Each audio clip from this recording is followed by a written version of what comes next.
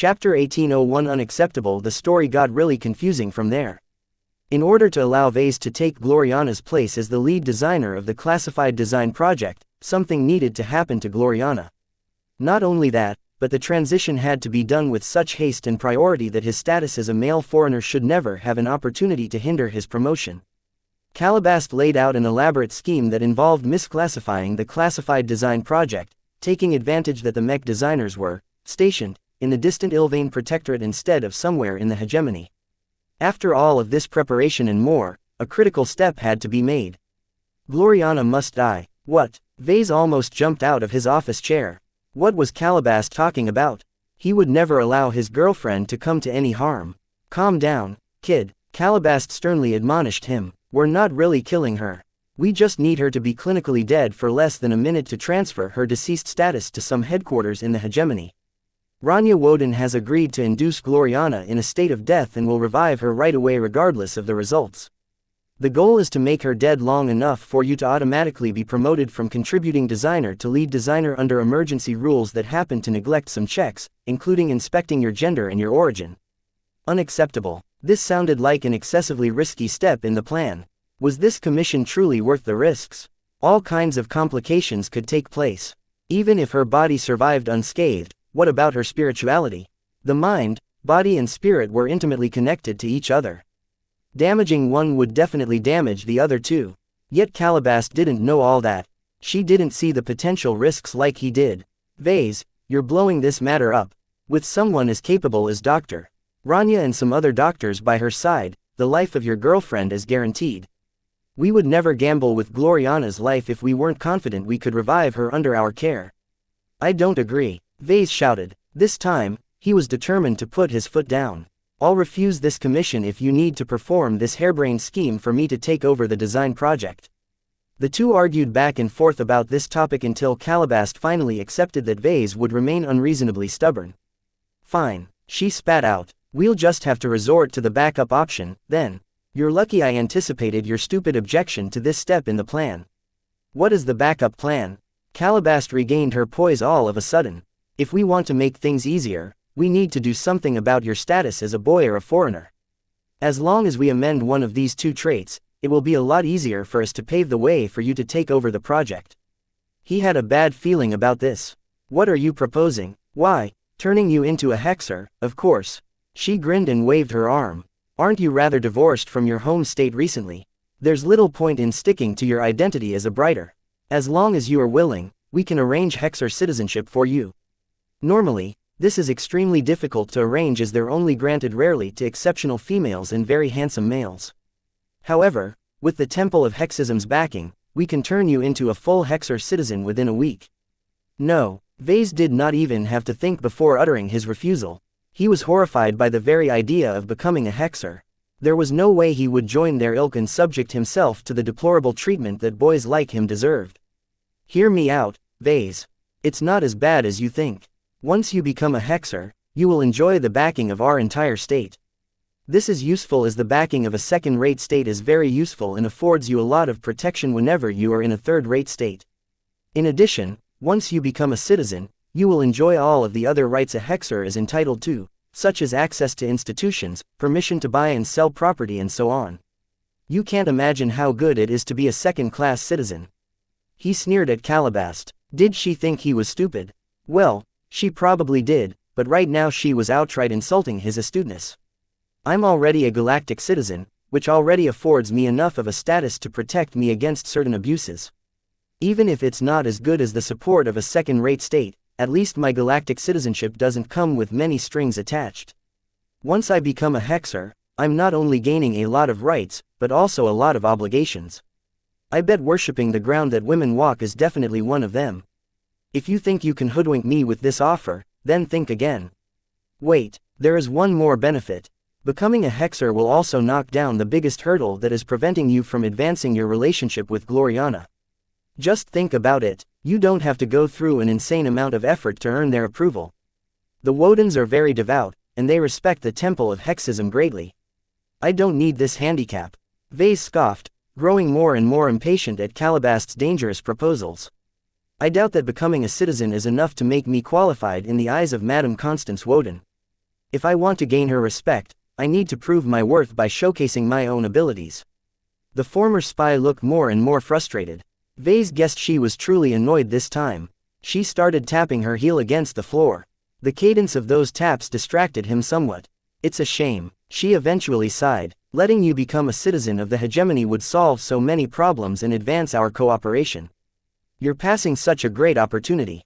Many third-raters would kill to become a citizen of a stronger state. To someone who already set his mind on the largely untamed Red Ocean, citizenship became increasingly meaningless to Vase. Whether he called himself a Brighter, Ilvanen or Hexer, soon he would only consider himself a galactic pioneer. Just drop this stupid suggestion. Is there any other way to accomplish what we need? Well, if you don't want to change citizenships, then the other alternative is to change your gender. While gender change operations won't change your status within the hegemony, we can make use of certain exceptions that, stop. Vase interrupted her explanation. No further nonsense from you. My name is Vase Larkinson, not Veronica Larkinson. I'll never turn into a woman, even if it's just a trick. Calabast looked incredibly sour now. Being stifled over and over by a boy was not something she was used to. It wasn't as if she was kidding. Sadly, Vase was too proud and touchy to accept her suggestions. With her last backup plan shot down, Calabast found herself without any alternatives. She directed a glower at Vase. It seems we've hit a snag. You've rejected all of my proposals. We won't be able to proceed if we don't overcome this hurdle. Don't look at me like that. You're asking way too much. In fact, I'm half suspecting that this is some sort of scheme for you to turn me into a hexer. Faye, keep dreaming. I'm happy with the way I am right now. I highly suggest you stop thinking about imposing all kinds of unreasonable conditions on me and find another solution. Without his cooperation, this plan couldn't proceed, and the calculations of Calabast would certainly fall through. Vase smelled that there were a lot of interests involved in this commission. For some reason, so his partner should certainly work hard to salvage this situation. Vase believed that Calabast was more than capable enough of solving this problem. She wouldn't be so formidable if she was easily stumped by setbacks. Fine, have it your way, she spoke acidly at Vase. She was truly annoyed, and she had no desire to hide that from him this time. You're being a big goof, Vase, but I guess that's why you need someone like me. I'll be around for the being. Not only do I have to fix this mess, I'll also be busy with keeping tabs on nearby Fredaman movements. Right now, the biggest risk to your safety is the threat of meddling or more direct action from the coalition. Now that they moved away from the previous topic, Vase subsided a bit. There was no need to show any further attitude towards someone he was likely going to be stuck with for the rest of his life. Will the Fredaman assassinate me or something? Unlikely. Calabast shook her head. The Friday Coalition sends assassins against targets that are worth their notice, such as matriarchs or valuable researchers. A kid like you is not worth risking its assets, especially since you are partially enjoying the protection of the Glory Battalion. Then what will you be guarding against?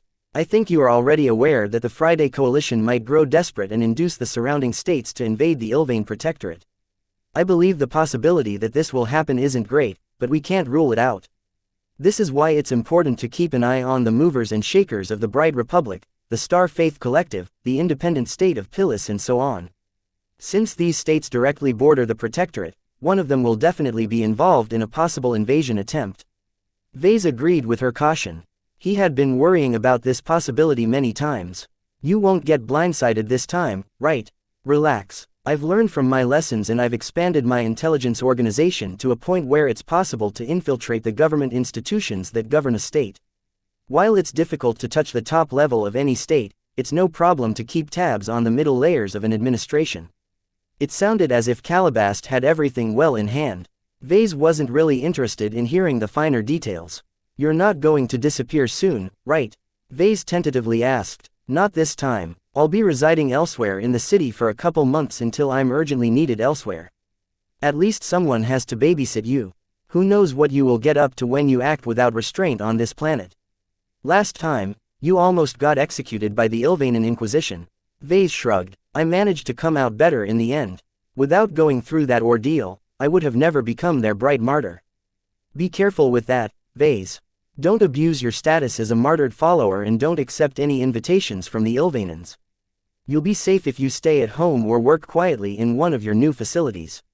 Why? Though Vase agreed with her advice, he was surprised she wanted him to avoid taking advantage of his fame and status in the protectorate. You don't want to become too attached to the Ilvanan people. She pointed her finger. You also don't want to make the Ilvanans become attached to your personal identity.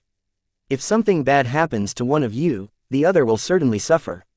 Therefore, to avoid as many unnecessary entanglements as possible, I highly recommend you deny any offer from the Ilvanans to attend a public gathering or do something else that will close the gap between you and the state. He understood her argument and had no objections. He agreed without another word. After discussing a few security-related matters, Calabast finally adopted the persona of Madame Cecily Curran and calmly stepped out of his office as if they had just concluded an important business negotiation. Vase watched her go, his gaze inadvertently glancing towards her pencil skirt, before turning back to his own priorities. He briefly studied his agenda. I guess enough time has passed for me to settle the Larkinsons. We can't keep calling ourselves the new family. Chapter 1802 Weight of Responsibility. A few days went by as Vase continued to hold meetings and get all of his balls rolling. Since he had already addressed the most acute issues preventing his organizations from going forward, he began to spend an increasing amount of time on an issue that was very dear to his heart. The Larkinson family, at least the branch that followed his departure from the Bright Republic, needed to transform. Now that Vase tentatively managed to gather hundreds of Trueblood Larkinsons and their dependents, he needed to take care of them and provide them with a new structure. Right now, the Larkinsons were numbly residing on Kesseling 8 without a clear idea of what they should do. This was not necessarily a problem, but it would definitely lead to cracks if the confusion persisted. For this reason, Vase paid an increasing amount of attention into forming a new structure for the new family. He already thought long and hard about this subject during his travels aboard the Scarlet Rose. Though he wanted to implement his blueprint for the new family immediately, it was not as simple as that. While he deeply desired to grasp total control over the new family, Vase could not afford to alienate his relatives. For this reason, the Larkinsons who followed him were granted a say in how to shape their future structure as a collective entity. The elders and other notable family members formed an assembly to discuss and vote on the proposals that would permanently alter their branch of the family. Some 30-odd middle-aged and older Larkinsons all gathered in a conference hall at the Fredhold estate, which housed all of the members of the Larkinson family. The Fredhold estate was almost as boisterous as the old Cloud estate to Vase. Each time he attended an assembly meeting, he passed through the grounds where numerous young children played with each other. Their laughter and joy always seemed to refresh his mood and remind him of what was at stake. He was fighting for their future. The changes to the Larkinson family should not only advance his interests, but also the interests of his other relatives. His children and their children must benefit from the sacrifices made by their parents. Only such a cohesive family entity would be able to stand the test of time. Vase did not wish to preside over a family that allowed selfishness and infighting to run rife. Perhaps other families believed that internal competition was the key to maintaining their internal vitality, but Vase never believed in this nonsense. The original Larkinson family may have failed to live up to its potential, but its stability and harmony provided every Larkinson with a comfortable living environment. He did not wish to lose this harmony. If their children grew up in a competitive environment where each of them had to fight and learn to be cruel to each other, then they might grow stronger out of it, but at what cost? Family is important. This must never change. Fortunately, most of the other Larkinsons agreed with this principle as well. There were very few objections towards maintaining a harmonious structure within the family. The Larkinsons ought to foster cooperation as opposed to competition, and contests for attention and resources should be minimized as much as possible. It's not possible to do without competition entirely. An ambitious elder Larkinson stood up. He had been one of the proponents of introducing more reasons for the younger generation to fight each other. If every Larkinson can breeze through their youth with a silver spoon in his mouth, then how will he end up when he grows up? I bet you that he won't be able to endure any hardship. Will you have our children beat each other up, then? I'm not saying that. I am just suggesting that we should introduce some incentive programs. Didn't we already hold a small search some time ago to determine which lucky young Larkinsons get to intern at the LMC's design department? All of the seeds we've chosen have all demonstrated their intelligence and talent. Since it worked out this time, why not hold multiple programs set up to cultivate our brightest talents? And what of the Larkinsons who fall short or bloom late? Will you deprive them of their share in the resources provided by the family? They will still get their share. The LMC is prosperous enough to support the upbringing of millions of children, let alone a couple of hundred. Rather than see it as taking away from the majority, we are instead concentrating our most potent means on cultivating a small number of elites. Only through these means will we be able to raise qualified successors for our family. That's a waste of money. We already did fine with giving each child an equal amount of attention. You can't control who can become a wolf and who will end up as a dog. Let us leave our descendants to sort that out on their own when they graduate and embark on their careers. This is how Vase Larkinson and all of our expert pilots came to be. We couldn't have predicted that any of them would become remarkable before they were ready to prove their ability. This issue was one of the most contentious one in the family. The proposal by the elder who wanted the Larkinsons to be more proactive in cultivating elites was a softer and more acceptable alternative to his earlier proposal. Even Vase felt sympathetic for it. While he still wanted to spread out resources equally and without bias, he also wanted to motivate the younger Larkinsons to work hard and never take their current gains for granted. He waited until the argument started to lose steam. One of the lessons he learned in proceeding over the assembly meetings was that he should let the ones with strong opinions expend their energy. If they thought they hadn't finished laying out their arguments, they would not hesitate to expound on their views. Rather than attract their ire, Vase would rather stay silent and let the cantankerous elders throw their spittle at each other until they all became doused in saliva. As Vase sensed the intensity of the argument dropping to a point where most Larkinsons were more than ready to move on, he finally issued his own view. I think both sides have merit. Any Larkinson that is raised within our family should never grow up deprived. Our children shouldn't have to struggle to enjoy their best and happiest moments of their lives. As long as the Larkinson family is financially secure, it should dedicate a basic level of resources and training to every member of the younger generation without any prerequisites. At what level will you set the baseline? Clinton Larkinson asked as he looked in concern. It depends on the level of prosperity of the LMC and the Larkinson family. I think we should determine a formula to decide the family's budget on this spending. However, it is important to keep the welfare basic. By that, I mean that it should be enough to give every descendant a significant advantage over ordinary people, but not much more. Does that mean you want to allocate half if not more of the budget on raising a handful of elites? Not quite. That's a bit extreme, even for me. Rather than choose a reward structure that is bound to make most average Larkinsons resent the chosen descendants, I would like to institute a regime that gives every Larkinson an equal chance to gain more resources. The key is that they will have to work for their rewards. There should be no bias. Everything must be fair in order to maintain the integrity of the system. This was something that Vase thought up when he silently listened to the two sides arguing. Both of them had their good and bad points, but that also made him feel uneasy in adopting either of them.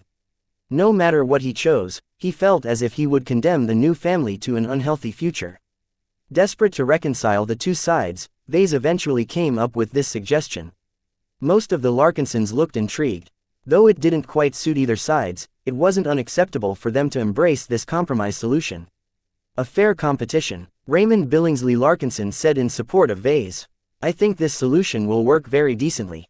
The key is to maintain both fairness and competition at the same time. The most useless ones amongst our descendants will still be able to live well, but they won't be unjustly taking away too many resources reserved for more deserving youngsters. Meanwhile, those who are talented will definitely be able to rise up the ranks and gain the rewards they reserve without depriving other Larkinsons of their own opportunities. Each Larkinson deserved the same opportunities. This became the core creed of this particular subject matter. Every elder had already tired of this discussion. They already heard the two sides out and were more than willing to embrace a decent-sounding proposal that just happened to be acceptable to most. Vase felt very pleased when he managed to resolve this matter in an acceptable direction. While outcomes like these didn't happen all the time, at the very least he managed to enhance his prestige and prove his ability to lead the new family. He not only showed his ability to listen to the opinions of others, but also impressed everyone by showing he was creative enough to come up with novel compromises. While Vase found these assembly meetings to be tedious and not very efficient, he persisted through them. Not only did he wish to convey himself as an acceptable leader, he also wanted to guide the future direction of the family. After another long assembly meeting that lasted for an entire afternoon, Vase stepped outside the conference hall and took in the grassy gardens and the children, some of whom were playing with Mech figurines. He couldn't help but smile at the sight. Even after a very abrupt departure from Cloudy Curtain, the youngest of them quickly adapted to life at the Fredhold estate. However, Vase did not wish for these children to attend Ilvanen schools or become friends with Ilvanen peers. The Larkinsons never needed to pray for victory. They earned it themselves. That was what a true Larkinson should be in his eyes. Depending on others was for the weak.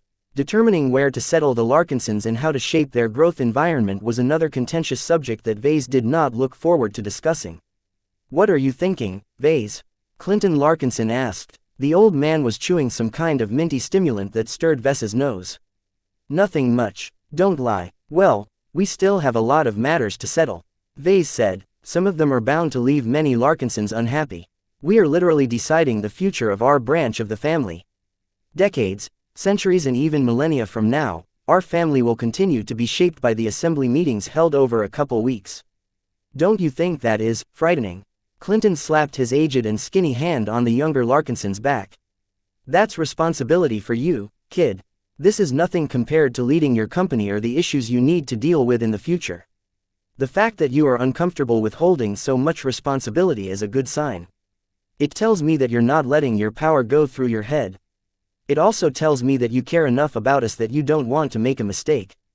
That was quite insightful of the elder Larkinson. Power. One of the main reasons why he wanted to split off from the old family was to embrace greater power. Yet now that he was wielding more influence over the Larkinsons than in the past, he had become timid all of a sudden. Why didn't he feel this way when he led the LMC? Why was he much more willing to take risks with his Mech company but not with the future of his family? Chapter 18033 Hexer's Rania, Brutus and Gloriana all gathered together aboard the Serendipity. The sleek light frigate hovered above the city of Krent like a watcher in the sky. From the observation chamber, every structure and monument on the ground looked like a collection of bricks. Every person was like a speck of dust.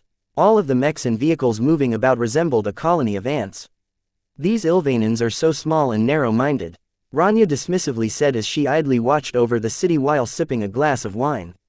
"Their so-called prophet presumes to foretell the future of both humans and aliens, declaring us kin to the barbaric aliens who used to dominate the galaxy as ludicrous. They're kind of cute, in a way," Gloriana said while she was cuddling with Clixie while lying on a sofa. "Some of their beliefs aren't so much different from ours, and their hearts are in the right place. They're unenlightened brutes following the words of a delusional boy. It is one thing if their great prophet was a woman. It's unfortunate ease of the wrong gender. I'm not surprised the Ilvanen faith encountered so many problems and setbacks. We'll have to enlighten them properly once the Fredamen are dealt with. I really can't stand how they pay so much respect to boys. Including my boyfriend." Gloriana paused her cuddle session to glare at her cousin. Before an argument could erupt, her brother held up a hand. The change in the air instantly caused the two women to subside. "Peace, please. It is not up to us to determine what must happen to the culture and religions of the lesser states. Any change we wish to implement will likely happen over decades, if not centuries, in order to minimize backlash and disruption. Besides, it is not wise to meddle too much in the affairs of these lesser states even if we eventually achieve dominion over our star sector. There were many rules, some of them unwritten, that governed the relations between a lesser state and a greater state. The Big Two rarely intervened in the affairs of a state, but they were certainly keeping score of every significant event. As soon as a state crossed an invisible line, they came under intense scrutiny, which was not a very pleasant experience. It was mostly better for greater states to encourage lesser states to change on their own accord. As long as a state became dominant enough in a star sector, cultural osmosis would take place where a third-rate state increasingly adopted the customs of a more powerful state in order to curry more favor and foster trade. The third-rate states that aligned the fastest to a powerful state would gain a lot of advantages compared to those who were more reluctant to embrace the changes. This was very bad as the lack of favor and trade income would certainly weaken these recalcitrant states. This made them vulnerable to the predations of the states that grew stronger by hugging the thigh of a mighty patron. This has happened in many star sectors in the past. Vicious Mountain, for example, was home to a very powerful second-rate state called the Garland Empire. Due to the empire's dominance, Garland's martial culture and extreme emphasis on mech pilots bled over to the surrounding states. This caused the latter to turn into partial copies of the former. The hegemony wanted to replicate this phenomenon in the Komodo star sector. It should have been able to spread its distinctive culture if not for the obstacle in its way. The existence of the Friday Coalition counterbalanced the Hexadric hegemony's attempts to turn the rest of the star sector in its image. One of the reasons why the Coalition Reserve Corps dispatched monitors to the lesser states was to gauge their willingness to embrace the values and customs of the Coalition or the hegemony. While it was possible to monitor this development from afar, sending real people and having them interact with various layers of society was a more direct way to gauge the changes in a lesser state. I really don't know what we are doing here, Rania muttered as she casually studied a data pad containing in-depth information of the Archimedes ruble implant. The Ilvain Protectorate may technically be on our side, but it's clear that they're only paying lip service. I'm concerned as well. Brutus glanced at his sister in worry. We shouldn't stay in this for too long. The Ilvain Protectorate is surrounded by states that are in the pocket of the Friday Coalition. If our archenemies ever turn their attention in this direction, this place will become very dangerous. I'm not leaving the Ilvain Protectorate until Vase is ready to go. Gloriana harumphed. Don't think of dragging me back to Scimitar before then. Vase has too many things to take care of before he's ready to depart. Rania threw a skeptical glance at her love-struck cousin. Does Vase even want to travel to the hegemony? He doesn't seem very eager to meet your mother. Vase loves me very much. Of course he would love to visit my home. He has to pay respects to my mother if he wants to marry me.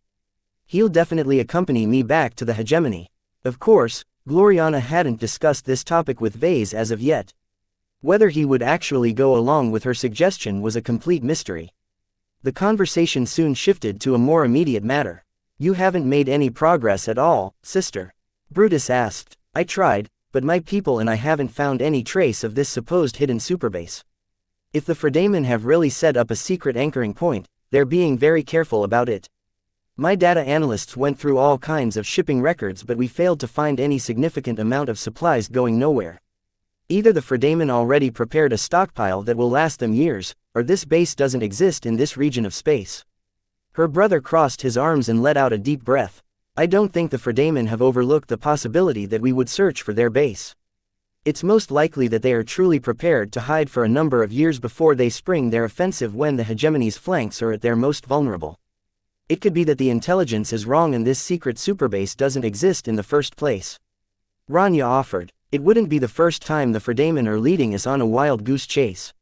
No one was sure whether the intelligence was right, but the Hexers couldn't let down their guard. At the very least, Gloriana wasn't the only Hexer trying to search for the whereabouts of this base. In fact, as a mech designer, she wasn't expected to succeed, though that still rankled her. She always aimed to succeed. The Fredamen haven't begun their machinations yet, Brutus observed. Right now, the timing of the outbreak of the war has caught them off guard. All of their politicians and military planners are still scrambling to reinforce the front lines. Once the main war theater heats up and turns into a contest of attrition, the Fredamen will become increasingly desperate to blow up the stalemate by surprising us with a major gambit. He studied his enemies extensively in order to increase his chance at beating them. Merely relying on his expert pilot prowess to win every battle was folly. We'll leave the Ilvain Protectorate before the situation escalates to this point. Gloriana affirmed. I want Rania to finish Ves's implantation surgery first, though. He desperately wants this augmentation for some reason. How much progress have you made on that front? The Archimedes ruble is a fascinating bio-implant. Rania could help but smile in admiration. It's really undeserving for a boy like Vase to benefit from this valuable relic. If he had any conscience, he would have offered it up to you and allow you to gift him a serviceable Hexer implant. I'm not taking his stuff. This is what he obtained through his own efforts. Besides, I already have my Aristal 015 implant. It's not only a lot more modern than the Archimedes ruble, but it's also the implant that my mother picked out for me after a lot of study and preparation. The functions of my Aristal fits me the best. When it came to her mother, Gloriana's eyes turned worshipful. In her entire life, she always followed her mother's arrangements. Only rarely did she act willfully. Hooking up with Vase was one of those cases. After a short pause, Clixie sauntered away from Gloriana's lap and padded over to Brutus. Meow. Hey there. Brutus slowly picked the lovely-looking cat up and embraced her with care. Male Hexers were obliged to respect every female, pets included. According to some interpretations of Hexism, female dogs and cats may not be as superior as their human counterparts, but they had gone through several phases of existence which clearly put them ahead of males. While not every Hexer bought into this theory, the compulsion to respect females was ingrained in the bones of male hexers. They didn't dare to act presumptuously towards a female animal. Clixie clearly adored Brutus' skillful scratches and started to purr in contentment. Her owner looked over and smiled at the sight. The two looked so lovely together. It's too bad there's only one of her. She sighed. Rhubarthan sentinel cats aren't very rare or notable in the new Rhubarth Empire, but they're really too difficult to obtain in our star sector. This isn't the only cat in your company. There's also the mechanical cat. Lucky belongs to Vase, remember? Can you buy him for me, then? From what we've managed to ascertain from the Scarlet Rose, most of the crew who died fell at the hands of this cat. He's really remarkable. It is such a giant waste for such a powerful combat partner to accompany a mech designer. Lucky deserves a better owner. Vase would never give Lucky away. You should stop dreaming about taking him away, Brutus. I won't allow you to bully him with your status as a hexer and expert pilot. Besides, he's not the type of boy who gives into such intimidation. At least I think so. He can be a bit of a weasel sometimes. I really don't see why you are so crazy about that boy. That's because you're not a mech designer. You'd be able to realize his brilliance in full if you knew what kind of wonders he can accomplish. I'm so lucky to be working alongside a mech designer like him. Our next mech designs will definitely astound the entire star sector. I can't wait until he's fully fired up. Hi. Though Brutus still possessed a lot of doubts about Vase, this was not something a boy like him could meddle in. Though he cared a lot about his sister, he still had to know his place. Perhaps to others it might seem strange for a strong-willed expert pilot to defer so readily to his sister and other women, but this was the natural state of being in the hexadric hegemony. While this didn't mean that any random hexer on the streets could order a male expert pilot around, the latter still had to show a lot of respect to the former. A chime suddenly sounded from Gloriana's comm. She interrupted her musings and read the message. What is it, sister? It's a message related to our upcoming design commission. It seems like Vase is up to his old ways again. She sighed. You should really rein in your boy toy, cousin. Rania spoke. It's a bit odd that he is showing so much attitude. What would other hexers think? Keeping your boys obedient and well-behaved is an essential responsibility for women like us. If I was in your place, I would have rid him of his attitude by now. You don't understand. Gloriana impishly smiled. It's exactly because he's so wild and uncontrolled that he's so great. Whether professionally or personally, his boldness is the main reason why he's so much better than the boys back at home. I'm in no hurry to temper his attitude. You will pull back his leash eventually, right? Rania frowned. Quote. Maybe. Chapter 1804 Compartment G13 Vase took a rare excursion to orbit. A hefty guard force consisting of both Avatar and Kronan mechs surrounded his heavily armored shuttle as it climbed from the surface. Neither the Avatars nor the Ilvanans were complacent when it came to the safety of Vase. Past events had already shown that his life was far from secure. With over 100 mechs acting as an honor guard, every other traffic automatically made way as they received new instruction from traffic control. The shuttle eventually docked with an orbital shipyard. Though it wasn't particularly large or impressive, it was the best that Vase could hire in the Kesseling system. After Vase, Lucky, Nida and a lot of other guards emerged from the shuttle. They moved to the heart of the shipyard. A director met them on their way. How long will it take to complete the overhauls to the Scarlet Rose? Vase asked. 4 months at the very least. That's too long. Vase frowned. From the size of your shipyard and the amount of people who work here, a typical overhaul shouldn't take more than 2 months. The proposals offered by your men are very difficult to work with, Your Excellency. The director nervously admitted. Our engineers and shipwrights have never worked on a ship so advanced. Just the issue of shipping the rare exotics and other materials to us is a significant burden. Both the Sand War and Komodo War have disrupted the supply and transportation of many critical materials. Vase remained unmoved. I didn't come all the way up here to listen to your excuses. Trade may have disrupted, but it hasn't stopped entirely. I think there should definitely be a way for your shipyard to obtain the materials you need. Perhaps you can correspond with the Curans, starting with Madame Cecily Curan. I'm sure they'll be able to expedite the necessary procurements.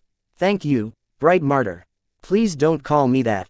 They finally entered the massive drydock hall where the Scarlet Rose rested in the very center. The hall was designed to accommodate much larger ships up to massive freighters and cargo haulers.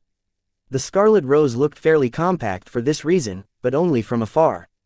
Once they came close, the grandness of the mobile supply frigate became evident. Though a frigate was a fairly small class of starship, the Scarlet Rose still towered over humans as well as mechs. The tonnage of the starfaring vessel was astounding, and the materials that made up her structure and armor layers could all be used to produce enough second-class mechs to form a full mech company. The value of the Scarlet Rose was inestimable to Vase. She became an essential asset to him ever since he managed to steal her from the Fredaman. The sheer utility and prestige he gained from owning such a potent vessel was enough to make Vase ecstatic. The potentially infinite Briar alloy production loop skyrocketed the Scarlet Rose's value by at least 100 times, if not more. There was no way Vase could afford to neglect the Scarlet Rose. The constantly renewing mysterious escape pod had become an absolute point of focus for his future plans. Due to the extremely sensitive nature of the mysterious escape pod, only his most trusted subordinates were allowed to approach the mech workshop and the surrounding compartments. The shipyard engineers and technicians were only allowed to work on the periphery of the ship. Everything else that Vase and his underlings deemed sensitive could only be accessed by the battle criers. While this slowed down much of the work, Vase would rather be safe than sorry. Perhaps it wasn't unreasonable that it would take at least 4 months to complete the renovation of the ship. She was worth the wait, Vase thought as he looked up and admired the half-exposed ship. Plenty of workers and bots crawled over the Scarlet Rose's surface in order to remove the damaged armor plating. If the damage was light, then the holes and other damage could still be reversed to some extent. If the damage was too deep, then the shipyard had no choice but to send the broken parts to a recycling plant in order to recover some of the materials needed to build replacement parts. As Vase was technically literate, he understood most of the processes that had to take place to renovate the Scarlet Rose. The main goals of these overhauls was to increase the security of the ship and to remove as many Fredaman systems as possible that possessed a high risk of containing backdoors. Michael Crinden played an essential role in reforming the security systems of the ship. He also became the main person in charge of cordoning off and increasing the security of the production loop. Vase met with his Kinner security expert near the original compartment which held all of the escape pods. The structure already looked much different from here. New bulkheads had been erected where there was previously empty space. Access to the site where Cassandra Breyer's escape pod appeared over and over again became a lot more difficult.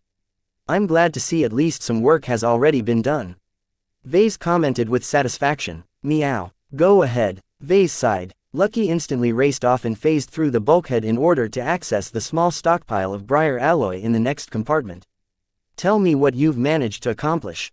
"We directed most of our Kinner technicians to rearrange the layout of this deck," Crinden explained and swept his arms towards the newly added structural components. "We have cut off almost every path between the site of importance and the rest of the ship, including the mech workshop. In order to maintain and increase the loop, we've cleared out all of the escape pods in the original compartment. This provides us with enough space to add the forging machine as well as an independent power supply to keep the machine going without drawing a suspicious amount of power elsewhere." This meant that a bot programmed to haul the mysterious escape pod to a forging machine didn't have to cross through multiple compartments and corridors anymore.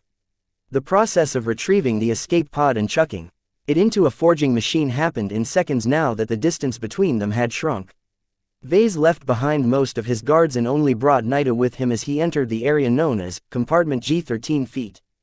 G13 here not only offers enough space for the forging machine and a power supply, but also some storage space, but not that much. Crinden waved at the stacked bars of alloy. Naturally, Lucky was already there and munching on his first bar as if it was made out of chocolate. "What if this space runs out? There's an exit there leading to adjacent compartments which we have also cleared out for the sole purpose of storing the Briar alloy. Furthermore, we're planning on constructing an entirely new corridor that will connect to a new lift that will go straight down to the cargo bay. From there, the Briar alloy can be securely shipped away as long as the workers follow a tight procedure." To Vase, it wasn't the best way to keep the production loop a secret, but Vase didn't have the time or resources to implement a better arrangement. If Vase wanted to keep the production loop absolutely secret, then he would turn the Scarlet Rose into a massive vault and replace most of her structure with the densest sensor-blocking exotics he could find. Then, he would stash it deep underground in a chamber made of even more sensor-blocking materials. However, that was not only prohibitively expensive, but also made it difficult to move his ship if some kind of emergency took place. Therefore, after a discussion with Crinden, Vase decided to hide the Briar alloy production loop in plain sight by operating the Scarlet Rose as his new flagship. Vase and Crinden had already planned ahead to explain the supply of Briar alloy. They would simply dispatch the Scarlet Rose to an undisclosed location. From there, the ship returned with a batch of Briar alloy. They didn't have to explain anything further. Those who watched the movements of his ship would conclude that the Scarlet Rose had been dispatched to pick up a shipment from some trader or black market organization. The latter was much more likely because the conventional supply of Briar alloy was very limited. In other words, those who questioned where the Briar alloy came from would simply fill up the gaps with their own guesses. Since the Scarlet Rose was a very fast ship, it was extremely difficult for most watchers to keep up with her. Those that were able to do so would definitely be noticed by the Scarlet Rose. All of these arrangements meant that there was a high possibility this ruse might work. As for how Vase could possibly pay for all of those valuable exotics, that was another matter that he intended to keep in the dark. Perhaps he paid with all of the cash he earned from the LMC. Perhaps he designed secrets mechs for insanely lucrative rewards. Perhaps he made a connection with a very powerful organization. In this way, Vase and Crinden set up a strong but not too complicated ruse that explained where all of the Briar alloy came from. People would never suspect the alloy was actually being produced right inside compartment G13. Vase inspected the loop in action. After the forging machine underwent a round of tests and self-diagnostics and found nothing amiss, it became open for business again. Once the inner chamber heated up, a specially designed bot remotely lifted the mysterious escape pod from the tube, which had been completely blocked on the other end, and dropped it into the forging machine. A strange shockwave of discordant spirituality suddenly swept Vessa's body. He became alarmed, especially when he figured out that the shockwave originated from the forging machine. "Did you feel that?" Vase warily asked. "I did not experience anything unusual, sir." "Did you feel as if a wave of energy crashed through your body?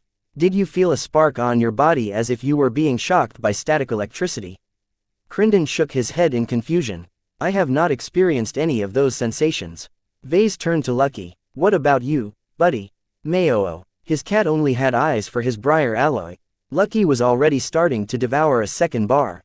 "What a gluttonous beast. How is the rest of the overhaul going?" "We've learned a lot from our prior overhaul of the Barracuda, sir. We aren't groping in the dark this time because we are already aware of which ship parts we have to alter or replace.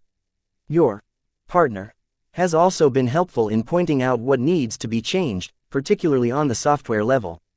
Without this additional help, we would have been forced to hire extra security experts or downgrade the ship." All in all, it sounded as if his men had the Scarlet Rose well in hand. While they weren't capable of fulfilling all of his wishes, at least nothing went wrong. The only concern that plagued Vase was any changes relating to Cassandra Briar. What if she worked to free herself from this loop? What if she intended to exact revenge when she finally became free? Just the spiritual shockwave emanating from the forging machine upon the mysterious POD's destruction was enough to prove that the situation could change. Perhaps Vase couldn't be as hands-off as he wanted. Was it really necessary to look into Cassandra Briar? As Vase stared at the forging machine decomposing the escape pod into its constituent materials, he had a hunch that Cassandra had to warm up and show her might. What if she was able to exert more power? Vase would definitely have to endure some sort of spiritual attack, one that might be beyond his means to solve. He had no confidence in his simple spiritual shield. Chapter 1805 Grandeur The Scarlet Rose, Compartment G13 and the Briar alloy production loop weighed heavily on Vase. Though aware of the dangers of affronting a powerful spiritual entity, the possible gains were too great for him to give up on exploiting her continuous renewal powers. No matter what kind of counterattack Cassandra Briar launched, Vase would just have to endure it as best as possible. This was the price he had to pay to secure a continuous supply of valuable materials. Though Vase spent a lot of time on inspecting the work being done to the Scarlet Rose, he mainly devoted his time on the assembly meetings where the rules and regulations of the new family took shape. The Larkinsons would soon be part of a new and more ambitious entity than the old Larkinson family. After several weeks of discussion, Vase and the other elder Larkinsons finally reached an agreement on how to run the new family. They came up with an ambitious structure, and that was partially the fault of Vase. He was looking towards the future. Rather than start with something modest and add more rules ad hoc, Vase wanted to implement a solid framework that could scale as the Larkinsons grew in numbers and power. Therefore, even if some of the reforms seemed excessive, Vase believed the Larkinsons would definitely be thankful a few decades from now on. With all of the rules they drafted, his family would be able to come up with an answer to most situations. After voting on and finalizing the rules, the time had come to announce the changes. To signal a new start and make the separation between the old family and the new family permanent, the announcement had to be done in public and with a certain amount of ceremony. The Larkinsons booked the best auditorium in Krent while Vase spent some time to fabricate some props. Once the fateful day had come, the Larkinsons all traveled to the auditorium in downtown Krent via aircar or airbus. Even the local authorities got in on it by sectioning off the street and stationing some holy soldiers as an honor guard along the main avenue. The avatars of myth and the living sentinels didn't want to be left out. Dozens of desolate soldiers and other LMC mechs flanked the main avenue that led straight to a temple-like auditorium. The classical Ilvanan architecture of the circular building exuded a sense of class and tradition. In order to obscure its religious theme, many banners and symbols related to the Larkinson family covered up all of the murals, paintings and statues dedicated to the Ilvanan faith. It was as if the Larkinsons converted a temple of worship into a temple of war. As curious, fancily dressed Larkinson children holding the hands of their parents walked up the stairs to the auditorium, they became engrossed by the refined martial atmosphere. The Blackbeaks, Crystal Lords, Aurora Titans, desolate soldiers and other LMC mechs placed around the auditorium each flooded the area with their distinctive glows. Though blending so many glows in a relatively concentrated area made it difficult for people to experience their individual charm, something unique came into being. The avatars and sentinels were already familiar with the blending of different glows. They often fielded multiple LMC mechs side by side or stored them in a single ship or facility. It's like, we've entered paradise. A martial paradise. This is the power of our family. The Larkinsons are made to be heroes. Our Larkinson mechs are destined to raise a storm. If this is what Vase can accomplish in less than a decade, what will his mechs become a century from now? We are at the cusp of greatness. Every Larkinson, both old and young, became enamored by the majesty of the LMC mechs and the glory of their family's heritage. The various banners each marked the participating of a major battle, of which the largest stood for one of the many wars between the Bright Republic and Vizia Kingdom. Various projectors silently depicted dramatic footage of Larkinson mech pilots in battle. Many of these depictions looked familiar to many Larkinsons, but when displayed at this time and place, they gained a lot more significance. The feats performed by the Larkinson expert pilots of the past attracted the most attention. If there was one common element that made every Larkinson member proud, then it was the fact that they always managed to nurture expert pilots in every generation. Over the course of 4 centuries, the Larkinson family never failed in their duty to protect the Bright Republic and contribute to its strength. The expert pilots in the family always served in the mech corps for their entire lives or until they no longer became capable of piloting an expert mech. Such a rich heritage was something that neither Vase nor the Larkinsons ever wanted to throw away. Therefore, Vase completely ignored the objections of the old family and shamelessly drew upon this glorious past. As hundreds of Trueblood Larkinsons and their spouses entered the auditorium, they calmly took their seats. Only Larkinsons were allowed inside, mostly. Aside from the press and some other necessary people, the family did not allow entry to the public because this event completely centered around their own people. The local Ilvanans, who had already gathered in a crowd of hundreds of thousands, were kept well away. All of the mechs as well as a security cordon arranged by the planetary guard kept the onlookers well away. This was not an Ilvanan show. It was all about the Larkinsons today. Underneath the turbulent clouds that hinted at rainfall, Vase walked along the entire avenue flanked by Gloriana and their cats. Both of them dressed at their best this time. Vase wore his full pride of dusk ensemble, though it appeared more regal and awe-inspiring this time. The Larkinsons sent the entire outfit to the best tailor in Krent in order to turn it into a regalia that matched the new status of their leader. Aside from a mech designer, aside from the owner of a prosperous mech company, Vase was about to add on a new formal identity. Vase wanted to smile, but he kept his face solemn and impassive. Various journalists recorded the entire event for posterity. The regal golden flourishes and precious exotic jewels added to the pride of dusk turned him into an impressively regal figure. Naturally, a king was always paired with a queen. Queen Gloriana wore a gem-encrusted tiara, a billowing cape draped over her shoulders, doing a poor job at hiding her rose-themed dress. Some of the most exquisite hexer jewelry adorned her neck, fingers and wrists. Many women among the Larkinsons couldn't help but grow envious at the wealth she put on display. Due to the high import of this moment, both Vase and Gloriana dropped their customary smiles towards each other. They each looked utterly serious as they slowly ascended the steps and entered into the zone where all of the glows blended together. Vase closed his eyes and basked in the mixed sensations. There was a complexity to the mixture that led to a spontaneous new spark of inspiration. What would happen if he inserted multiple fully fledged design spirits in a single design? Would some sort of resonance take place? Would the design spirits be able to amplify each other just like Vase and Gloriana enhanced each other's strengths? Vase sensed that there was a lot of merit in exploring this idea. Though a lot could go wrong, the reward may be worth the risk. You're thinking of another idea related to mech design, right? Gloriana whispered. Yeah, though I don't have the time to explore it in depth. I'm already juggling several research topics. I don't have the time to add another one to my long list. The two stepped forward after their pause. Their cats trailed alongside them while remaining remarkably well behaved. Both of them walked in cadence and matched the speeds of their owners like dutiful attendants. Meow, meow, what are they talking about, Vase? Lucky wants to run ahead while Clixie threatened to disembowel him if he ruined this moment. Wow, I don't think Clixie can harm Lucky, but at least he's behaving. Oh, I think you're still underestimating what Clixie can do. She's not a regular kitty. The two stopped talking once they finally reached the grand entrance. Once they stepped inside the tall and cavernous lobby, the pillars and frescoes that used to sing the praises of Prophet Ilvain and the martyred followers had made way for decorations that glorified the history of the Larkinson family. Each and every Larkinson that passed through all of these impressive displays couldn't help but feel a lot of pride.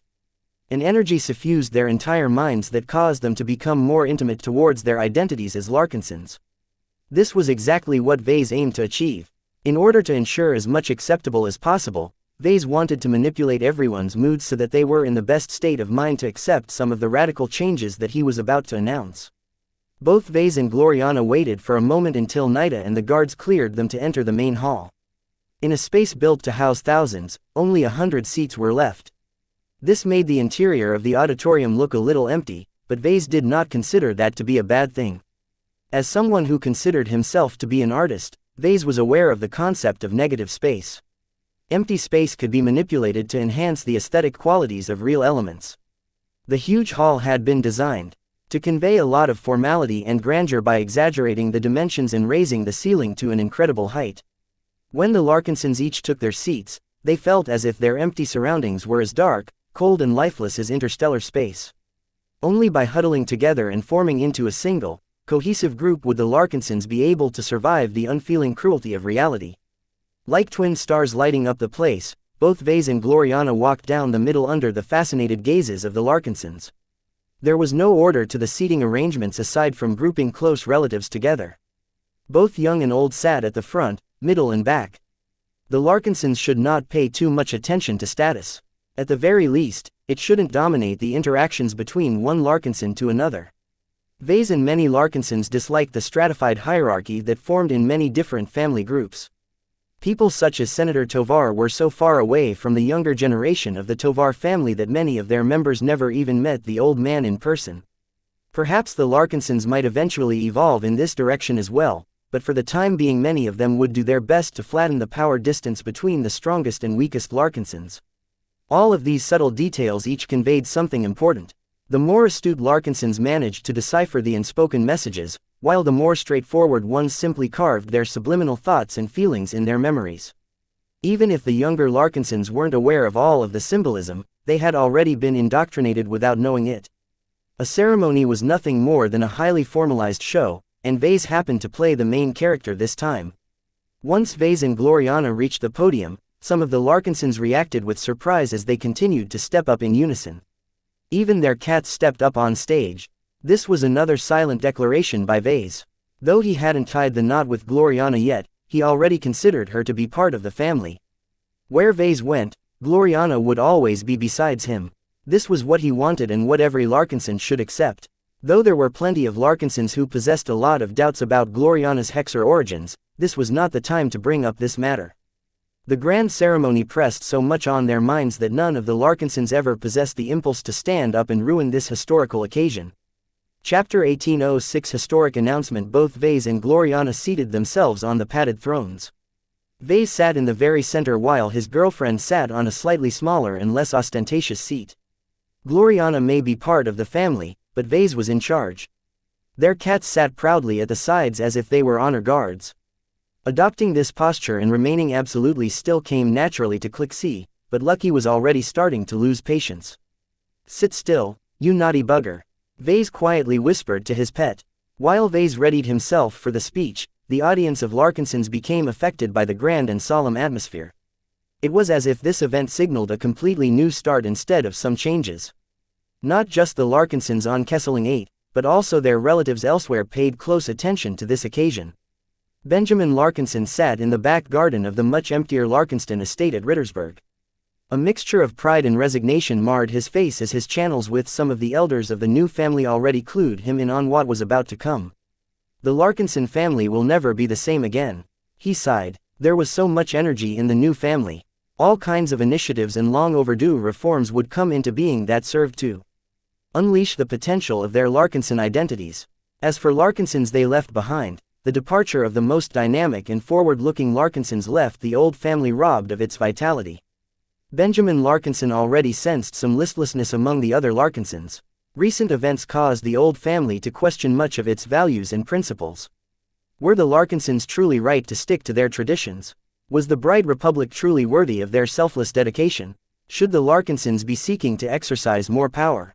Even though it appeared the old family wanted to reject everything the new family believed in, the truth was that a lot of neutral and traditionalists Larkinsons were already losing faith in some of their values.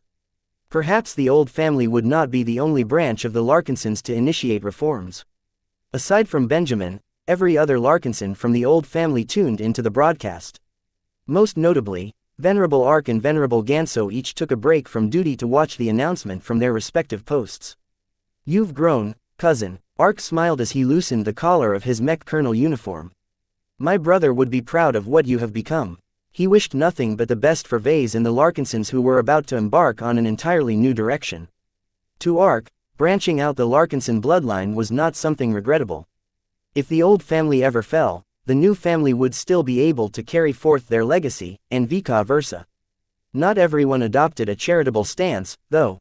Venerable Ganso Larkinson looked on with a touch of resentment in his eyes. His fists clenched as he realized that the new family would never go back to the old family again after this historic day. Vase. His worst nightmare had come true. The Larkinson family had splintered, and many of them broke off to form a separate branch. What offended Ganso the most was that the new family still had the temerity to borrow the heritage of their shared predecessors. The new family had no right to do so ever since they decided to break from tradition. Their predecessors were probably rolling in their graves if they heard how their duty and sacrifice were being misused for self-aggrandizement purposes. We are the true inheritors of their legacy. It was too bad that no one except his closest supporters within the family listened to him. His earlier actions, from butchering the mechs piloted by his fellow Larkinsons to selling out his own flesh and blood, all turned him into a pariah within the old family. Benjamin and Ark had already told him in very stern terms that it was best for Ganso to remain secluded within the Mech Corps. No one wanted to welcome him back to the old family right now.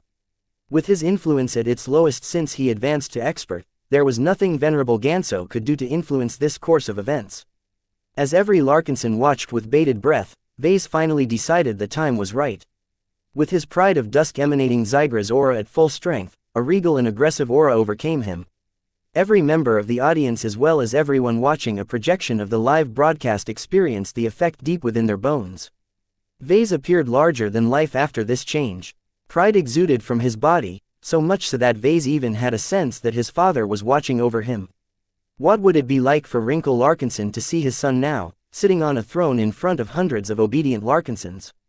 Over 200 Trueblood Larkinsons and their dependents gathered in the auditorium today to listen to his words. With all of the pomp and ceremony, his audience entered into a receptive mood that Vase could use to his advantage. He could state practically anything, without being challenged. As long as he didn't say anything too outlandish, the Larkinsons would almost certainly accept what he said. Of course, Vase was not so short-sighted to chart his own course. He made the decision to court the support of the most influential Larkinsons within the new family. Though Vase had to give up a lot of control, he still retained enough power to satisfy his purposes.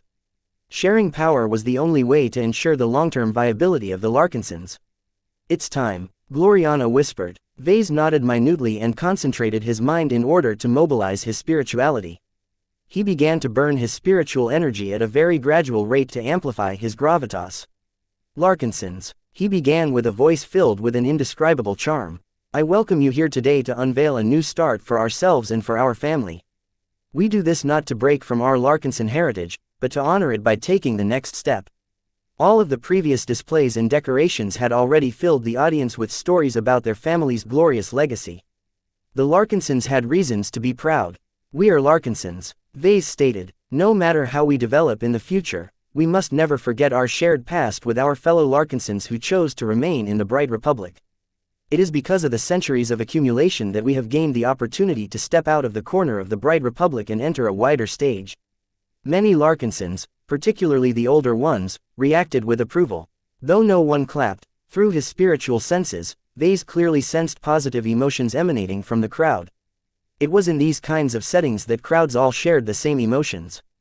If they became strong enough, then some kind of collective resonance occurred where the emotions of the whole bled through the minds of everyone present in the group. Starting from the Larkinson ancestor, his descendants have diligently inherited his mission and fought on behalf of the Bright Republic with unfailing distinction. Over the centuries, our name has become synonymous with honor, loyalty and dedication. One of our greatest contributions to the state was to supply the Mech Corps with a continuous supply of expert pilots, each of which have never failed to answer the call for duty. The amount of Larkinson Mech pilots and Larkinson expert pilots who served in the Mech Corps could take up an entire book. Vase clasped his hands on his lap. Our Larkinson family has many grounds to be proud of our heritage and ourselves. The honor we have accumulated over the years has turned us into one of the greatest role models of the Bright Republic. With all of these accomplishments, perhaps you are questioning why we have decided to break with tradition. What is our reason to separate from the original Larkinson family? Every Larkinson had their own answer to this problem, though for some, it wasn't very articulate. After giving the audience a few seconds to sort their answers, Vase raised his arm and clenched it into a fist. Our main goal is to grasp more power. His blunt admission was much more direct than the audience expected. It sounded a bit crass considering the current context, but the shock value emphasized their new route. The galaxy is dangerous and filled with threats. Vase spoke, speeding up his cadence to lend a warlike momentum to his speech. Countless states exist that could pose a threat to the Bright Republic, and by extension the original Larkinson family. Some states are so powerful that even the aftershocks of their fighting can ruin everything our family has built. This was a not-so-subtle reference to the Komodo War. No Larkinson could possibly resist the actions of the Friday Coalition and the Hexadric hegemony. In the face of these titanic powers, how could the trivial Larkinson family ever make a difference? The helplessness of the old family stemmed from their lack of power. No matter how much honor and reputation the Larkinson family accumulated, the Fredaman and Hexers still considered them as ants. When the power disparity was too great, all of these soft, intangible assets were worth nothing. Only concrete power mattered. We live in a time where humanity is ascended. Yet how long will this period last? It is not in our nature and the nature of the aliens to embrace peace. War will engulf us sooner than later. Whether we face an overpowering human threat or an alliance of alien empires, we won't be able to defeat them and preserve our lives if we keep focusing on building up an endless amount of honor. Acquiring and maintaining an excellent reputation is good, but it should never be an end in itself. The Larkinson sitting in front of him became more and more absorbed in his words. Right now, he was voicing some of the unpleasant truths that needed to be said in order to justify the changes. Well, no longer. We have had enough of slaving away for the benefit of others. The Bright Republic has nurtured us and provided us with a very pleasant living environment for many years. Yet every child must grow up. Now that we have reached a limit to our development in the Bright Republic, we must leave our homes and find our own way to better our lives. By describing the separation in this fashion, Vase essentially equated the new family as a child who grew up and wanted to make its own way in life. Our departure from the Bright Republic was just the first step. I appreciate the Ilvain Protectorate for hosting us with great enthusiasm, but this is not our home. We Larkinsons do not belong here. Our original hearts have always resided with the Bright Republic, and now that we have left the state that has made our predecessors, we are essentially left without shelter. A darkness seemed to emanate from his voice. Plenty of Larkinsons fell into a melancholy as they thought back of all of the joys and pleasures they experienced in their home state. Now that they had left the Bright Republic on a permanent basis, many Larkinsons felt lost. Vase was right, the Ilvain Protectorate would never be their new home. Their strange culture and stranger religion were simply not compatible with the character of the Larkinsons. They may have left the Bright Republic, but the Bright Republic has always stayed within their hearts. Vase recognized this fact. It was for this reason that he came to a novel solution. Through our departure, we have deprived ourselves from our homes. Yet does this mean we have nowhere else to go? I say no. We are Larkinsons. We have endured tougher challenges. Since we can no longer find succor in other states, we must build our own home, wherever we may go. The older Larkinsons who had taken part in the assembly meetings sat up straighter. They knew what was coming, and anticipation flowed within their creaky bones. The air became charged with some sort of energy. The audience paid so much attention to Vase that it took several seconds for them to notice the giant, floating emblem projected over the thrones. A round symbol with a black surface and a golden rim greeted their eyes. In the center, a stylized golden cat head gazed forth with glowing red eyes. It is for this reason that we have decided to form a new entity, distinct from the Larkinsons who have decided to continue our family's original legacy. From this day onwards, we are no longer members of the Larkinson family. The projection of the golden cat head on the emblem opened its mouth to release a growl. At the same time, Vase spiritually prodded his regalized pride of dusk to release a pulse of Zygra's potent glow. After this day, we will all be part of the Larkinson clan. A rush of excitement swept through the audience. Chapter 1807 Heirloom. The Larkinson clan. No matter what a family member thought about the separation, many of them became excited when Vase finally announced the founding of a new entity of Larkinsons. Adopting the guise of a clan represented a clear and significant departure from their old ways. Taking on this new identity definitely transformed the so-called new family into a group that could stand on its own. The change came with many implications. Though most of them were symbolic or implied, each of them mattered to Vase and those who wanted the Larkinson clan to prosper. In legal terms, a family was not that different from a clan. There was no law or rule that governed the usage of these terms. However, over the course of human history, an informal distinction emerged between families, clans, dynasties, houses, tribes and so on. Each of these words came to describe a different structure with common customs. A family was the most basic form. There was nothing inherently wrong with that, as a family organization was fairly flexible up to a certain scale. Compared to the flexibility of a family, a clan organization was a lot together and more cohesive. The interests of the clan came first. That was the general rule when it came to clan organizations. Bloodline was important, but clans sometimes adopted talented outsiders in order to maintain some dynamism within their ranks. To be honest, both families and clans came in so many variants that they could practically be intermingled. There was one part about clans that set them apart. Many clans were nomadic, and considered the Sea of Stars to be their home. This implication currently dominated every Larkinson's mind. As the initial burst of energy from announcing the formation of the Larkinson clan subsided, Vase resumed his speech. We Larkinsons have done our duty to the Bright Republic. We have sacrificed so much of our blood to our former home that we do not owe anything to it anymore. Rather than see ourselves as exiles, we should embrace this turning point and unshackle ourselves from the bonds that tie us down to individual states. The emblem of the Larkinson clan that Vase designed spun over his head like a spinning coin. Though the animal it depicted was just a stylized cat head, its ferocity made it as formidable as one of the huge cats of xianxia.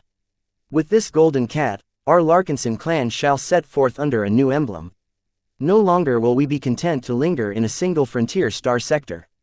Human civilization is much vaster than the small corner of the galaxy that we have grown too familiar with. Not only can we find prosperity and accumulate more power in the rest of the Milky Way, an entirely new dwarf galaxy is ripe for exploration. The Red Ocean shall be our first true baptism of fire that will make or break our clan. Both dread and excitement welled in the minds of the audience. The thought of leaving the Milky Way and traveling all the way to the Red Ocean was a huge step for many Larkinsons, but those who followed Vase this far had already accepted the risks. Within their hearts, ambition welled. Some of them were not content to live the rest of their lives as cogs in the Bright Republic's machine. The Larkinsons not only desired greatness, but also possessed the confidence to reach this height. No Larkinson was average. Time and time again, the way the original Larkinson family raised its family members resulted in entire generations of talented and capable professionals. What if the Larkinsons utilized all of their prowess to their own ends instead of a state? As Vase had already proven, the support of a state and its rulers was fairly fickle. When a state was divided and when its leaders pursued benefits over principle, the Larkinsons could no longer afford to remain vulnerable to their predations. Though there were upsides and downsides to forming a nomadic clan, it was the most suitable way to organize the Larkinsons to Vase. After all, he intended to explore the entire breadth of the Red Ocean, and to do so he needed a strong and loyal cadre in place. His fellow Larkinsons were the most suitable people to secure his control over his expeditionary fleet. "I do not know what the future holds," Vase said in a gentler tone. "As I've mentioned before, reality is cold and full of danger. Yet danger often coexists with opportunity. The chance to propel our clan to greatness and reach a level of power and influence that is countless times greater than the Larkinson family lies elsewhere.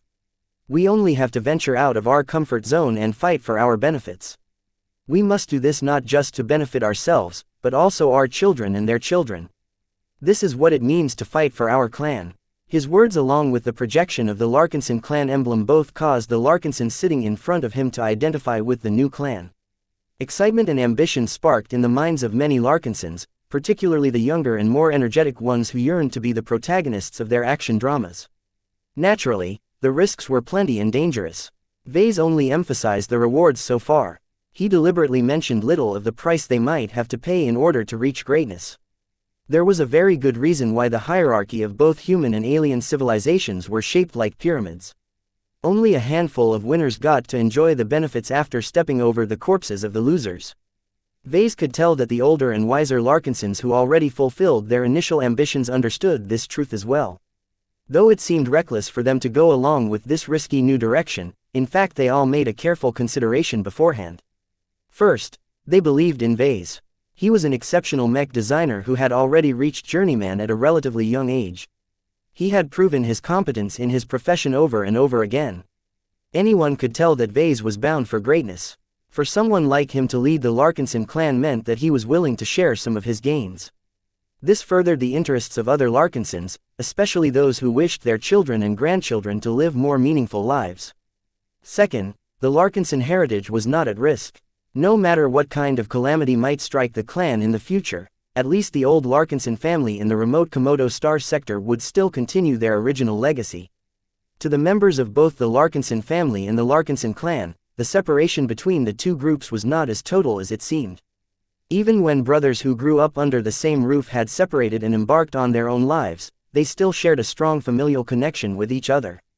It was due to this that the Larkinsons present in the auditorium adopted a devil-may-care attitude. No matter what ills they suffered, the Larkinson name would still continue. Founding a clan is a significant event. Vase resumed after no objections came from the crowd. Since we are splintering from the Larkinson family we grew up in for our entire lives, we must take advantage of this opportunity to implement a changed regime. Old traditions which have held us back for all these centuries must go. If we are to propel our clan to a greater height, then we must not blindly follow our old ways. Questioning every assumption is the first step to reform the very structure in which we govern our clan. Vase raised his arm and snapped his fingers. The snap exaggeratingly rang throughout the entire hall. A bot appeared from behind the throne. The hovering contraption held a single object the size of Lucky if he was squished in a uniform rectangular shape. It was a book, a hardcover book. He designed and created it himself. Its ornate, eye-catching metallic cover depicted both humans and mechs, each of them impressive in their own way. The entire cover was made out of briar alloy mixed with other metallic exotics for the embellishments. No words marked the cover, but Vase embedded its center with a solid medallion depicting the Larkinson clan emblem in full glory. The emblem was made of the same valuable materials as the rest of the cover, but Vase made an interesting adaptation for the eyes. Instead of inserting synthetic or exotic gems in the eye sockets of the golden cat, Vase placed two identical gems produced by Lucky in their places. Their effects were fairly poor since these gems were one of Lucky's earlier products. Rather than waste them on a mech, he might as well apply them to the medallion as their appearance possessed a subtle charm despite their weak effects. All in all, the book was a labor of love to Vase. He spent days fine-tuning its design. For a small object that was much smaller than Mech, that was a significant time investment. Vase picked up the heavy tome without a problem. Due to thick application of materials that made up the cover, the book possessed a considerable mass. Fortunately, its weight was well within his tolerance. Once he held the book, he raised it up and displayed its ornate front cover to his audience. Every Larkinson became fascinated by this ancient book. Many Larkinsons never even encounter a physical book in their entire lives. Vase had to thank Aisling Curver for giving him the inspiration to employ a physical tome as a prop. To modern humans, the appearance of such an object made a very great impact. "This is the Larkinson Mandate," he revealed. His grave tone mainly conveyed the symbolic weight of the book as opposed to its physical weight. Its contents are split up in 3 parts. The first part contains the annals of the Larkinson ancestor as well as the deeds and honors of the original Larkinson family from which we came from. This is a written record of our glorious heritage. Though Vase already expounded on the heritage of the Larkinsons many times, it was never enough. If the Larkinsons forgot their past, then how could they maintain the essence of their character in the future? Though Vase despised the traditionalists for stubbornly sticking to the old ways, their behavior also taught him the power of heritage. Vase did not wish for his newfound clan to go off the rails. Remembering the past and glorifying parts of it was a way to steer the development of the Larkinson clan. However, simply harping on about the past was not enough to achieve meaningful change. That was the main reason why the Larkinson family never developed after a certain point. The second part of this Larkinson Mandate contains all of the original rules and strictures that define the governance of our clan. Only by establishing a robust and well thought out structure will our Larkinson clan be able to grow and expand in power without tearing ourselves apart. The bulk of the paper-like material contained printed words that neatly described all of the laws of the Larkinson clan.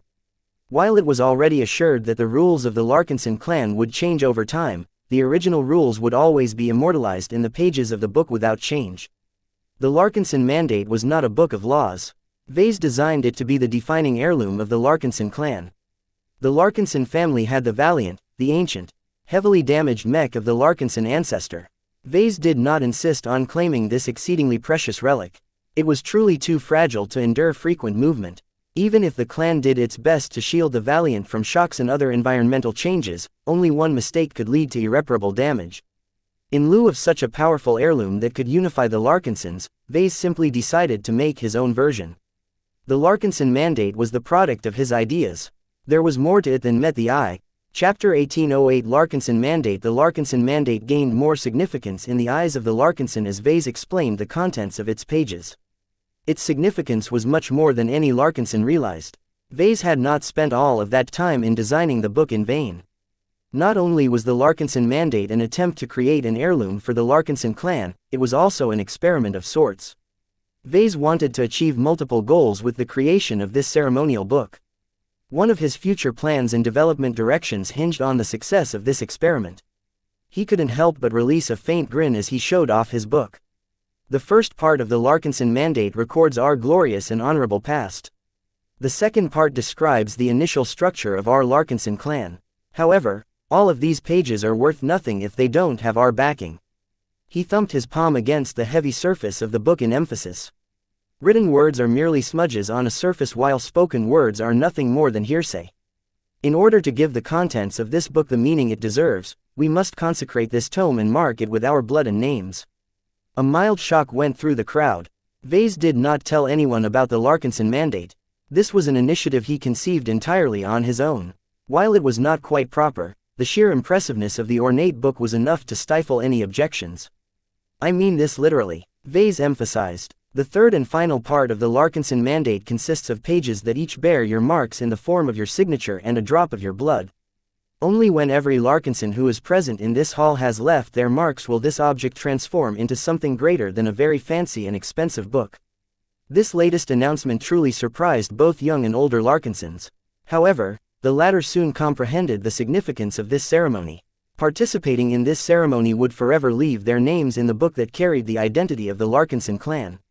If their ambitions came true and the Larkinson clan achieved greatness, then it would be a supreme honor to every Larkinson present to have their name and a part of themselves immortalized in a supreme heirloom.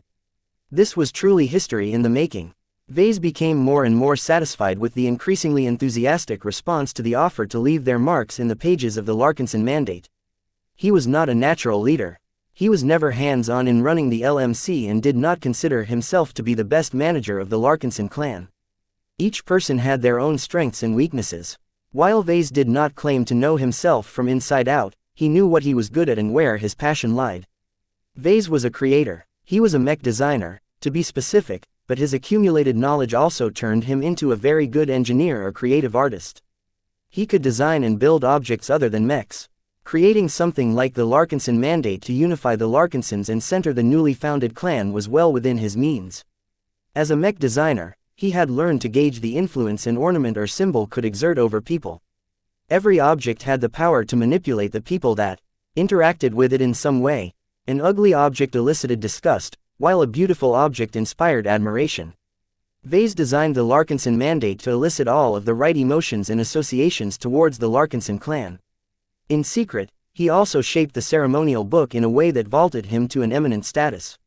He was not only the initial catalyst to the founding of the Larkinson clan, he was also everyone's principal backer. This was enough to describe him as primus inter pares within the clan, but Vase wanted more. He wanted to be venerated like the Larkinson ancestor. He wished to be respected by the Larkinsons beyond a mundane level. He desired to remain relevant no matter how much the clan evolved or changed over the years. As the creator of the Larkinson Mandate, Vase would always be significant no matter how much power he held in the clan. This was a consideration that was not immediately relevant in the present, but enormously valuable in the distant future. The greater the success of the Larkinson clan, the greater Vase weighed in the minds of its clan members. Not only was the Larkinson Mandate related to Vase because he was its maker, some of its visual elements also bore the mark of his touch. The clan emblem, for example, was typically Vase. He was a cat person through and he couldn't resist drawing another cat for the emblem that stood for his clan. The dog lovers, bird lovers and lizard lovers probably objected to his choice, but their opinions didn't matter this time. If Vase had his way, he would turn every Larkinson into a cat person. Once Vase had made the latest announcement, some shuffling took place as the Larkinsons began to leave their seats in a predetermined order. Each of them began to form a row that led up to the steps that brought them to the stage. From there, the Larkinsons had to wait their turn until they were called to the front of the throne. Vase continued to remain seated on the raised platform while Gloriana continued to sit diligently while remaining silent. This was his show from beginning to end. It was very important that nothing related to Hexers spoiled this sacred ceremony. Vase started off by marking the very first page. The same bot that brought the book extended a pen. He grabbed it after opening the thick book to the first blank page. Vase wrote his name in a cursive, curly style before flourishing a sloppy signature underneath his stamped name. If he held a regular pen, then he would have left a bunch of ugly scribbles behind. Despite his enhanced dexterity and all of the control he gained over the course of manipulating precision instruments, his handwriting was atrocious. Not every human learned to write these days. They mostly started off with typing and sometimes expanded to recited what they wanted to say and stuck to these methods for the rest of their lives. With all of the conveniences provided by even the cheapest comms, there was no reason for anyone to learn how to write, let alone get good enough to make their writing appear pretty. Fortunately, pen producers knew exactly what the current market was like, so they only designed and sold smart pens these days. These nifty devices came with a myriad of assisting functions that beautified every scribble made by their users. Even a 6-year-old child could write a word that was as beautiful as the product of a calligrapher. Though professionals could do way better, that was unnecessary in these circumstances. It was enough for the Larkinsons to leave their names and signatures in a legible and slightly pretty state. Vase studied the page before him. His signature was large enough to dominate half the page. Almost none of it was to his credit. The smart pen had automatically beautified as they drew the lines, causing the end product to appear especially compelling. To be honest, Vase had cheated by designing and programming the impressive into the smart pen beforehand. He hadn't actually signed something on the spot. His fingers were merely following the motions of the smart pen as its integrated antigrav modules moved the pen back and forth. It's time to shed some blood for the clan. This was important for multiple reasons. The main intention was to emphasize the importance of their shared blood. Vase envisioned the Larkinson clan to revolve completely around those who shared the blood of the Larkinsons. By turning one's bloodline into a critical factor, the clan wouldn't be very welcome to adopting outsiders. This would definitely hinder the adoption and integration of extremely talented individuals who were never a part of the clan. However, the internal cohesion of the clan should be very good. Just like the old Larkinson family, the bonds between its members were very warm and tight due to the relative scarcity of outsiders. Even the spouses that married into the family were considered Larkinsons in most aspects. While they themselves did not share the Larkinson blood, their children definitely would. This was enough to bind them into both the Larkinson family and the Larkinson clan. Vase set an example by shedding a drop of blood. Naturally, he didn't resort to a low-tech tool like a knife to slit his finger. The bot that was standing by all this time merely extended a needle, pricked his arm, and extracted a tiny amount of blood. After drawing out the needle, the bot released a spray that rapidly closed the wound and accelerated its healing. The first drop of Larkinson blood will drip onto the Larkinson mandate. The bot drew out a sliver of blood from its needle. Vase held his breath as the drop finally reached the page he signed and expanded into a small but very vivid red splatter. The first page had been marked. Vase smiled and gestured to Gloriana. "You're next." She rose from her throne and walked over in order to repeat the steps he made. Soon enough, the second blank page carried a drop of her blood, but not before leaving behind the most dazzling-looking name and signature. Unlike Vase, her handwriting was impeccable. He didn't even dare to guess how much time it took for Gloriana to be so great in writing. "Lucky, you're next." "Meow, I'm not kidding. Now get up here before you spoil the whole ceremony." The third signer of the Larkinson mandate was his cat. Though this decision sparked off a wave of confusion from the waiting Larkinsons, Vase didn't care. He just wanted Lucky to be immortalized alongside him. In a way, Lucky contributed massively to Larkinsons by enabling his success. He definitely deserved to take up a place of honor. Under the stunned eyes of the crowd, Lucky started off by inking his paw with the help of the bot and pressing it onto the page. Meanwhile, Vase already wrote Lucky's name on the top of the third page. He decided to write in the stead of everyone who couldn't write. In lieu of possessing actual blood, Lucky made do by dripping his saliva onto the bottom half of the page. Once Lucky was done, Vase reserved the fourth page for Clixie. Even though she was just Gloriana's cat and didn't contribute at all to his success. No matter, if Vase wanted to give his girlfriend's pet this supreme honor, then just let him. At least the Rubarthan Sentinel cat shed actual blood this time, though Vase spotted several unusual attributes with the naked eye. Clixie's blood was a lot more potent than he expected. It wasn't relevant to the current ceremony though, so Vase quickly shoved it aside and called up the next Larkinson. The order of Larkinsons was very random. Vase did not wish to play any favorites and only made a concession by keeping close relatives together. As Larkinson after Larkinson slowly followed the same steps, page after page bore their marks. Vase felt more and more pleased as an increasing amount of Larkinsons left their mark on his book. A momentary pause occurred when a husband and wife brought their 2 kids. One of them was only 3 years old while the other didn't appear to be older than a year. "Will our babies be left out?" the mother worryingly asked. Vase offered her a reassuring smile. "That's not the case. I've already made accommodations for this possibility." The parents were allowed to write the names of their young ones and leave behind a signature that would do them proud in the future. The only thing the young children had to do was to offer up their blood. The baby didn't even cry as the bot applied local anesthesia and pricked the baby's skin in the gentlest fashion possible. With that, even the youngest Larkinsons gained an opportunity to empower the Larkinson mandate. The more Larkinsons marked the book, the greater its power over the Larkinson clan. The approval of so many Larkinsons in the form of their marks conveyed an indescribable legitimacy to the heirloom in the making. The more its pages filled up, the more the book took on an increasing sense of weight. Chapter 1809 Bloodline and Spirit. A line of Larkinsons gradually moved up to the podium and the raised throne to take part in this historic moment. The ornate tome covered by brilliant metallic alloys lay open while resting on a floating bot. Each Larkinson at the front wrote their names, signed their signatures and infused the paper-like material of their own page with a drop of their blood. Both anticipation and excitement suffused the moods of the Larkinsons. Taking part in this ritual was a very novel experience. This moment would be commemorated years, decades and perhaps even centuries from this day. As long as they and their descendants stood strong, the founding of the Larkinson clan would always be remembered as the beginning of a glorious record. No matter how small, trivial or unimportant a Larkinson was, as long as he or she left their marks on the pages of the Larkinson mandate, they became a founder of an illustrious clan of warriors and entrepreneurs. Even the youngest of Larkinsons weren't spared. The babies happily gurgled in the embrace of their mothers as they instinctively sensed the joy and achievement among the Larkinsons attending this remarkable event. As more and more Larkinsons kept marking the Larkinson Mandate, the hefty tome started to become increasingly more significant. This was the book that defined the Larkinson clan. Its symbolic importance was very evident. By recording the annals of the original Larkinson family as well as holding the original rules and strictures of the clan, it instantly became an heirloom beyond compare. Not a mech, but a book. Only a creator like Vase could develop an object and make his relatives accept it as an artifact without question. The Larkinson who held this heirloom ruled the clan.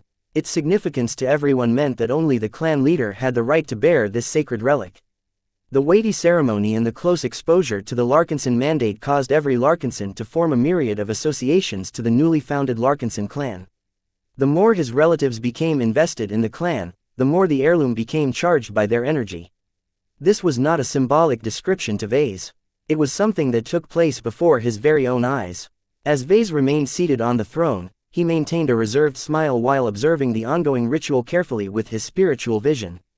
Each time the blood of a Larkinson dripped onto a page, a minute amount of spiritual energy empowered the surface. Though he didn't know this beforehand, blood was a carrier of spiritual energy. With hundreds of pages containing hundreds of drops of blood, the collective spirit and bloodline of the Larkinson lineage continued to deepen their imprints on the book. Of course, if someone else attempted to replicate this ritual, the effect wouldn't be so drastic. Secretly, Vase made several preparations to enable this experiment. First, he sacrificed a significant portion of a P stone in the creation of the Larkinson Mandate. He processed a portion of the P stone and blended it into the briar alloy and other materials that made up the metallic cover and medallion of the book. Though this injection of foreign matter detrimentally affected the strength of the materials, Vase had already confirmed that they gained the ability to absorb spiritual energy from an earlier experiment. Not only that, but Vase also crushed another chunk of P stone into extremely fine dust and used it as the main component of the paper-like material that made up the pages of the book. Vase did not waste a P stone in vain. The sacrifice of this valuable strategic resource infused the Larkinson Mandate with the capacity to hold spiritual energy. Technically, it was a waste since breaking up so much P stone and processing them in various ways reduced their total efficiency. He should have been able to store more spiritual energy for the amount of P stone he invested into the book. It didn't matter, though. A P stone already possessed a generous capacity. What mattered more to Vase was if he could leverage this added capability. From what he had observed so far, the book functioned exactly as he intended. Of course, the Larkinsons who walked up and marked the book weren't capable of separating a portion of their spiritual energy and infusing it into their blood. Vase had to manipulate this procedure in the dark. This took quite some effort. Though Vase appeared to sit idly on the throne like a figurehead, in truth he was exerting his mind and spirituality. Each time a Larkinson interacted with the book, Vase swooped in with a spiritual projection that gently coaxed a tiny mode of spirituality from the unsuspecting individual. Performing this operation in a matter of seconds was a great test of his fine control. He not only had to harvest the mode of spirituality quickly, but also minimize the harm of the Larkinson as much as possible. Predictably, his initial attempts were a little rough, though it got better over time. Practice made perfect, and as Vase repeated the same procedure over and over again, he became more refined in his spiritual manipulation. Most of the Larkinsons that stepped up did not possess spiritual potential.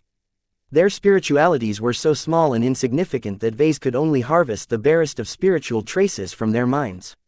Fortunately, Vase harvested so little from them that they only experienced some loss of energy or mood. Though they would definitely become affected by his actions, Vase figured the ends justified the means. He was doing this for the good of the Larkinson clan. Strengthening the Larkinson Mandate by infusing it with the spiritualities of so many Larkinsons not only increased its spiritual quality, but also built up to another outcome. He became more and more eager to proceed to the next step of this experiment. Though none of the Larkinsons were aware of what he was actually trying to do, their reverence towards the Larkinson Mandate continually increased. Those who approached the tome all sensed its increasing presence. The impact of the object on the Larkinsons at the end of the line couldn't be described. It was as if the Larkinsons were basking in the presence of a sacred relic, one that had been created for the sole purpose of serving their clan. With such a fine heirloom in their possession, the Larkinsons looked forward to what they could do in the future. As the long line finally came to an end, the last Larkinsons who donated a portion of their blood and spirit to the book returned to their seats. By now, the remarkable nature of the Larkinson mandate became evident to everyone attending the ceremony in person. The Larkinsons watching the proceedings via projection only received a hint of the relic's majesty, but it was already enough to make many of them regret staying behind in the old family. Compared to the Larkinson family, the Larkinson clan appeared much more eager to move forward. The willingness to embrace change and to set forth into the unknown decisively separated the clan from the family. Vase was about to address the crowd yet again as he picked the book. Its gold and black surface seemed to reflect a mysterious luster. The thick medallion protruding from the surface of the front cover depicted the golden cat emblem with a remarkable degree of vitality. Its red cat eyes appeared to shine with an invisible inner light. He was almost ready to proceed with the next phase of the experiment. However, the third part of the tome was not yet complete. It still contained 5 empty pages at the very end. Before we proceed, I would like to introduce you to a couple of brave and heroic Larkinsons. Their strength is obvious to all, and their service to the clan will bless us with their protection. Please welcome Xianxia Larkinson and Tusa Billingsley Larkinson. The massive double doors that had closed at the start of the event opened up yet again. 2 Larkinsons still garbed in the dress uniforms of the Mech Corps strode forward with the confidence that only an extraordinary individual possessed. As they strode down the center, the Larkinsons who sat at the sides each gazed at the newcomers with respect and admiration. Both Xianxia and Tusa were expert candidates. To many of their relatives, it came as a complete surprise that this pair not only joined the Larkinson clan, but also managed to leave the Bright Republic without finishing their full tours of service. In fact, their joining was something long in the making. With the bargaining power that Vase possessed, he was capable of demanding concessions from the Bright Republic. Though it was not entirely proper to allow Xianxia and Tusa to leave the service, the state had already shown a willingness to bend the rules whenever it suited its interests. Since Vase wanted the pair of expert candidates, the Bright Republic might as well fulfill his wish. Fortunately, both Xianxia and Tusa were just expert candidates for the moment. This meant that their participation in the Sand War wasn't significant enough to affect the survival of the Bright Republic. The greater cost to the Mech Corps was that Vase essentially robbed them of 2 potential expert pilots. Vase had to offer some small promises to the state in order to secure this favor. The moment the 2 expert candidates reached the throne, they both repeated the same process. As they shed their blood, Vase had been on point and extracted a considerably larger amount of spirituality from the 2 young expert candidates. As Mech pilots who possessed developing spiritual potential, they were able to provide a lot more strength than the other Larkinsons. While their sacrifice was greater, the rewards they gained would definitely pay off in the end. Please be seated, honored clan members. Both Xianxia and Tusa nodded at Vase before leaving the podium and seating themselves on the chairs that emerged from the floor. 3 empty pages remained, but Vase did not invite anyone to mark the Larkinson mandate. Instead, he moved on. It was almost time for the climax of this ceremony. By participating in this ceremony, each of us have become the founders of the Larkinson clan. Vase patted the surface of the book with affection. Be proud, be hopeful, be ready. Each of you have decided to follow me when I needed your support the most. I will forever cherish the names written in this book. As the holder of this mandate, I vow to you all that I will endeavor to lead the clan to greatness as its patriarch. Vase swept his hand over a portion of the front cover of the book. Through unknown means, golden letters appeared on the surface which formed the motto of the Larkinson clan. Per Angusta ad Augusta, through difficulties to honors. This shall be the guiding principle of our clan. The Larkinsons all rose and clapped at his words. Some even released exultant roars as if they could already see the prosperous future of the clan. Their excitement was almost palpable. Each of you has formed a pact with us all by marking this book. From now on, the Larkinson clan will continue to exist and prosper as long as you and your descendants hold true to our tenets. This book carries the will and spirit of our bloodline, and will protect us so long as we are loyal to the clan. The audience didn't need much prompting to say the right words. We pledge our loyalty to the clan. Their words thundered throughout the entire hall. Not only that, but due to their latent spiritual connections to the Larkinson mandate, their pledges practically energized the spiritual nature of the book. As the Larkinsons shouted slogans and pledged their undying loyalty to the Larkinson clan, Vase secretly infused the last 3 pages with spiritual marks. He concentrated his mind in 3 different strains. Each of them made contact with 3 different design spirits. It is time, he mentally communicated. Chapter 1810 Ancestral Spirit. The Larkinson Mandate was not a simple book. It was more than an heirloom. Though its symbolic importance to the Larkinson clan reached an unprecedented height after the marking ritual, this was not enough. In order to elevate the tome as the defining treasure of their clan and bloodline, Vase wanted to leverage more of his strengths. He was not only an artist and an engineer, but also a spiritual sorcerer, if only a very rudimentary one due to his self-teaching. Even though he only developed a modest toolbox of tricks, this was enough to give this ceremony some extra oomph. What he was about to do was something he had envisioned at least a month ago. Ever since he gained some insights from Aisling Curver's design philosophy, he began to yearn for something greater that could watch over the Larkinson clan.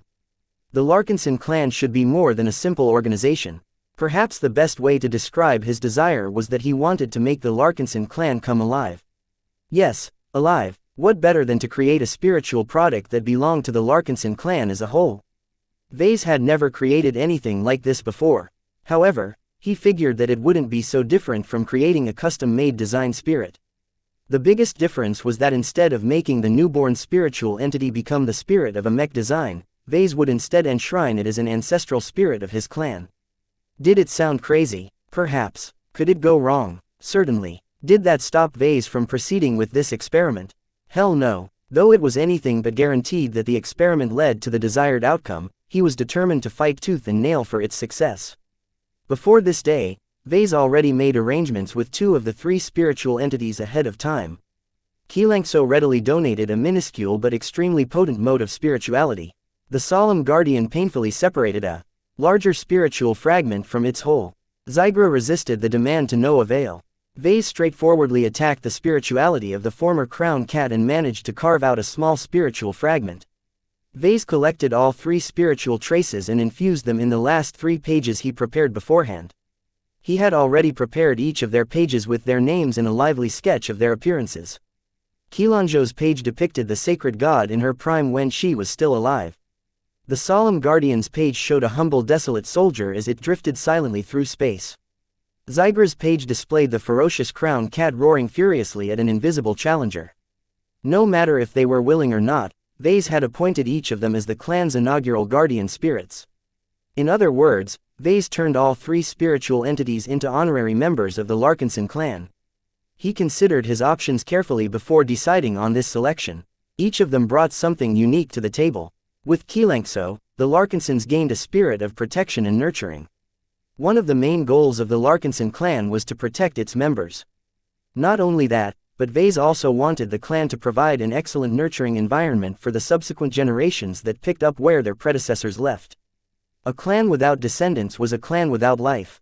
The original Larkinson family had always placed an immense amount of importance to the well-being of the young and old, and Vase wanted the clan to inherit this emphasis. The addition of the solemn guardian served to remind the Larkinsons of the importance of duty. For centuries, the Larkinsons answered the call of duty and defended the Bright Republic and its citizens against the aggression of the Visions. With the founding of the Larkinson clan, Vase sought to retain this noble calling. By selecting the design spirit of the iconic desolate soldier, the clan gained a simple but formidable guardian spirit that neatly kept the compulsion of duty alive. There was one important difference. This time, the clan members no longer pledged their duty to other entities.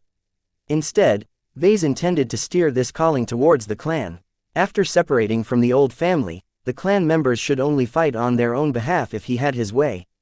As for including a furious and resentful spiritual entity like Xigra, Vase hesitated many times before settling on this final choice. The former crown cat never forgave Vase for his involvement in its slaughter. Even though he managed to salvage the huge cat's spirituality after death, no one liked to die. Though a lot of time had passed since the completion of the crown hunt, Xigra still hated his guts.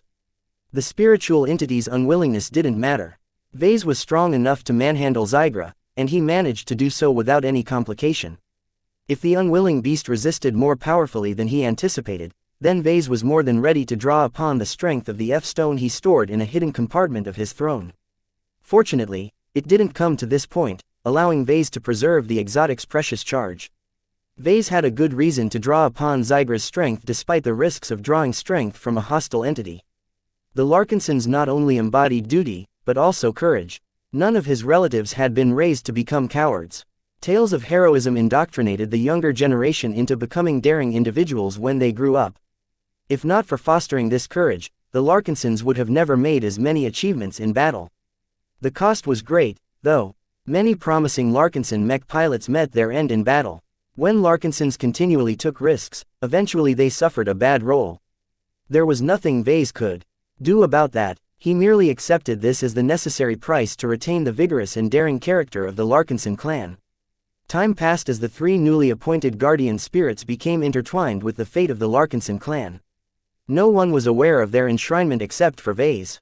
Yet their influence could already be felt in many subtle ways, with the Larkinson mandate as the nexus of exchange. Everyone who left their mark on the book began to feel a little odd. Though nothing happened, the Larkinsons became too engrossed by the faint sensations that swept their minds and bodies. It was as if they noticed that something was connecting them to each other. Even Gloriana, who had also left a piece of herself, experienced sensations that reminded her of the Aurora Titan and Desolate Soldier models. As someone who played an integral part to the next step, Vase already clued her in on his intentions. She threw a pointed glance at him while whispering a final request. Make it female. Vase had no time to contemplate her last-second demand, as the book in his hands heated up in a spiritual sense. With the hidden empowerment of the final 3 pages, the Larkinson mandate appeared charged with energy. The infusion of the last 3 foreign elements in an already crowded mix seemed to spark to an energetic reaction. This was the time for Vase to make his move. In order to distract the crowd, he quickly addressed the crowd that he neglected for the last couple of minutes. Now that we have formed our clan and given our pledges, let us hear from the Larkinson family that has decided to continue its original legacy. Even though we separated from the old family, we will always share some ties to our brother and sisters residing in the Bright Republic. Vase waved his hand, causing the projection of the emblem to make way for the visage of a respected member of the old family. His uncle, Colonel Ark Larkinson, appeared in view, gracing every Larkinson with his splendor. My fellow Larkinsons, it saddens me to see you leave, but it gladdens me to see you chasing after your dreams. As my nephew has alluded to, there is more to the galaxy than this tiny corner. The expert pilot's innate charm soon drew the attention of the entire audience. In the meantime, Vase stopped paying attention to anything else but Gloriana and the book resting on his lap. Normally, if someone brought a bunch of spiritual energy and fragments together from completely different sources, they would always clash or at the very least stay as far away from each other as possible. It was not in the nature of spiritual energy to blend and mix with each other if their attributes were incompatible. Trying to merge them together did not result in anything except a violent reaction in ordinary circumstances. Vase knew of a way to merge so many different spiritual elements. He simply performed the same steps he used to make a spiritual product. The first step was to shatter the fragments and any self-contained spiritual entities. This was fairly simple, as he formed a powerful spiritual projection and infused it with a considerable portion of his spiritual energy. He then proceeded to smash the motes and fragments donated by xianxia, the Solemn Guardian, Zygra, Janzi, Tusa, and even himself. Once he shattered everything into minute spiritual shards, he began the lengthy process of merging them back together while infusing the whole with the spark of life. This was a very draining and burdensome procedure, especially when he had to do it while he was seated in front of hundreds of Larkinsons while his uncle was giving a speech. Nonetheless, none of his manipulations were visible to the naked eye or any sensors present in the auditorium, so Vase proceeded without fear of exposure. Gloriana, he said, get ready. She furrowed her eyebrows and tensed up as Vase turned his empowered spiritual projection from a hammer into a knife. He then proceeded to cut a spiritual fragment from her mind, causing her to wince in pain. Vase moved quickly once he obtained his prize. He stuffed it inside the mix of spiritual elements and quickly shattered it into shards. Just as he finished, Gloriana's spirituality acted on her own and formed a spiritual projection that reached straight down at the soup of spiritual elements where Vase hid her stolen fragments. Both of them went to work. Vase began to merge the spiritual elements together as quickly as possible. In order to hasten the process, he didn't hesitate to deplete his spiritual energy reserves. He burned his spiritual energy to increase his speed and effectiveness. He infused the spiritual mixture with his spiritual energy in order to strengthen its spark of life. In the meantime, Gloriana strained to keep her autonomous spiritual projection from lashing out. Even as it tried to recover her missing spiritual energy, it quickly sensed the imperfections in Ves's results. Her perfectionist tendencies came into play as her projection soon began to devote more time in correcting the faults. Soon enough, the spiritual product gained more and more coherence. The large amount of spiritual influences caused it to gain a muddled and multifaceted character. This was not a spiritual product with a strong, singular focus. Instead, it appeared to be developing into a more complex spiritual entity that inherited at least some of the traits of its ingredients. After Gloriana finally couldn't bear the strain any further and retracted her spiritual projection, Vase continued to bull through the process while investing more spiritual energy than ever before. It seemed that a complex spiritual product required much more spiritual energy to support its creation process. Fortunately, Vase had already been prepared for this outcome.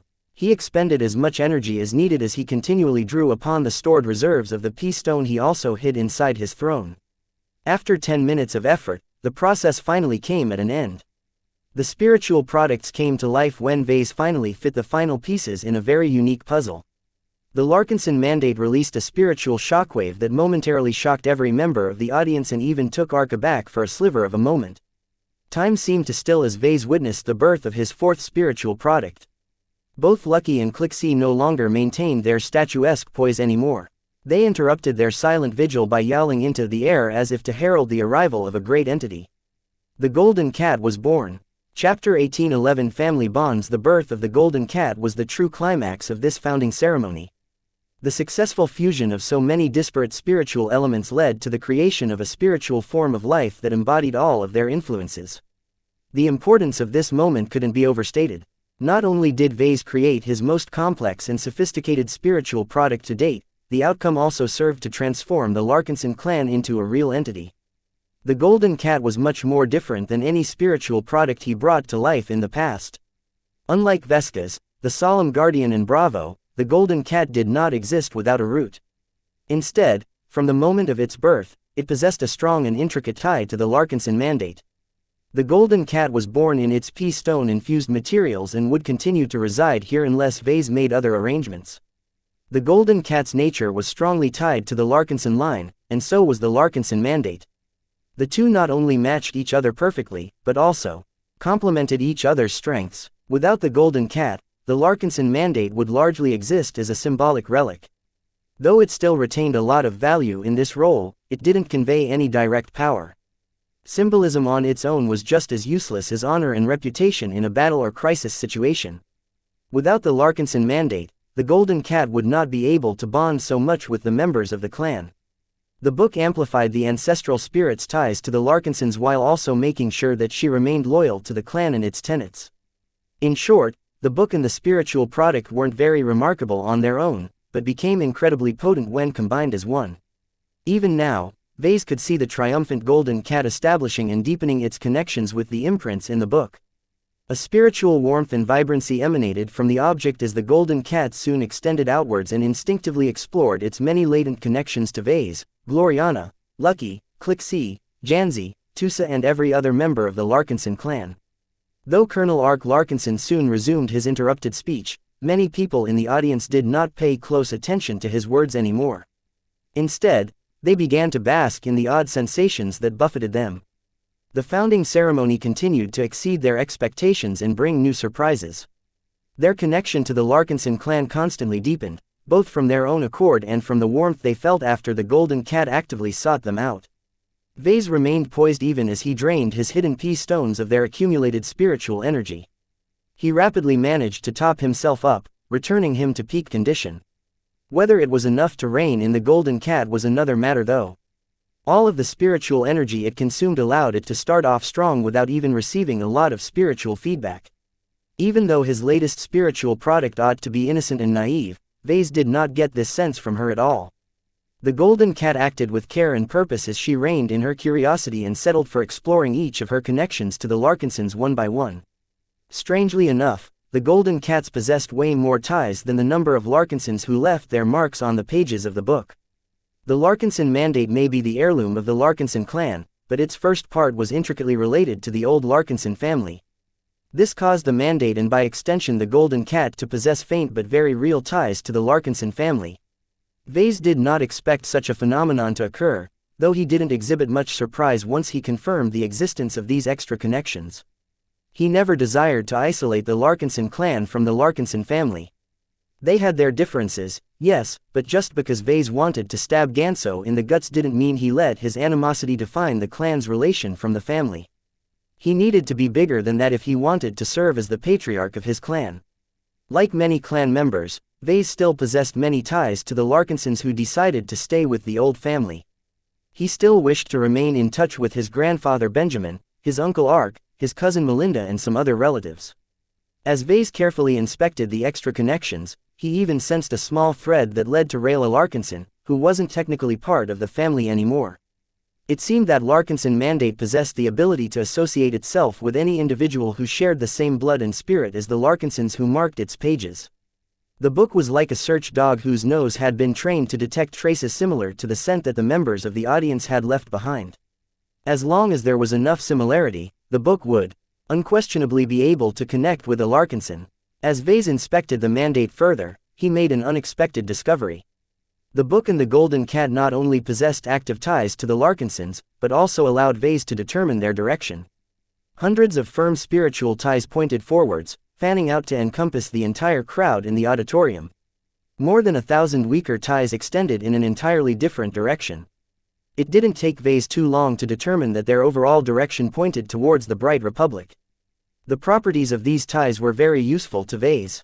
If he wanted to, he could potentially use the Larkinson Mandate to follow the direction of the connection and locate a missing Larkinson. In fact, one of the stronger connections happened to lead to Gloriana. The exhausted and depleted woman smiled at him when he checked her condition. "She's a woman, right?" Vase sheepishly nodded. It appeared that in the process of the spiritual restoration process, he kept her words in mind, causing him to slant the Golden Cat's gender. Well, whether the Golden Cat was male, female or genderless, it didn't matter in the greater scheme of things. She was still the clan's ancestral spirit, and that was what mattered the most. Therefore, he was happy to see that the Larkinson Mandate blessed the continued association between the clan and the family. Although there was no chance for the two sides to come together and merge back into one, they would still continue to be related to each other even as they existed by themselves. As the Golden Cat continued to spend the first minutes of her existence in studying her ties to his relatives, Vase took advantage of the moment by ascertaining the nature of her existence in the context of his clan. The impetus to planning the experiment that created the Golden Cat came from the inspiration he derived from Master Huron and Aisling Curver's specialty. Ever since Vase became exposed to the concept of neural interconnectivity, he always desired to form a spiritual equivalent. Though messing with someone's spirituality was just as risky as messing with someone's brain, Vase never gave up on this goal no matter how reckless it sounded. In the worst-case scenarios, his experiment might have created a spiritual abomination or a monstrous spiritual network that damaged every Larkinson who bequeathed their marks. If Vase failed to control these destructive manifestations, then his mistakes might have led to the mental deaths of all of the Larkinsons who entrusted their lives and future to him. Regardless of whether he survived this catastrophe, Vase would definitely become one of the relived villains of the Larkinson family for killing so many of his relatives. Despite these morbid risks, Vase nonetheless decided to proceed with the experiment in the confidence that it would succeed. Even if complications arose, he was certain he could keep the situation under control by borrowing from the power of the F-Stone to kill any malignant spiritual manifestations. Fortunately, the Golden Cat appeared to be exactly as benevolent and friendly towards the Larkinson clan as he intended. Her strong ties to so many Larkinsons permanently carved her devotion to their bloodline in her spiritual makeup. Unless an overpowering spiritual entity managed to contaminate her very essence, his youngest spiritual product should always stay loyal to the Larkinsons. While he was very happy that at least this part of the experiment had gone right, he wasn't sure whether he succeeded in his other objectives. At the very least, it didn't appear that the connections interacted with each other.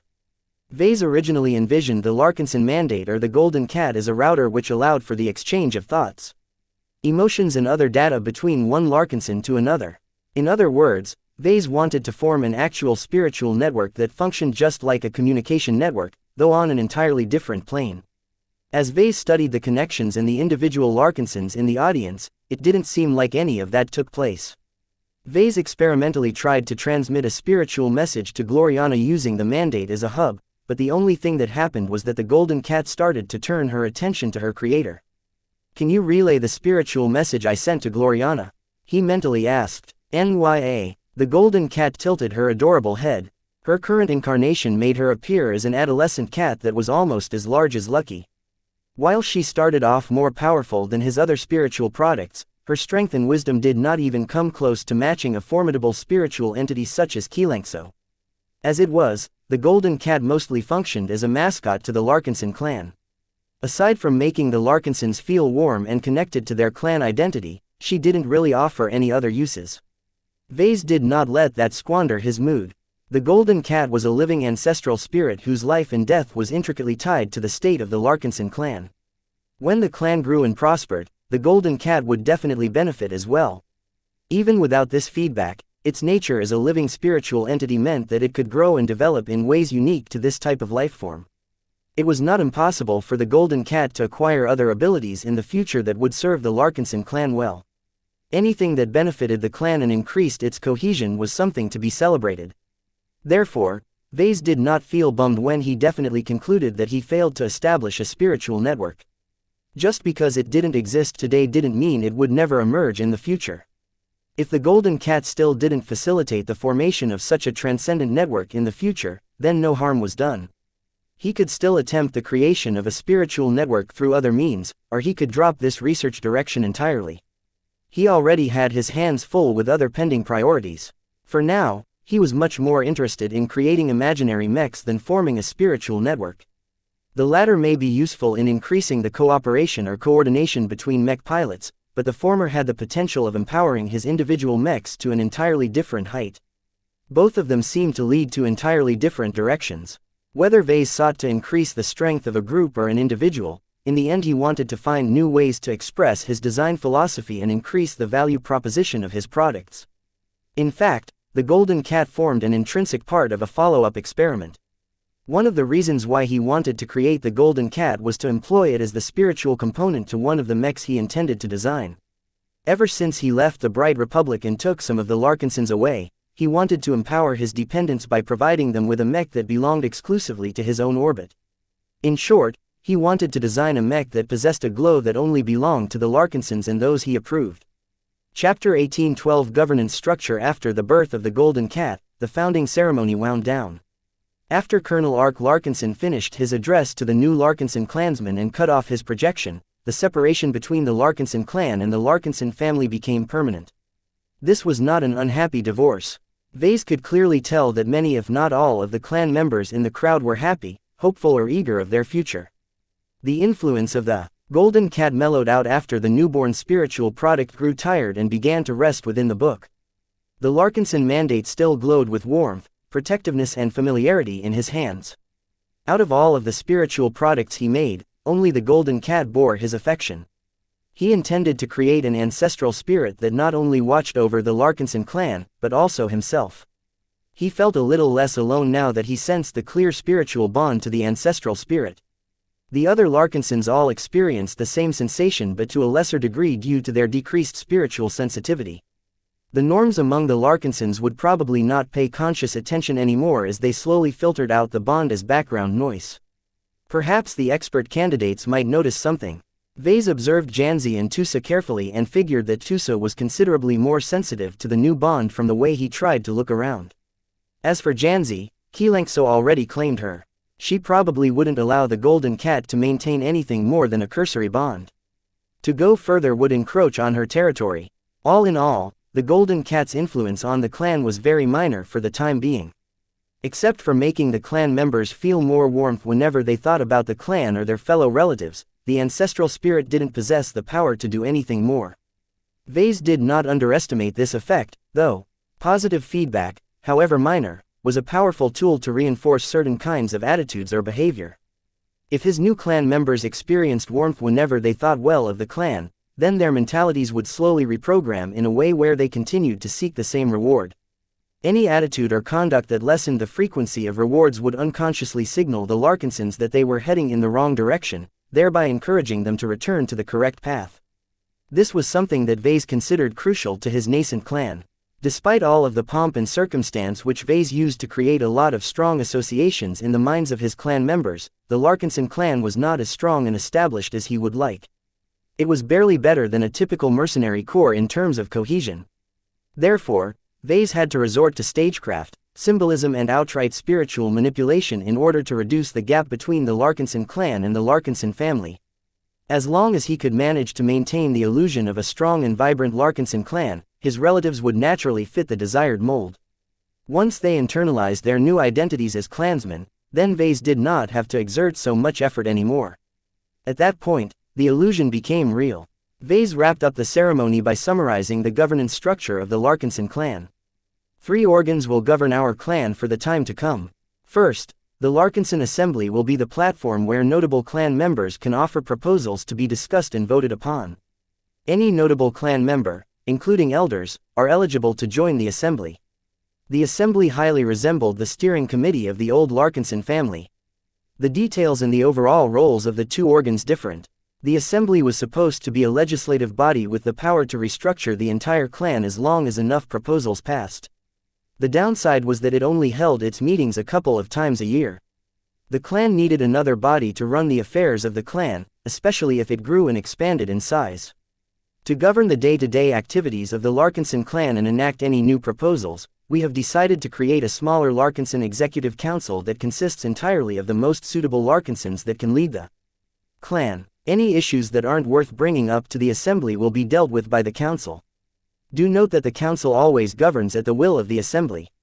To reinforce this relationship, the assembly had the power to appoint or dismiss any of the 9 members of the executive council. An assembly member could not occupy a council seat and vice versa. Aside from the position of patriarch, a concentration of power had to be avoided at all costs. If something happened that neither the assembly nor the council could resolve, then another institution was needed. Disputes and violations are inevitable. In order to resolve these issues, the Larkinson court is formed out of the most esteemed Larkinsons among us to mediate or pass judgment, whichever is necessary. Every high-ranking mech pilot or mech designer will automatically become a member of the court, though they will only take part in the most severe cases. The 3 organs resembled the typical division of power of states, and that was on purpose. Vase envisioned the Larkinson clan growing from its modest beginnings to a huge behemoth over time. The Larkinson clan was different from the Larkinson family, which had always controlled its size through various means. When Vase initially conceived of the Larkinson clan as a nomadic clan, he studied the governance structures of spaceborne clans. Each of them had chosen to model themselves as states, because that was who they were. The only difference between a spaceborne clan and a recognized state was that the former didn't hold any fixed territories. In many other aspects, a spaceborne clan did not differ substantially from a state. While it was a bit premature to treat the Larkinson clan as a formal state, the 3 governing bodies that he and elders put into effect should be able to accommodate the clan from the beginning. The Larkinson Assembly consisted of 50 members in total. The Larkinson Executive Council was made up of 9 capable council members. The Larkinson court only held 3 permanent judges, but any high-ranking mech pilot and mech designer could also take part if needed. That left only the most supreme position. While many clan members will have a say in the running of the clan, there are certain times when even the executive council is inadequate. To lead the clan during a crisis and represent us all to external parties, a position exists which stands on top of the aforementioned organs. As our first Larkinson clan patriarch, I pledge to lead the clan to prosperity and better your lives. With all of the preparation he did beforehand, Vase received absolutely no rejection from the crowd. They all clapped and approved of the decision, even if many of them weren't exactly aware of what it meant to be a patriarch. Unlike the Larkinson family's patriarch, Vase possessed a lot of actual power if he chose to exercise it. He could directly overrule the decisions of the assembly, executive council and the court without needing to provide any justification. The clan patriarch also had the right to force the removal of any member of the 3 organs.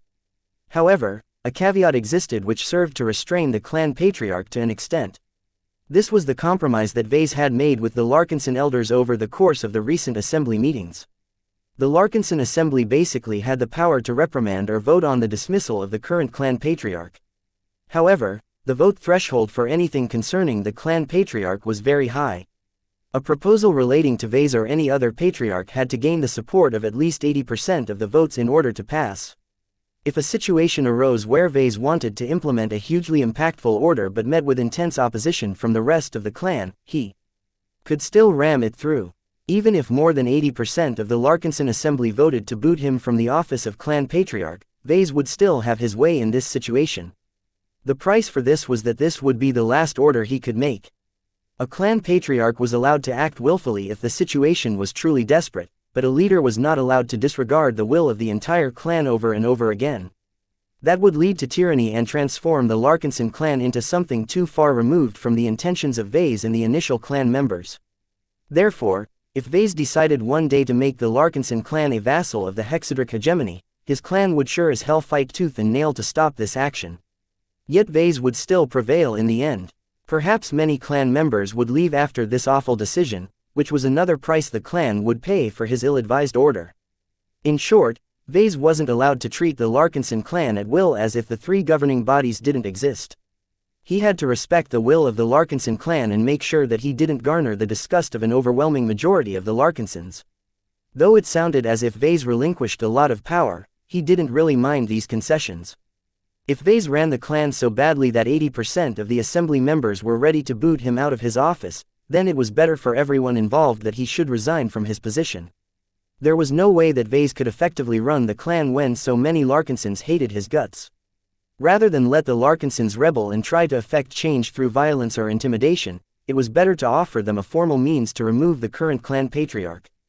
Besides, Vase already learned from the Bright Republic that there were more ways to maintain control of state than to occupy a formal position. The founding families seemed to master the art of leading the Bright Republic in the shadows.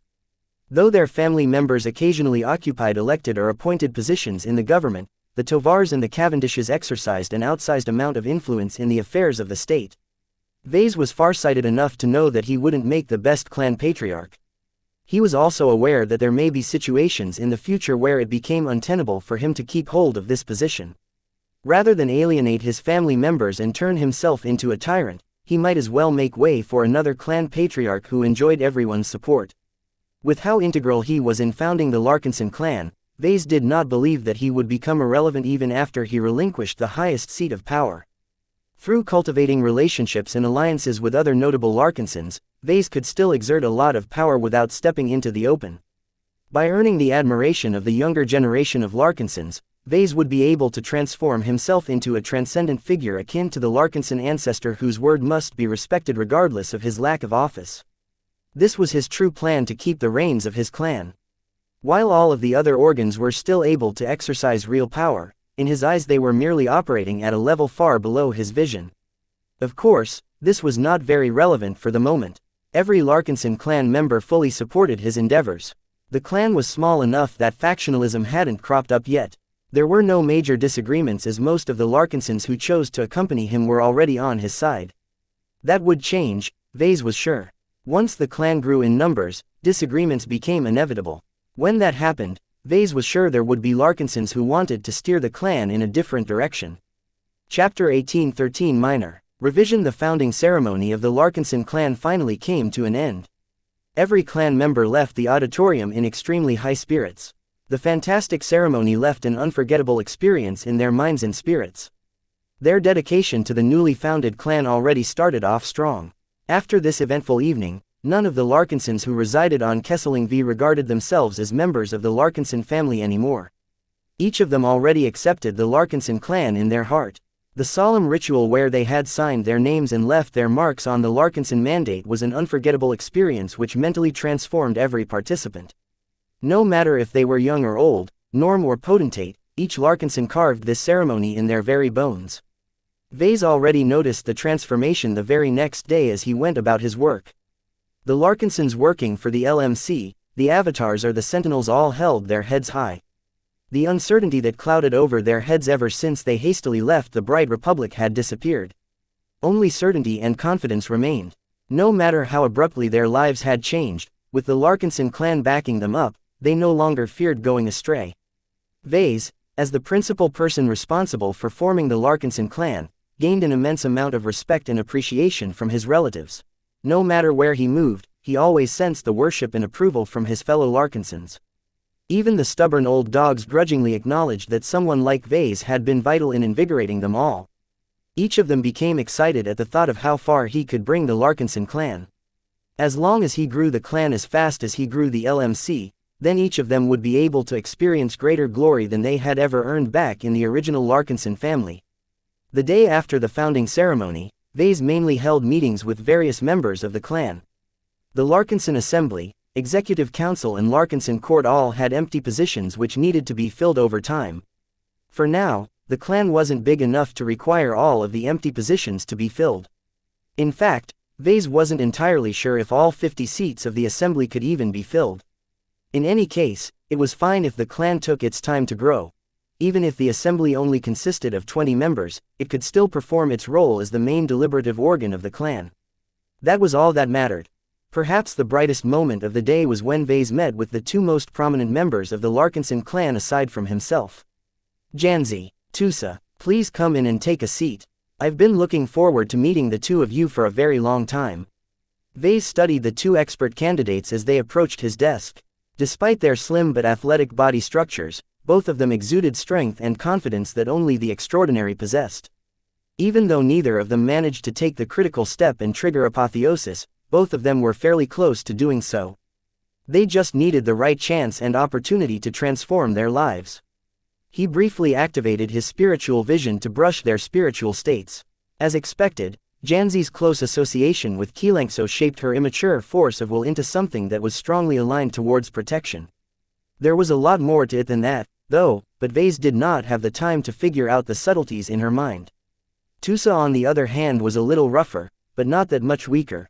Vase had not met with Tusa in recent times, so this was his first good look at Raymond Billingsley Larkinson's grandson. The male expert candidate's force of will was very interesting to Vase. It did not lean towards protection or aggression, which was the two most common flavors he encountered in expert candidates and expert mechs.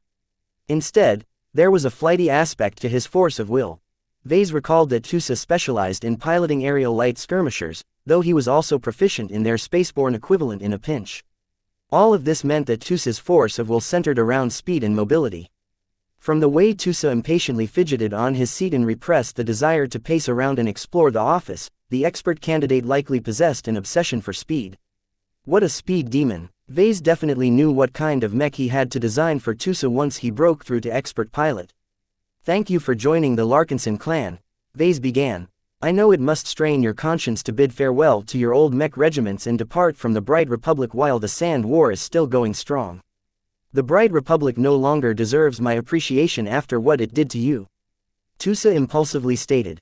He was a lot less hesitant than Raymond, that was for sure. I don't feel any guilt for leaving the Mech Corps. With snakes like General Cavendish and Venerable Ganso, the service has no need of me. They can fight the Sandmen on their own, especially since your new deliverer mechs have made their presence felt. I always believed in you, Vase, Xianxia remarked in a calmer tone. The difference your deliverers have made has relieved a lot of pressure on the armed forces of our old state. No one in the Mech Corps is unaware of your contributions. Though a part of me still yearns to fight alongside the Apocalypse Heralds, I can make a bigger difference to the lives of our family members and the citizens of the Bright Republic by staying by your side. This was the result of all of the success he achieved. Both Xianxia and Tusa acknowledged that Vase had done more to protect the Bright Republic than several expert pilots and mech regiments put together. In the right circumstances, a key mech design could single-handedly turn the tides of war. This was the greatest honor a mech designer could earn, and Vase truly deserved more than what the Bright Republic had treated him. Allowing the two expert candidates to leave the Mech Corps without any serious repercussions was just one of the ways the state attempted to make amends. Though Vase wanted to attract more notable Larkinsons to the clan, for now only Xianxia and Tusa took this step. The rest were much more aligned with the neutrals or the traditionalists and could not bear to abandon their existing duties and responsibilities. Vase was already happy with what he got. He half expected the Mech Corps to be stubborn about retaining the two expert candidates, or that the both of them wanted to keep fighting until the Sandmen no longer posed a threat. Will we be getting new mechs now that we work for you? Tusa impatiently asked. I had to give up my old service mech. I really miss that machine. None of the mechs here are good enough. No offense, Vase, but your desolate soldiers are too slow and low spec to keep up with my needs. I understand. Vase plainly nodded. The desolate soldier is a cheaper product meant to accommodate all of the melee and landbound mech specialists who were forced to pilot an entirely different type of mechs than they were used to in order to fight the Sandmen. They're not meant to accommodate skilled and exceptional mech pilots such as you. The other mech designs aren't very suitable for you either. I'll address this problem eventually, but for now I'll instruct the avatars to procure a high-spec light skirmisher to tide you over. Is that acceptable? Tusa nodded. Sure, I heard you have a lot of money, though, so make sure Melkor buys an expensive one. I don't want to pilot another machine that cut too many corners in the name of cost savings. Vase grinned. If you want to satisfy your craving for speed, you can borrow one of the mechs I've captured from the Friday Coalition. The Fliskin is an exceedingly fast and mobile spaceborne light skirmisher with atmospheric capabilities. I'm sure you'll enjoy taking it out on a spin. You might as well take part in the training program meant to elevate third-class mech pilots into second-class mech pilots. I heard about that mech of yours. Tusa instantly became enthused. I've watched the footage during my journey to the Ilvain Protectorate. I can't wait to get my hands on that mech. Though Tusa wanted to claim the Fliskin for himself, Vase rejected this suggestion. Expert candidate or not, the 4 second-class mechs in his possession were essential to the training program. Without the experience of piloting actual second-class mechs, the avatars and sentinels were unable to ascertain what they needed to shore up in order to become proficient enough to draw out the potential of these powerful machines. Vase glanced towards Janzi. How about you? Are your needs being met?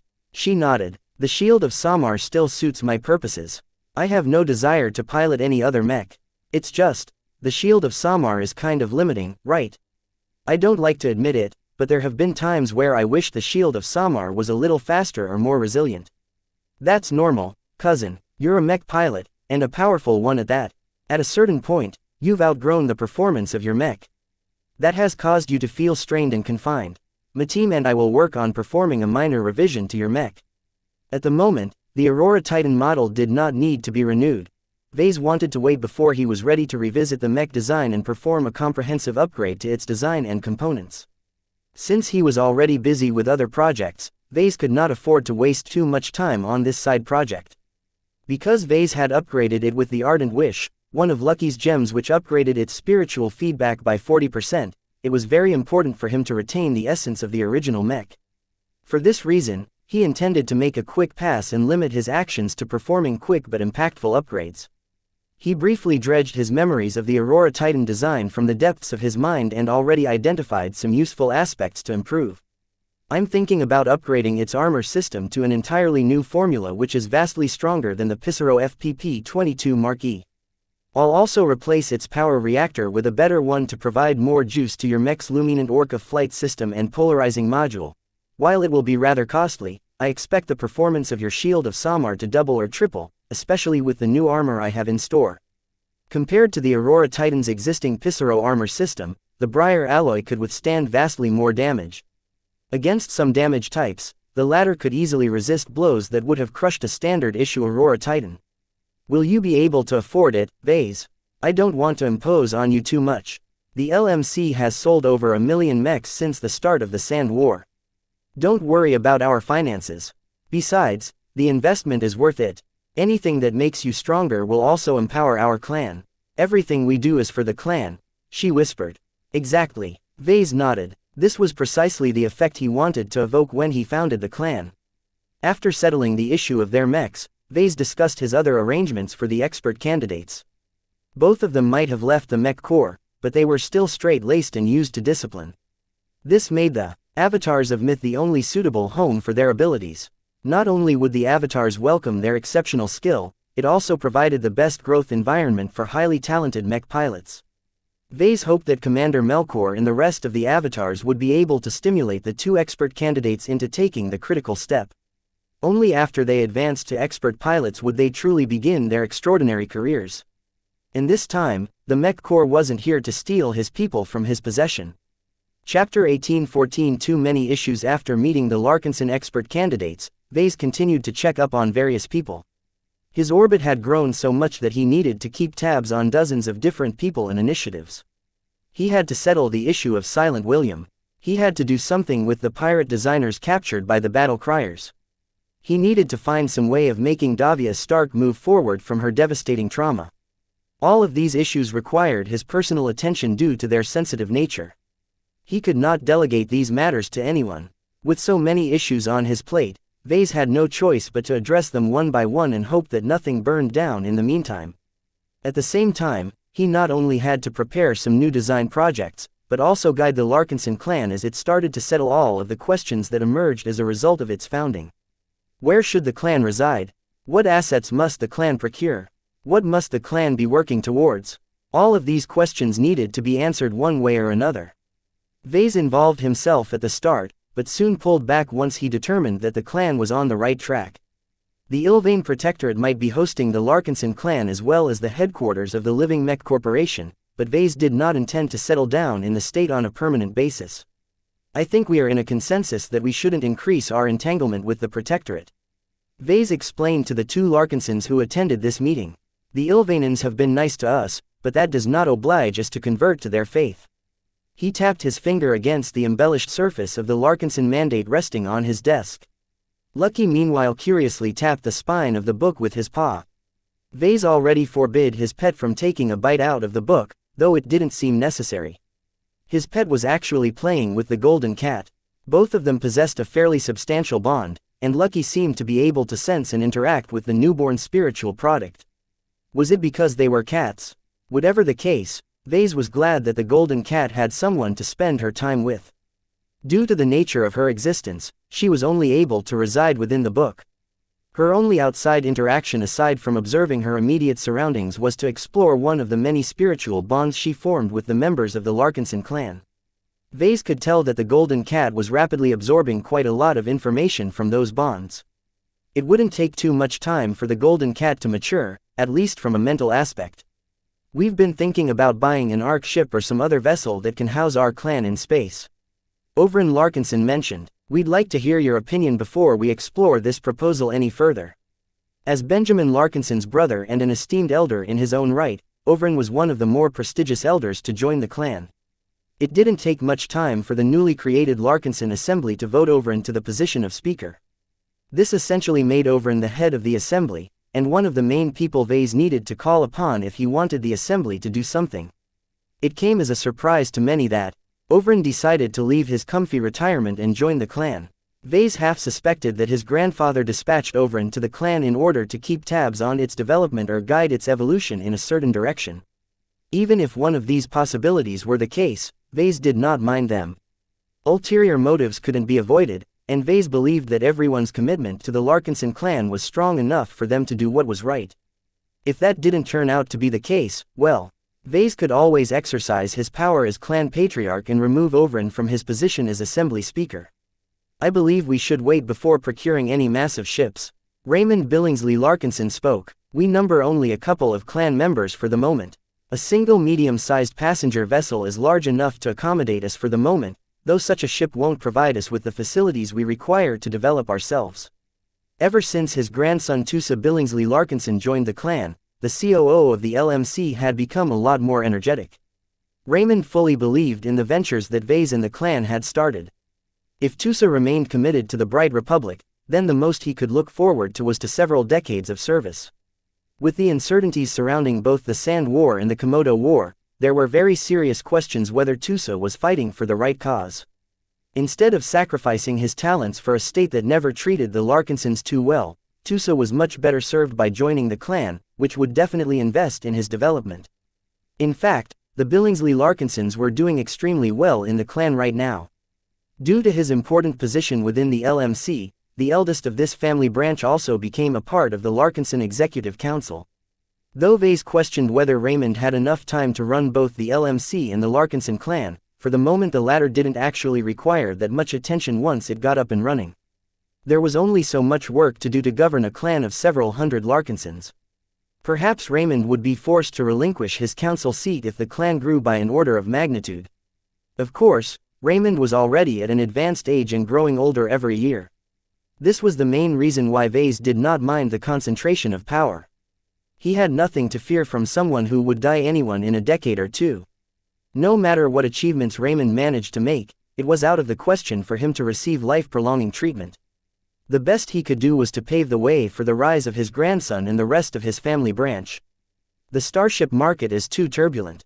Vase noted, prices are vastly inflated due to the huge and persistent damage of large-capacity passenger and shipping vessels. Supply has also dropped to a various precarious level as the Sandmen have destroyed many ship-producing states and forced everyone else to reserve the remainder of the production to themselves. In other words, this was the worst time to buy a starship, particularly a subcapital arc ship meant to provide a complete long-term spaceborne living environment for humans.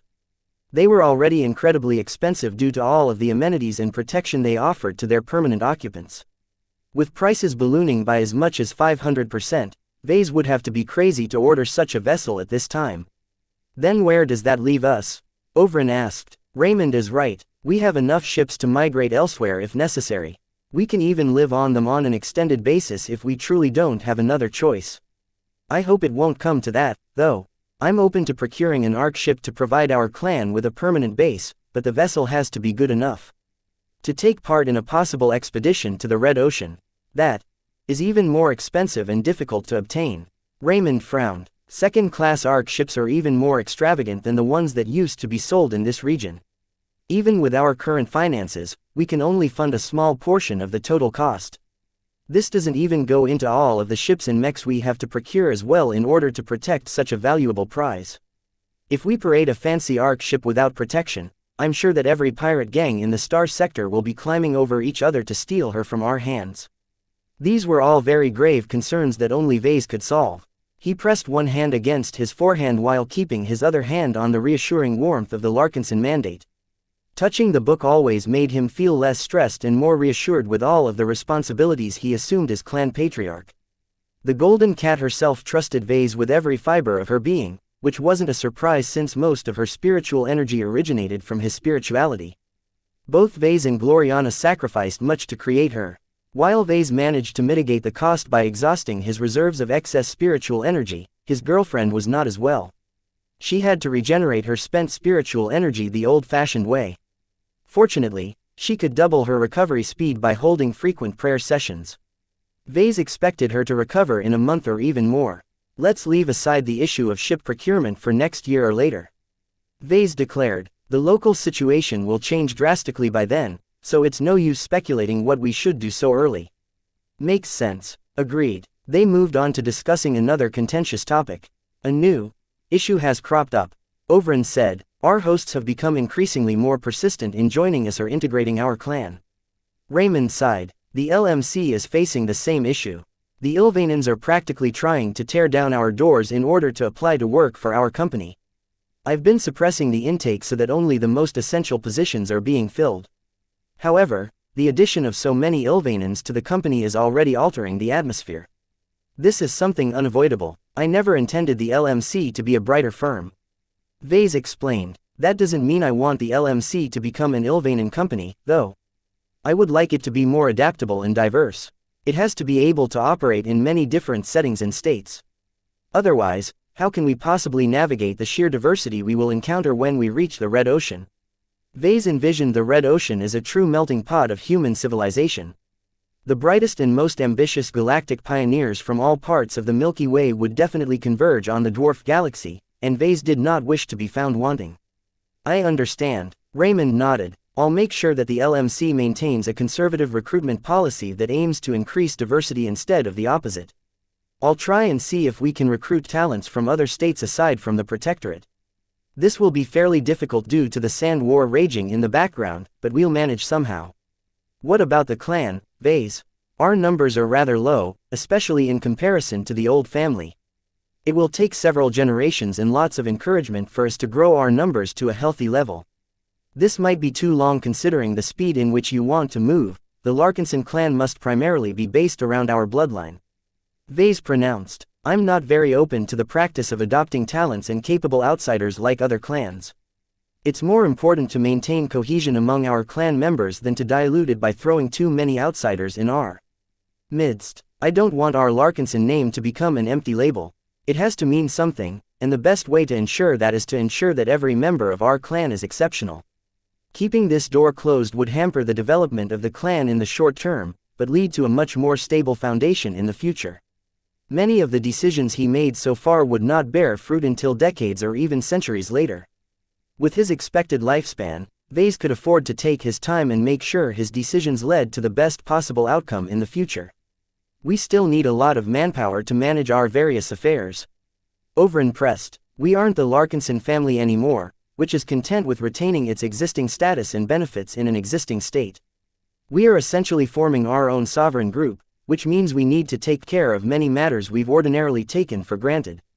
Hiring regular employees from the local states won't cut it. For some important positions, we need a much greater commitment from our new hires. I take it you have a suggestion for that, Speaker. Let's take a page out of the Larkinson family's book and reintroduce the practice of hiring retainers. Vase looked intrigued at this suggestion.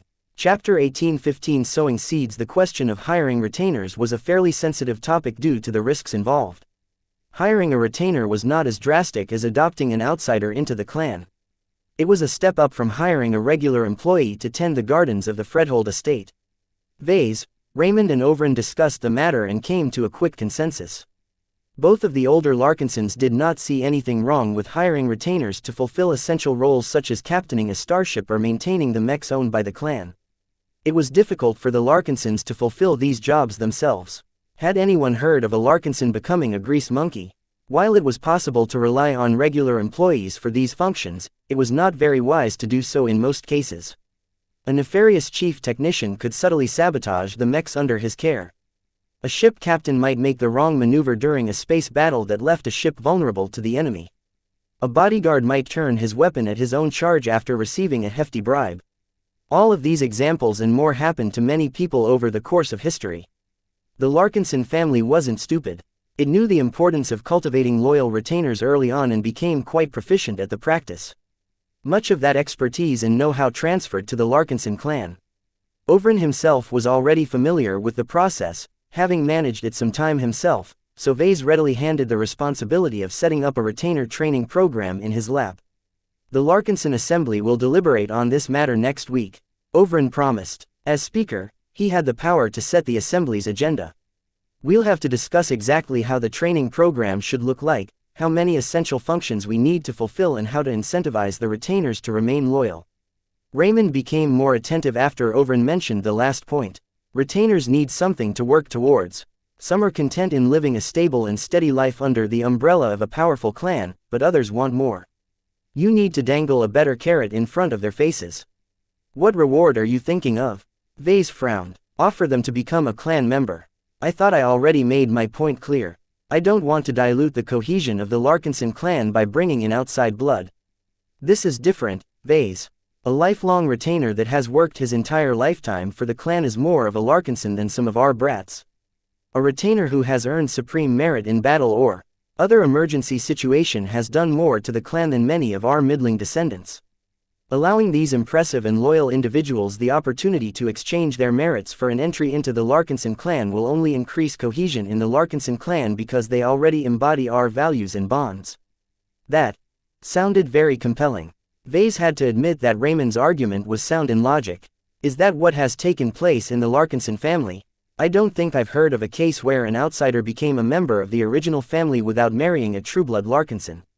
Overin nodded. It's rather obscure, but it has happened over the centuries. The only reason it hasn't happened more often was because the Larkinson family isn't involved in anything major. There aren't many opportunities for retainers to stand out. I expect our clan to be a lot livelier in comparison. This just makes it even more important to motivate our retainers as much as possible. Give them the opportunity to be adopted into the family, and they will work hard and apply themselves to the best of their ability. I don't know. Vase hesitated and tapped his finger against the surface of the Larkinson mandate. It goes outside of my vision of the Larkinson clan. However, I do admit that it might be a boon to our clan in the right conditions. I'll approve of it. Make sure not to screw it up. Clan cohesion comes first. We'll manage. The old family has centuries of experience in cultivating retainers. The warmth and happiness emanating from the Larkinson mandate gave Vase an idea. There's one more thing. Vase added. Any outsider who wants to marry into the clan or any retainer who you deem worthy enough to be adopted into the clan has to pass one crucial test. And that is, he flicked the solid surface of the tome. They must all receive the approval of the Larkinson mandate. Both Raymond and Overin became confused. Isn't it just a book? How can you possibly determine? The Larkinson mandate is not a simple book. Vase smirked. Lean forward and touch the book. Try and sense what it contains.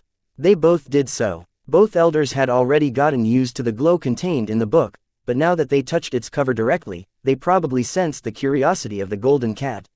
What am I feeling? Something alive. Vase smiled. Just like my mechs, this book is alive in a certain sense. Don't worry, it's completely devoted to the Larkinson clan. This is what makes it such a great tool to determine whether an outsider deserves to be adopted by us. If the book doesn't approve, then there's a problem with the individual in question. This sounds a bit too outlandish for us. Overin heavily frowned. He had much less exposure to the LMC than Raymond, so he wasn't too familiar with the company's emphasis on life and the hidden nature of glows. Let's wait until there's an opportunity to put the book to the test. Vase suggested, I believe in the Larkinson mandate, but I know it will take hard proof to convince you. There is more to this book than its pages, and I'll show it to you at that time. I'll take your word for it, Vase. Leaving an opening for outsiders to join the Larkinson clan and turning the Larkinson mandate into an essential testing device were very impactful decisions. The true import of their discussion would certainly be felt in the future.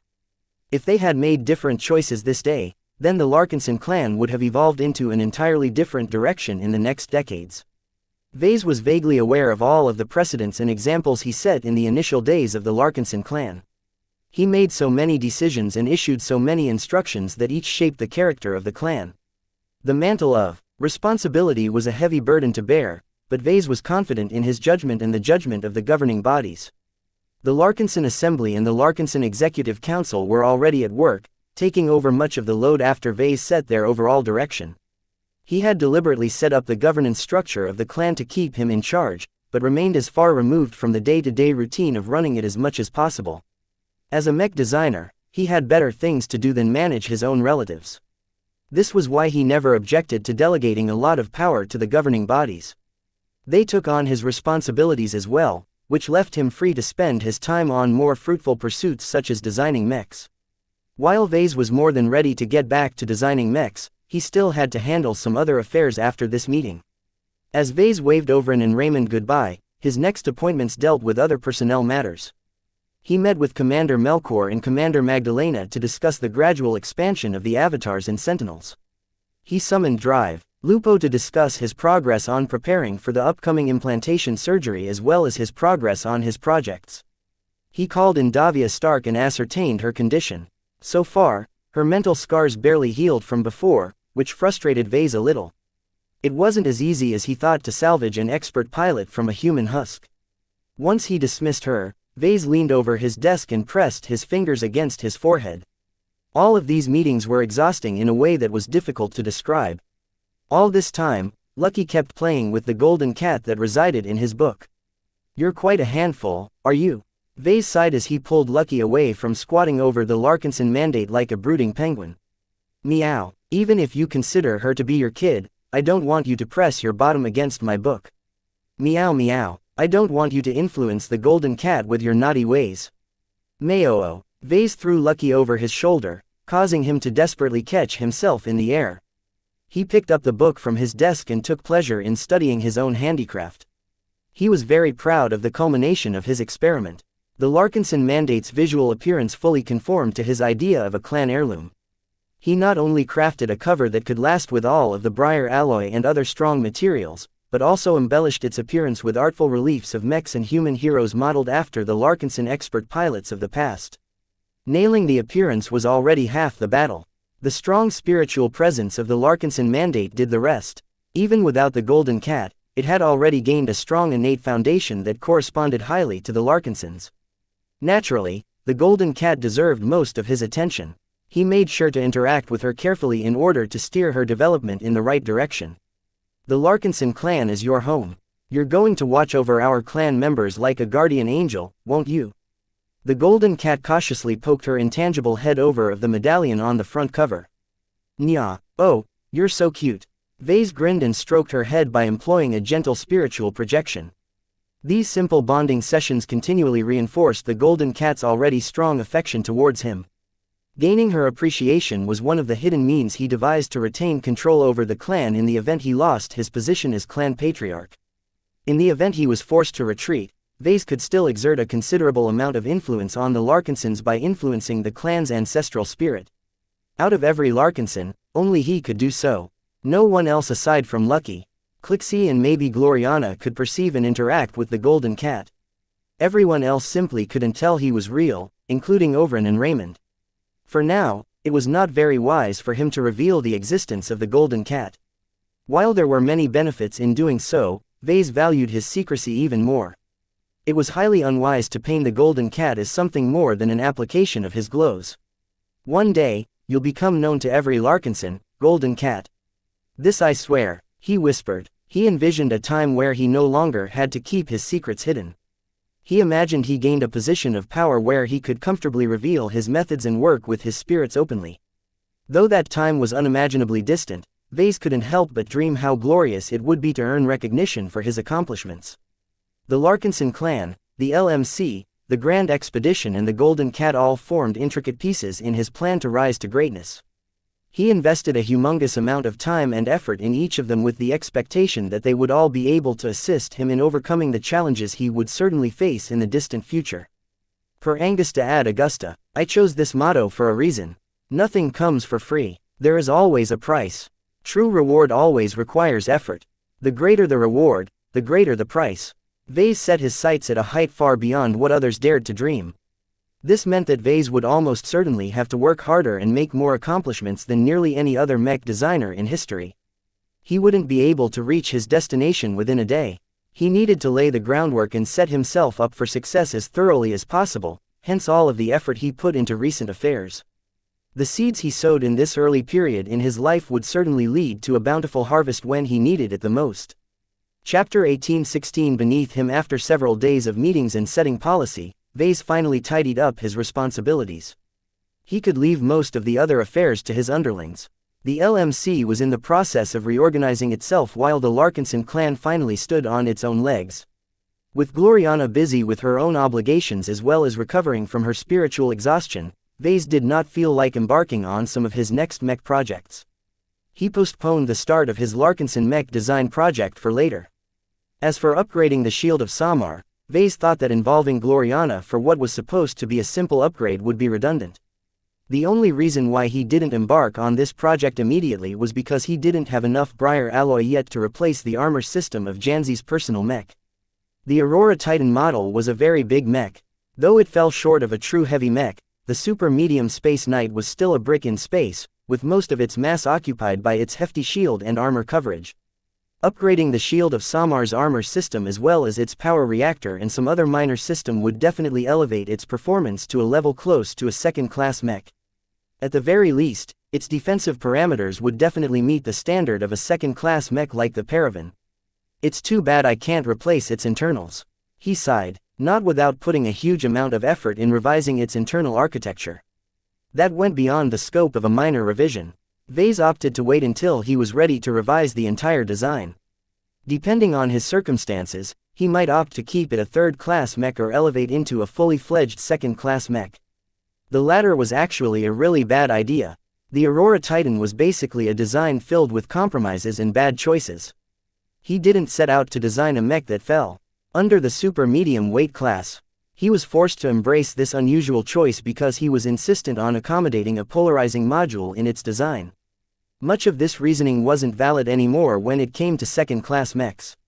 The tech and material level was so much higher that a polarizing module only took up the space of a backpack module or even smaller. It was perfect doable for Vase to design a medium Space Knight with standard proportions and decent mobility while still exhibiting all of the strengths of the Aurora Titan. Yet if Vase designed such a mech, would it be a successor or a replacement of the Aurora Titan Mark I? This was a very important question, because it determined the future of the Shield of Samar. This mech was extremely pivotal not only because it imprinted on Janzi and developed in a unique direction, but also contained one of Lucky's highly valuable gems. Vase wasn't sure if he could recover the gem if he dismantled the Shield of Samar, but he had a hunch that it wouldn't be possible. If that was the case, then Vase had to do his best to keep the Shield of Samar relevant by upgrading its capabilities to keep up with the time. Perhaps it wasn't the best idea, but Janzi appeared to be determined to pilot her Shield of Samar for her entire career. While this kind of behavior wasn't unheard of, it was extremely rare. It was too difficult for a mech pilot to stick to a single mech for the rest of their lives, especially when mechs got destroyed or damaged all of the time. They were war machines after all. Battle was in their lifeblood. Therefore, it was in Janzi and Ves's best interest that he kept the essence of the Aurora Titan design alive when he decided to update it properly in the future. If Vase had to design a second-class super-medium mech, then he would unflinchingly do so. Even if it made absolutely no sense to the market, as long as he had at least one customer in the form of a current expert candidate and future expert pilot, it was more than worth the effort. For now though, Vase merely aimed for a quick fix, so he only briefly visited the design lab and delegated much of the grunt work to his two design teams. I want both teams to propose how to best replace the armor system and the power reactor of the Aurora Titan with these following components. He announced. I'll let the both of you work on this separately so we can compare the results at the end. The team who designed the best version will receive a reward from me. Any questions? Vase did not intend to push off all of the work to his design teams. Regardless of the results, Vase would go over their choices and override them with his own solutions as needed. This allowed him to invest a lot less time on this project. He only felt a little guilty about the lack of thoroughness by employing this method. Janzi wouldn't be able to get the best version of the Shield of Samar, but Vase did not mind too much. The amazing defensive qualities of the Briar alloy was enough to mitigate some of the flaws that might result from this decision. Relying on superior materials to overcome the shortcomings of a design is the mark of a lazy mech designer. He sighed after he put the Tovar design team and the Ilvain design team to work. Both teams were named by the character of their mech designers. The first team still consisted entirely of young Tovar mech designers, while the second team mainly consisted of Ilvain mech designers eager to work for Bright Martyr. The only exception was Mayor Tordo. He was clearly an oddball amongst the devout and fanatical Ilvainans. Still, despite his youth and inexperience, Mayor managed to get along with his religious colleagues. How are you adjusting to the LMC? Vase asked when he pulled Mayor aside. It's strange. I understand the LMC is undergoing a hectic period, but my new job isn't what I've expected. This is only temporary, Vase emphasized. We'll embark on a proper design project soon. I'll be spending a lot more time in the design lab where I can guide and tutor you more extensively. For now, you should look to your colleagues to learn the essentials of working in a design team. They have much to teach. The novice mech designer understood. As one of the most junior mech designers in the LMC, he shouldn't expect too much at the start. However, that did not mean that Vase intended to neglect the younger mech designer forever. With his spiritual potential, Mayor had the potential to be great one day. After packing Mayor off, he decided to venture to the Ion Tracker, the flagship of the Battle Criers. It was time to meet with the pirate designers the Battle Criers had captured during their months-long deployment. Several different thoughts passed through his mind as he tried to determine what he should do with his prisoners. He didn't really have a plan for them. When he initially issued the order to the Battle Criers, he merely treated it as a side priority. Once he met the plagiarizers face to face, Vase envisioned taunting them before shooting them in the head in order to satisfy his need for revenge. Yet now that he became used to bearing the mantle of responsibility, he felt ashamed for ordering their capture in the first place. He didn't know what he was thinking back then. What did it matter if he captured a couple of pirate designers who had the temerity to rip off his mech designs? While he felt affronted by their awful attempts at putting a new spin on his work, they were so far below his level that squashing them would only dirty his souls. It was beneath him. Why should he care about their trivial violations? If Vase could turn back time, he would have told the Battle Criers to stop bothering about this matter. Too bad it was too late. What do you think I should, Lucky? Should I kill off the pirate designers, turn them into test subjects, or do something else with the bastards? Meow. Lucky playfully circled around the Larkinson mandate that floated after Vase with the help of a custom-built levitation brace. Due to the tome's extreme importance to the clan, Vase did not wish to let it out of his sight. It was fairly easy for him to build a brace that could clamp on the book and allow it to follow after him. Even though he could have carried the book in his hands, that would have become a little tedious whenever he needed to put it down in order to employ both of his hands. Nida followed after them both. Her suit of combat armor thudded loudly as its weight thudded loudly against the deck. If I may make a suggestion, sir, you should get rid of them. She spoke in one of her rare bouts of initiative. Pirate designers are irredeemable criminals. There is a reason why they have stooped to designing mechs for pirates and other underground scum. I know. Vase actually feared becoming one as well if he ran afoul with the MTA or the CFA. Even now, the possibility continued to loom over his head. He already violated so many of their taboos, and only managed to get away with them because he managed to hide his misdeeds. There was a risk in associating with pirate designers, that was for sure. However, he could not bring himself to kill them off, at least for now. He intended to make a decision after he met with the prisoners and gained a better idea of their character. They eventually reached the brig. Though Commander Cinnabar wasn't there to meet him, Vase nonetheless smiled as he greeted a familiar figure. Dietrich, how are you doing these days? As one of the few non-Kinners in a Kinner mercenary corps, Dietrich stood out with his distinctly different demeanor. Vase carefully inspected his friend and found that his fellow Cloudy Curtainers seemed content with his new lot in life. I've managed to fit in with the battle criers, though not completely. Dietrich readily said, they're a good bunch of people, though why they are so dedicated to loyalty is a mystery to me. I like it, though. After the whalers led me down after my old man died, it's reassuring to serve and fight alongside buddies who I can trust in the heat of the moment. Vase slapped Dietrich in the back. That's great to hear. Please lead me to the prisoners. How well behaved are they? Some of them are more feral than we like. It's like they're not really human when their mood swings in the wrong direction. We've been forced to activate some of the restraint mechanisms of their cells in order to prevent them from bashing the cells and such. That sounded a bit strange to Vase, but then again the people born in the frontier were never right in the head. He expected better from mech designers who grew up in civilized space, though. He recalled that Ronnie Blast used to come from the Bright Republic according to the intelligence he accessed. Here he is, Ronnie Blast. Dietrich smiled and waved his hand. The energy screen in front of them winked out, revealing a bare white cell with nothing but a bed where Ronnie Blast was lying bored out of his skull. Finally, the young, blonde-haired man instantly perked up. I was going crazy here. There's nothing to do here. Can you please let me go? I haven't done anything. Whatever you think I've done, I'm innocent. Vase unconsciously leaned back from the man's screams. Was this Ronnie Blast? Yeah, Dietrich remarked. Ronnie here is always like this whenever we show up. We have to put some sense in him whenever we want him to act normal. You, Ronnie exuberant pointed at Vase. You're in charge, right? Please let me go. There's no reason for you to keep me captive. I'm just a mech designer. Vase slowly began to glower. Perhaps Nida was right. Chapter 1817 Scum of the Frontier. Whatever he expected from the infamous Ronnie Blast, it wasn't this. The shouting brat who continued to yell at Vase to free him was different from his expectations. He imagined a cowardly, craven bottom feeder who became a pirate designer out of desperation. He believed that Ronnie Blast was a mech designer of poor mental fortitude who would crack the instant he came under pressure. Instead, he encountered a loudmouth with poor volume control and a penchant for whining. A lot of whining. You're a mech designer, right? I can tell that from you. You have that smart air about you that reminds me of some of my colleagues in the past. Was it you that kidnapped me? Why did you ever pick me up? I was well on my way to, shut up. When Ronnie Blast shouted, he came across as a blabbermouth. When Vase shouted, he commanded attention. There was a drastic difference between the two. Their life experiences, successes and training all shaped them in ways that led to drastically different directions. No matter how obnoxious Ronnie appeared to be, his mouth instantly shut the moment Vase uttered his words. It was at this time that Ronnie realized that Vase appeared less than pleased with his conduct. He looked sheepish, but quickly regained his bravado.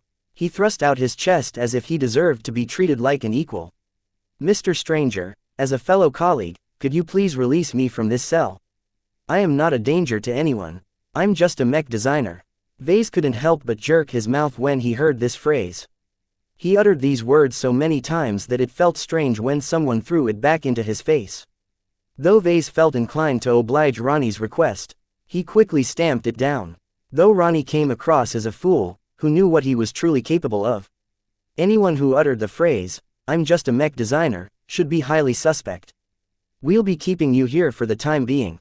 Vase unapologetically declared, you are Ronnie Blast, a pirate designer of ill repute.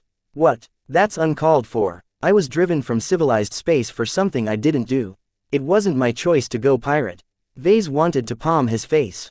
He also wanted to activate the sound modulator in the cell in order to make Ronnie's shouting less grating on his ears. Don't lie to me, Ronnie. I know this is not your real name, and I know you are native to the Ferris Star region. Why did you capture me? Ronnie demanded. I've never done anything to you or any other mech designer for that matter. I always kept to myself while I was trying to survive in the frontier. Did you? Now, Vase huffed and leaned his shoulder against the cell wall. Does your blue Paradiso design ring a bell? The pirate designer frowned. You mean my spaceborne laser rifleman mech design? Your design? Vase glared. Do you have the temerity to claim that your poor excuse of a rip-off is your original work? I know who you are. A light bulb finally lit up in his empty head. You're Vase Larkison. Vase grinned. I'm the original designer of the Crystal Lord, among other mechs. Is this why you nabbed me off my ship? Why me? There should be countless others WHO borrowed from your work. I'm just a random mech designer. You're different. You not only ripped off my design, but also sold your mechs to a pirate gang that almost killed me. If I hadn't managed to deter them, then I might have suffered the indignity of getting killed by an exceedingly bad imitation of one of my own designs. That is a true indignity that has continued to haunt me in my nightmares. Vase really wanted to punch Ronnie in the face. He could do it, but he felt that would just sully him further. He calmed himself and tried to find some way to see some benefit in keeping Ronnie under his thumb. You should feel honored for making me use your design as a source of inspiration.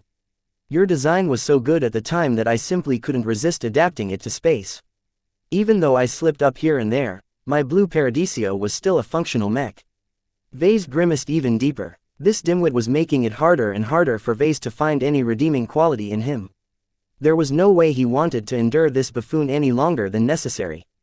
His plan to form a so-called Redeemer design team, made out of pirate designers who deserve a second chance, fell through. At the very least, Ronnie emphatically did not deserve a second chance. As the pirate designer continued to shout, Vase drew out a long neglected pistol from his belt holster. The Peaceful Repose was a mastercrafted weapon, which was one of the main reasons why it had been so expensive. However, its inherent tech and material levels were fairly low. While this was more than enough for a typical customer from a third-rate state, Vase was starting to encounter more formidable threats. He needed something better. He took one good look at the Peaceful Repose before passing it on to Dietrich. This is for you. I've outgrown this weapon. I'll key it to your life signals and send you its custom ammunition later. I'll also hand you the Sparus V's as well. It's a good suit of armor if you want to don something light. Dietrich blinked as he held the unusually decorated ballistic pistol. Really? This gun looks expensive. I don't want to mooch off you, Vase. Vase grinned. Relax. I'm anything but short of money these days, and I already have something better. Nida already wore something better, fortunately. Ever since he reached the Kesseling system, the Scarlet Rose and all of her contents belonged to him. The Hexers hadn't taken anything away, which also included all of the gear that Vase managed to salvage. Right now, Nida opted to wear a modified suit of heavy combat armor salvaged from the Scarlet Rose. Her main armament consisted of one of the impressive triple-type heavy assault rifles.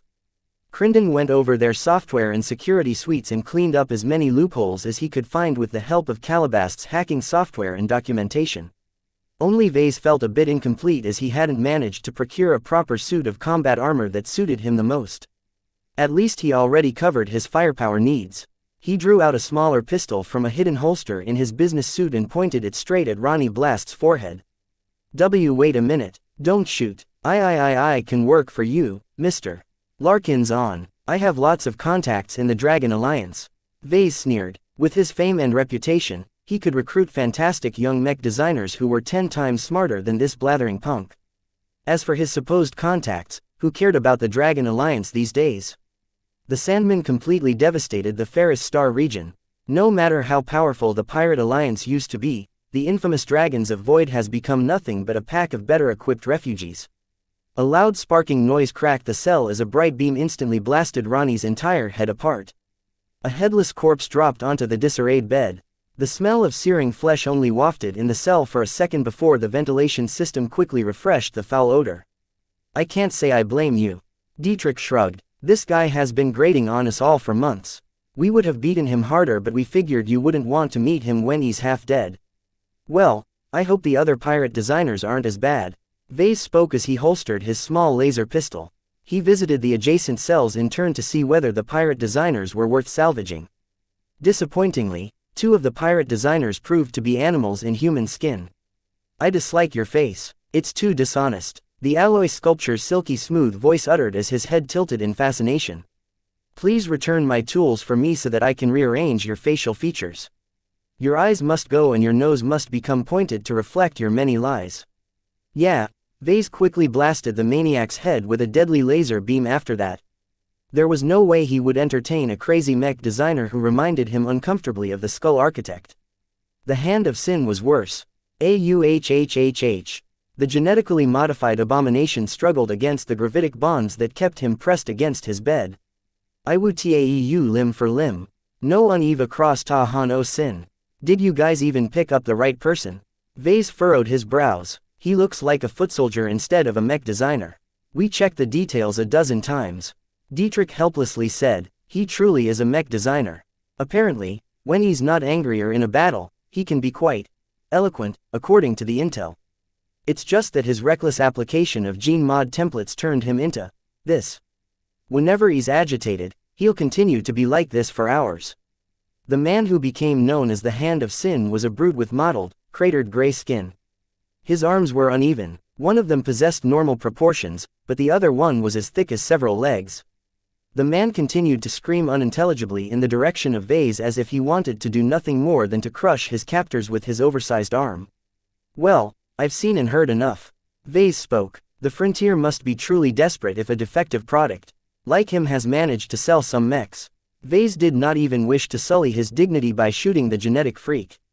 He waved his hand to Nida, who brought her heavy assault rifle to bear on the immobilized Hand of Sin. A few weapon discharges later, nothing was left of this infamous mech designer aside from steaming piles of charred flesh. There were only 2 more mech designers left. Vase hoped to meet someone within an acceptable range of normality for once. Meeting someone like Myra was ideal, but he could settle for someone like Kedis. Vase would be happy as long as the pirate designer possessed enough self-awareness to understand they needed to behave. If someone failed to recognize the reality of their situation, then they were too stupid or insane to be worth keeping alive. Was it too much to ask for a useful pirate designer? Did Vase set his expectations too high? I really hope the next one is better. He muttered. I think you'll be pleasantly surprised. Meryl is the best behaved captive we have so far. She hasn't given us any flack in the months we kept her captive. When they entered the next cell, Meryl turned her gaze from the romance drama projected by the cell. She instantly waved her hand to flick it off and composed herself as best as possible. Good day, Dietrich. Good day, Meryl. This is Vase Larkinson, my boss. He's the one who decides your fate, so I suggest you be on your best behavior. From the amenities in the cell, Meryl evidently behaved so well that she earned some rewards to make her stay more comfortable. That and the spontaneous advice from Dietrich made Vase think that Meryl was truly different from the wastes of space he met before. So, what makes you a pirate designer? Didn't you read my record, sir? Meryl smiled impishly at Vase.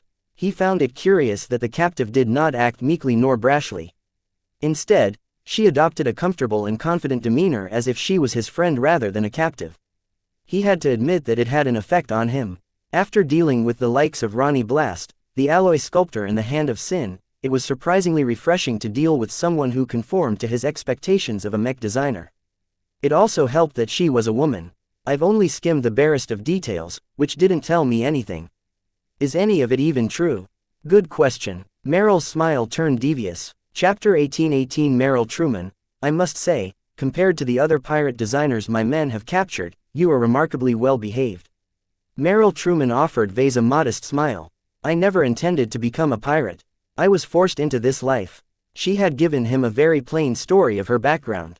According to her words, she was born and raised in the Ropo Principality. After graduating from a good mech design university from the Principality, she attracted the attention of a senior who mentored her. Over the course of her duties, she went on some sort of assignment that brought her close to the frontier where her entire life upended. A gang of ruffians ambushed our ship. Our escorts were too weak and stood no chance, so they ran. Meryl growled. After that, the pirates took possession of our passenger ship as well as everyone inside. It seems you didn't suffer too much in their care. I'm a mech designer. She shrugged. No matter how stupid pirates can be, they recognize the value of a properly educated mech designer. I managed to impress the pirate captain with my wit and intelligence. What happened after that? I got put to use. A mech designer is useful in many ways. By the time I gained a measure of status within the loose pirate community, I already developed a reputation for myself. Even if I found a way to get rid of the pirates who protect. It was too late for me to go back. They deliberately tarnished my reputation and tainted my name to cut off any possibility of going back to civilized space. How horrendous. Vase replied mildly. Those pirates truly deserve death. She grinned. They did. The Sandman destroyed half of their mechs. Your battle criers did the rest after they limped their way into civilized space. That left Vase with Meryl, a seemingly well-behaved mech designer who was resourceful enough to survive in the frontier after falling in the hands of space scum. Vase had no doubt that Meryl left out plenty of details in her story. The fact that a mech designer with so little bargaining power managed to survive and thrive in the brutal frontier was very exceptional. This was especially so because Meryl was a woman. The frontier was not kind to women. Civilization had gone backwards in this lawless region, and men dominated the Ferris Star region. The Hexadric hegemony possessed absolutely no influence here, and all female outfits like the Sword Maidens were the exception rather than the rule. All of these adverse conditions made Vase regard Meryl in a different light. Since Vase was short on capable subordinate mech designers, he could not bear to throw away a talent regardless of how much dirt she accumulated. Of course, Vase did not forget to maintain his basic vigilance. Anyone who managed to navigate the perils of the frontier ought to be suspect. When Vase studied Meryl's calm appearance, he finally found out the reason why he sensed a familiar vibe from her. She gave off the sense of someone with tight control over her emotions, just like Patricia. This was quite remarkable, as Vase hadn't met too many rational mech designers. His interest in Meryl increased even further after Vase ascertained that she possessed spiritual potential. In general, only those with definite spiritual potential were able to adopt the methods of a rational mech designer. There were definitely some shenanigans involved with regulating their spiritualities and spiritual energy reserves. Though Vase wasn't able to inspect Meryl's spiritual state in greater detail due to its diminutive and underdeveloped nature, it should definitely be weaker than a mech designer of her level ought to possess. It seemed that Vase would not have to blast her head with his laser pistol. As long as she was useful to him, he did not mind offering her a second chance. He still had some questions, though. One of the reasons the battle criers sought you out is because you designed an unauthorized variant of my design. He spoke, deliberately revealing some of his displeasure. One of my biggest pet peeves is someone stealing my work without paying the price. My apologies, Mr. Larkinson. Meryl lowered her head in apology. It is not as if there is a mechanism for pirate designers to purchase licenses under their name. I didn't possess the capital or the right currency to pay you either. Pirating other people's work is extremely widespread in the frontier. Vase waved his hand. It's no big deal to me anymore. I understand the position you were in. Tell me about your work instead. You designed a variant of my Blackbeak, yes. She nodded and became a bit more engaged when the topic turned to her work. That is correct. I had need to design a rugged and robust night mech, and browse the galactic net for decent works. Your Blackbeak popped up by chance. While it was a premium mech, it fully met my needs with its strong internal structure and decent balance.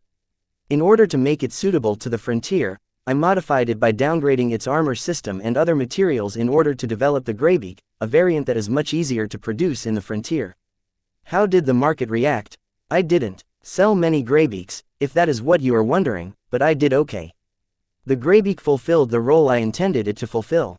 It might be a lot worse off in terms of damage resistance, but it functioned well enough on rugged, untamed planets. I've also applied my specialty to it to increase its burst power and mechanical strength. It can deliver quite a punch in the right conditions. Vase had briefly studied the design of the Greybeak beforehand and noted several unusual modifications that he suspected to be part of her specialty. They were very interesting modifications and additions that increased the force exertion of a mech at the cost of accelerating its wear and tear. What is your specialty? Is it related to the musculature system? Not exactly, though I won't fault you for making that guess. My actual specialty is imbalance. It's a more abstract design philosophy that is related to introducing deliberate imbalances in a design in order to generate temporary mechanical advantages that can be employed to increase a mech's mobility or empower its blows.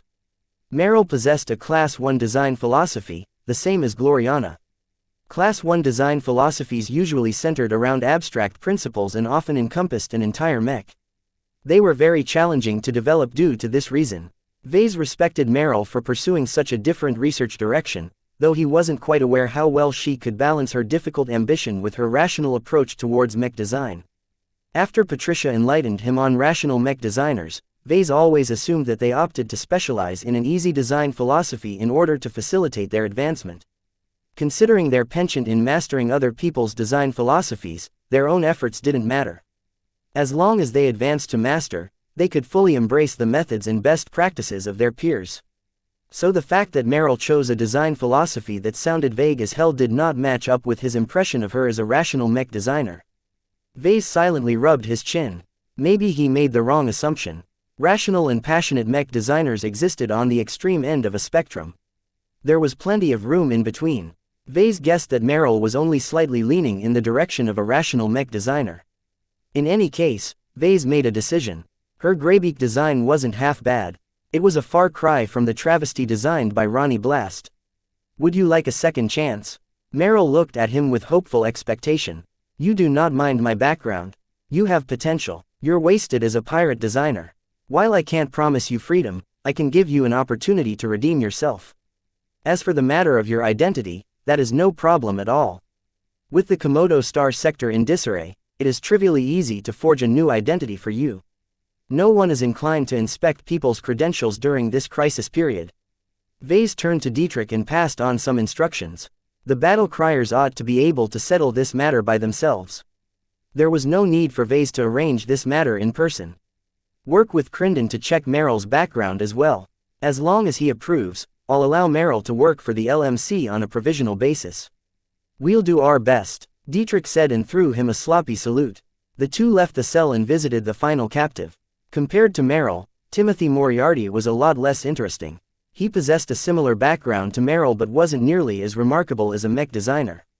Vase did not say anything else to Timothy after he asked his questions. Instead, he left his cell without announcing his verdict.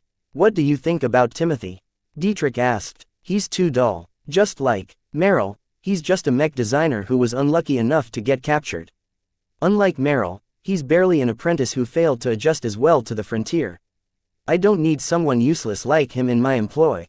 Does that mean? No. Vase shook his head. I only killed the other mech designers because they are either animals or a disgrace to our profession. Removing them from existence is a boon to the mech community. That's not the case here. Timothy managed to maintain his sanity after ending up in the frontier, and that's ultimately good. Just send him to the border of the Ilvain Protectorate and dump him in a random star system. He can make his own way from there. Killing Ronnie Blast, the alloy sculptor and the Hand of Sin left a very foul taste in his mouth. He wanted to end this round of visits on a better note, so he decided to free Timothy Moriarty back into the wild. After that, Vase and Dietrich along with their escorts walked back to the shuttle bay. Along the way, Vase told Dietrich what he intended to do with the battle criers. The avatars of Myth and the Living Sentinels both have very defined purposes in my force lineup. They're too straight-laced to perform certain assignments, though. They are also meant to stay close to my orbit. This is why I'm developing the battle criers into an outfit that can perform missions that will take them far away. You will all need to learn how to take care of yourselves in situations where help is very far away. Does that sound to your liking? I like it, Dietrich smiled. Staying on guard every day is boring as hell, and I don't think I'm cut out to be an avatar. As I've said, I like hanging out with the Kinners. They're the only people around who I can trust with my life. Since you seem to be getting along well with the battle criers, I'll let you stay here despite the fact that you're not a Kinner.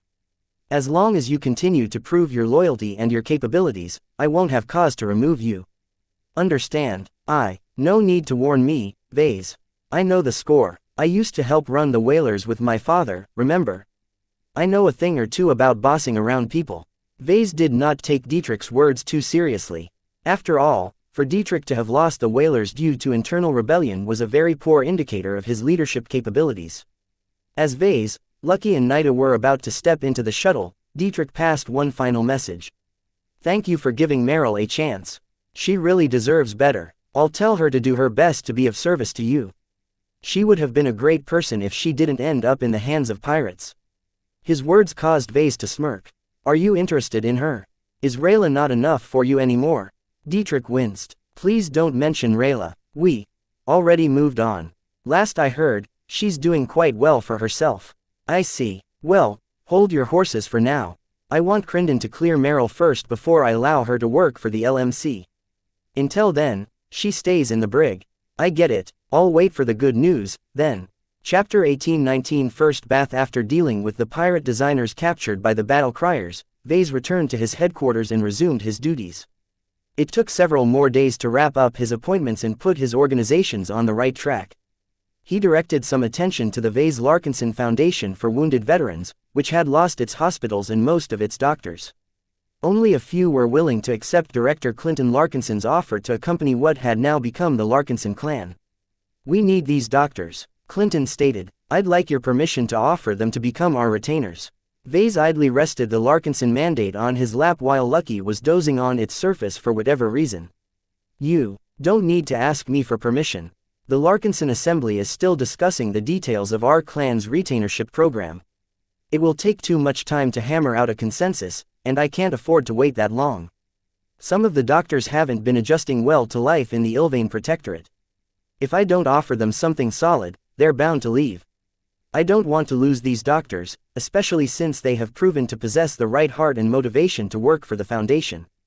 Vase couldn't be bothered to evaluate the doctors in person. If Director Clinton said they were all right, then that was already good enough. "Fine, I'll give you permission to do so. Just remember that as their guarantor you're also responsible for their good behavior. I'll keep the docs, nurses and other personnel in line. We have our own doctors now. As long as I seek a couple more specialists, we don't have to depend on our host states to deal with any medical emergencies." After departing from Cloudy Curtain, the Foundation turned into a homeless charity. While it lost much of its doctors and personnel, it still retained all of its medical equipment and other sophisticated hardware. As long as Clinton managed to attract new doctors, the Foundation could get back on track.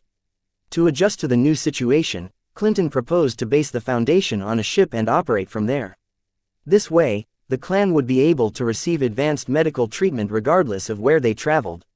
Vase approved Clinton's proposal. The expeditionary fleet he intended to build would certainly require a robust health service that could take care of many patients and treat many different ills.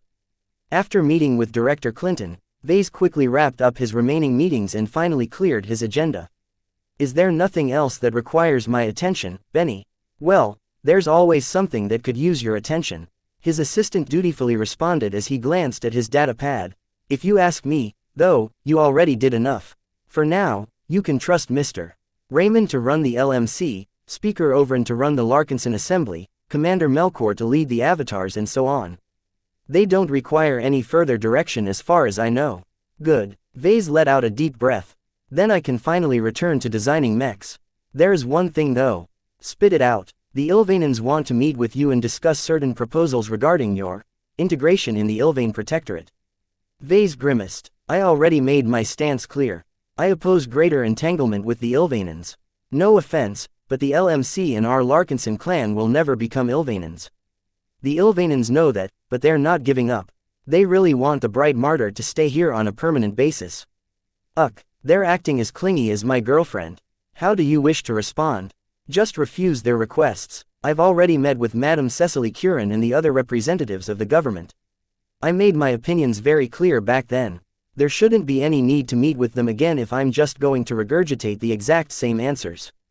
There might be trouble if he continued to rebuff the Ilvainans, but Vase did not expect them to push too hard. He was the Bright Martyr, after all, and his mech designs had practically saved the Protectorate. The three leading dynasties all respected him and knew better than to mess with him. The Ilvainan people would eat them alive if they did anything towards a martyred follower that supposedly received the Great Prophet's blessing. After dealing with these matters, Vase left the headquarters and returned to the Austin estate where he enjoyed supper with Gloriana and kept her company for the rest of the evening. As they sat on a bench in the back garden of the estate grounds, they both watched the darkening skies and the local star dipping below the horizon. The Larkinson mandate rested next to Vase, attracting the attention of both Clixie and Lucky. Meow, meow meow, meow, nya. Vase watched on with interest as Clixie attempted to groom the golden cat, only for her tongue and head to pass right through. Meow, they're so cute. Gloriana smiled at their antics. It's so strange. I can definitely feel a connection to the proto-god you've made. This golden cat of yours is much more to my liking than your other proto-gods. You should make all of your proto-gods female next time. I'll keep that in mind. Vase vaguely replied, having no intentions to abide by this request. How are you, by the way? Are you still able to remain productive in your exhausted state? You don't have to worry about me. I took your advice in stride and tried to find a way to cope with this state. While I don't feel inspired, it hasn't affected my other capabilities. As long as I don't have to do anything too imaginative, I can still solve lots of problems. Since Gloriana said she was okay, Vase dropped the matter. It was actually genuine good for Gloriana to undergo these situations from time to time. Vase believed that she would definitely be able to elevate her mental toughness through these ordeals. This was important because mental fortitude was very important in performing draining spiritual techniques. The improved method that Gloriana utilized before was too crude and inefficient, causing her to endure an excessive amount of strain due to her lack of control. How is your brother and your cousin faring here? They're fine, Gloriana replied. They're not glad to be here, but you don't have to worry about them leaving. Rania at least has plenty of work to do. According to her, your physique is making her life a lot harder. What about your brother? I can't imagine that the hegemony will let an expert pilot like him roam around outside the hegemony. Brutus is more than willing to protect me, but he can only stay with us for so long. Once he's recalled, I'd like for us to accompany him back to hegemony space. Would you like to visit my home state? I can introduce you to my mother and my relatives. Vase coughed. Ahem, let's not be so hasty. Before we manage to complete your mother's challenge, I think it's best for me to keep some distance. Who knows what an awful impression I'll make when I meet her in person. It's better to reconsider this matter after I have a chance to leave a better impression. I guess you're right. Gloriana nodded thoughtfully. My mother rarely changes her mind. I don't know how she'll react to a boy like you in your current state. Before we design and build a suitable masterwork mech, you're not much different from anyone else who hails from a lesser state. He objected to her evaluation. I'm already standing out a lot from my peers. None of the other journeymen I know of has managed to swing the sand war with their mech designs. It took an entire team of seniors to introduce the Dawnbreaker line and steal some of my thunder. Hehe, I know that, Vase. That doesn't mean the others know. Our Woden dynasty doesn't have a tradition of raising mech designers. It doesn't really understand the nuances of mech design, especially at the higher levels. You'd think they would take the advice of someone knowledgeable in this field, such as you. She shrugged. I'm not enough. They paused for a moment and enjoyed each other's body warmth. Gloriana's lavender scent continued to tickle Ves's nose, causing him to bask in her presence. In the meantime, the three cats each attempted to interact with each other, to mixed results. All of them existed in different forms and phases. Meow. Lucky finally had the bright idea of turning himself intangible. Once he did so, he actually managed to touch the golden cat's spiritual body. Meow meow meow. He immediately grew excited and pounced on the golden cat, much to her distress. Lucky soon gave the juvenile spiritual entity her very first bath. Nya, nya, nya, meow. Clixie practically begged Lucky to teach her how to turn intangible, but it was not to be. The circumstances where the mechanical cat gained this ability couldn't be replicated. You wanted to use the golden cat you made to design a mech exclusive to the Larkinsons, right? Gloriana spoke up again. What have you come with so far? I've developed some ideas, Vase carefully replied as he organized his recent deliberations. The mech I wanted to design has to serve several different purposes. First, it has to remain relevant for at least a couple of years. I don't want to spend all of this time designing a mech that will grow redundant just a year later. Understandable. Second, I want it to play a useful role in my attempt to elevate the avatars, battle criers, Sentinel and other Larkinsons into second-class mech pilots. I think I can make the transition easier if I design a mech that straddles the line between the two classes. A 2.5 class mech, as it were. It will basically have some of the capabilities of a second-class mech without the accompanying complexity. How will you do that? I have some ideas. Briar Alloy played an essential role in that. Vase wasn't ready to reveal this, though. What else do you have? The third priority is to design something that can suit most of my mech pilots. I've recently ordered Benny to perform a survey, and he listed out all of the piloting specialties my warriors possess. They run the gamut, but most of them specialize in either light mechs, swordsman mechs, knight mechs or rifleman mechs. There are huge differences in their underlying designs. You'd have to design at least 3 mechs to cover most of the bases. I can't afford to waste too much time on this project. Vase stated, I only want to spend 2 or 3 months at most on this project before I move on. That's not enough to design an entire suite of mechs for my mech pilots, so I decided to take a different approach. Gloriana was smart enough to guess his solution. You're designing a modular mech platform. That's bold. She didn't sound too enthused by the idea, and for good reason. A modular mech platform was basically a mech designed to accommodate different roles from the ground up. It did so by incorporating a certain degree of modularity in their designs. This enabled customers to swap the loadouts of the mech in the field. For example, to convert a knight mech into a rifleman mech, the arms as well as the weapon had to be changed. Though this sounded incredibly useful, in practice a modular mech platform consisted of a huge amount of compromises. What it gained in versatility, it lost in many performance aspects. The core structure of the mech had to accommodate way too many roles, which prevented it from excelling in any single area. This stood in stark contrast to specialized mechs, who weren't nearly as good in adopting different loadouts and fighting methods. For Vase to state that he would take 3 months at most to design a fully featured modular mech platform sounded crazy. A modular mech platform design was an incredibly burdensome investment that didn't always pay off. An ordinary mech designer took at least a year to design such a formidable project. What gave Vase the confidence he could complete it in 3 months? Chapter 1820 Desolate Gloriana. A modular mech platform was the catch-all term for mechs. Designed to accommodate multiple roles. Unlike the multi-purpose mechs common in first-class mech designs, modular mech platforms weren't designed to fulfill multiple roles at the same time. Instead, they consisted of a very broad and adaptable base which could be outfitted in several different ways. Need a ranged mech, then slap some precision arms to the torso, add some targeting systems to the internals, and equip the resulting mech with a rifle. Need a knight mech, rip off the gear previously added onto the platform and instead add some heavier arms as well as extra layers of armor. Add a sword and shield and voila, a knight mech. Such versatility was very useful to outfits and forces that expected to face a variety of threats. The ability to convert a lot of mechs to a different mech type was incredibly valuable to some customers. Some of the more famous modular mech platforms were able to turn into at least a dozen different mech types. From light skirmishers to artillery mechs, as long as the design was good enough, the choices were limitless. Naturally, the trade-offs were also significant. There were many flaws associated with modular mech platforms that limited their popularity. The most important one was that modular mech platforms couldn't match the performance of a specialized mech. A force that fielded a company of specialized mechs would always beat an equivalent force of modular mech platforms. The gap in performance was simply too noticeable. Unless the force that fielded the specialized mechs possessed obvious vulnerabilities, it would always be able to leverage its superior performance to overcome a more versatile adversary. The second flaw associated with modular mech platforms was that they were incredibly difficult to design well. The greater the amount of loadouts, the more the design had to accommodate different demands. This not only increased the workload, but also the difficulty of completing the design. Most mech designers had no good reason to embark on such an ambitious project. They could just invest their time in designing a bunch of mechs with clear purposes.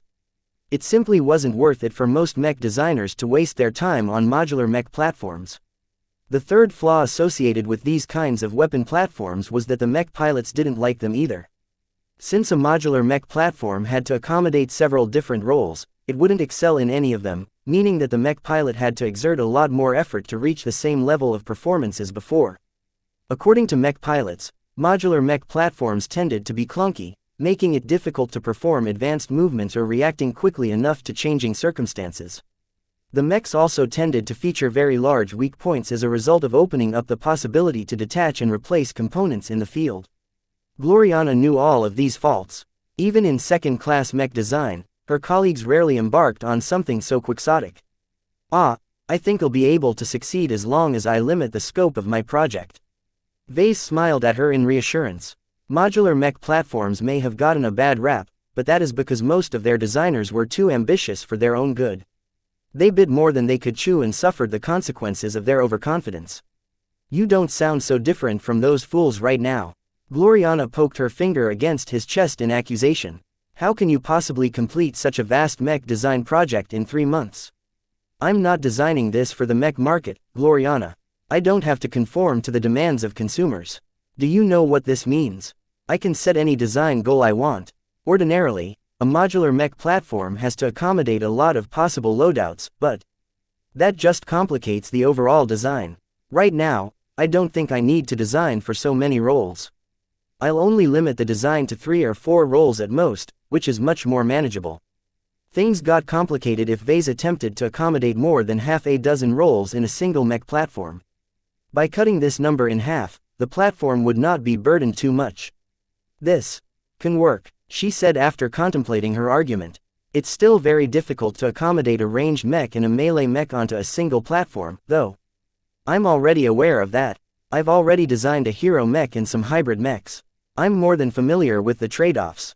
This has actually given me the confidence to embark on this project. I know what I'm dealing with and I'm confident in both of our skills. What about the lowered performance? This won't be a problem either as long as I throw enough resources and money at the problem. I've recently came across a source of highly valuable exotics. I also have a lot of money at my disposal. It's no problem for us to overcome this downside by relying on the superior attributes of expensive materials.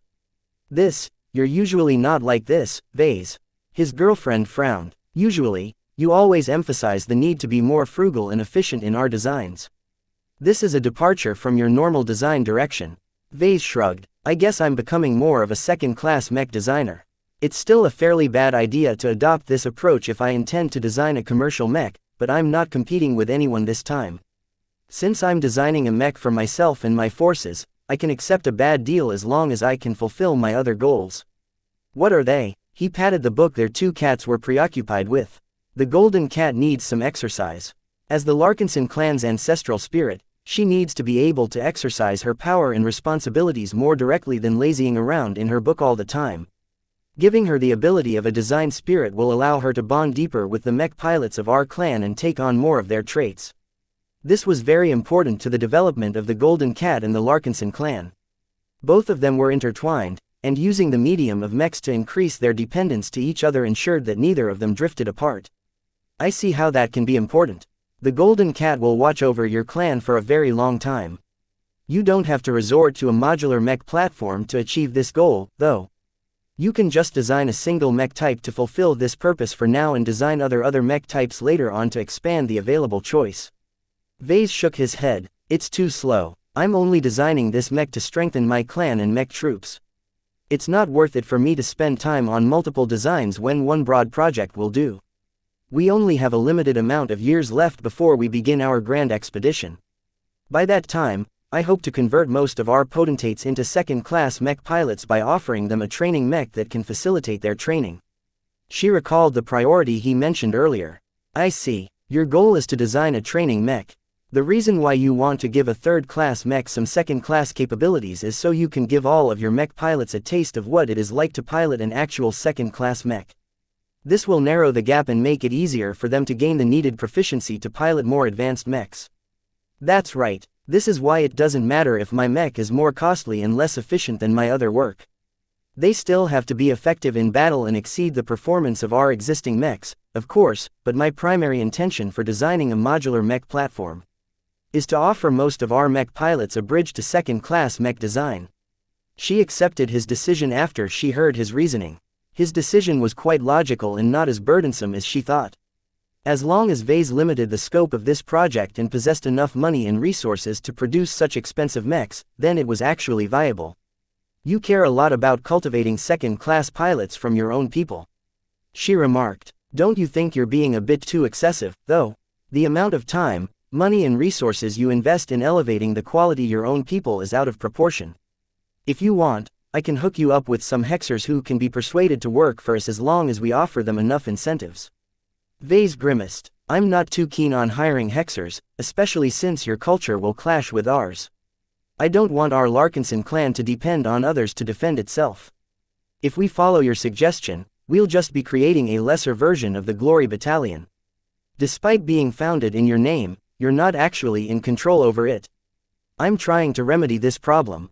We can't depend on your mother or the Wodens forever. His stance caught her aback. She studied him carefully with remarkably clear eyes. He was not facing Gloriana in her prime at this time. Instead, he was facing a tired but more perceptive and rational version of her. Now that she became accustomed to her spiritual exhaustion, She had become quite sharp in some ways. You never intend to go to hegemony, are you? You're afraid. You're afraid of my culture and my people. Vase silently cursed himself. He never wanted to clue her in on this.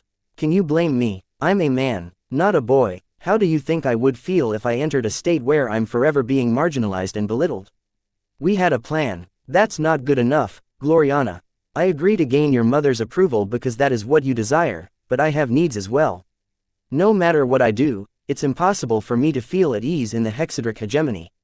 I feel more at ease in the Ilvain Protectorate than your home state. Doesn't that tell you something? Gloriana looked upset. You've never been to the hegemony. You don't know how good it is to be a Hexer. Hexer culture and beliefs don't mesh well with me at all. The same goes for my clan. Unlike your people, we Larkinsons highly value our men. It would be a severe dereliction of duty for me as clan patriarch if I follow your suggestion and move everyone to hegemony. She almost couldn't believe it. She always assumed she would end her extended excursion to the lesser states and return to the hegemony with her boyfriend in tow. She had dreamt up many different scenarios where she introduced Vase to her mother and the rest of the Woden dynasty and helped him integrate into hegemony society. To hear that Vase emphatically did not wish to become a Hexer or even visit her home state was a very big blow to her. If her emotions weren't so muted, she would have thrown a fit or done something worse. As it was, Gloriana slowly separated from Vase and lowered her head. She looked incredibly desolate right now. It was as if she found Vase in bed with another woman. Vase, Gloriana, I don't want to talk to you right now. She hissed and shoved him away. You can go fantasize about your next mech design project on your own. I really can't believe you right now. How can you possibly hate Hexers? They're my people, Vase. I love you, but I don't love your people. Vase admitted. He decided to come clean. Don't try and integrate me into your society. It won't work. I'm not a boy to be bullied around by every woman in your state. My clan won't accept such treatment either. If you can let go of your delusion of turning me into a Hexer, we can make our relationship work.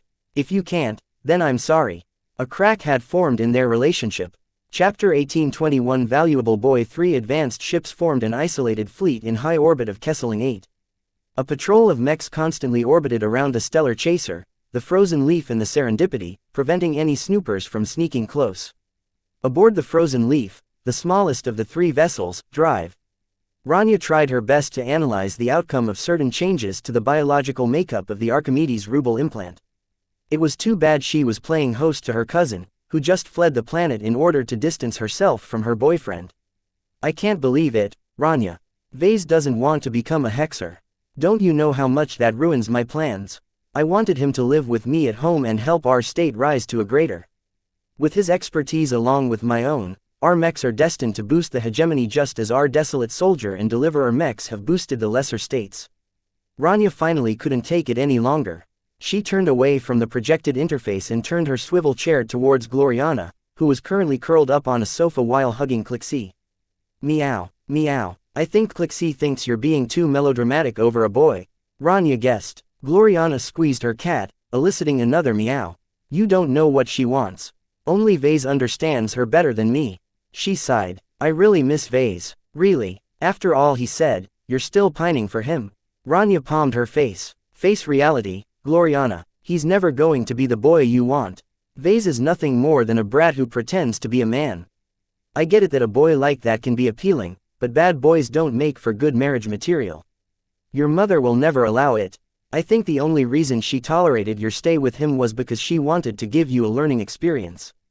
Vase is just supposed to be a phase for you. Now that you've learned your lesson, it's time to get over him and return to the hegemony and take your true place in our dynasty. Perhaps her words might drill through someone's head in ordinary circumstances, but she underestimated Gloriana's resolve. You don't understand, Rania. Vase is more than a phase to me. Regardless of what you or my mother thinks, Vase is the key to everything. I literally can't bear to be apart from him. I won't allow it. I have to have him. I have to borrow his strength. It's the only way I'll make master in my lifetime. Rania looked skeptical. Plenty of mech designers made it to master on their own. You're a great mech designer by all accounts. Gloriana glared at her cousin. You don't understand. At this time, the hatch to the lab slid open, allowing entry for another Woden. Brutus. Rania made a pleading gesture towards the newcomer. Please help me put some sense in your sister. She's still smitten with Vase after he completely declared his hatred of our people. A growl escaped from his throat. Brutus possessed a great amount of devotion towards his state. The hegemony was one of the few states in human space that had seen the light. Anyone who insulted the superiority of women was too ignorant to deserve their attention. His anger strengthened his concern towards his sister. He sat down next to her and embraced her in an affectionate hug. Gloriana soon melted in his arms. Rania is right, you deserve better. I always told you that the boys back at home are better than the rats from the lesser states. No matter how exceptional Vase appears, he can't overcome the gap between and properly raised boys. Unfortunately, not even her closest brother was enough to make her budge. Gloriana dug her heels even deeper. None of you understand what Vase means to me. No matter what he thinks about our state, I still love him. I still want to be with him. It's just so frustrating that he doesn't want anything to do with Hexers. Oh, I just want to bash his head until he can finally think straight enough to see how perfect it would be for us to be a couple in the hegemony. Why is he so blind? Both Rania and Brutus exchanged an exasperated stance. It seemed that dragging Gloriana back to the hegemony would only make her pine after the bad boy who stole her heart even more. Perhaps they needed to flip this around. Why not? Enlighten Vase more forcefully. Rania carefully suggested. Her cousin looked up at her. How? The exobiologist flipped her green hair and pointed her thumb at her work interface. I can slip in some secret code in his bio-implant.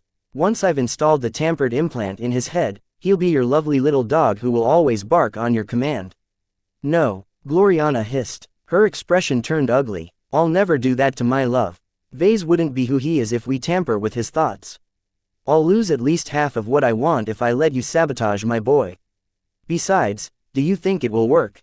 Vase is far more careful than you think. He is definitely on guard against you. Stop thinking about messing with Vase in this way. It will only make things worse between us. I'll kill you myself if you cross the line.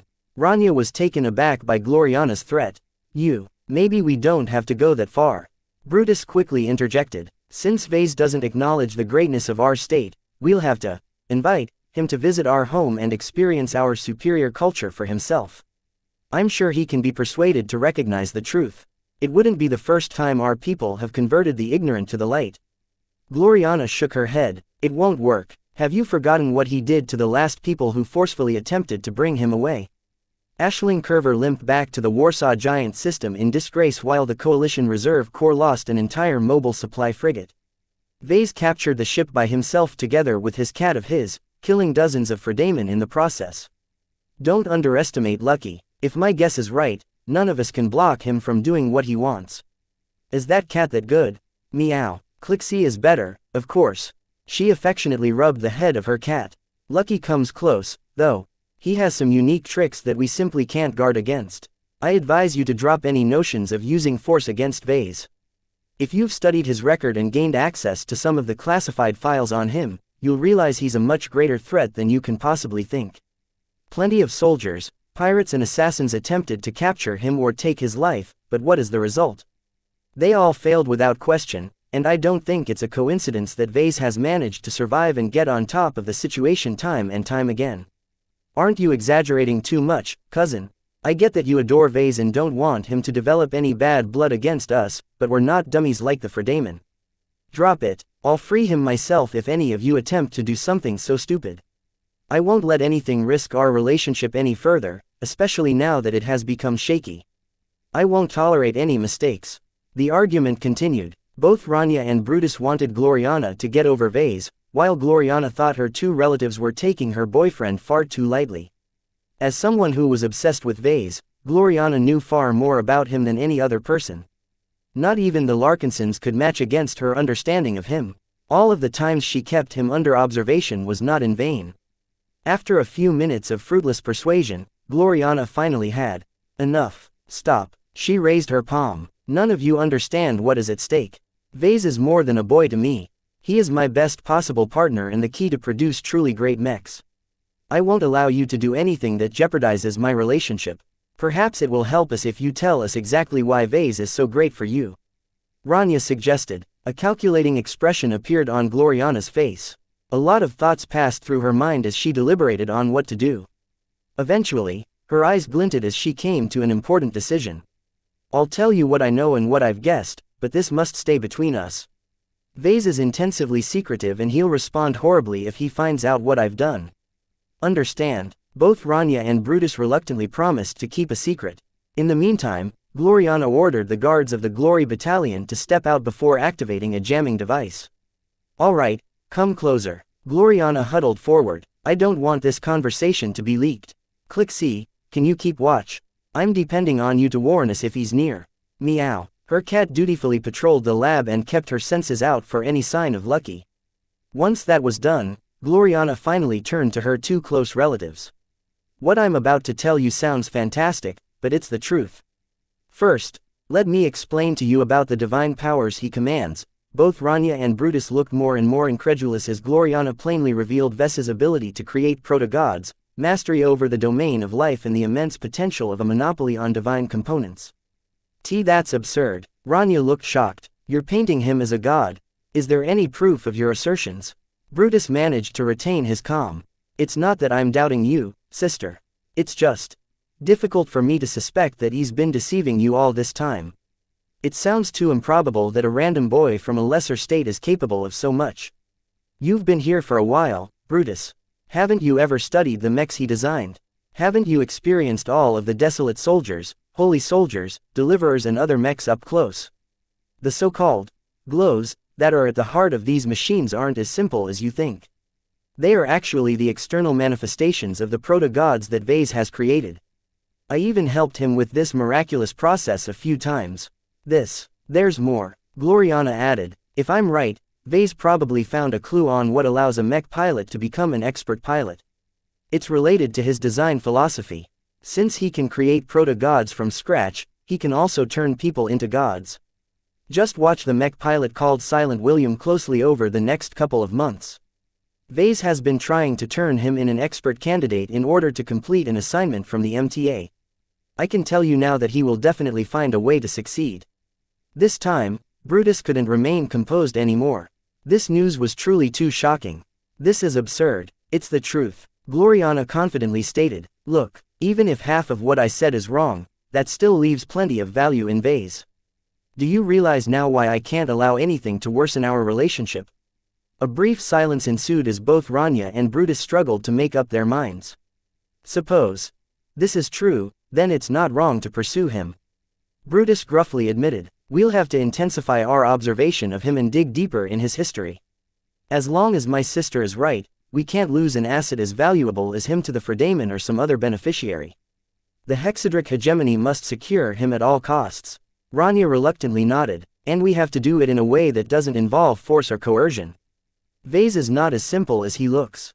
His strengths and abilities sound way too advanced for him to be a simple boy from the boondocks of the Komodo Star sector. If he doesn't manage to turn the tables, then perhaps a backer of his will make us pay. Chapter 1822 Watchful Shadow. It's too difficult to bring him to the hegemony if he really doesn't want to go. Gloriana emphasized. For reasons I've already explained, it is an exceedingly poor decision to force him. It has never worked out to his enemies, and we won't fare any better. Don't think we can use our superiority as hexers as an advantage. The Fredaemon tried that and learnt firsthand what a disaster they provoked. Though Rania and Brutus didn't entirely agree, they agreed to drop any drastic actions. The risk of something going wrong was too great, and that would have devastating consequences.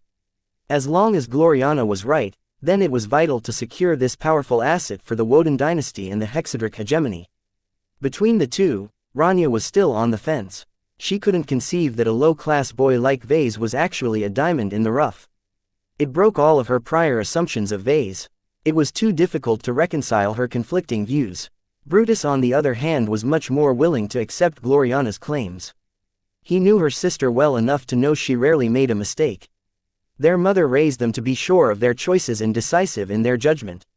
In addition, as an expert pilot, his intuition wasn't weak. He was very sensitive towards Gloriana, so he knew how deeply she believed in her words. Her infatuation towards Vase and her belief in his alleged abilities were completely genuine. Having met Vase in person, Brutus always got the sense that the brighter was more than he appeared. Anyone who managed to capture his sister's heart was bound to be exceptional. With her high standards, she would never settle for anything lesser. It was his faith in his sister that allowed Brutus to set aside his doubts. "I have a suggestion," he said, attracting the attention of the two women. "Considering Vess's disposition, it is truly difficult to make him see the light. He's not that different from other male foreigners. They keep getting hung up over the disadvantages without recognizing how beneficial it is to live under a new order. You can't force these kinds of people to embrace our way of life, at least not without drastic measures. What are you thinking, brother? If you keep trying to drag him to our state, your relationship with him will only get more strained. By his own words, he loves you, but not the hegemony. If you want to repair your bond with him, then you will just have to accept this reality.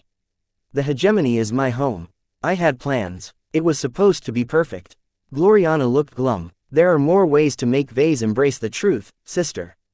Rather than drag him to the hegemony, why not drag the hegemony to him? Hexers like us shouldn't be confined to this star sector. Aren't you planning to embark on an adventure to the Red Ocean with him? He'll need a lot of help. Outfitting a full pioneering fleet isn't cheap or easy, especially in a short time frame." As Brutus made his point, Gloriana began to see some hope. "I see. Vase wants to leave in less than a decade for some reason. No matter how many well he does, he definitely needs our help to outfit his fleet. This is our chance. All of the ships provided by us will have to be crewed by Hexers. With thousands, tens of thousands or even hundreds of thousands of Hexers traveling along, we can found a new colony of Hexers in the Red Ocean. Home will never be far away in this case. It's perfect. This entire situation sounds too far-fetched." Rania spoke. "Isn't the Red Ocean supposed to be accessible to the very best?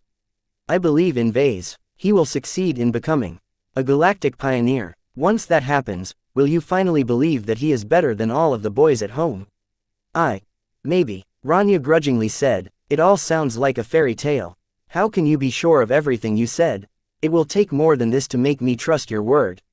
Just stick around and see what we can accomplish in the next couple of years. I can guarantee you that Vase will definitely impress you all." Under Gloriana's persuasion, Rania seriously considered staying around. It wasn't as if there were any great opportunities at home due to the Komodo War. In addition, Gloriana had been generous in providing Rania with some of the funding she needed to further her research. This gave her another incentive to stay, though it was hard for her to get used to the appalling foreign environment. The hegemony was a utopia compared to the poor and barren states like the Bright Republic and the Ilvain Protectorate. Rania missed all kinds of luxuries back home, and she almost couldn't stand the way that boys in foreign states thought they were equal to women. Brutus studied the expressions of his sister and his cousin. He had made his own calculations. His first priority was to ensure the well-being of his sister. As long as this was assured, he wanted to do what was best for the Wodens, and after that the hegemony. Ensuring the expeditionary fleet possessed a strong Hexer influence would definitely be beneficial in multiple ways. No matter how amazing Vase appeared to be, he was just one person. While he was making a good effort in elevating the LMC and the Larkinson clan, to Brutus they would never be on par with true Hexer organizations. The Wodens discussed what they should do. Of the three, Gloriana was the most content of all. Though she had betrayed Vess's trust by revealing some of her secrets, she no longer had to worry about Rania and Brutus acting against her interests. Instead, they could become her strongest two helpers. "I would really like to observe Vase more closely and see whether he is truly as great as you describe, but I won't be stay for long." "When will you leave, brother?" "I originally planned to escort Rania back to Hegemony after she is done with her assignment here. If she wants to stay, then I'll have to return regardless. The Fredamen are growing bolder every day." Gloriana hummed and rubbed her chin. "You should go. We might as well take advantage of your departure by letting you pass on Vess's secrets to Mother.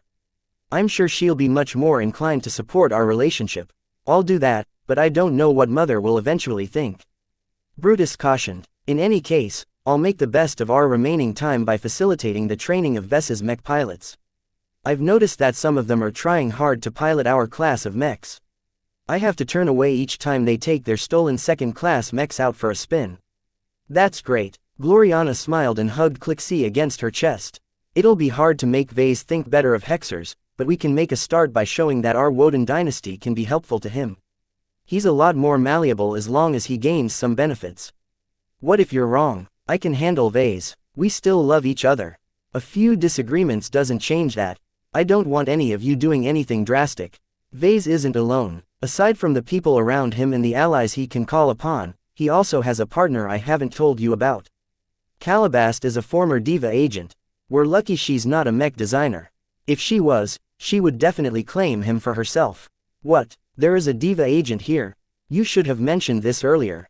Brutus looked alarmed. What is her kind doing here? As far as I know, Calabast is no longer with Diva. That doesn't mean she lost her competence in her skill. She's very perceptive and guards Vase in the dark, so don't assume our actions won't go unnoticed. However, I've spoken with her and gained an understanding of her. To get her off our backs, we only need to show that we are a boon to Vase. The revelation that Vase was entangled with a former Diva agent put credence in Gloriana's claims. The spies who work for the Hexadric hegemony were anything but stupid. For an elite operative to resign from Diva in order to attach herself to a mech designer from a lesser state, that there was truly something special about Vase. Even Rania came around somewhat. Since another Hexer has managed to form a partnership with Vase, why not join hands?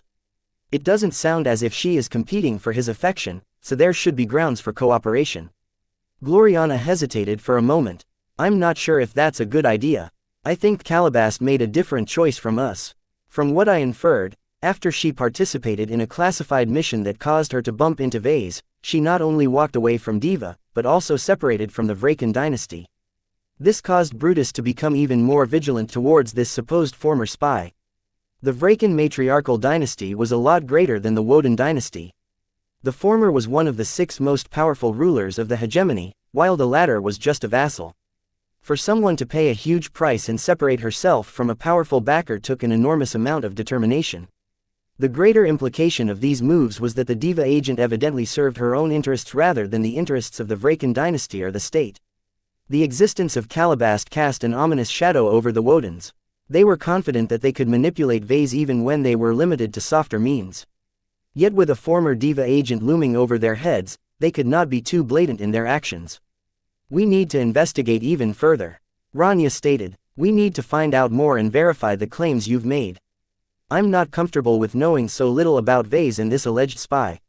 Gloriana nodded in agreement. As long as her cousin and her brother found proof, then they would definitely be on board with her relationship with Vase. She still offered a word of caution, though. Our movements won't escape Calabast's attention. I'll handle her when she confronts me. We've already formed an understanding between us. As long as we don't trip her alarms, we won't encounter any hindrances. As the 3 Wodens plotted to grow closer to Vase, a certain former Diva agent looked up in the sky as she walked on the streets of Krent. A slight smirk grew on her face. Interesting. She shook her head and restored her original expression. After taking a few steps, she entered an alley, where she promptly disappeared in thin air. Meanwhile, Vase, who was ignorant of all of this, spent his time tutoring the Larkinson seeds at the LMC's design labs. All 4 of them had become a part of the clan. Each of them left their mark on the pages of the Larkinson mandate. This essentially turned the Larkinson seeds into his own property, causing him to value their development a lot more. Maisie, you're the oldest of your group. He addressed one of the seeds. Your studies have proceeded well and you've already picked up some of the rudimentary knowledge and principles of mech design. Have you considered where you wish to study? This is one of the most important choices you can make. Each mech design university is different. The young teenager looked uncertain. You told me that you'd recommend us to the Durham Center of Technology and Innovation, but... Vase grimaced. If you really want to attend the DCTI, then I'll allow it. Our Larkinson clan may have left the Bright Republic, but the Larkinson family will still stand up on your behalf while you are there. However, is this what you want? If you want something better, I'll do my best to get you in another institution. Do you have another choice? Well, Maisie took a deep breath before voicing her request. If it's not too much trouble, can I attend a Hexer university? Quote. Chapter 1823 Troublesome choice. In the next couple of days, the Wodens made some quiet movements. Not only did they dispatch some people to snoop around, but Brutus Woden also made a few more appearances. Ostensibly, he wanted to take a look at the 4 Fredaman mechs that Vase had captured. While he was observing the ongoing training sessions with the precious mechs turned practice tools, Brutus charitably offered a few tips. He was especially charitable towards the female pilots and quickly earned their appreciation. For a second-class expert pilot to grace them with his presence was an enormous honor. Though there was a lot of apprehension from the Larkinsons, avatars and other mech pilots at first, Brutus consciously reined in his disdain and tried to blend in with the natives. While he wasn't a particularly good actor, his natural demeanor as an expert pilot helped a lot. Regular mech pilots always looked up to expert pilots, so Brutus only needed to speak please like and follow the Cultivation Audiobooks channel a couple of words to make an impact. At the same time, Rania Woden began to work more earnestly in preparing the bio-implant for surgery.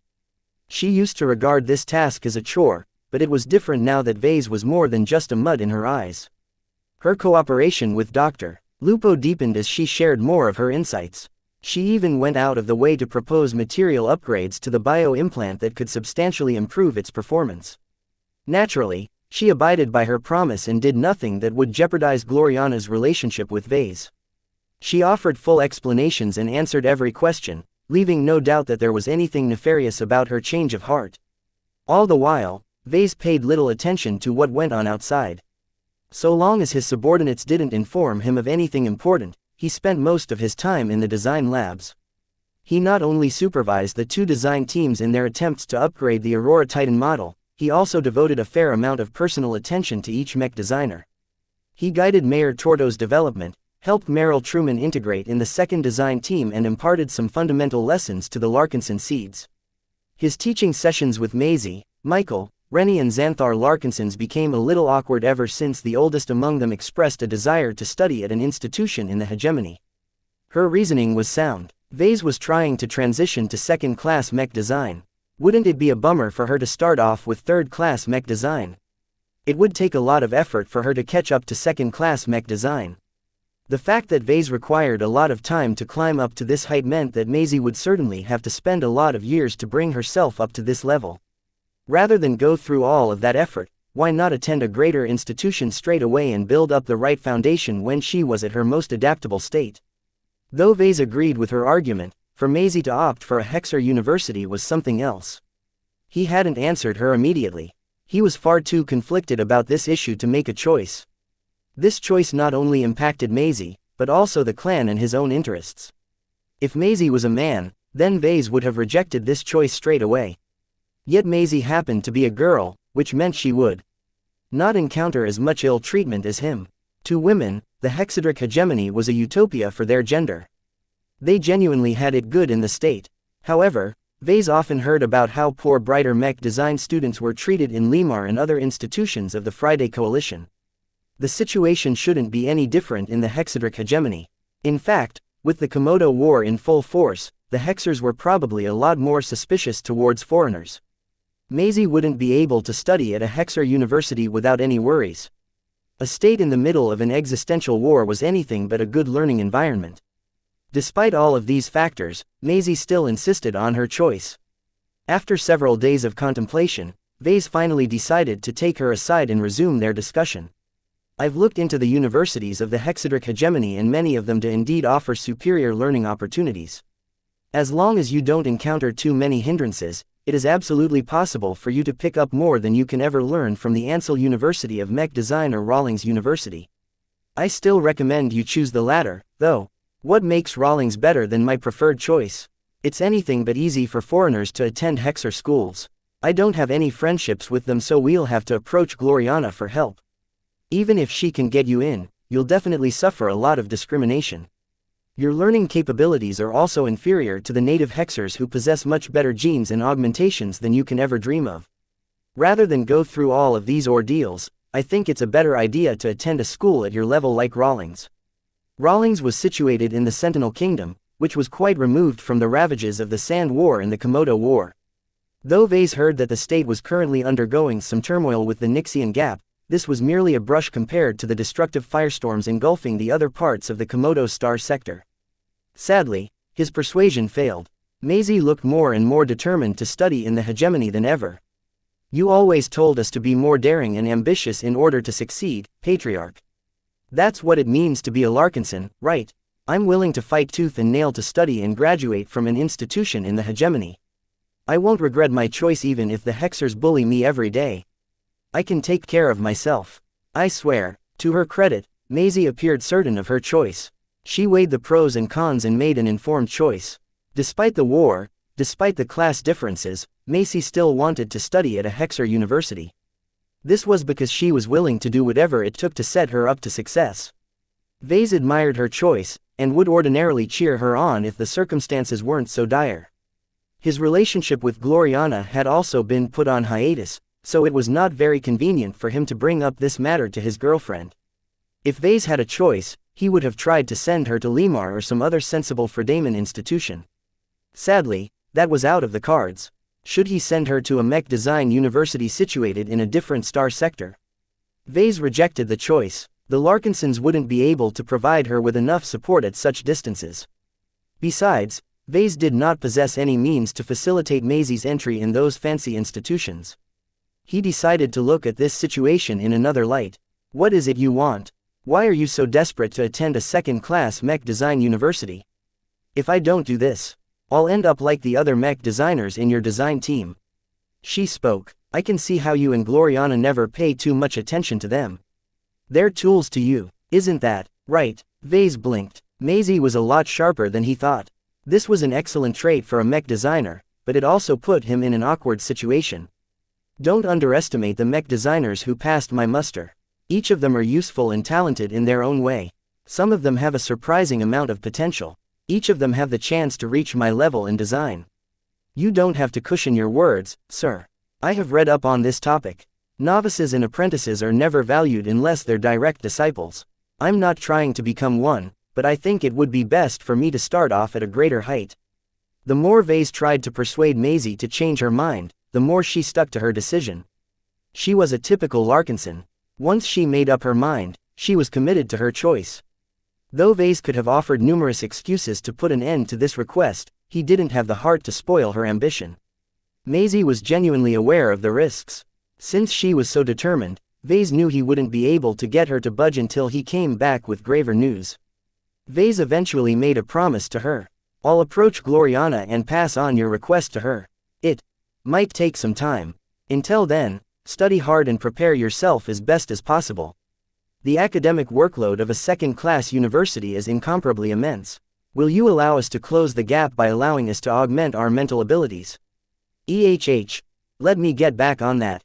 It depends on how behind you are compared to a typical Hexer student. If the gap is too big, then I'm not opposed to remedying this. Maybe Drive. Rania can help us in this regard. Though he disagreed with Maisie's choice, her intentions were good. The Larkinson clan would also be better served if Maisie became a second-class mech designer. Not only would the clan obtain another competent mech designer, she could also build up a relationship with the Hexers. Vase left Maisie to her devices. He promised to bring this matter up to Gloriana, and he intended to go through with it. Just not now. Instead, Vase paid some attention to both Meryl Truman and Mayor Tordo. The two had little in common. The former used to be a pirate designer with a few years under her belt while the latter had recently graduated from Rawlings. Both of them spent a lot of time with each other, though. Not only did they share some of they exchanged with each other with low voices. It made sense for them to get along. 4 of 6 members of the design team consisted entirely of Ilvanans. He decided to have a chat with the 2 mech designers. Vase approached their work terminals with the Larkinson mandate in one hand and Lucky resting on his shoulder. Hello Meryl. Hello Mayor. Have you become familiar with working in a design team environment? Both of them nodded. It's not so different from the cooperative assignments of my school. Mayor answered. We'd rather design our own mechs, but we're learning much from seeing the Ilvanans at work. Vase smiled. That's good. You shouldn't depend too much on the work for others. Don't forget to develop your own path. Your design philosophies are key to the development of your career. If you can't design mechs, you'll never be able to rise in our profession. I have a question, sir. Meryl raised her hand. I've heard that there is another mech designer working for you. I've never seen her, though. You're talking about Kedis. She shares something in common with you. For now, she chose to expand her horizons by attaching herself to an outfit fighting against the Sandmen. I see. Will she return? Vase shrugged. Who knows? She's good enough to set out on her own. I've taught her too well. The longer they separated, the more Vase felt that Kedis was drifting further apart from him. She might return to take part in the grand expedition, or she might decide to stay in order to make her own way in life. Vase didn't think the latter was likely, though. By all accounts, Calabast and by extension her sword maidens would take part in the grand expedition. There was no way that Kedis would choose to remain behind if the sword maidens decided to go. Keep improving. Both of you have promise, but it's up to you whether you can reach a higher level. As long as you advance to journeyman, you can expect much better treatment from us. He truly looked forward to what they could do. With their spiritual potential, their future was promising as long as they kept exerting themselves. Chapter 1824 True Nature. An indomitable fleet sailed forward in the emptiness of space. The backdrop of an uninhabited star system neatly outlined the grand and awe-inspiring contours of these engines of destruction. No mech could possibly outmatch the grandeur of a warship. Of every warship in existence, almost none surpassed the majesty of a battleship. As one of humanity's mainstays in true interstellar war against the aliens, the battleship inspired awe and fear in equal respects. Though the age of mechs had long pushed these immensely powerful ships into the shadows, they were still an essential component of human survival. After the Third Archangel Frontier Battle Group scoured the Sandman capital of alien life, the CFA forces lingered in the frontier to perform miscellaneous household cleaning. Just because humanity hadn't conquered the frontier yet did not mean that the CFA refrained from meddling in what went on in lawless space. The CFA's mandate extended beyond humanity's borders. Each pirate or alien that thought they were free to do what they wished were sorely deluded. Since the battle group was already in the deep frontier, it might as well nip various other threats in the bud. Over the course of performing these duties, there was plenty of merit to be earned. Though the enemies the battle group encountered posed no threat to the warships, every fleeter's performance still within the enormous halls and compartments of the Keratin Dwight, a single CFA officer eagerly fidgeted in a waiting room. The soothing white surroundings and the sterile air did little to tamper his excitement. Lieutenant Zonrad Rees, please enter the preparation room for your upcoming augmentation. Right away, Manadwell, the scion of the Novalon spaceborne clan, failed to maintain his composure as he passed by the other waiting officers and entered another compartment. There, he met a doctor who stood by while inspecting a projected data feed. Lieutenant, congratulations on your promotion. The middle-aged man with unnaturally smooth and pale skin greeted him. Elevating yourself above the rank of lieutenant junior grade is an important checkmark in the career of every CFA officer. Only the worthy and the deserving are eligible for future advancement. Though the doctor's words sounded polite, Zonrad understood the ill intent behind the message. It would have been fantastic if he promoted at the age of 25. Yet it took 2 extra decades for him to climb up. If he delayed a few years longer, he might have passed the age where the CFA considered him eligible for promotion. He'd be the shame of the Novalons if that were the case. Fortunately for him, his time had finally come. In peacetime, Zonrad never felt at ease.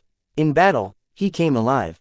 Starting from the scouring of the Sandman capital planet, the frequent if low-level skirmishes gave Zonrad plenty of opportunities to prove his capabilities.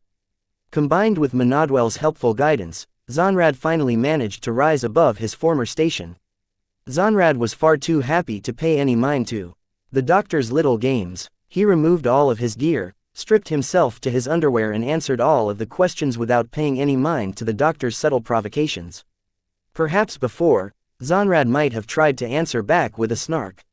His improved judgment told him to bear with the situation. The doctor was a lieutenant commander. It wouldn't do for Zonrad to insult a superior officer, especially when he was bound to become an admiral in the future.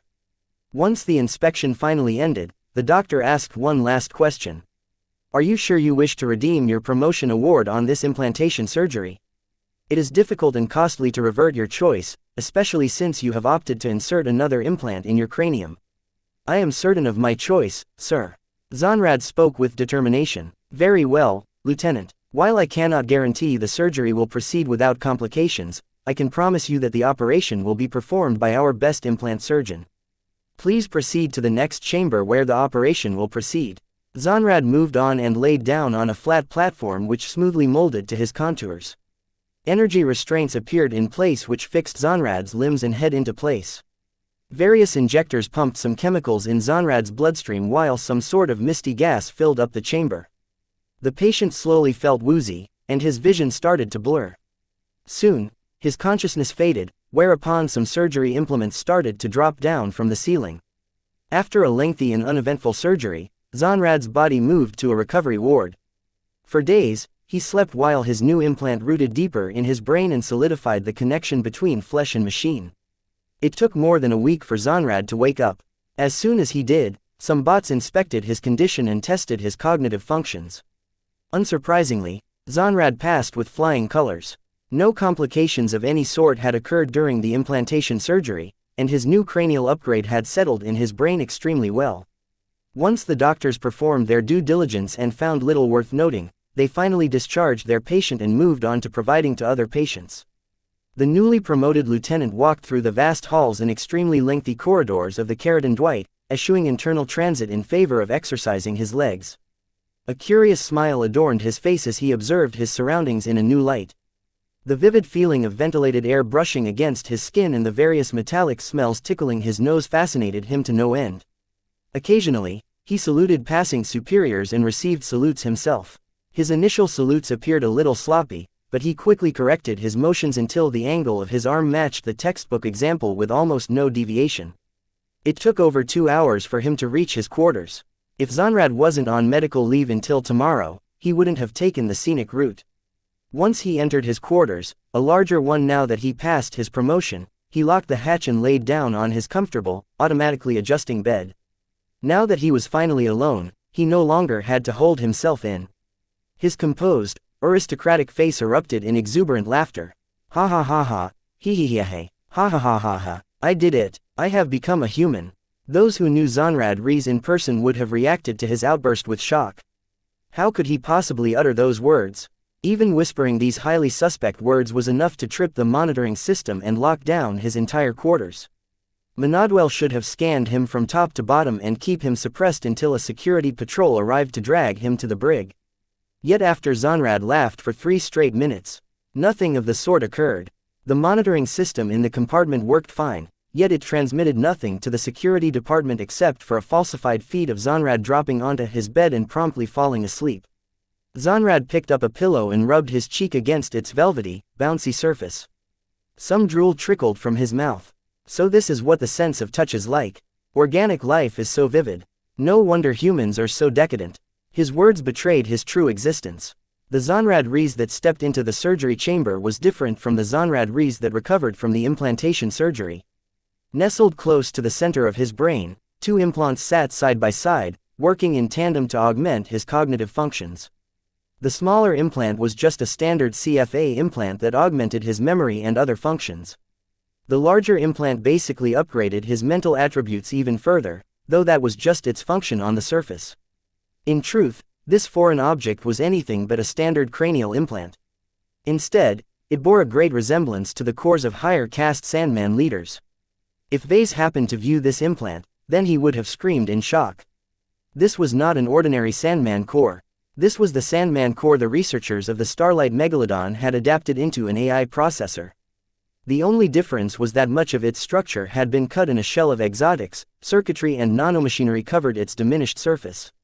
With this excellent, high-quality camouflage, not even the best sensors developed by the CFA should be able to pierce this veil.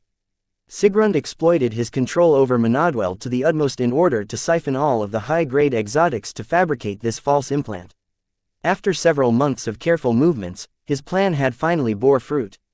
He finally transcended his hybrid Sandman AI existence and took over the mind and body of a human being, a CFA officer no less.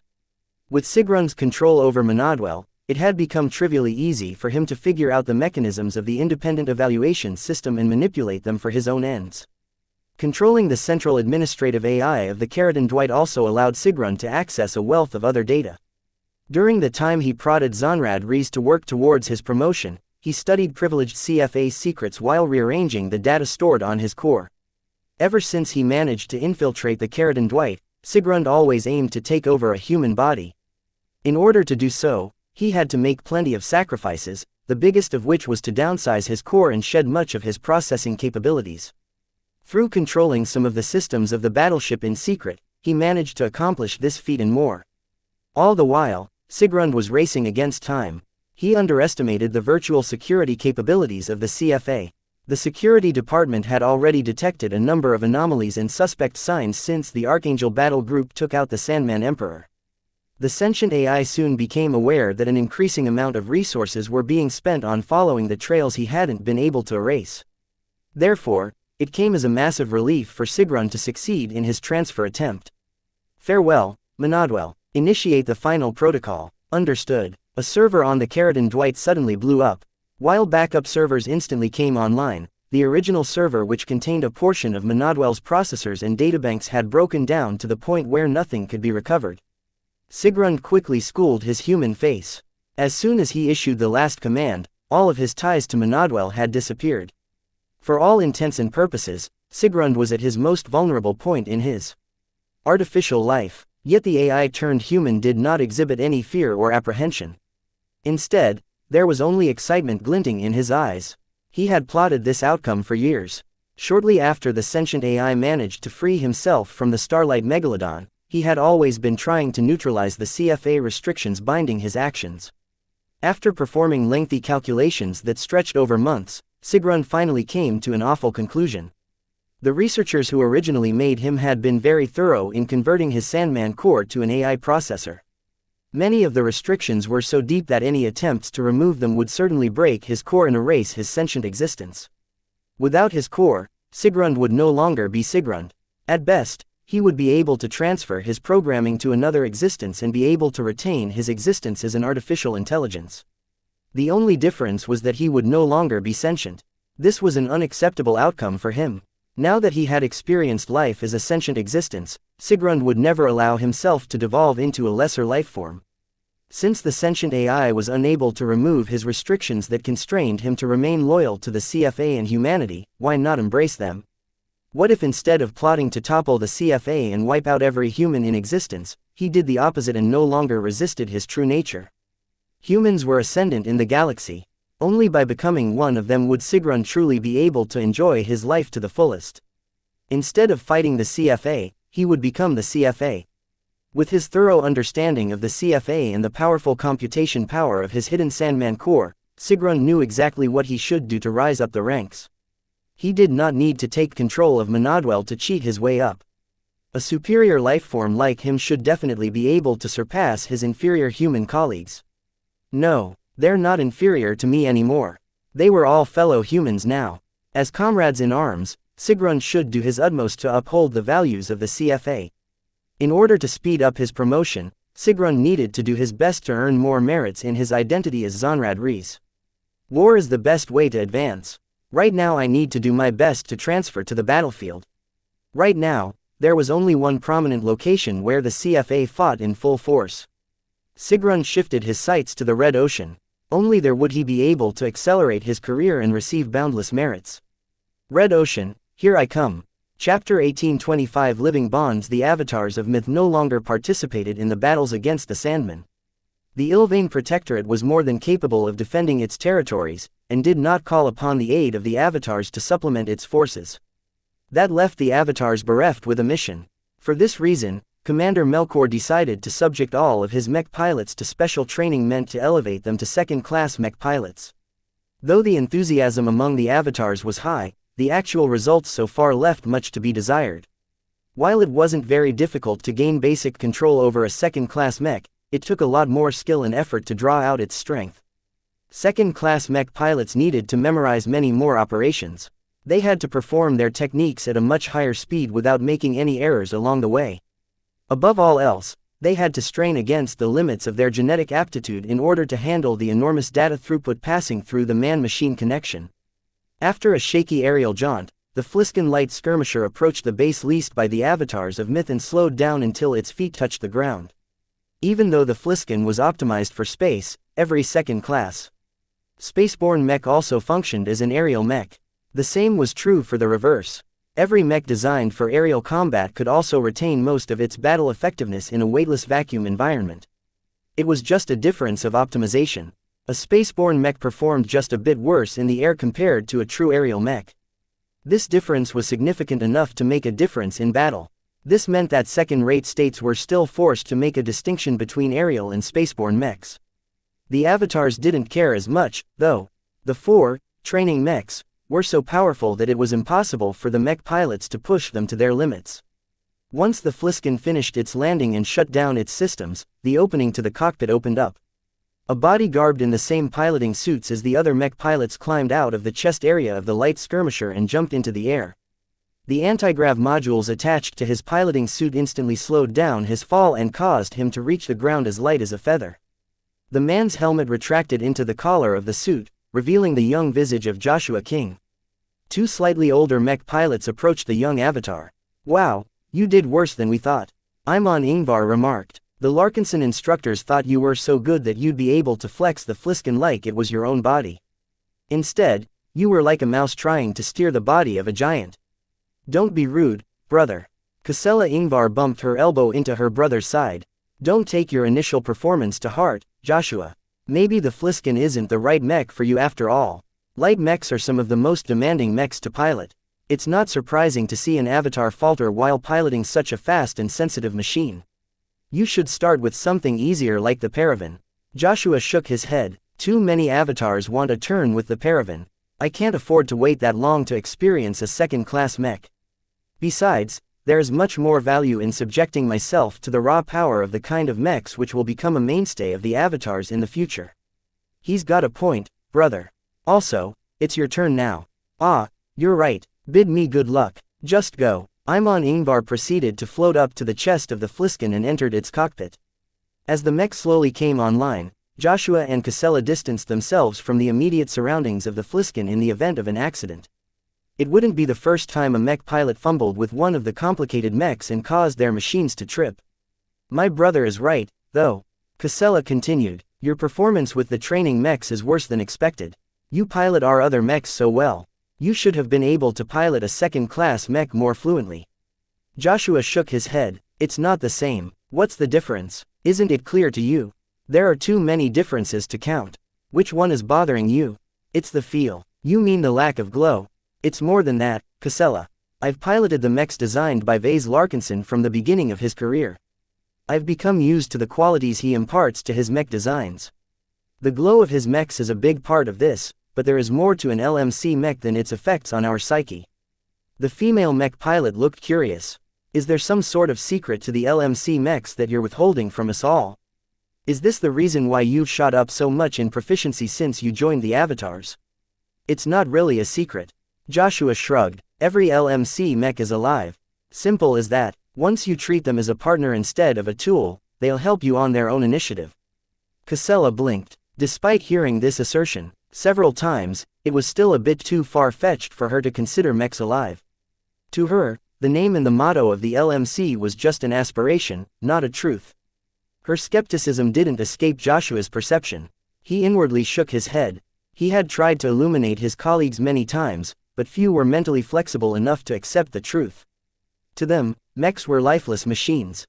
They were little different from a shuttle or a tank in terms of autonomy. The former noble from the Kingdom of the Three Flowers gestured her head towards a gathering of mech pilots in the distance. "Look." Casella grabbed Joshua's arm and tugged him forward. "Venerable Woden is about to hold a lecture again. Let's hear what he has to say." She halted when the other mech pilot didn't budge. "You can go ahead. I don't need to learn from the Venerable." "Why not? He doesn't show up very often, but each time he does, he's a fountain of information. He always answers my questions in detail." "That's because you're a woman." Joshua snorted. "You know how hexers are with your kind. That doesn't mean he's ignoring the likes of you. I can ask some questions in your stead if you want." "It's not necessary. I can manage on my own. My difficulties are only temporary. Once Mr. Larkinson gets around to designing a second-class mech of his own, I'll be able to adapt to it without fail." Those are some big words coming out of a mech pilot who barely kept the Fliskin from crashing.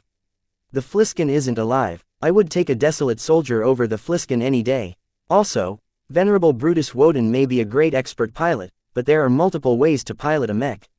His approach is not necessarily the best for me. He primarily pilots ranged mechs, so his teachings are skewed towards ranged combat. Isn't that within your ballpark, Joshua? So far, you're the only mech pilot working for Mr. Larkinson who is able to pilot a deliverer. Not even the Ilvanans who have recently joined the avatars are ready to pilot this miraculous mech." Joshua was pretty much the only non-Ilvanan mech pilot in existence who could pilot a deliverer properly. He managed to exhibit supernatural aim and target section over so many practice sessions that everyone had become numb to his freakish accomplishment. It's because I'm already good in piloting the Deliverer that I don't need any further lessons. I would rather explore and figure out my shortcomings on my own. That's how I trained with the other LMC mechs in the past and how I've managed to address my shortcomings. Not everyone could learn as fast as Joshua. To the Ingvar siblings, Joshua was a monster in self-improvement. No matter what LMC mech he could get his hands on, he quickly mastered its operation like he'd been born to pilot it. Not even the older and more veteran mech pilots among the avatars could keep up with Joshua's improvement speed. Some people already started to guess that Joshua possessed the potential to become an expert pilot. This was one of the reasons why Casella invested her time to build up a friendship with him.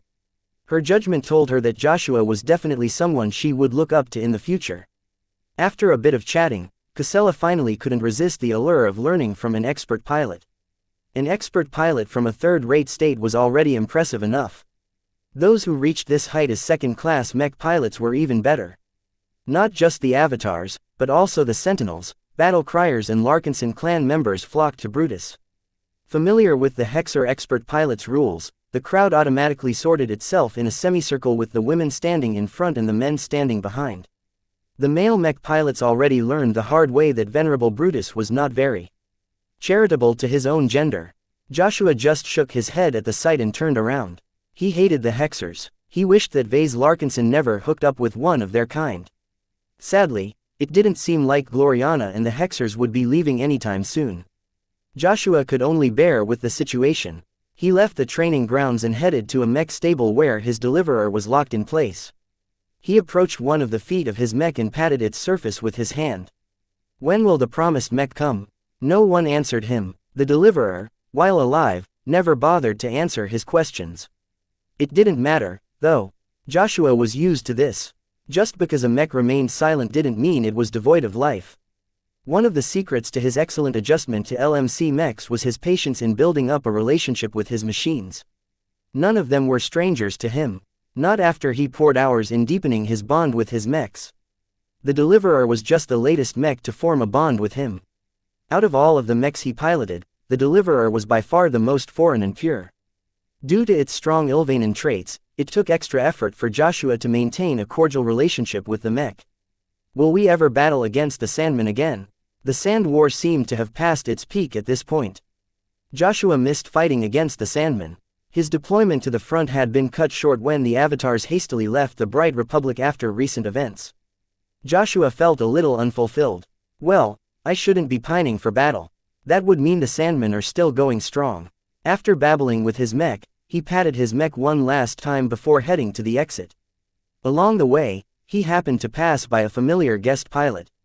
Joshua minutely slowed down his pace and furrowed his brows. An unsettling sensation ran through his body as he came near to the foreign mech pilot. Silent William seemed to become more and more unfathomable as time went by. Joshua's instincts warned him that it wouldn't be a good idea to grow too close to the odd mech pilot. What's up with him? Why is he still here? No one answered this question. In fact, Joshua was slightly mistaken. The sensation that crept him out did not come from Silent William. Instead, a different existence descended on the foreign mech pilot. Silent William's eyes flashed several times as he made contact with a certain entity that had recently haunted Vess's dreams. A silent screech suddenly thundered Silent William's body, causing him to collapse on the floor. His body released several heaving breaths as William slowly recovered from the ordeal. His face remained as placid as ever, and he showed no further sign that he had been affected by Cassandra Breyer. Chapter 1826 Gathering of Larkinson's Vase stood in front of the high windows that gave him an impressive view of downtown Krent. To think this used to be the city where the Ilvanans put him on trial and turned him into the bright martyr. Even now, if Vase lowered his gaze, he would see the crowd of pilgrims who had flocked to the entrance of the LMC's headquarters in order to catch a glimpse of the newest martyred follower. Their constant presence made him uncomfortable. Though a vain part of him felt flattered to be the object of worship, Vase knew that it would only distract him from his path if he indulged himself too much.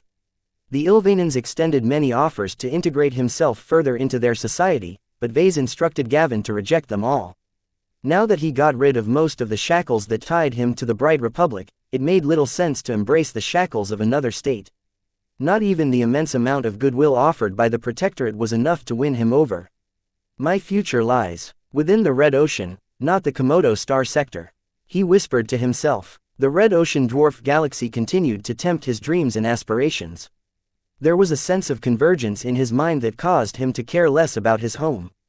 Though the Sand War and the Komodo War both had far-reaching effects, his mentality had long gotten past the point he was still invested in these conflicts. This did not mean he stopped caring about them. It was just that recent events caused Vase to see how little these wars truly mattered, both to humanity and to himself. Would he cry if the Friday Coalition smashed the Hexadric hegemony? Not really. He was liable to celebrate, in private of course. If the Hexers managed to trounce the Fredaimon, he'd celebrate as well. The side he picked managed to get the upper hand, which meant that Vase would make a lot of gains. Gloriana would be happy as well. Yet, Vase was anything but enthusiastic. Regardless who won or lost, he only paid attention to what he could gain or lose out of this struggle. Patricia is right, he whispered. These conflicts are trivial in the eyes of the Big Two. In the greater scheme of things, the Sand War and the Komodo War is of absolutely no importance. He didn't know why he felt this way. Was it because he became increasingly more occupied with his upcoming grand expedition? Was it because he was already mentally gearing himself up to participating in a conquest against the native alien empires residing in the Red Ocean? Whatever the case, Vase felt that his upcoming design project was his first true step towards preparing for his grand expedition. There was no way he could embark on his journey to the Red Ocean if he didn't prepare enough forces to protect his assets. Pirates would definitely swarm his expeditionary fleet if it attempted to set off with only third-class mechs as protection. At minimum, at least half of his mechs needed to be up to standard. Not only did he have to elevate the quality of his mech pilots, he also had to expand their quantity.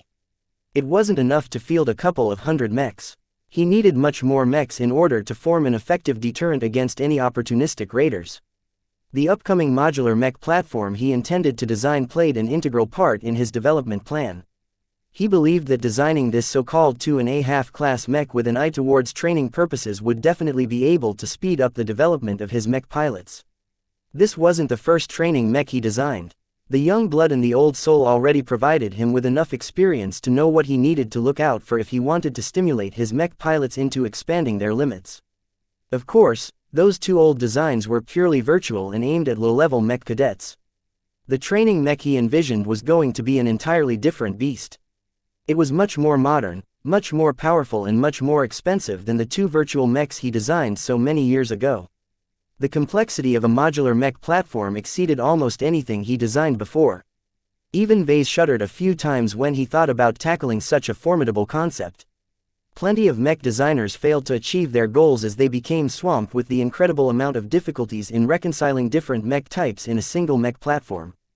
Though he set some conditions to limit the scope of his modular mech platform, he was fully aware that he would still be pushing the boundaries of his technical prowess. If only he was still on good terms with Gloriana. She was much more proficient in tackling these technical challenges. While Vase was no slouch in this area, that was because he forcibly elevated his knowledge base through the system. In truth, Vase never possessed much passion in pushing the limits of what was technically possible with mechs. He was much more interested in exploring his own way of strengthening mechs. His methods just happened to have relative little relation with the technical and physical qualities of a mech. Therefore, Vase wasn't very suitable to tackle technically sophisticated design projects. If not for his time constraints and his unusual circumstances, Vase wouldn't have embarked on such an ambitious design project. Hopefully, I can make it up with Gloriana. I really need her assistance. Meow. It's not my fault. Meow meow. Lucky settled onto the surface of the Larkinson Mandate while turning a part of his body intangible. The golden cat had lost her majestic air and rested helplessly in the gem cat's grasp as she enjoyed another unsolicited bath. Nya, stop bothering our clan's ancestral spirit, Lucky. She's not your kid. Besides, she doesn't even need any cleaning. Predictably, Lucky completely disregarded those words. Vase approached his desk and dragged Lucky away from his book. Meow, sit still and don't disturb anyone. I have guests soon. It didn't take too much time before a group of people entered his office. Seats unfolded from the floor, allowing everyone to sit facing the desk. The guests had two things in common. First, they were all mech pilots. None of the people Vase invited today were mech technicians or laymen. Only those who piloted mechs in battle had entered the office. Second, the guests were all clan members without exception. The blood of the Larkinsons flowed through their veins, and their demeanors each exuded the pride and confidence of their heritage. Among the veteran mech pilots that Vase invited today, a few of them were more familiar to him than others. Commander Melkor was one of the youngest among the Larkinsons. Even though he was lacking in years and battle experience, that did not mean that Vase was prepared to dismiss his feedback. Melkor represented the younger generation of both the Avatars and the Larkinson clan. There were always differences in training standards and battle experiences between the generations. What a mech pilot had to prioritize in the past was not necessarily as important in the future. New technologies, new paradigms and new design standards constantly evolved the parameters of mechs. Different mech generations excelled in different aspects. For example, the current mech generation placed a bit more emphasis on laser weapons. Other weapon systems hadn't managed to catch up, which meant that laser-armed mechs were probably slated to become the kings of the battlefield in human conflicts. A few other members of the younger generation attended the meeting. Chet Larkinson and Rode Larkinson squirmed in their seats as they felt horribly out of place compared to the more impressive figures sitting next to them. They could hardly fathom that they would have a say in this meeting. The other Larkinson mech pilots were much more at ease. Commander Magdalena Larkinson and Director Clinton Larkinson represented the middle and older generation of Larkinson mech pilots respectively. That did not mean that the others were inconsequential. Many of the old and retired mech pilots enjoyed an illustrious career in their prime. People like Hager Larkinson, who was around 80 years old, used to be a distinguished mech captain of the Mech Corps. Vase observed each and every one of the Larkinsons and nodded in satisfaction. Thank you for attending this meeting. It wasn't as if they could refuse an invitation from the clan patriarch. Fortunately, none of them were opposed to this meeting. The future of the Larkinson clan might very well be decided by the discussion that would take place in this office. Today, after Vase got the pleasantries out of the way, he got down to business. Everyone here should be aware of why I called you here. He waved his hand, causing a projection to come online. I'm about to design a mech that is exclusive to our forces. While I'm also placing this mech at the disposal of my avatars and other forces, make no mistake. My mech will mainly be a machine that is meant to strengthen our clan. The projection he conjured up showcased many successful modular mech platforms in history. All of the mechs that appeared in view shared many commonalities with other mechs of the same platform. Clear differences existed, of course. A platform configured as a knight mech looked drastically different from the same platform configured as a rifleman mech. Melkor raised his hand. I have a question. Considering the nature of our discussion, shouldn't you be inviting Janzi and Tusa? Before Vase answered his question, Clinton barked out a laugh. Ha ha, those two lucky youngsters are already beyond the scope of human ability. They're too good to understand our difficulties. What mech pilots like you struggle with on a daily basis are trivial issues to mech pilots at their skill level. Director Clinton is right, Vase concurred. While they aren't quite expert pilots, they are already too far ahead compared to the rest of you. I have no doubt that they have plenty of useful advice. It's just that their feedback won't be of much relevance to my current design project. Once they got over this issue, Vase commenced the discussion in earnest. He introduced his goals and described what he wanted to achieve with his design. He also revealed some of the specifications he set. While it's important for us to retain some landbound combat capability, developing our spaceborne combat ability must be our primary focus. It is acceptable for us to be short on the former, at least for the first decade or so, but we must be able to defend against threats in space. The Grand Expedition always needed protection in space. This would never change as long as Vase and the Larkinson clan remained nomadic. While Vase did not rule out the possibility that he would settle down on a planet, even then it was still essential to form a capable spaceborne defense force. Therefore, the choice was obvious. His modular mech platform had to be a spaceborne mech design. Most of the Larkinsons present understood his decision. They didn't object to his reasoning. However, this still presented a problem. What about our landbound mech specialists? They'll have to settle for other products. Vase uncharitably answered, well, if possible, we can see if my modular mech platform can be converted into aerial or even landbound variants. He preferred not to waste too much time on developing variants. If possible, Vase wanted to encourage his landbound mech specialists to gain some proficiency in fighting in space.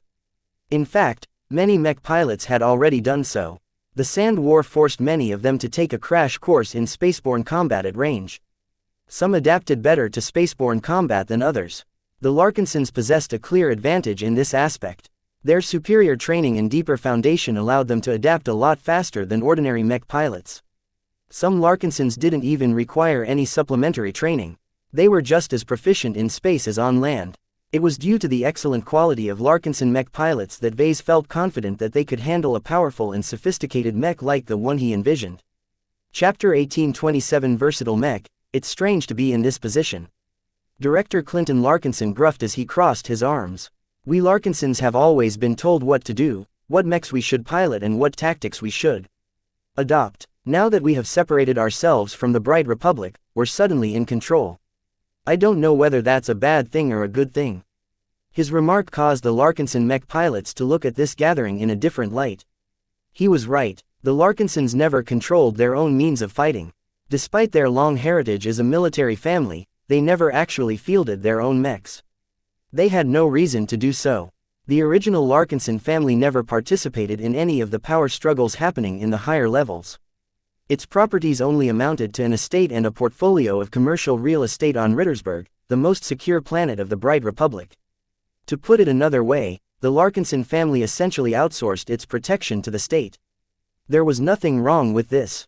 As long as the Larkinsons remained loyal and upstanding citizens of the Bright Republic, the state would naturally offer protection. Yet it was different now. The exodus of Vase and his followers and the formation of the Larkinson clan represented a shift towards autonomy, and perhaps sovereignty. While Vase hadn't been very concrete about it, it was clear to most Larkinsons that he wanted to develop a clan that wasn't bound by any state. Though spaceborne clans weren't liked, it was undeniable that they had the strength to exist on their own. Their strong military might was the main reason why they were able to contend and even overpower entire states. Vase considered the decision to design a mech exclusive to the clan and his forces to be the first step towards this potential future. Just embarking on it already made the members of his clan view their situation in a different light. If they were still members of the old Larkinson family, they would have never thought of developing a mech for themselves. They would have been content to pilot anything the mech corps thought what was best. The privilege of choosing their own design excited the Larkinsons. Everyone from Director Clinton Larkinson to Rode Larkinson were starting to recall their fantasies of the mechs they wanted to pilot.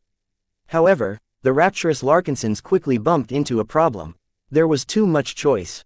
Transitioning from a situation where the Larkinson mech pilots never had a say to where they could determine every detail down to the color of the coating was a huge shift. The problem was compounded by the fact that while the Larkinsons were proficient in piloting mechs, they lacked the mindset of a procurer of mechs. It was not so simple to search, evaluate and purchase a mech. Entire outfits lived and died by the choices they made when they sought and purchased their mechs. And the opportunity that Vase gave his clan members was even more complex. He did not give them a choice of mech models, but instead gave them the opportunity to specify a complete design.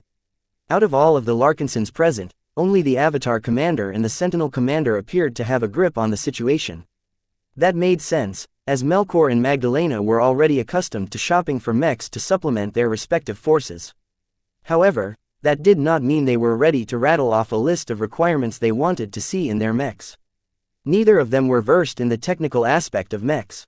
Vase recognized that he needed to take a more direct hand in the discussion. Let's start with the decision of which mech archetypes our modular mech platform is able to express. The more choices, the more versatile we can be. However, this comes at an increasingly more severe cost as the base platform needs to accommodate more modular configurations. A light skirmisher is almost completely opposite to a night mech. Hager Larkinson nodded in understanding. Is it even possible to marry these two types in a single design? It's possible, but, Vase reluctantly said, let's just say the quality and performance of the platform will decrease to an extent. I'll also have to introduce more modularity to the design which will affect the integrity of the end product even further. So what types will we include? At the very least, we need a ranged and melee option. That makes two. That sounds simple. Just pick a generic rifleman mech for the ranged option and add 2 or 3 different melee mech types to round it all up. We can cover up to 80 to 90% of our mech pilots with this selection. Hey, wait a minute, there is a huge diversity in ranged mechs. You can't just settle for a single ranged configuration and call it a day. At the very least, we need to make a distinction between physical damage and energy damage types. Both of them have vastly different properties and requirements. We need at least 2 ranged configurations to cover the needs of our ranged specialists. You have a point, Vase spoke. Ballistic rifleman mechs and laser rifleman mechs are different. While it's possible to design a single mech that can wield both types of weapons, I prefer specialization over adaptability. This is what most mech pilots are used to. However, versatility is also important. Commander Magdalena mentioned, just like in the Sand War, sometimes we might face opponents who are immune to one damage type but vulnerable to another damage type. If we keep specializing our ranged specialists to a single damage type, then how well will they fare when their favorite method of dealing damage doesn't work? That caused the people who gathered in the office to fall silent. This was a very important point. Vase was glad that Magdalena recognized one of his concerns. While every Larkinson fell in thought, Vase placed his favorite object on his lap. Ever since he created and empowered the Larkinson Mandate, he always felt a connection to it. The more time he spent with the book, the more he understood its depth. Of course, the presence of the golden cat also lifted his mood. Vase adored the spiritual cat's appearance and behavior. She was much more well-behaved than his naughty gem cat. Invisible to anyone but Vase and Lucky, the golden cat purred comfortably as Vase coated his fingers with his spirituality and massaged her golden fur. Nya, nya, meow. Lucky, jealous at the golden cat's treatment, rudely jumped onto the cover of the book and superimposed his body with the youngest cat. Nya, meow. A strange situation took place. Vase was suddenly stroking the backs of 2 cats at the same time. In the meantime, the Larkinsons came to a reluctant consensus. Rather than adding 2 separate ranged configurations to the modular mech platform, they agreed to settle with just a single one. While the ranged configuration lost out in specialization, it gained a lot in versatility. With this solution, we can quickly swap between several different rifle types without burdening our support services. Melkor spoke, as a ranged specialist myself, I'm most comfortable with laser weapons, but that doesn't mean I'm inept when it comes to handling physical weapons. The Sand War has already given me lots of practice in wielding the latter. Vase was glad they made this choice. He agreed with the premise that their ranged specialists should be able to handle both ranged weapon types. The expeditionary fleet would definitely encounter a myriad of opponents in the Red Ocean. This not only included human forces, but also remnant alien forces. Against these varied opponents, specialization wasn't necessarily the best idea. It was fine when employed in huge mech armies against known opponents, but in a wild and untamed region, it was better to sacrifice top performance for adaptability. This applied not only to their mechs, but also their mech pilots. What about the melee configurations? There is much more variability between melee mechs, at least when it comes to the most basic mech types. We need at least a defensive and offensive option. A space knight and a swordsman mech. You're a landlubber, aren't you? Swordman mechs aren't very optimal in space. Lancer mechs are much more useful in space battles. No one is going to hover in place to fight a duel. Most melee mechs are either charging at their enemies or meeting an incoming enemy charge. Polearms provide a much higher utility and can be used to a greater effect than swords. Vase had to admit that Lancer mechs were indeed more useful in spaceborne battles. That said, swordsman mechs had their merits. They were much more destructive once an enemy entered their reach. In addition, swordsman mechs scaled extremely well with piloting skill. Don't forget our light mech specialists. Light skirmishers are indispensable, whether it's chasing down enemy ranged mechs or closing the distance on a distant threat. Mobility is king in space warfare. What do you think, Vase? He rubbed his smooth-shaven chin. Light mechs were indeed indispensable. He couldn't help but recall what took place during the battle against the mechs of the Terenic. After sacrificing numerous mechs, the Fredaman mechs finally managed to escort their 2 light skirmishers to the Scarlet Rose. Once their opponents entered their reach, the light skirmishers rapidly dismantled the battle bots which had given them so much flack. This moment had been permanently seared in his mind. He admired and dreaded the lethality of those deceptively slim mechs. Light skirmishers are indeed indispensable to us. Vase agreed. However, the configuration of light mechs differ drastically from their heftier counterparts. All of the other mech types we've discussed fits the broad range of medium mechs. This makes the modular mech platform more practical as I don't have to expand its mass range too much. Incorporating a light skirmisher configuration will drastically complicate the project. We have to consider whether it's worth it. How many light skirmisher specialists do we have, and are they okay with piloting something larger for the time being? Melkor, Magdalena and a couple of other Larkinsons provided their input. Specializing in light mechs wasn't very popular. The smallest mechs were extraordinarily vulnerable to damage. In order to stay alive, pilots had to depend on the mobility of their mech and their skill in dodging and evading damage. It was a very stressful position to be in, and only those with daring and confidence chose to embrace this high-risk, high-reward fighting style. This meant that while the light mech specialists absolutely shouldn't be neglected, there weren't that many of them. Perhaps only 10% of mech pilots consisted of light mech specialists. I can't justify the enormous cost of incorporating a light mech configuration in my design just to accommodate 10% of our warriors. Vase eventually decided, for now, it's best for them to adapt to piloting something heftier or settle with an existing light mech model. I might design a dedicated light skirmisher later on that can meet their training and acclimatization needs. I don't feel confident I can do them justice in this current project. Though a couple of Larkinsons looked like they wanted to argue further, Vase had made up his mind. Then, what should our melee configurations be? A knight and lancer configuration sounds too little. All of our swordsman mech specialists will be shafted. It's not that difficult to pick up. Spearmanship, every qualified Larkinson mech pilot at least learned the basics. While it is too much to ask that they become spearmasters in a couple of months, don't forget that we have years before our journey to the Red Ocean begins. Even so, it is a massive waste to leave swordsman mech specialists out of the picture. Their skill in swordsmanship will grow rusty if they are forced to adopt another weapon for the foreseeable future. It might even regress, which is a disastrous outcome. That was true. Lancer mechs were a lot more useful in space, but many Larkinson mech pilots, particularly landbound specialists, were much more proficient with swords. Vase briefly nursed his forehead with his fingers. How should he settle this issue? Chapter 1828 Larkinson Mech. After a lengthy argument, the swordsman mech proponents finally got the better end of the argument. They successfully convinced the other Larkinsons that the needs of swordsman mech specialists needed to be met with a configuration that suited their distinctive fighting style. There's a lot of variety in swordsmanship styles.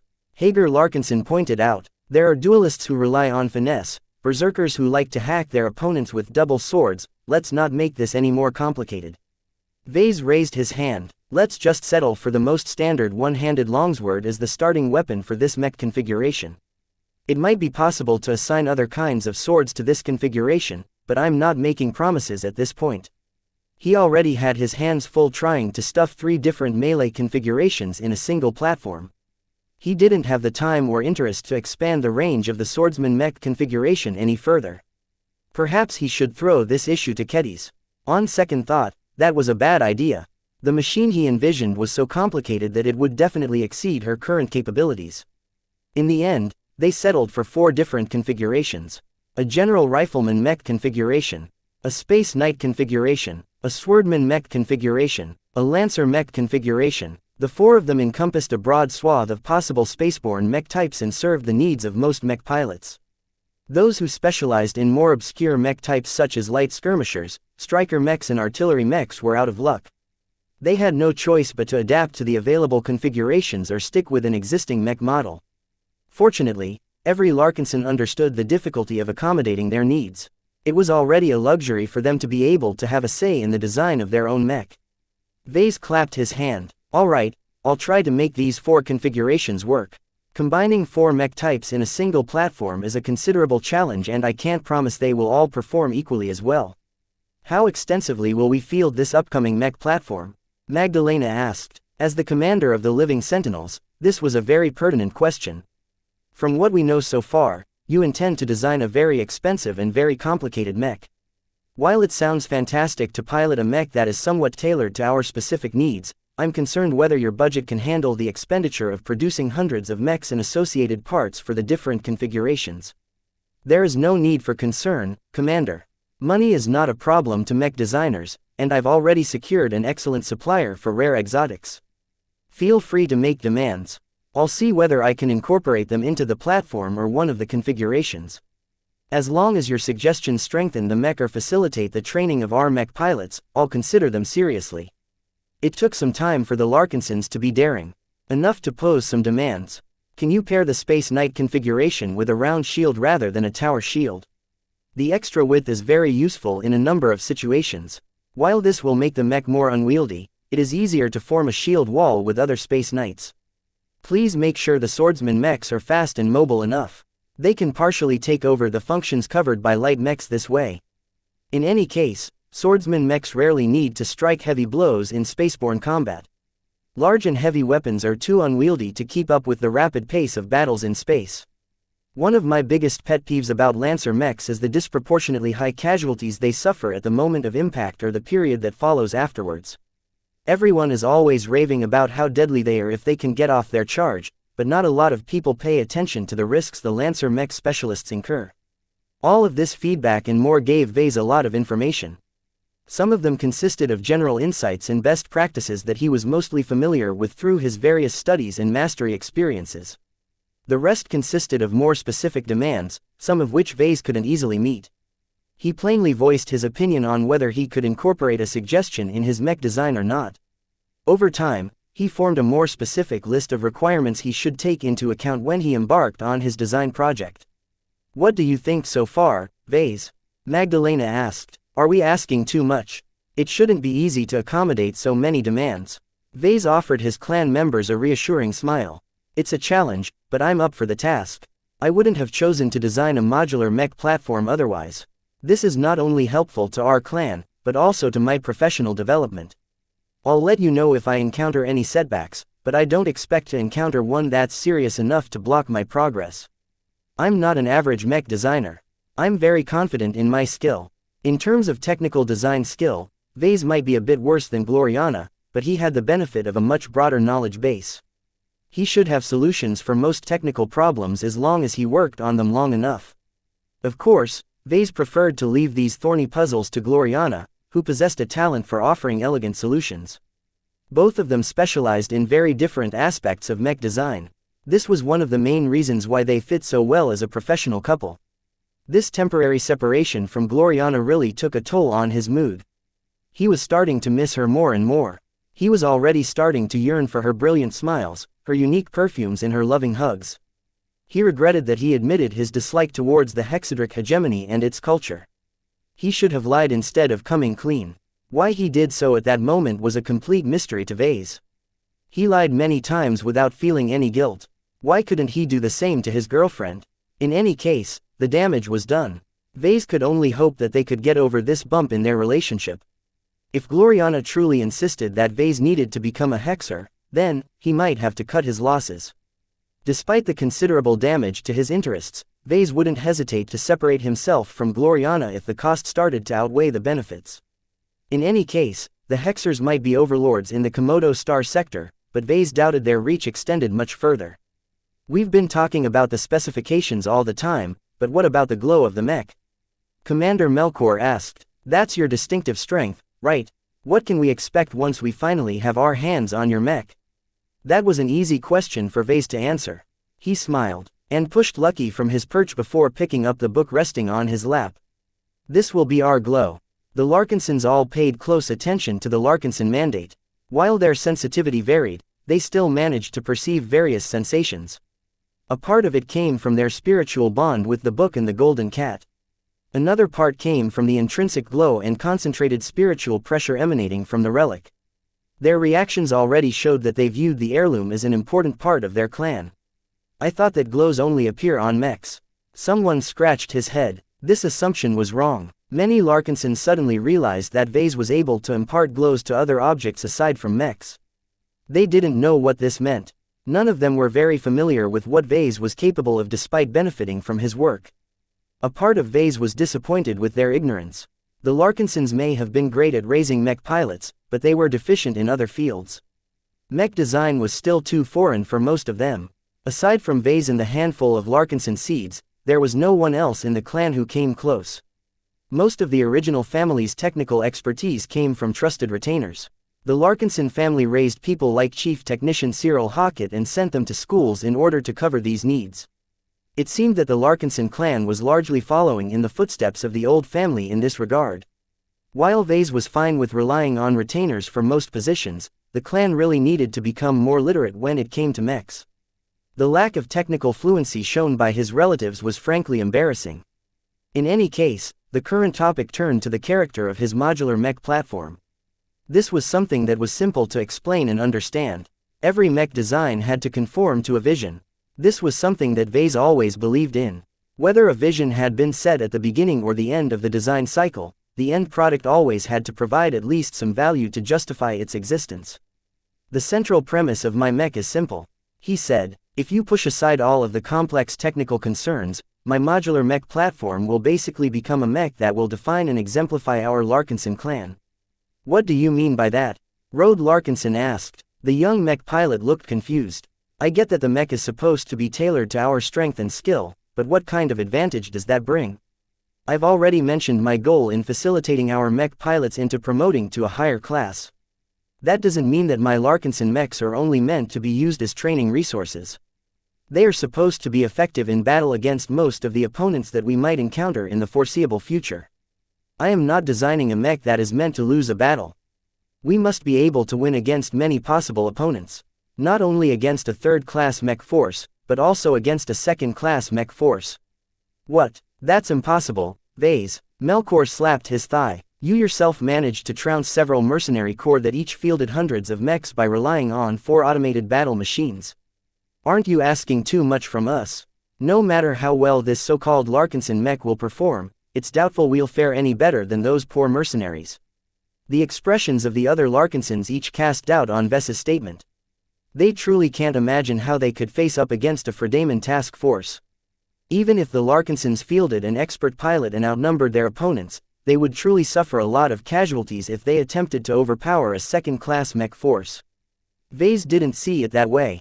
One of the biggest differences between third-class mechs and second-class mechs was the disparity in materials. More specifically, the quality and resilience of mech armor differed substantially between the classes. He just happened to possess an endless source of briar alloy. While this material was a bit too basic in the eyes of a first-rater, it was still strong enough to serve as viable mech armor in the perspective of a second-rater. Of course, protection was only one side of the story. If Vase took a basic third-class mech like the Desolate Soldier and replaced its entire armor system with one that was based on briar alloy, it wouldn't necessarily be able to contend against the Fredaemon. Its defensive qualities may have improved, but its attack and mobility aspects hadn't caught up. All of these factors left enormous holes that made this altered Desolate Soldier completely unsuitable against a superior force. Vase had already thought about this, though. He was willing to invest as much money as necessary to narrow these gaps and upgrade the other aspects of his Larkinson mech to a level that made it viable against second-class threats. He wasn't asking for much. He didn't need his mech to be competitive, but it should at least have a chance. He wasn't willing to rely on the Glory Battalion and Wodens to guard him against the Fredaemon. Chapter 1829 Ominous Convergence. The so-called Larkinson mech, for a lack of an official model name, served several purposes. Aside from the reasons that Vase already mentioned, he withheld a more profound and important reason from his fellow clan members. Though he already trusted them to an extent, it was far from the level where he was willing to reveal some of his more sensitive secrets. Even now, Vase harbored no intentions to reveal the true nature of glows. None of the Larkinsons were aware of the existence of spirituality or design spirits and how they all tied to his design philosophy. It sounded a bit pathetic that Vase was more willing to share his secrets with Gloriana than his own clan members. Was it because he distrusted his family? Perhaps. The truth was that it didn't serve the Larkinson clan very much to learn his secrets. While it might improve their ability to pilot his mechs, it wasn't worth the chance of exposure. When his secrets spread to dozens or hundreds of Larkinson clan members, only a single bad apple was enough to spill them to the public. Vase knew how much controversy and greed his secrets could generate. He had to avoid this outcome at all costs, and that meant that he needed to keep everything sensitive under wraps. He only made an exception for Gloriana because he trusted her. He had faith in her dedication towards him, and he figured the risk was small enough to share some of his most valuable insights with her in order to improve their collaboration. So far, it had been worth it. The Desolate Soldier, the Deliverer, and all of the variants and custom mechs they designed together had achieved massive success. Part of the reason why they caught on so much was the synergies he formed with Gloriana. Vase wouldn't gain as much if he revealed the same secrets to the Larkinson clan. This meant that he was more inclined to keep his mouth shut regardless of the fact that he was snubbing his own family. In any case, Vase withheld information from the Larkinsons for so long that it hardly affected him. Trust could be built over time. Perhaps his attitude towards the Larkinson clan would completely be different after a couple of decades. Vase rose from his seat and placed the Larkinson mandate on his desk. Make no mistake, the future of our Larkinson clan will be defined by the mech I'm about to design. I want you to realize that I am taking this responsibility absolutely seriously. No one is doubting your ability to design a good mech.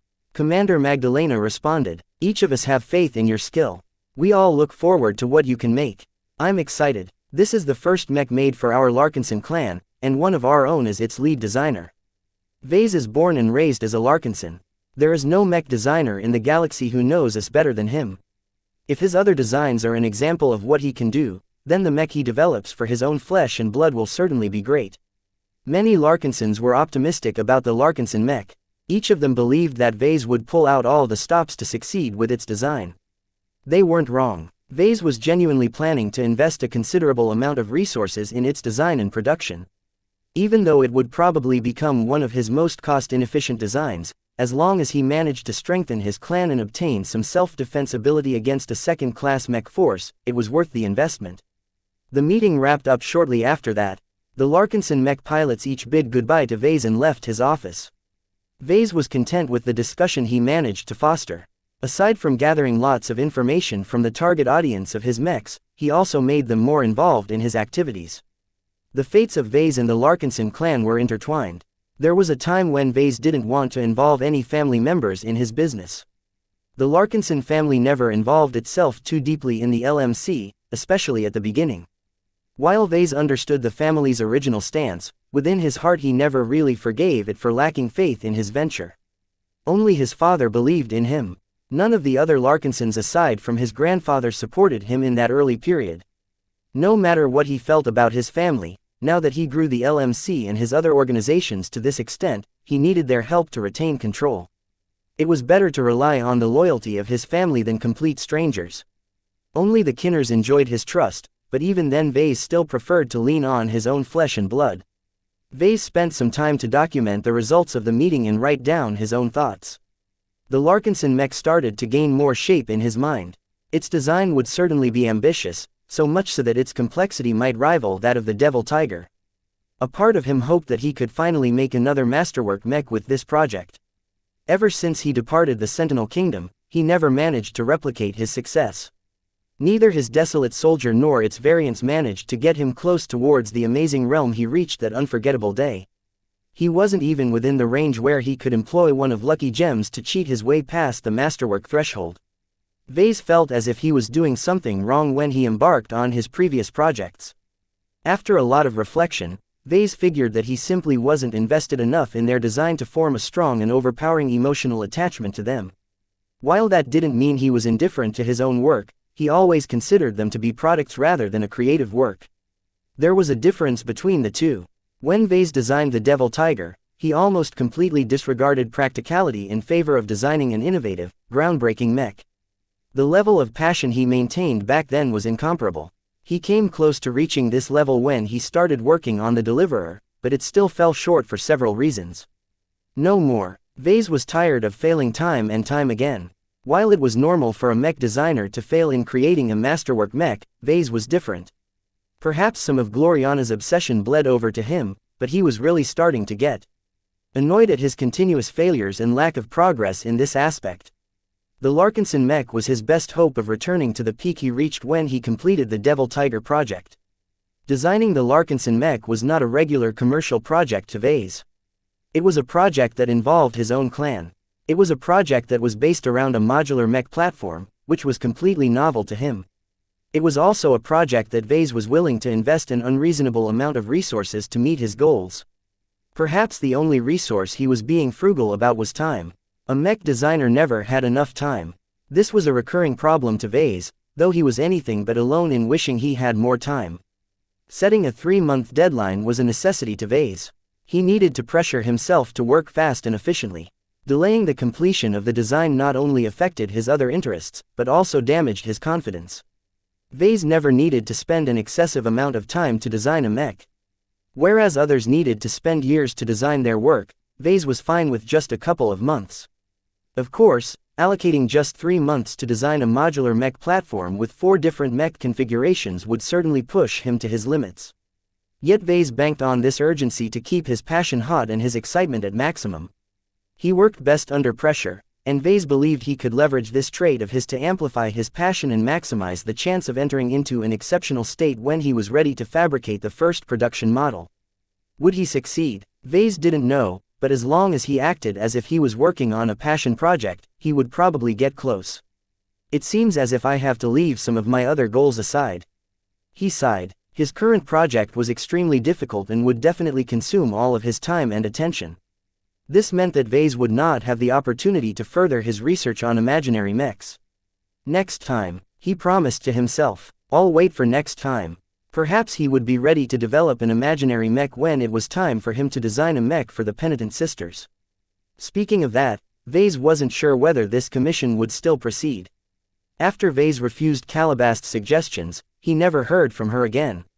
Was it that difficult to arrange a way for boys to be the lead designer of a mech design project in the hegemony? Time passed as Vase formed a timeline of his project and sorted out his schedule. As long as the Sand War or the Komodo War didn't spring any surprises on him, then Vase expected to be able to work wholeheartedly on his project. It was at this time that Gavin entered his office. He had an urgent expression on his face. Boss, something has happened. Vase swiveled his chair towards his assistant. What's the problem, Benny? It's the Sandmen. They've withdrawn. What? This was completely out of his expectation. Why would the Sandman suddenly halt their relentless assault on human space? A sudden withdrawal would not only give the beleaguered states a valuable reprieve, but also negate many of the gains they have made. What had changed? Why were the Sandmen breaking their pattern? It's true. It's all over the galactic net. The entire third line of defense reports that the Sandmen have stopped throwing their fleets at human-occupied star systems. Not a single Sandman has launched an attack in the last 8 hours. The scouts that are tracking the movements of the enemy have all observed the Sandman fleets aborting their forward approach. Where are they going? Are they retreating back to the frontier? Gavin shook his head. That's the peculiar part about the changes in movement. The Sandmen aren't fleeing like scattered sand. Instead, all of their fleets have altered their routes so that they are all converging on a single star system. This was shocking news. There was definitely an intelligence behind this change. Whether it was Sigrund or some high-caste Sandman leader, it was clear that the aliens were not content to perpetuate their losing trend. Where? We're not quite sure yet. More observation is needed to pin down the precise location. What we're certain of is that the convergence site is located somewhere in the territory of the former Coman Federation. That means that practically every surviving Sandman fleet will converge in a state that is situated straight in front of the Bright Republic. Vase quickly realized, this was a massive threat to his home state. If thousands, tens of thousands or hundreds of thousands of Sandman fleets all gathered in front of the Bright Republic's doorstep, what would happen once this convergence finished? Would all of these Sandmen form another artificial sand planet like the one that ambushed the CFA warfleet? Unless the Big Two came to the rescue yet again, this death ball might be powerful enough to smash through the entire mech core. The Bright Republic was prohibited from developing and fielding weapons capable of destroying planets. While this rule was meant to limit the damage in human conflicts, it also crippled the state's attempt to fight against aliens who were unbound by the rules imposed by the Big Two. The most important question now was whether the MTA or the CFA would move into action. Chapter 1830 Sandman Calamity. The Sandmen altered their pattern yet again. The aliens were slow to change their approach, but once they did, it always resulted in significant changes. After getting beat up by deliverers over and over again, the Sandmen reacted outside of expectation. Most analysts predicted that the Sandmen would have abandoned the swarm configuration that made their Sandman admirals so vulnerable against sniping. Yet it seemed the Sandman leaders still in charge had opted to skip a couple of steps and went straight for the final resort. It was difficult to estimate how many Sandman fleets were left. The Sandmen drew out nearly their entire population from their territories in the deep frontier and committed them to the invasion. Even though the human states managed to defeat an incredible amount of fleets, more were still intact and on their way to invade human space. If the Sandmen kept flinging their fleets at human space without strategy, then the states possessed ample confidence in repelling the onslaught. It was a different story if they smarted up. By taking advantage of their numerical advantage by gathering them up to form a single massive force, almost no state could withstand their might. A sense of helplessness spread throughout the troubled states. The might of a Sandman planet like the one that struck a blow against the CFA warfleet was irresistible by any third-rate state involved in the Sand War. Perhaps they might stand a chance if they all joined forces and pooled their military strength into a unified mech army, but what were the chances of that happening? More information quickly poured in from scouts and observers. They managed to infer the star system chosen as the convergence point, and it was right in the heart of the former Coman Federation. This was bad news for the Bright Republic. The state just happened to stand in their way if the Sandmen kept heading core-ward. Though it was not out of the question for the Sandman planet or Armada to alter their course and steer around the Bright Republic, the odds of that was not very high. The Sandmen weren't known for employing tricks. Their leaders set a simple directive, and the lower caste Sandmen obeyed those orders in the most direct fashion possible. Therefore, if the Sandmen were still trying to invade human space, they would certainly take the path of least resistance, which meant they would be proceeding straight ahead. The mood in the Ilvain Protectorate grew tense and uncertain. It only took a slight change in direction for the suspected Sandman planet to steer the Sandman planet towards the Protectorate. Not even the recent announcement from the MTA allayed everyone's worries. In the face of such a clear and present threat, the Mech Trade Association could no longer remain impassive. Failing to act against such an overpowering alien threat would certainly impact their reputation to an extent. Perhaps they were too lazy to deploy their forces throughout the entire front in the earlier stages of the Sand War. Now that the Sandmen were eagerly converging their forces in a single location, the MTA only had to dispatch a single powerful strike force to put an end to their invasion. The only question was how long it would take for the MTA's compliance department to muster up their troops and intercept the Sandman planet. No one knew what the future held. While many people believed that their state would no longer be subject to the ravages of the Sandmen, other people suspected that their enemy wasn't so simple. Time and time again, the Sandmen slaughtered so many citizens with the MTA standing by as if the culling was a natural cycle of nature. Public confidence and trust in the MTA had fallen into a pit. Combined with their obvious preoccupation with the Red Ocean, many humans affected by the Sand War no longer looked up the MTA to save their lives. The changes affected the Bright Republic the worst. Even though the relentless assault against the Bentime system had finally ceased, hardly any Brighter celebrated the reprieve. The Mech Corps and Starfighter Corps rapidly began to reorganize their regiments in preparation for a large-scale action. Whether it was to resume their prior defensive actions or to concentrate their forces to repel a planet-sized Sandman behemoth, the Bright Republic needed to make the most out of the temporary lull in battle. The conditions were slightly better in the other states. The Ilvain Protectorate and Vija Kingdom which bordered the Bright Republic were both adopting similar postures. As for the states situated further away, the mood grew cautiously optimistic. Some even believed that the Sandmen would no longer bother them. As far as they were concerned, the Sandman invasion wasn't their problem anymore. Let the Brighters and the MTA take care of the Sandmen's final gambit. There was no need to intervene any further. With several distant states declared an end to the fighting and the start of reconstruction, it became clear to the Bright Republic that few states were willing to reinforce its precarious defense lines. The selfishness of state governments became fully evident when the Bright Republic's pleas for help fell onto deaf ears. Not even the Ilvain Protectorate issued a commitment. The Ilvainans don't owe the Brighters anything. In fact, the opposite is true. Gavin reported to Vase in his office. The ties between the Protectorate and the Republic are too shallow to foster a mutual defense pact. There are too many differences between the two states, and the Ilvainans don't believe the Sandmen will change course and attack the Protectorate after they smash the Republic. Vase grimaced a bit. This also means that the Bright Republic won't come to the Ilvain Protectorate's aid if it turns out the Sandman planet attacks the latter instead. Everyone is gambling like they are taking turns to ride a starship with a malfunctioning FTL drive. Each passenger hopes that disaster will pass them by and that the FTL drive will still hold up. Considering that the Bright Republic bore the most risk, no amount of diplomatic entreaties could convince the other states to send aid. Some people even wrote the entire state off. There was no way the Republic would be able to survive if the Sandman planet invaded the Bentime system, which many analysts predicted due to its attraction as a port system.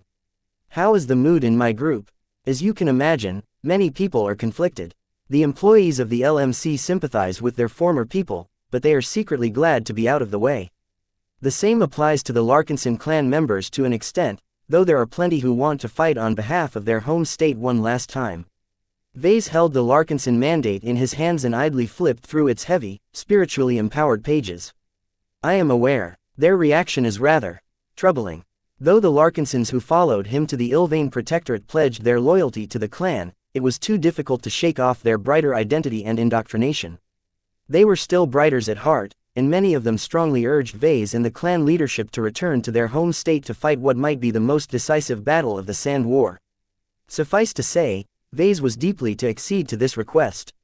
Though it would be exceptionally valiant for them to come to the aid of the Bright Republic, Vase was not hungry to expand his glory and accumulate more honor. The Larkinsons weren't short of reputation. Even the newly founded Larkinson clan already possessed quite a lot of renown due to the personal accomplishments of Vase and the legacy it inherited from the old family. All of this meant that Vase had continually been inundated with requests to dispatch the Avatars and the Sentinels to the Benheim system. It was driving him mad. Fortunately, there were several reasons why they weren't heading to the Bright Republic in droves. First, travel from the Ilvain Protectorate and the Bright Republic was heavily curtailed. Aside from state-backed trade convoys, hardly any ship was willing to travel to a state that was likely to become the punching bag of the Sandman planet. Ship owners weren't suicidal or stupid enough to accept any contract that would bring them to the Bright Republic. Second, the Larkinsons possessed some attachment to their clan. Each of them had signed the Larkinson Mandate, which meant they felt obliged to wait until Vase and the leadership made a decision before they acted. Of course, this didn't prevent them from leaving the clan or acting against instructions. This was actually a very realistic concern to Vase and the others. The final and perhaps the main reason the clan members restrained themselves was the reaction from the old family. The Larkinson family as a whole instructed the Larkinson clan to stay out of the way. Benjamin Larkinson called Vase himself to explain their reasoning. Whatever happens, we don't want our Larkinson heritage and future hopes to die with a stubborn old bones. In the coming weeks, we're transferring our family to your clan. I hope you can shelter them from what is to come. Please treat them well. Whether they decide to join your clan or stick to their own ways, I hope you can respect their choice. Vase readily agreed with this request. I have never forced anyone to join my clan. Family is family. I'll do my best to accommodate every Larkinson sent in our direction. It might be that we're being overcautious. The MTA will likely make its move and solve the problem on its own. What we are doing is merely a precaution. It might be that this crisis will blow over in a month. You can send our Larkinsons back if that's the case. Vase and Benjamin hashed out the details and forged a small, informal agreement that the Larkinson Assembly quickly ratified in an emergency session. Since the clan had accepted the responsibility of hosting the Larkinsons from the old family, it had a duty to protect their charges. Sending lots of mechs and mech pilots to the Bright Republic would be a dereliction of their current duty. At least that was Vase hoped to use as an argument to convince his rowdy clan members to stay put. How big the exodus from the Bright Republic? Not that much, to be honest. Aside from the lack of ships that can carry refugees away, most Briters are actually determined to ride this crisis out. The upside to the latest movements is that many star systems are no longer under attack. Even if the Sandman planet advances forward, it will only pass through the territories of the Bright Republic before entering the territory owned by the independent state of Pilis. Still, the likelihood that the Bentheim system will be attacked is quite big. Once Bentheim falls to the Sandman, our home still will lose its economic heart. It will be difficult for the Bright Republic to remain strong. Even if the state manages to recapture the Bentheim system, it has lost centuries of investment and accumulation. It's too expensive to rebuild the local economy, especially since the government is certainly drowning in debt. The geopolitical implications were considerable. Unless the MTA stopped the Sandman planet in time, it was likely that the Bright Republic would suffer an unprecedented period of weakness. What might happen afterwards was bad news for the Republic, and by extension the Larkinson family. Vase really didn't want to deal with this headache right now. He was just about to gear up to begin his Larkinson mech design project. If he wanted to have a reasonable shot at fabricating another masterwork mech, then he couldn't afford to get distracted all the time. Are there any other movements I should be concerned about? Well, it's the Hexers.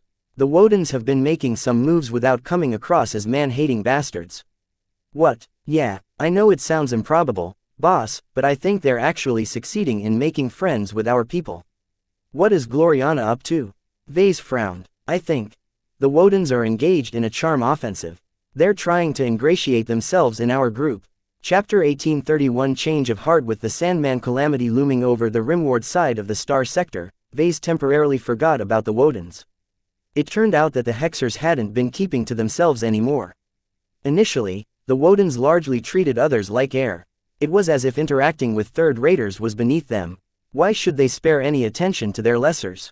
The change in attitude came as a surprise.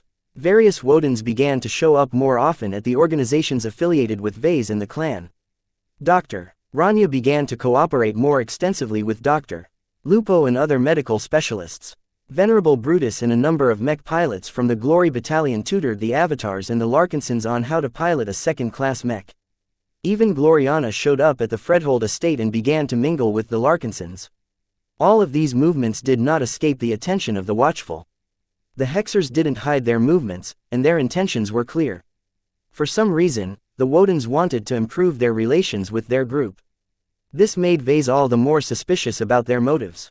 While he knew that Gloriana always wanted her family to accept Vase, it was anything but easy to convince her arrogant and stuck-up brother and cousin to accept their lessers. The Glory Battalion was likewise outside of her control. Aside from obeying some small requests, they mainly kept to themselves while performing their primary duty of protecting the Wodens.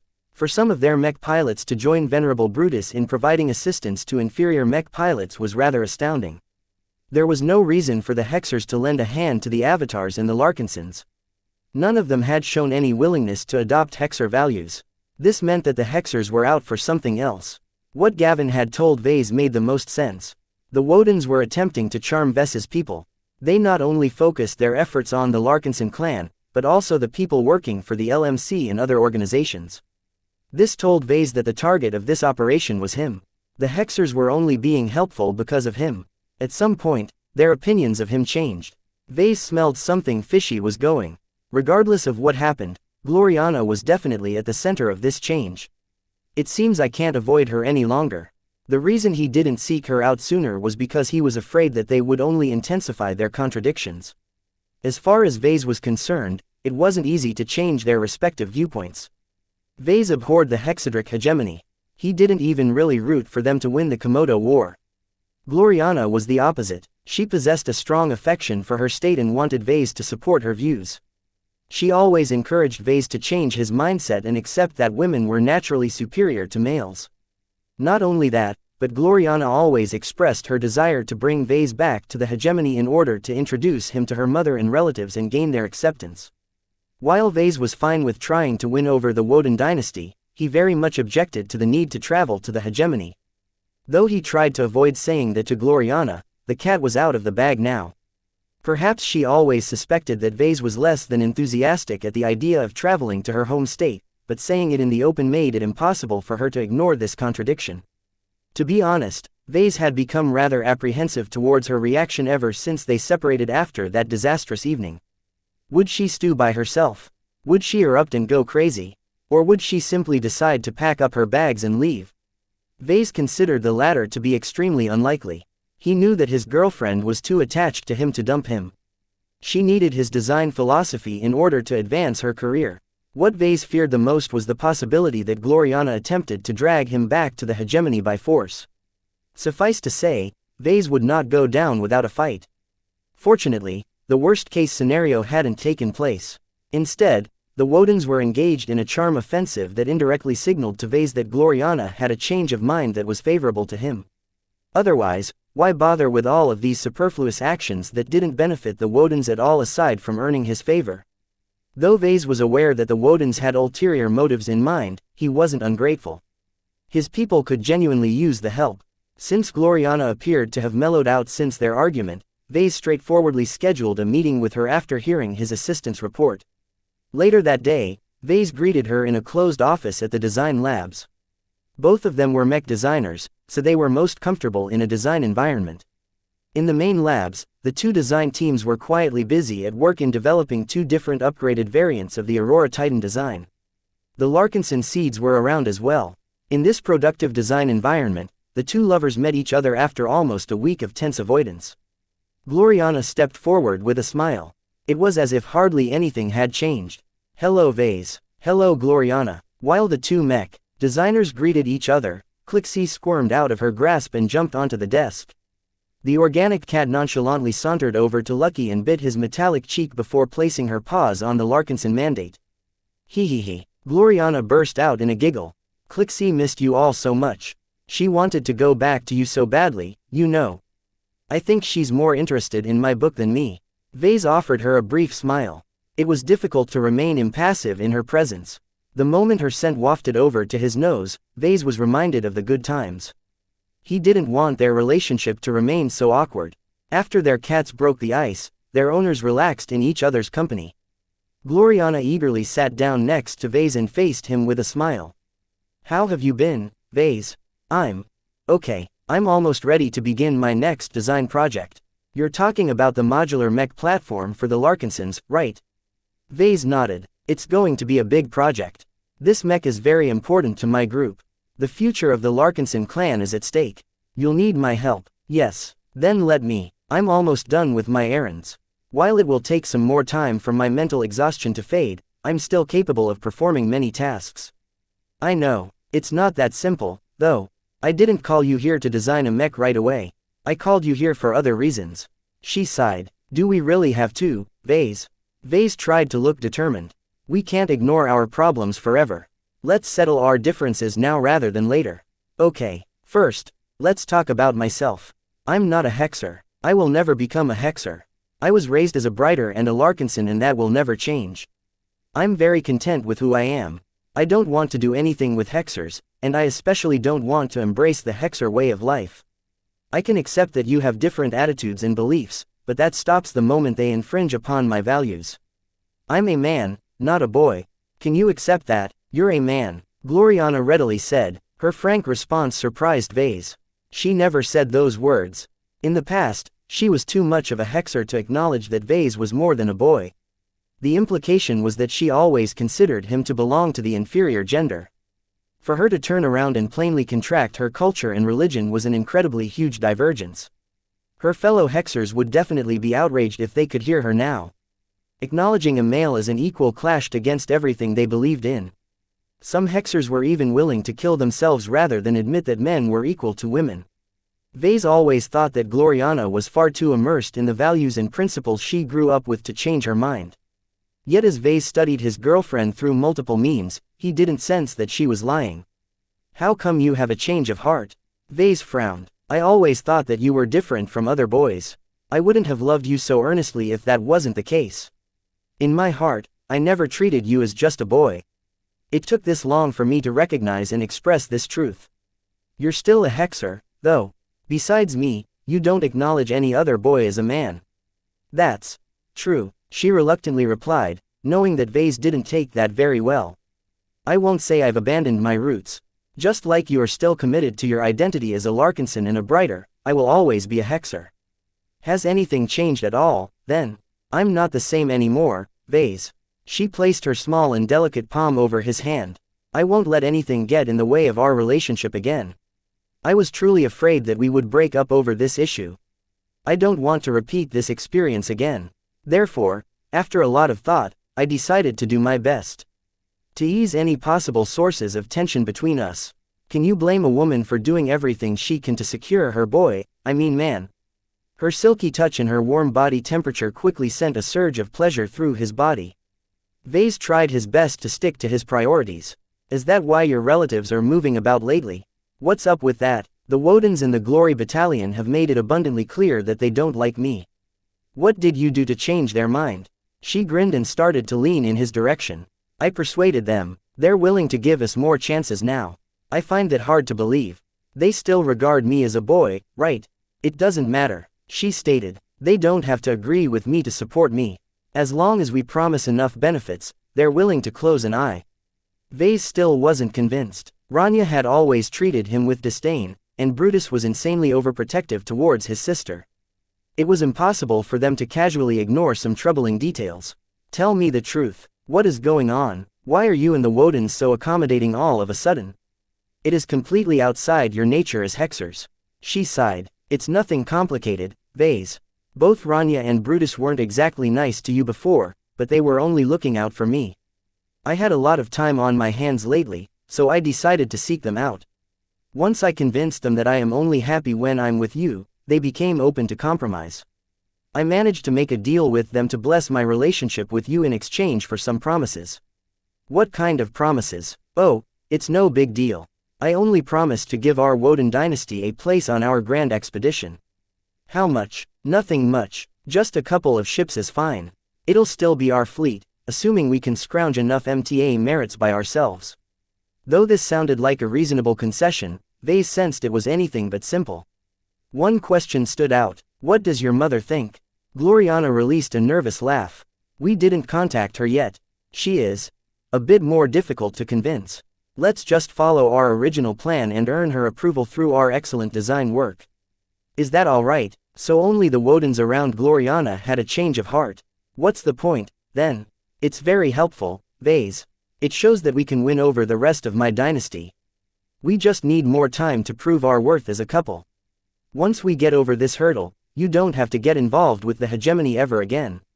My relatives are willing to let me join your expedition and leave the Milky Way galaxy in order to explore an entirely new dwarf galaxy. Doesn't that sound great? We can start an entirely new life that's completely divorced from our old lives.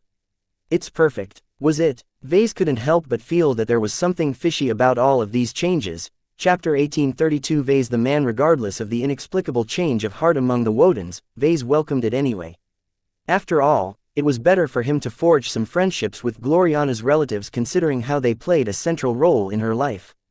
It was a lot more difficult to sustain their relationship if Vase still couldn't get along with his in-laws. Once Gloriana expressed that she was willing to call him a man, Vase believed that they had finally achieved a breakthrough. He was glad that Gloriana managed to settle the contradiction from her end. Now that she was willing to acknowledge him as a man and no longer insisted so much on bringing him home, Vase no longer felt as constrained in her presence. They spoke frankly about their future aspirations. Once I leave for the Red Ocean, I don't intend to return. He said. Why? I never really understood why you're so eager to leave your home. Sure, the Komodo star sector isn't as prosperous as the other parts of human space, but it is still our route. Vase couldn't say he was eager to leave because the Five Scrolls Compact might be eager to get back their missing Holy Scroll. He had to use another excuse. Think about what humanity has achieved. Our civilization has managed to defeat some of the most powerful alien empires in the Milky Way, and after a hiatus that has lasted for 4 centuries, we are finally picking up where we left off. Gloriana tilted her head. I didn't think you were so broad-minded about humanity's position. This isn't our fight. The Big Two will take care of everything. The Big Two are a bunch of bastards. Vase retorted. Look at their track record since the outbreak of the Sand War. What have they done to help our states resist the Sandman invasion?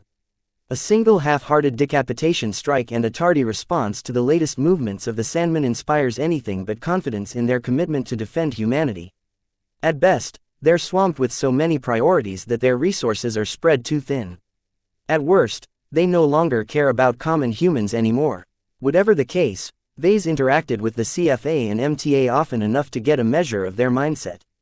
They considered the Komodo star sector to be nothing more than an insignificant corner of human space. Even if the Sandmen scoured the entire frontier star sector of life, the higher-ups of the Big Two still wouldn't care. His girlfriend directed a scrutinizing gaze at him. I admit you have a point, but it's not so easy to elevate ourselves to their level. At the very least we should make an attempt to transcend our modest beginnings. We are capable of more. I just know it. Sooner or later, we'll become masters with very specialties. Will we still be confined in the galactic rim at the time? Gloriana pressed her finger on her lips. You're not wrong, but it's incredibly hard to reach master. How many mech designers have tried and failed? The chance of success is minuscule. We should be devoting most if not all of our efforts towards progressing our design philosophy. It's best to do so in an environment that best facilitates our work. And you think that environment is home? She blinked. Yup. Well, for you, that makes sense. For me, not so much. Has a boy ever advanced to master in your state? Do you realize how much damage you will do to my chances of advancement if you want to turn me into a hexer? You're more liable to snuff my future instead. This will definitely affect your chances of reaching master as well since you're so dependent on me to design your best mechs. Considering this situation, it's in your best interest to keep me happy, and that means allowing me to decide where I want to go. I've always yearned to travel and explore the greater multiverse. The Red Ocean is a great opportunity to start my sojourn. What about me? She asked. Are you happy here? I'm always happy whenever I'm in your presence, Vase. You know that. Vase grinned. Then you'll be happy wherever I go, right? Do you need to return to the hegemony and your mother to be happy, or are you content to stay by my side even if I'm heading to an entirely different galaxy? His words caused her to fall into thought. Now that you put it that way, I think you're right. I feel a lot better about my decision now. While I won't lie to you and say that I won't be happier if I can be with you at home, I don't mind if you disagree. Will you at least allow me to invite you home for a visit? It's not going to be permanent, I swear. He grimaced. I'm sorry, Gloriana, but if the attitude of other Hexers is as bad as I don't think I can agree. My mother? I don't necessarily have to visit your mother. Why doesn't she visit me instead? I know it's rather inconvenient for her to travel while the Komodo War is heating up, but once it's over, will it be okay to invite her on a foreign excursion? His novel suggestion took her aback. Gloriana never contemplated the possibility that her mother would leave hegemony space in order to meet her boyfriend. On the surface, Gloriana wasn't very optimistic that her mother would agree. Hexers generally never left hegemony space without a good reason. It simply wasn't done. The rest of the human space was dominated by states who still wallowed in their ignorance. It was very unpleasant for Hexers to be in the company of people who treated men as equals rather than the boys they truly were. After a lot of bad experiences where Hexers futilely tried to enlighten foreigners of the falsehoods they perpetuated, most Hexers simply stopped traveling abroad. Gloriana knew what her mother was like. For someone as strict as her to travel outside the familiar confines of hegemony space and become exposed to people like Vase who insisted on being treated like men would not go over well. This was especially the case when their fellow Hexers would likely look down on her mother for paying a visit to her prospective son-in-law. Therefore, while Ves's suggestion sounded great, Gloriana did not see any way for her mother to acquiesce. Nonetheless, she wasn't in the mood to contradict her boyfriend at this point. She worked so hard and made a very huge sacrifice to make amends with Vase. She wasn't willing to press this matter any further. She offered Vase a reassuring smile. My mother would definitely be intrigued. I really do hope you can meet my mother in person. I love you, but I love her as well. It would be great if the two of you can get along. They babbled a bit as they grew more comfortable in each other's company. Both of them shed their earlier reserve and seemingly restored their prior intimacy. Their cats were happy they made up as well. Lucky crawled onto Gloriana's lap and turned it into his bed while Clixie sauntered over to Vase and begged for head scratches. Meow. Oh, you missed me, Clixie. Meow meow. Oh, you missed the golden cat you mean. Meow www. She's not your kitten, you know. The golden cat only inherited a tiny portion of your essence. The Larkinson mandate contained the marks and signatures of hundreds of clan members.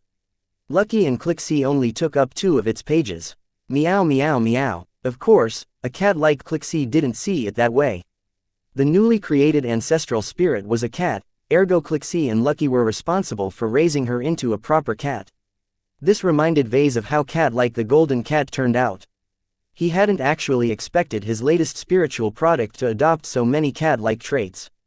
His other spiritual products became a lot more ambiguous when they came into existence. They were mostly defined by their conceptual traits rather than their appearances. Yet for some reason or another, the golden cat almost completely adopted the appearance and the personality of a cat. She even communicated in the same fashion as Lucky and Clixie. Whatever the case, Clixie wasn't entirely wrong when she claimed that the golden cat needed to be raised like one. It wouldn't do for a cat to bark like a dog or something. Vase also considered it a way to develop the golden cat's personality. Though her connections with the Larkinsons provided her with plenty experiences, none of them belonged to her. How could the Larkinson clan's ancestral spirit possibly learn how to love and protect its members when it never lived its own life? Meow. Oh, you want to be able to touch the golden cat like Lucky. He frowned. That's a very tall order. It's not that easy to be able to do what he can do. At the very least, you need to develop your mind. Though Clixie looked disappointed, Vase couldn't do anything about it. Even he lost his ability to turn himself intangible after visiting the ruins of the Crystal Builders. At the very least, Clixie needed to develop spiritual potential in order to interact with an incorporeal existence like the golden cat. Was it even possible for a cat to surpass the extraordinary threshold? The chance was probably slim for an ordinary house cat, but a Rubarthan sentinel cat was an entirely different beast. In any case, if Vase ever developed the ability to stimulate spiritual potential in norms, he would definitely help Clixie out. She was one of the few entities who was capable of keeping Lucky in line. Once they were done with fooling around, Vase stretched his hand towards Gloriana. "Let's design a mech." "Okay," she replied with a smile. Both of them instantly entered familiar territory. Once they called up a projected design interface, the pair soon shifted into a work mindset. They began with an empty file. "Let me explain the concept I have in mind." Vase spoke and started to draft a few contours in the design interface.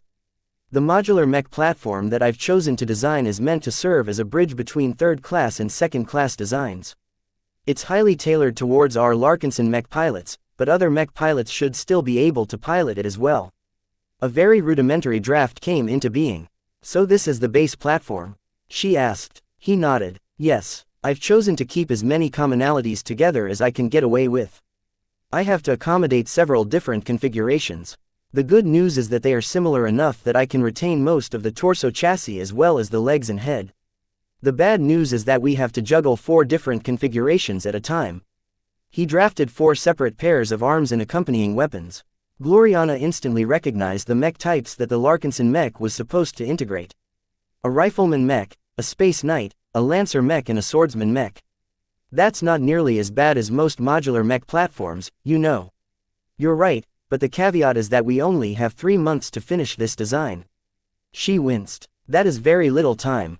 Even I'm not confident I can wrap up this design in such a short timeframe."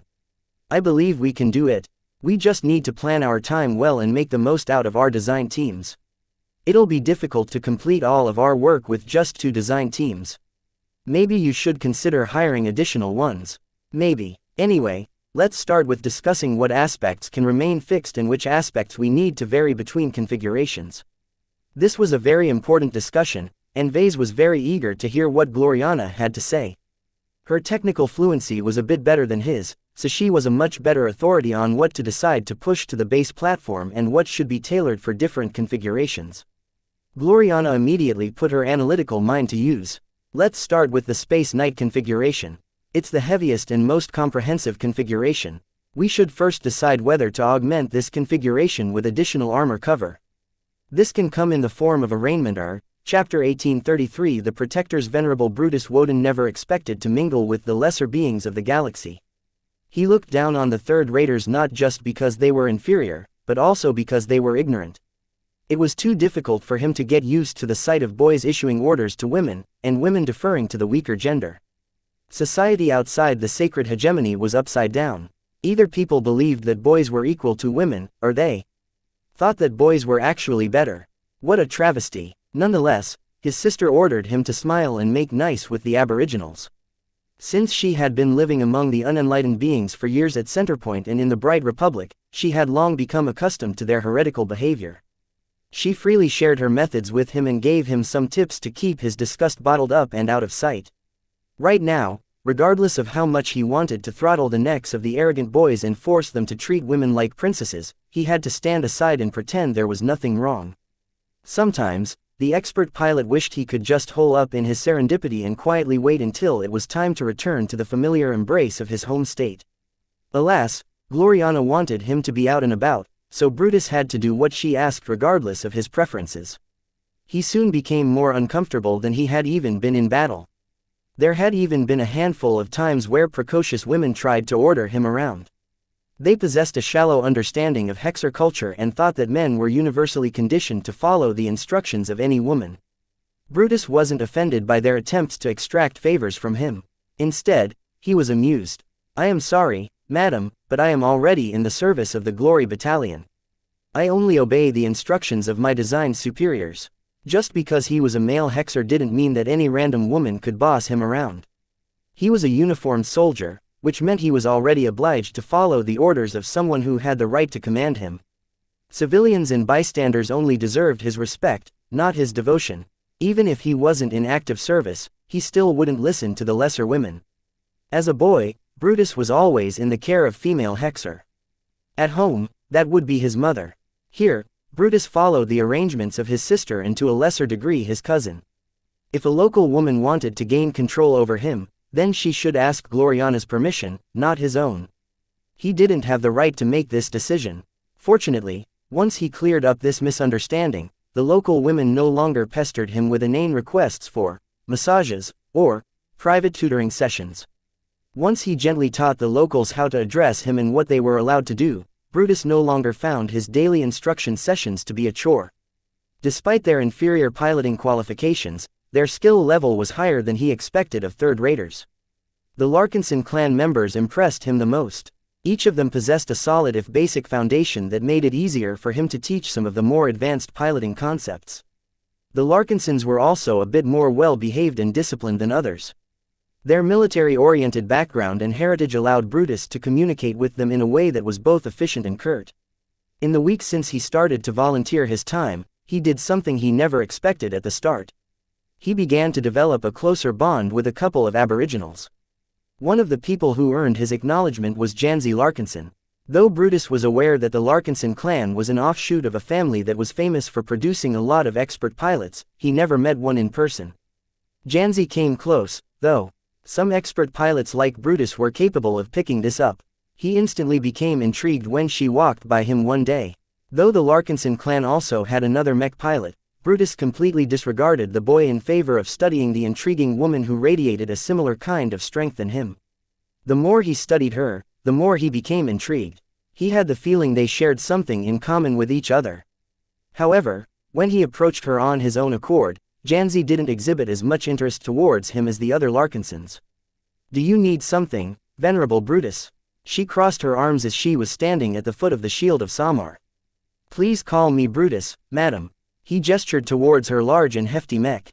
"That's a spaceborne mech, right? It's not very maneuverable on land. Pardon me for saying so, but it doesn't seem you are getting much out of practicing with this mech under standard gravity conditions. You are much better served if you practice in space or switch to another like the Paravan." Xianxia frowned. "I appreciate your advice, but I am content with my training methods. Piloting my personal mech under these conditions isn't as useless as you think.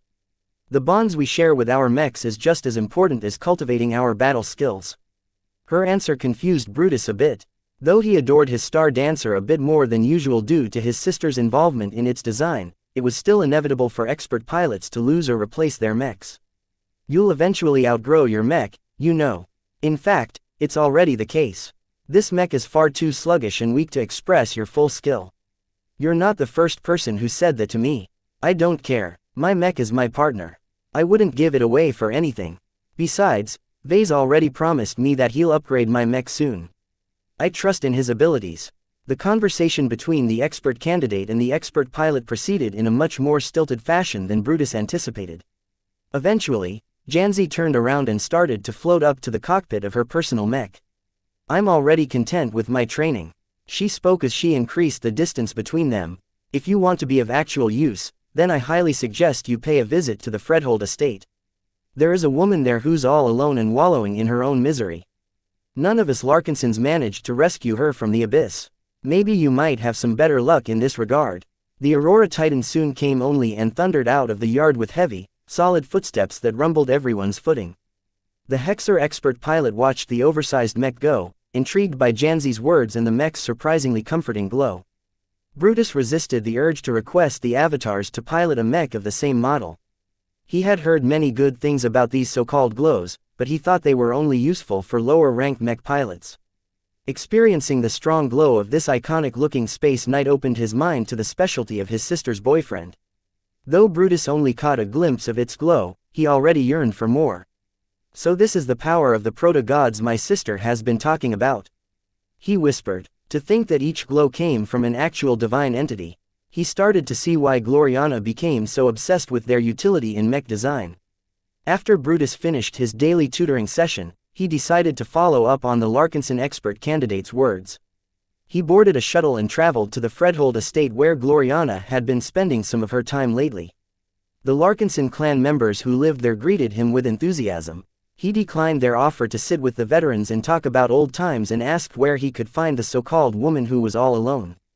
An elderly Larkinson matron quickly jerked her head towards an enclosed courtyard situated in the corner of the estate ground. "You must be looking for Davia Stark. She's a poor little thing. She fought heroically against the Sandmen in the initial stages of the invasion, only to lose all of her comrades, family and state. The losses broke her. Even now, we have tried to introduce some cheer in her life, but it's like she is dead inside.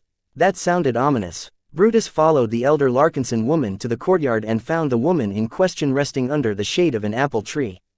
A desolate atmosphere surrounded her. It was as if all of the cheer and pleasantry was being sucked into a black hole centered around her body. An instinctive response came out Brutus, yet somehow he failed to get a grip on the woman. Yet even as Madame Stark looked completely broken, Brutus sensed an inner strength within her that seemed to resonate with him. There was more to this mech pilot than met the eye. He stepped forward until he came up to her sitting form. It was as if she had collapsed against the tree. Her dull eyes barely noticed his approach and her body was completely devoid of strength. "Hello," he said in a gentle voice. He completely put aside his hexer demeanor. "You look like you can use a friend." Davia didn't even bother to look up at him. So many people had already tried to engage her in conversation. None succeeded. The Larkinsons only made marginal progress in mending her broken existence. Though Brutus failed to elicit the reaction he wanted, he did not show any disappointment. Instead, Davia's condition inspired more interest from him. Aside from pitying her condition, his intuition also hinted that she was much closer to his level of existence than she appeared. He sat down next to her while maintaining a modest distance. "You are probably unaware of my identity. Let me introduce myself. I am Venerable Brutus Woden. I am an expert pilot serving in the Glory Battalion. Perhaps you have heard of us already. I've heard a little about your life experiences from the Larkinsons. I'm sorry for your losses. Life and death is inevitable in war. As a hexer, my state bears some culpability in failing to protect our star sector from the aggression of alien invaders." Davia finally made a reaction. She minutely shook her head and whispered a response. "It's not your responsibility. Only I'm at fault. That. You should never think that way. I've heard how many fleets the Sandmen threw at the border states. None of your forces could have withstood so many Sandmen. Your states were already doomed the moment the Sandmen decided to invade. Sure, they might have fared better if your people made more preparations, but even then that will only delay the inevitable." Being reminded of the failures of the past only caused Davia to sink even deeper. Brutus noticed his mistake. He placed a hand on her back. "Look, you survived. That's good. That means that at least one person is able to carry forth and keep the memories of your comrades and people alive. You have a responsibility to prevent their names and deeds from fading. If the records and memories of their existences have truly gone to dust, then you will have lost even more. Don't let them be forgotten. Find a way to make people remember." He was actually voicing a hexer principle, though he was mindful enough to strip the hexism aspects from his explanation. He already learned that it was not a good idea to persuade foreigners to the merits of hexer culture. He succeeded in getting a reaction out of Davia this time. "I came from a border state called the Vinmar Republic." Davia cracked her voice, as if she was unused to talking. It was a weak state, and life was anything but perfect so close to the frontier. It was my home, though. No one remembers Vinmar anymore. It is just a single mention in a long list of fallen states. Fewer people even remember the people who live there. "This is why you matter, Davia," he encouragingly said. "You are their legacy. The Vinmar Republic will always live on so long as you preserve your precious memories. You may not be able to bring them back, but you can help them move on by commemorating their existence." She started to draw herself out of her misery in order to contemplate his suggestion. She paid more and more attention to the mech pilot who visited her. "Who are you?" The expert pilot offered her a reassuring smile. "I am a protector, just like you." Chapter 1834 broadened variant 2 projections appeared into view. Each of them displayed a mech that bore close resemblance to each other. There were differences, though. Perhaps a layman might mistake them as identical, but there were many interesting divergences in the eyes of a trained professional. Both Vase and Gloriana acted as the judges of this unofficial competition. The two design teams of the LMC had been tasked with developing a minor revision to the Aurora Titan design that incorporated some specific upgrades. This was one of the ways Vase came up with to upgrade Janzi's Shield of Samar without spending an excessive amount of time on this chore. It wasn't as if Vase intended to neglect her. He simply thought that it wasn't necessary for him to be involved in every step of the way. Since he spent some effort into forming some design teams, he might as well make use of their capabilities. The results met his expectations. While none of his subordinate mech designers were as good as him or Gloriana, they hadn't been told to design a completely new mech from scratch. Working around the framework of an existing design was much more convenient as they didn't have to take so many variables into account. By issuing this assignment to them, Vase not only saved a lot of time, but also tested their individual strengths. "What do you think, Gloriana?" he asked. His girlfriend inspected the efforts of the novices and apprentices thoroughly by manipulating the projections and zooming in on many specific sections of the wireframe model of their work. "They're both a little rough, but that is a given considering their level of skill and the amount of time you gave them. The best I can say about them is that they are both decent enough to be used as a base for further refinement. I believe that is one of your intentions." He nodded. "Both of these designs have incorporated solutions that I can adopt in the final version of the minor revision." To upgrade Janzi's mech, Vase intended to adopt the implementations from both designs, picking and choosing whichever one was better. If there weren't any solutions that satisfied him, then he could always skip it or develop his own solution. In that regard, the designs produced by their respective teams already met his standard. It didn't matter if their implementation was lacking as long as the fundamentals were correct. He still had to provide some feedback and judge which one was better. One of the reasons for setting up multiple design teams was to foster friendly competition between his subordinates. As long as it didn't go too far, then the desire to upstage their rivals would push his mech designers to deliver better results. "Let's begin with the variant designed by the first design team." He gestured at the slightly smaller of the two projected mechs. The first design team consisted of 5 Kinner mech pilots. While they had one less mech designer, they all shared a common background and mindset while retaining their own identities. In other words, they were much like the Larkinsons in how well they cooperated with each other. Over the past months, they formed an increasingly cohesive team where each mech designer did their own part. The variant they submitted to Vase reflected the design philosophies adopted by the Tovars. It was a mech that not only fulfilled his demands, but also expanded on the concept of the base model. "I see that this mech is a bit more mobile than what we are used to seeing in an Aurora Titan," he remarked. Miles Tovar stepped forward and nodded.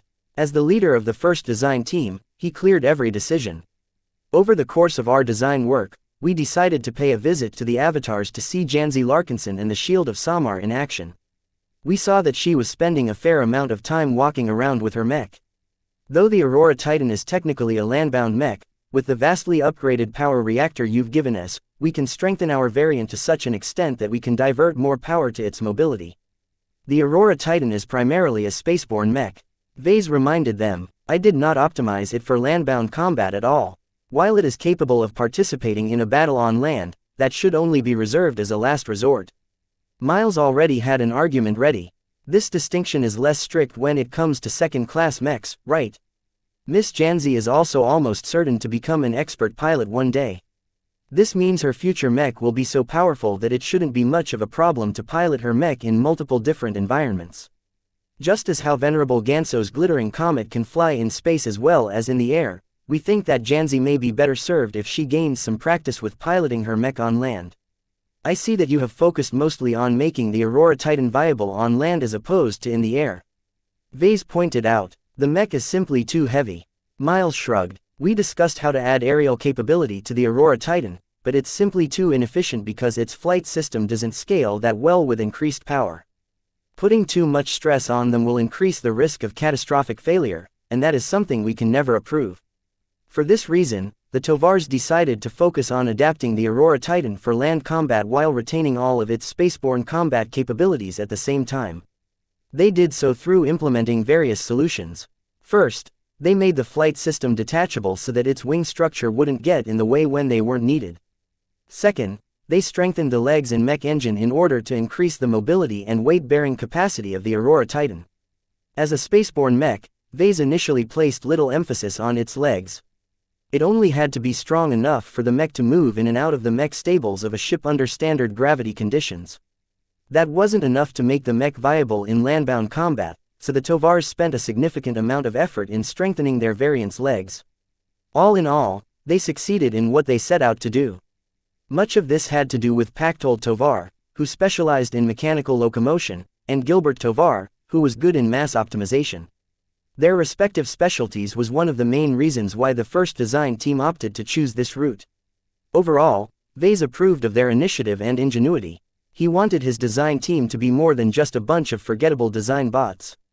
It can work on land, Gloriana admitted. The question is whether these changes are worth giving up other changes and if this version of the Aurora Titan stays true to your vision. Aside from Gloriana, pretty much every mech designer was unable to design a worthy variant of his mechs. The moment other people started deviating from his original vision, they damaged the spiritual foundation of the mech. It also didn't help that they didn't adopt the right approach and often polluted the X factor of the base model with scattered thoughts. Vase had already taught the two design teams to center their minds and minimize their mental distractions whenever they engaged in their work. While that wasn't enough to keep his mech designs pure after they got their hands on them, at least they didn't leave such a big spiritual mess behind. He once explained to Gloriana that he sometimes imagined that he was a cleaning bot assigned to a public lavatory. Every time some kid or hooligan misjudged their aim and left some collateral damage behind, Vase had to go out and clean up all of the debris. If he didn't do so, then the variants would always lose their spiritual qualities that his works were known for. This was one of the main reasons why many of his fellow colleagues cursed him for adopting such a difficult and abstruse design philosophy. The inability to take advantage of his work was one of the biggest reasons his mechs hadn't proliferated as widely as mechs designed by other mech designers. Of course, the upside to this was that Vase maintained a very high control over his brand of mechs. At the very least, Vase didn't have to worry too much about ignorant competitors butchering his original works. In any case, every mech designer he added to his design teams knew better. At the very least, Vase told them to be more diligent in their aim so that they wouldn't deviate from his intentions too much. Though the variants produced by the design teams definitely had problems, at least they were salvageable to an extent. The variant developed by the first design team was a bit worse off in this regard, though. Your work is admirable, and your ideas have merit, but I'm not so sure if branching out is wise, he said. He recalled his original inspiration for the Aurora Titan. He designed the mech after an unforgettable mastery experience where he witnessed the apotheosis of Venerable Eloise Pelican and subsequently saw her evoke the rare state of unity of man and machine with an aged and worn-out Valiant Warden mech. Vase semi-purposefully designed the Aurora Titan to be a machine that could evoke this heroic feat one day. He wasn't sure whether broadening the scope of the Shield of Samar would hinder Xianxia from reaching this state.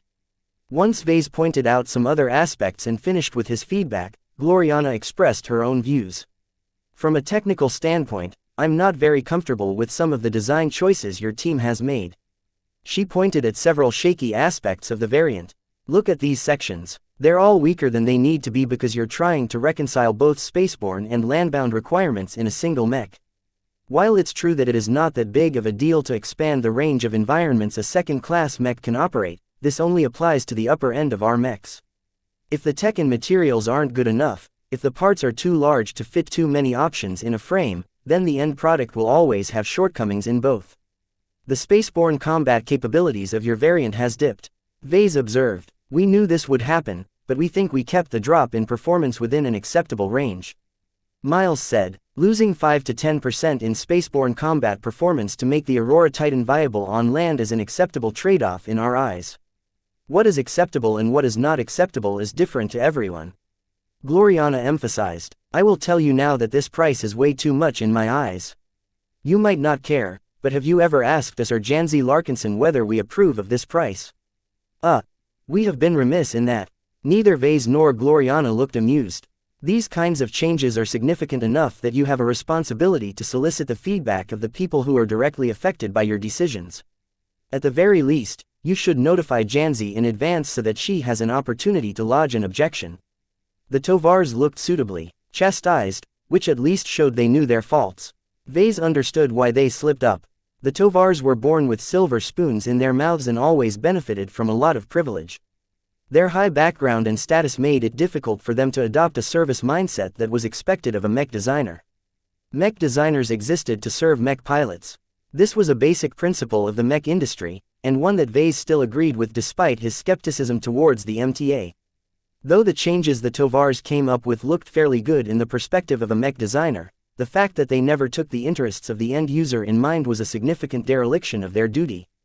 Gloriana found other faults with their variant. Though she held herself back, the Tovars still took some heavy blows. Okay, that's enough. Vase put his hand on her shoulder. Their level isn't as high as ours. We can't expect them to do better on these fronts. It's already good enough that they managed to design a variant that works to this extent. She shrugged off his hand. They're not working hard enough. You did a lot better when you were still an apprentice.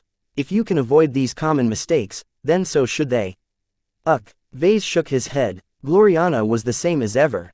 Chapter 1835 Criticism. Once Vase and Gloriana finally finished the evaluation of the first variant, they turned their attention to the second variant. Whereas the Tovar design team sought to broaden the scope of the Aurora Titan, the Ilvain design team instead stuck to the original identity of the super-medium Space Knight. The mech looked a bit larger and heavier than before. Its armor layout featured significant changes as many plating sections had been thickened to offer even more protection. Evidently, the second design team wasn't afraid of increasing the total mass of the Aurora Titan despite the detrimental effects to its mobility. This was a very risky choice considering that Vase already designed the original Aurora Titan to the maximum acceptable limit to him.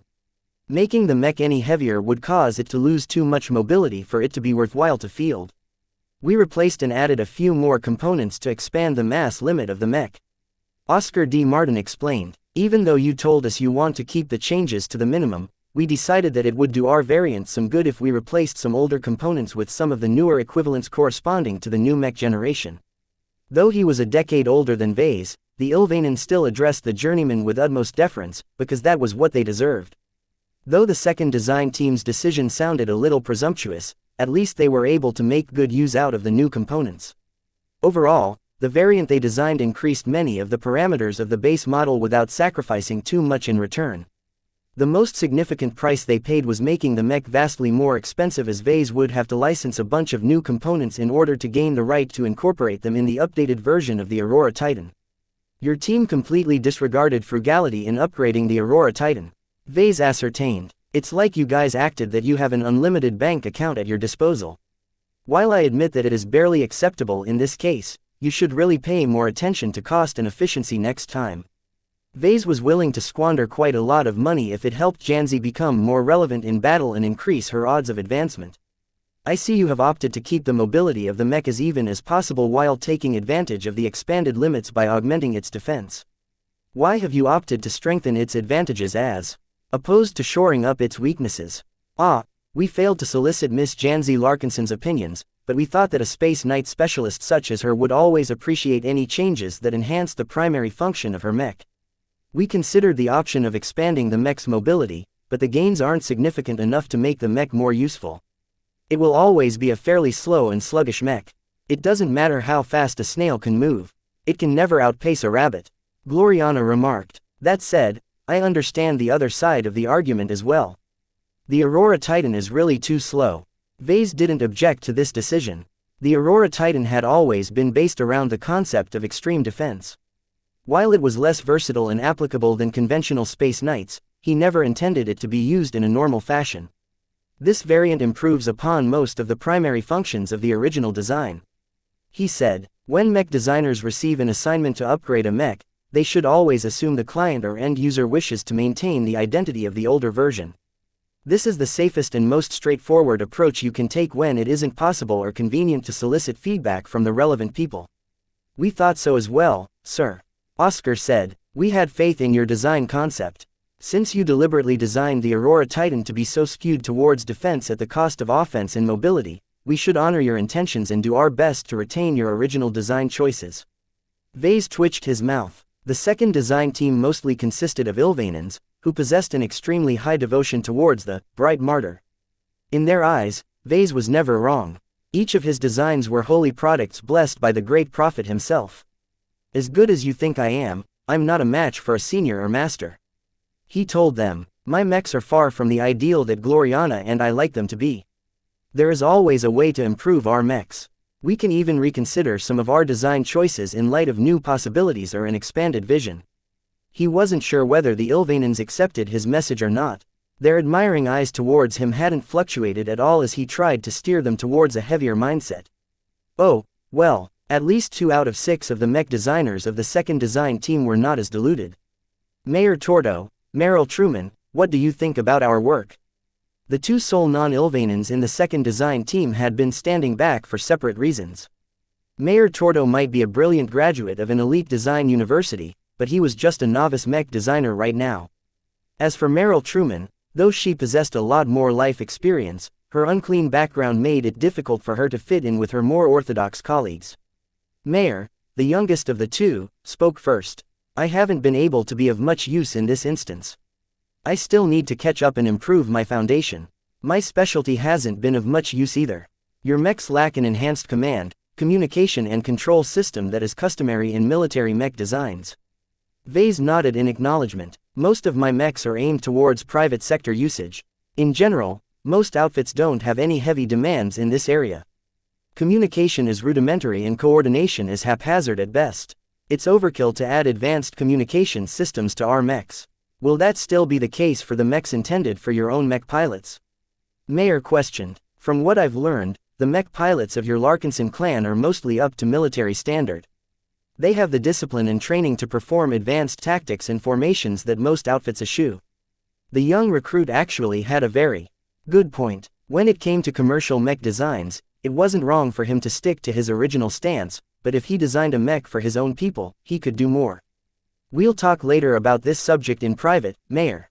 I'm interested to hear your thoughts. For now, let's resume our evaluation of your work. The second variant may have succeeded in elevating the performance of the original Aurora Titan, but that was mostly due to the vastly improved armor plating and other replacements.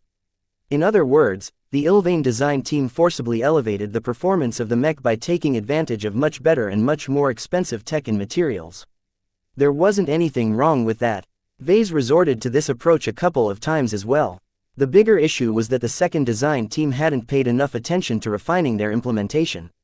The sloppiness of their work not only reflected their limited design capabilities, but also a lack of attentiveness towards maximizing efficiency. Vase already anticipated the former, but he was not as tolerant of the latter. In fact, Gloriana had a bigger problem with regards to this issue. Your team has implemented too many changes. That's not a problem in itself, but each alteration results in a series of other shifts. Don't you realize how misaligned the mech has become due to the cascade of changes? She complained. We thought we had it under control. It's not good enough. None of you see this mech the way we do. If you possess our depth, you wouldn't have been so eager to alter so many variables at the same time. Don't fix it if it ain't broke.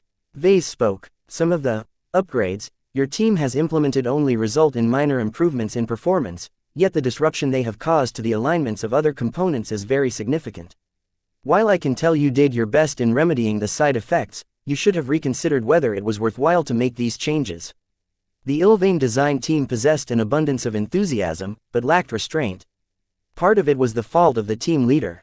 Vase expected too much from Oscar D. Martin, who supposedly worked for several other Ilvanan mech designers in a team environment.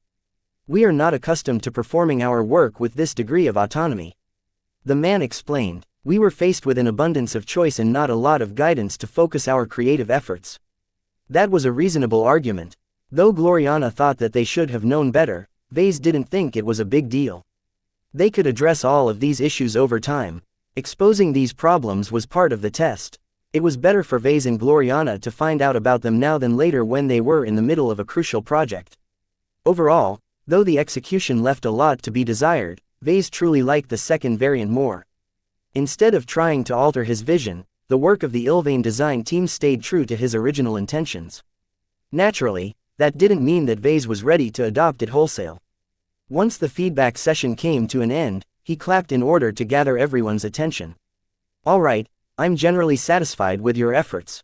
I'll be taking your variants and borrow from them as needed to design my own revision of the Aurora Titan design. Many of you have come up with at least some good ideas that I don't mind seeing in Janzi's upgraded mech. I'll properly credit all of you for your contributions. While the mech designers received a mix of praises and criticism, the latter cut the deepest. Humans were always more sensitive towards attacks rather than compliments. While Vase had tried to be even in his feedback, his subordinate mech designers acted as if 95% of his words consisted of direct attacks. Dealing with feedback in a mature fashion was a struggle for any creator. When they poured their entire hearts into a creation, it was natural to feel offended when some critic scorched their earnest efforts. However, that was no excuse for them to ignore the value of negative feedback. Even if someone hurled tons of personal insults at them, as long as a critic had a point, it should never be discounted out of hand. Of course, whether a mech designer actually decided to change course as a result of someone's complaints was another matter. Some issues concerned differences in style or differences in taste.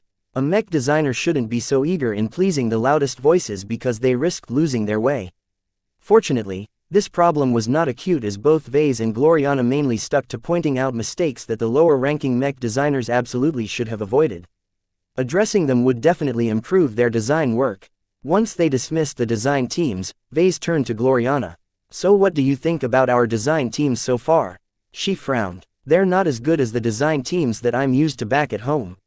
"That's a given considering how junior they are. They're not as good as us or the mech designers from your home state. We have to make do with what we can get. You could have hired some actual journeyman or seniors, you know. I prefer to raise them from my own ranks."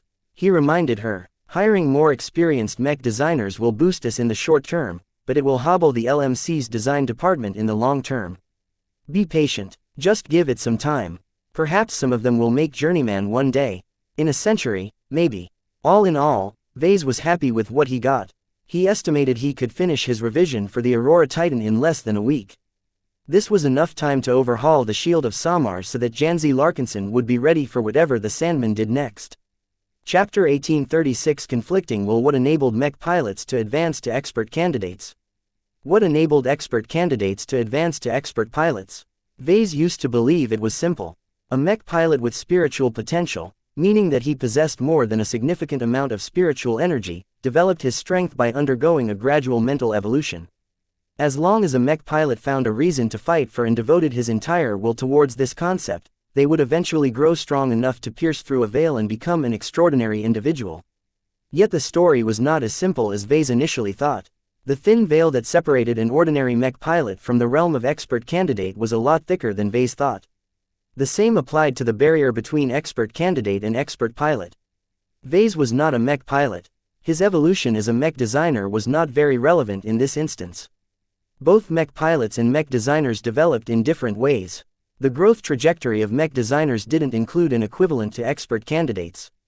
Vase only possessed a rudimentary understanding of this phase. He always figured that it was only a matter of time for candidates to advance to expert pilot. He wasn't wrong. Not completely. The chances that an expert candidate broke through to expert pilot was a lot higher than an ordinary mech pilot jumping to expert candidate. Yet that chance was not equivalent to a guarantee. Later on, Vase learned that plenty of expert candidates failed to make the most important step for whatever reason. Vase saw that both Janzi and Tusa had progressed a lot as expert candidates. They polished their rudimentary force of wills into a strong and pure reflection of their fighting spirit. Yet as exceptional as they appeared to his spiritual senses, he somehow sensed that they lacked a key ingredient that allowed them to break through their bottleneck. What was it? Were they lacking in stimulation? Was there some sort of flaw in their mental wills? Was their spiritual potential insufficient to support them in their final step? It made sense if someone like Tusa Billingsley Larkinson took his time to undergo apotheosis. The man reached expert candidate at a fairly young age and rapidly improved his skills through sheer talent and hard work. Yet that wasn't enough. Vase purposefully dubbed the extraordinary by this specific term because they were beyond the ordinary. The implication was that advancing to an extraordinary state required someone to already be exceptional. It sounded like a chicken and egg problem. For an expert candidate to become an expert pilot, the person in question already needed to replicate the performance of an expert pilot to an extent. How could that be possible?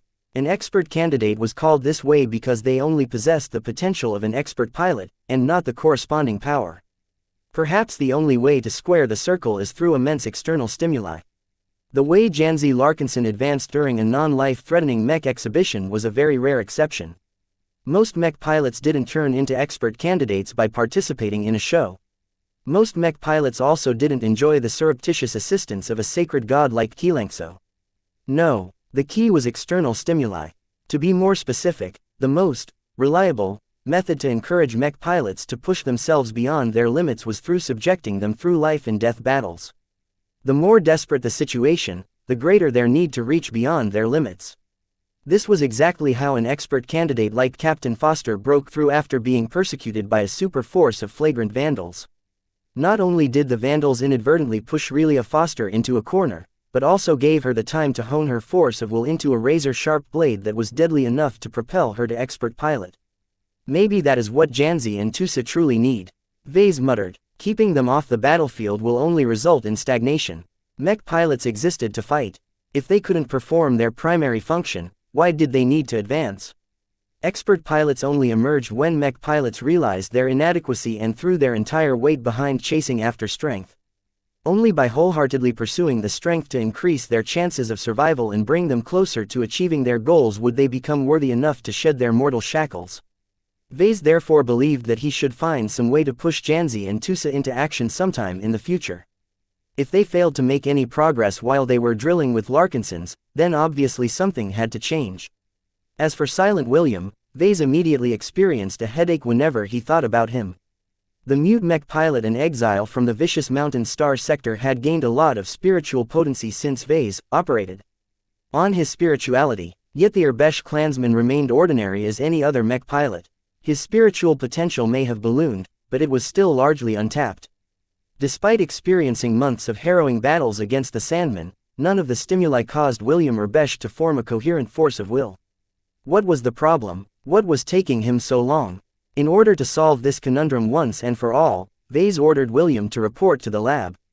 Once there, Vase drugged the mech pilot and placed his unconscious body in an enclosed lab. Since William was by all accounts silent and unresponsive to others, Vase didn't even bother asking questions to him. He would just keep his mouth shut. Anyway, so what are you going to do with him? Gloriana asked as she stood in the observer's room while holding her cat. Meow. Clixie wasn't interested in the proceedings. All she cared about was getting pampered by her owner. Meow. Nya. Lucky on the other hand was tugging and playing with the golden cat. The two had been spending a lot of time together, which wasn't surprising considering Vase lugged the Larkinson mandate wherever he went. Right now, Vase placed his book out of the way in order to place his full attention on this problem. In order to get in the good graces of the Rim Guardians and thereby gain an opportunity to earn a lot more MTA merits, he needed to complete this task of theirs. Vase thought he already got the largest hurdle out of the way by getting rid of William Urbesh's deep-seated cowardice. Yet the spiritual surgery which turned William into an entirely new man also caused his mind and spirituality to split into two. As Vase concentrated his mind and carefully inspected the unconscious mech pilot's mental state, he ascertained that nothing much had changed since he last performed an inspection. Around 30% of his mind and spirit was occupied by the original William. This was the coward part of him that abhorred any type of confrontation. 70% consisted of the contaminant that Vase had introduced into the foreigner's mind. This portion came from Nixie, the ancient alien spiritual entity that was safely locked away inside the ancient sarcophagus. Nixie was overflowing with attributes related to tyranny, superiority and hostility. These attributes completely cancelled out the original William's cowardice and allowed the mech pilot to get over his fear of battle. In that sense, Vase succeeded in overcoming the first hurdle. Yet turning William into a competent mech pilot was only half the battle. It was a lot harder to drag a mech pilot into the realm of expert candidate. Vase had seen so many mech pilots who possessed spiritual potential but never found the opportunity to infuse it into their wills. Part of it was because they might not possess a sufficient amount of potential. Another part of it was that their will was not receptive enough to accept empowerment. This might be the primary reason for William's block. It wasn't that he failed to get enough stimulation. The problem instead lay in William's foundation as a person. Those worthy to transcend mortality needed to possess a strong mind and a focused mind. A split mind like William's was anything but conducive towards the formation of a force of will. The fault lies with me, then, he murmured. So can you fix whatever is wrong with him? Gloriana curiously asked. She didn't understand much of what Vase was trying to do. She was mainly here because she insisted on witnessing what Vase could do with William. I have some ideas. Then why haven't you tried them out yet? They're dangerous. Anything that manipulates the mind or spirit is something that inherently changes the essence of an individual. It is too easy to screw up and cause someone's personality to warp. In fact, I've already done that to William. He's essentially a damaged human. Well, whatever's wrong, there's one thing I know, Vase. If there's a fault, there's a way to remedy it. Always. Vase contemplated her words. Of course she would say something like that. Though her advice sounded obvious, it was not that straightforward when it came to spiritual alteration. Or was it? Perhaps he was overcomplicating the matter. Maybe messing with someone's mind was similar to messing with a mech. As long as Vase made some purposeful changes, he could achieve the effect he wanted without producing a lot of unintended consequences. The main reason why he lacked confidence was that Vase possessed too little depth in the field of spiritual engineering and spiritual manipulation. In other words, he was a wizard when it came to mechs, but a brute when it came to manipulating minds. This analogy was apt because he was aware that he possessed the power to effect change, but lacked the knowledge and technique to wield it with actual skill. Sometimes, Vase really wished his mother passed on a manual or a textbook or something. She had been too remiss in educating him in how to utilize his spiritual powers. Well, he had been doing decently so far. At least he succeeded in utilizing his spirituality in mech design. Now he just needed to gain some proficiency in manipulating mech pilots in order to complete the circle. Vase briefly described William's mental state to Gloriana. How would you go about in solving this problem? Mind you, the situation is very delicate, so I need to keep my intervention as light as possible. She fell into thought while stroking Clixie's belly. I would contemplate 3 different options. The first possible solution is to balance out the 2 elements. Instead of the 30-70 split you have now, I would find some way to weaken one and strengthen the other so that a 50-50 split will form. A balance doesn't solve the fundamental problem that a split has occurred in the first place. Vase pointed out, I suspect that this is the root of the problem. I don't know, Vase. You're the expert on this matter. I just think that balance is better than imbalance. Perhaps a surprising change might take place once William's opposite sides become equal to each other. They might cancel each other out or form some sort of harmony that causes them to merge together. This was pure speculation to Vase. He could not afford to go forward on baseless assumptions. At the very least, a theory had to be backed by solid logic in order to inspire confidence. What other guesses do you have? Well, the other option is to tilt the odds until the stalemate breaks. Either the cowardly side of William wins, or the xianxia side of him takes over. No. Vase forcefully shook his head. That is taking a step backward. Restoring William's cowardly personality puts us back to the beginning, while allowing xianxia to take over is unacceptable. Why so? She tilted her head. What makes you so afraid of this divine entity? Are you sure that letting him take over results in a bad outcome? Her words caused him to revisit his assumptions. He sort of took it for granted that letting xianxia take over William's mind, spirit and body was a very bad idea, yet why did he believe this to be the case? Was it just his primal fear for the ancient alien entity talking? Just thinking about paying another visit to the red coffin practically inspires panic in his being. Allowing xianxia to extend his reach beyond his primordial prison sounded like a very bad idea. His intuition was practically ringing alarm bells. Let's put this suggestion aside. Vase mildly said, you said you have a third possible solution. What other means can we employ to remove William's block? Well, Chapter 1837 Living Product Gloriana provided Vase with several suggestions on how to resolve Silent William's inability to advance to expert candidate. Neither of the options she mentioned so far inspired confidence in Vase. Operating on someone's mind and spirit was an extremely sensitive act that had far-reaching effects on someone's psyche and personality. He understood far too little about humans and the human mind to consider himself an expert in this field. Due to his concerns and apprehensions, he found it difficult to come up with solutions on his own. This was why he welcomed the input of an outsider like Gloriana. Her lack of understanding in the spiritual field aside, her ignorance granted her a fresh and untainted perspective towards the problem Vase was facing. Sometimes, all it took to solve a complex problem was a simple but novel solution. Her third suggestion exceeded anything Vase could conceive of on his own. It sounded so radical that his thoughts almost crashed. Say again. You heard me, she said as she continued to ruffle Clixie's fur. You need to solve the separation in William's mind so that both sides are able to blend and coexist as one. Well, doesn't this sound familiar to you? From what you've described to me, the divinity that people like you, me and William possess is identical to the proto-gods you've been working with all along. Aside from the fact that the latter isn't anchored by a corporeal vessel, it doesn't sound like they are fundamentally different from gods in the making such as you, me and every other exceptional mech pilot and mech designer. Vase simply couldn't connect the two. Not immediately. Spiritual products were entirely different from high-ranking mech pilots and mech designers. Were they? The moment Gloriana threw out this seemingly simple but incredibly radical equation, Vase couldn't help but linger over it. His values and principles as a decent human being recoiled at any suggestion that a human spirituality could be treated in the same fashion as a spiritual product. The former was a complete, sentient and living entity, while the other was a product designed and created to fulfill a specific purpose. Yet, were designed spirits not complete, sentient and alive? Were humans not created to fulfill some purposes as well, such as procreation and the continuation of their species? If Vase set aside the perspective of a common human being, then the two actually had a lot more common than he initially assumed. It was difficult to put human spirituality in the same category as spiritual products. He had been raised as a proper brighter, and inherited the principles that almost every school instilled in humans. Human life was precious and deserved to be treated with dignity. It was forbidden to tamper with human minds. Artificially altering human beings in order to program them into different persons was one of the biggest violations of human rights in human space. This was a crime that would almost certainly provoke the Big Two into squashing him into paste. Even though Vase learned later on that enforcement was less than rigorous, it was still difficult for Vase to do something that completely crossed the line.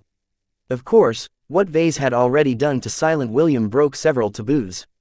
Yet he always had William's best interests at heart. He hadn't tampered with William's mind. He cured the mech pilot by performing a benign, spiritual procedure that got rid of one of his disorders. It worked, didn't it? William turned from an abject coward and a waste of space into a dashing, heroic mech pilot. Yet what Gloriana suggested was something that went far beyond curing William.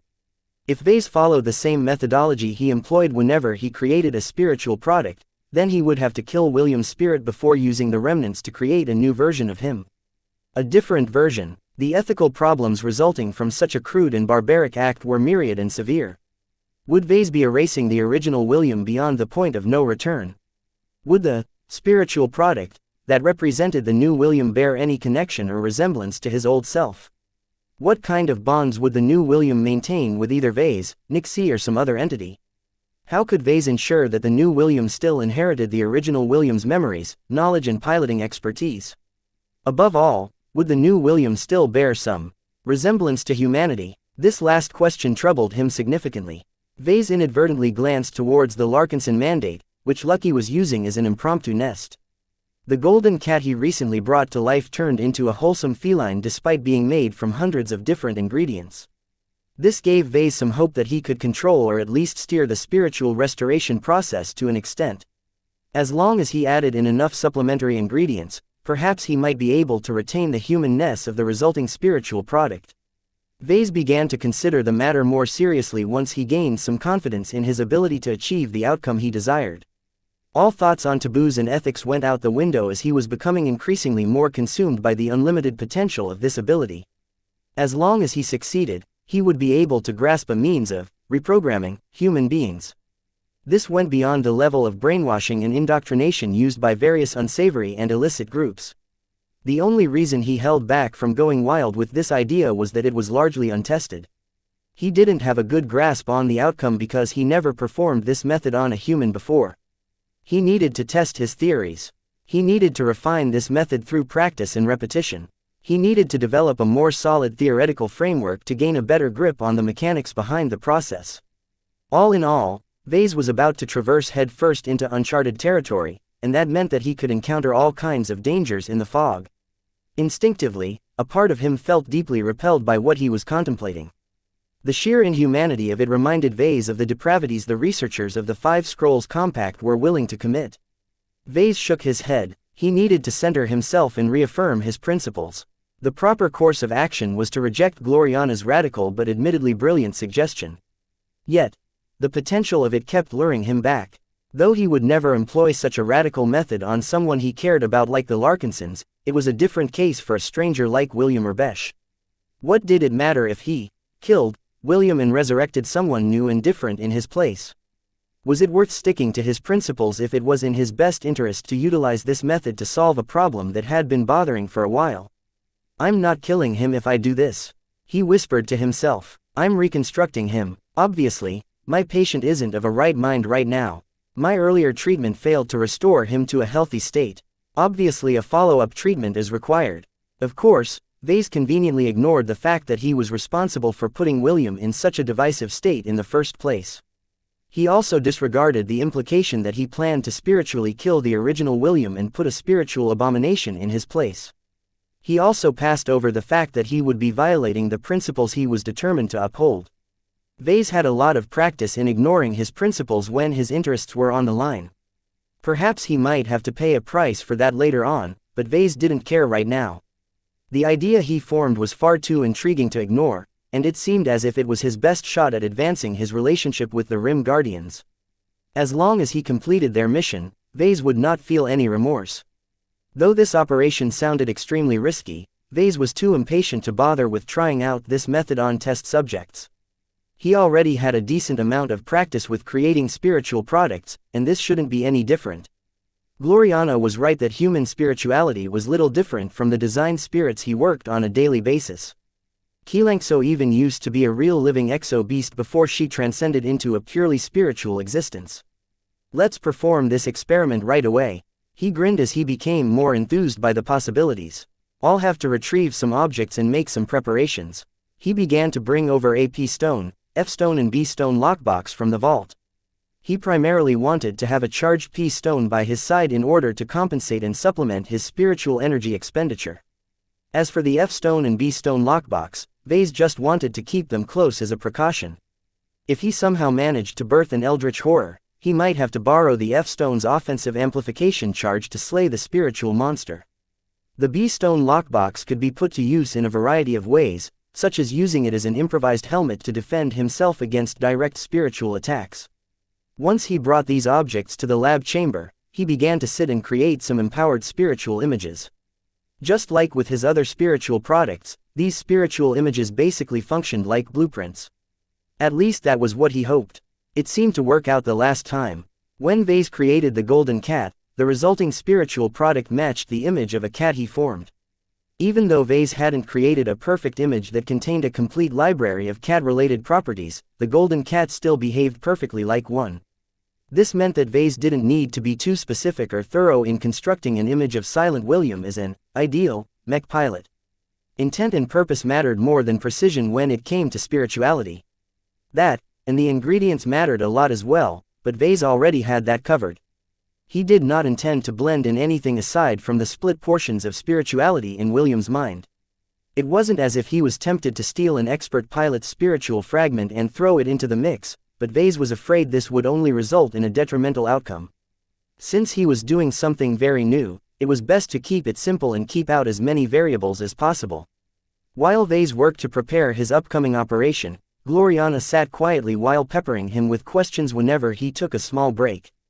"Are you confident you'll succeed?" she asked with curious eyes. "I am," he answered. "Though I'm not certain what will happen, my intuition tells me that this is a sound idea. At the very least, the logic of it is solid. It's the details that concern me. The added variable of manipulating a human spirituality to such a drastic degree will doubtlessly result in complications. The devil is in the detail," Gloriana remarked. "Sometimes, the smallest variables have a way to completely upend your expectations. Make sure you are ready to respond to any unexpected developments." "I know. Do you need my help? Since you're performing another miracle, my assistance can improve the outcome." Vase immediately shook his head. "No thanks. You still haven't recovered from your involvement in the creation of the golden cat. I don't want to prolong your weak state any further. I need you back to normal as fast as possible so you can fully participate in my Larkinson mech design project. So the life of a human being is less valuable than a mech designed to you?" "Yup," Vase answered without hesitation, especially when that human being is just some random schmuck and the mech design in question plays an extremely vital role in the evolution of the Larkinson clan. There is no question which one is more important. Gloriana looked amused. "If you say so, aren't you afraid that William won't come out right after you are done with him? Without my ability to fix imperfections, you're going to produce a very flawed product." "It doesn't matter. I'm not aiming to create a perfect living product. As long as the new William is human enough to pass for one and retains most of his skill and knowledge in piloting mechs, then I have no complaints." Whatever collateral damage or side effects Vase produced over the course of his operation was not his concern. So long as they didn't impact the new William's advancement to expert candidate, then the operation was a success in his book. Chapter 1838 Correctional Surgery. Vase finished his preparations for his upcoming correctional surgery. He prepared all of his props, including the spiritually empowered images which would hopefully shape the development of his latest spiritual product. In general, Vase tried to keep them simple in order to minimize the occurrence of complications. What can go wrong will go wrong, he explained to Gloriana. While that doesn't necessarily translate well to single instances, it's best to minimize the damage by exposing as little vulnerabilities as possible. So you've decided to build off William's existing traits and personality rather than take a heavier hand in reconstructing his personality.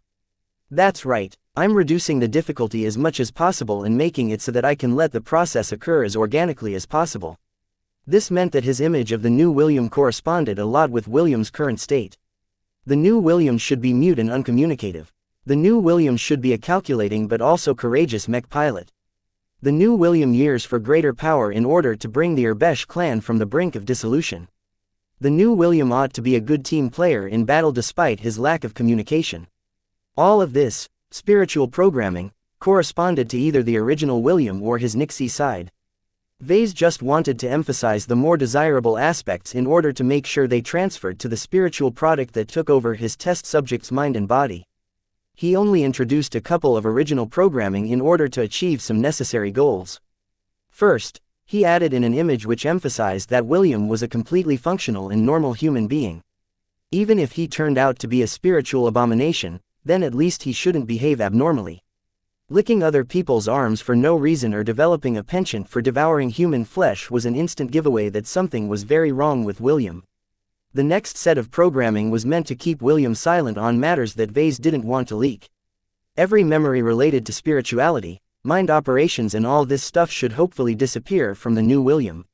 Even if that wasn't possible, the spiritual product should at least keep his mouth shut. Vase believed he should be able to get away with these minor additions. He thought about adding some sort of compulsion to be completely loyal to him, but that was too much intervention. Such an alteration was too large and disruptive, resulting in significant complications that might warp the new William into an entirely different entity. It was also unnecessary. Every spiritual product I've made so far is already predisposed to respect me and look up to me. He explained. They are all my children in a sense, and each of them regard me as their parent. A significant portion of my spiritual energy runs through their spiritual makeup, as it is necessary to provide them with the spark of life. I think I can rely on this interaction to keep William honest. If the new William really ends up like your other spiritual product, then he'll return to a newborn state, at least from a mental aspect. Gloriana pointed out, we'll just have to raise him over again. I intend to hand him over to the Larkinsons with the excuse that he suffered from some sort of weird mental trauma that caused him to suffer from amnesia. The Larkinsons aren't stupid, Vase. The Avatars have fought alongside William for months during the Sand War. They'll definitely start to wonder why he's completely different. I'll do my best to encourage them to cease asking questions. He frowned. As long as they know what is good for them, they'll stop poking into matters that aren't any of their business. Will the Larkinsons be able to train William to the point where he's both a functional human and an expert candidate in time for the deadline of your mission? Vase wasn't employing the new William as a design spirit, so he wouldn't progress like his other spiritual products. This meant that the new William would likely take longer to mature, but Vase believed it was okay. He still had some time left before the deadline approached. What Vase cared more was whether William would be able to break through to expert candidate in time. There shouldn't be any problems related to his spiritual potential. It had already grown quite sizable after Nixie contaminated William's spirituality. The key and the point of this entire operation was to achieve a unified, coherent mind that was conducive towards the formation of a force of will. I forgot about this. Vase slapped his forehead. He didn't want to perform a very dangerous operation only to gain nothing in the end. If the new William failed to merge his spiritual potential with his will, then Vase might have well not bothered in the first place. He halted and tried to think what kind of value, principle or emotion William should adopt as his raison d'etre. Perhaps it wasn't necessary for Vase to make this choice on his test subject's behalf, but he wanted to minimize as much uncertainty as possible. He couldn't afford his test subject spending years or decades to explore his true self. Skipping this potentially lengthy process ensured that Vase would be able to achieve quick results. I'll have to make a choice that best conforms to William's new personality. He rubbed his smooth-shaven chin. One that is powerful enough to make him dedicate his whole life towards. What did William fight for? Vase actually didn't know. He never bothered questioning the mech pilot properly after he went mute. Prying answers from a man that wanted to stay uncommunicative was an exercise in futility. As Vase gazed at his unconscious test subject, he suddenly snapped his fingers. I don't need to ask him. I'll just lift the answer straight out of his mind. Vase proceeded to concentrate and delve into William's unconscious mind and spirituality. He was already familiar with the division between the original William and the presence of xianxia. What Vase wanted to do was investigate their respective motivations. It wasn't difficult to figure out their motivations. The original William wanted to become a powerful mech pilot and be worthy of leading the Urbesh clan back to power. This was something every mech pilot from the Garland Empire dreamed of, especially those born into clans and tribes. As for xianxia, the ancient alien's motivations were kind of obvious. The alien wanted nothing more than to restore himself to power and dominate the galaxy or something. The two aren't exactly the same, but there might be a way for one to feed the other. Both of them wanted to gain power. Vase preferred the new William to steer his drive towards a more healthy direction, such as trying to gain power in the martial-oriented Garland Empire.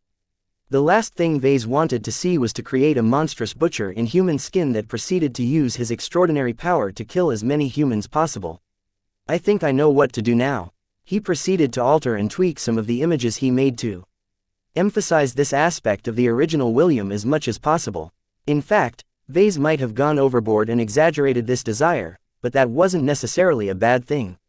As opposed to mech designers who developed a distortion in their personalities as a side effect of their progression, mech pilots needed to develop a strong obsession before they took their first step to godhood. It was kind of odd how mirrored they were. Who came up with the methods to advance as mech pilots and mech designers? They certainly didn't appear out of thin air shortly after the formation of the Mech Trade Association. Vase shook his head. This wasn't the time to consider these matters. He had a spiritual procedure to perform. There. That should do it. This is as good a motivation as any for a Garlander. He wanted to warp the new William into developing an obsession for power. The mech pilot's ultimate goal was not just to restore the Urbesh clan to power, but also advance to ace pilot and become eligible to succeed as the emperor of the mighty Garland Empire. With such an ambitious goal in mind, Vase did not believe that the new William would slack off in his advancement. Do you think I've covered everything? He asked his girlfriend. She shrugged. I don't know, but I think you've covered everything that's necessary. It's up to you now to transform William into a mech pilot that can make his clan proud. Prove your worth as a god in the making and a giver of life. Vase directed an unamused expression towards her. Don't be so melodramatic. I'm not a god and I'm not creating life out of nothing. I know you can do it. Go on, make an expert candidate out of William. She cheered and acted as if Vase didn't say anything. He gave up on her and focused his attention on William. He made sure to check if the sedates would still keep him unconscious. The last thing he wanted to see was William waking up and screaming murder. Once he made sure that William was under control and the lab chamber was fully isolated and enclosed, Vase mustered up his spiritual strength and began his operation. First step, shatter the ingredients. This was a hard step. Vase had to force himself to think of William as a spiritual product instead of an actual human being. The moment he did so, Vase felt as if he had crossed a point of no return. Once he took this step, he would never be able to regain the shred of innocence he lost today. It's for a good cause. He pushed aside all of his doubts and resolutely employed his superior spiritual strength to shatter the split spirituality of Silent William. Different from a partial and incomplete spiritual fragment, the whole spirituality of a living human being was intrinsically stronger and more durable. However, Vase was so much stronger that he could easily resort to brute force to shatter William's spirit. The moment he did so, William's unconscious and restrained body buckled as if it had been stabbed in the heart. An extremely essential part of him had perished. Though his body and mind were still sound and untouched, without a functioning spirit, he was no better off than a clone. Vase needed to move quickly to minimize the consequences of this crude operation. He shattered the spiritually empowered images he made before blending the pieces with the shards of Silent William's spirit. After that, he quickly proceeded to merge the pieces back together. It was just as if he was creating a regular spiritual product like Bravo or the Solemn Guardian. The fact that the process of piecing together a living human spirit was no different from creating a spiritual product disturbed Vase on a profound level. Was Gloriana truly right? Were humans no different from products on a spiritual level? Whatever the case, the fact that there weren't any significant deviations in the process was also a blessing. The chance of complications should be low as long as nothing came and messed with the operation. Just as Vase started to relax and settle into a routine, he suddenly noticed a presence that wasn't there before. Vase honed his spiritual senses towards the new presence and realized that an unwelcome guest had butted into the process at some point. What the hell is this? What is it doing? The new spiritual entity was small but surprisingly concentrated. Not only that, it was doing something to the forming spiritual product that wasn't in his plan. Vase diverted a spiritual projection to shove it outside William's mind, only for him to fail. This tiny, concentrated presence was extremely difficult to deal with. Not only that, but Vase recognized its spiritual flavor. Cassandra Breyer, he uttered in shock, attracting a confused glance from his girlfriend. Damn it, can't you just stay put like the mummy you are? Get out of my experiment. Chapter 1839 Spiritual Shortsu Cassandra Breyer. The strange undead woman interfered with William's corrective surgery at the exactly wrong moment. Just when Vase was making good progress in resurrecting and reconstructing his shattered spirit, the uninvited meddling of a third party threatened to ruin his arrangements. A small but highly concentrated spiritual projection was messing about with the shards and merged amalgamations, altering them in some indescribable fashion. No matter what she was doing, it was almost certainly bad. Vase wanted her to be gone. Get out. He paused his work in reconstructing William's spirit in order to bring his full strength to bear against the intruder. The longer Cassandra messed around, the greater the degree of distortion in the end product. There were too many cooks in the kitchen. This entire procedure was his show from the start, and he absolutely couldn't tolerate anyone barging in to mess with his creation, especially from a hostile witch like Cassandra Breyer. He tried to dislodge the intruding spiritual projection several times, yet all of his attempts failed. The frustrating part of this was that Vase knew he could bring much more strength to bear. Yet Cassandra's seemingly small and weak spiritual projection withstood his brute force attacks as if it was holding an umbrella against the rain.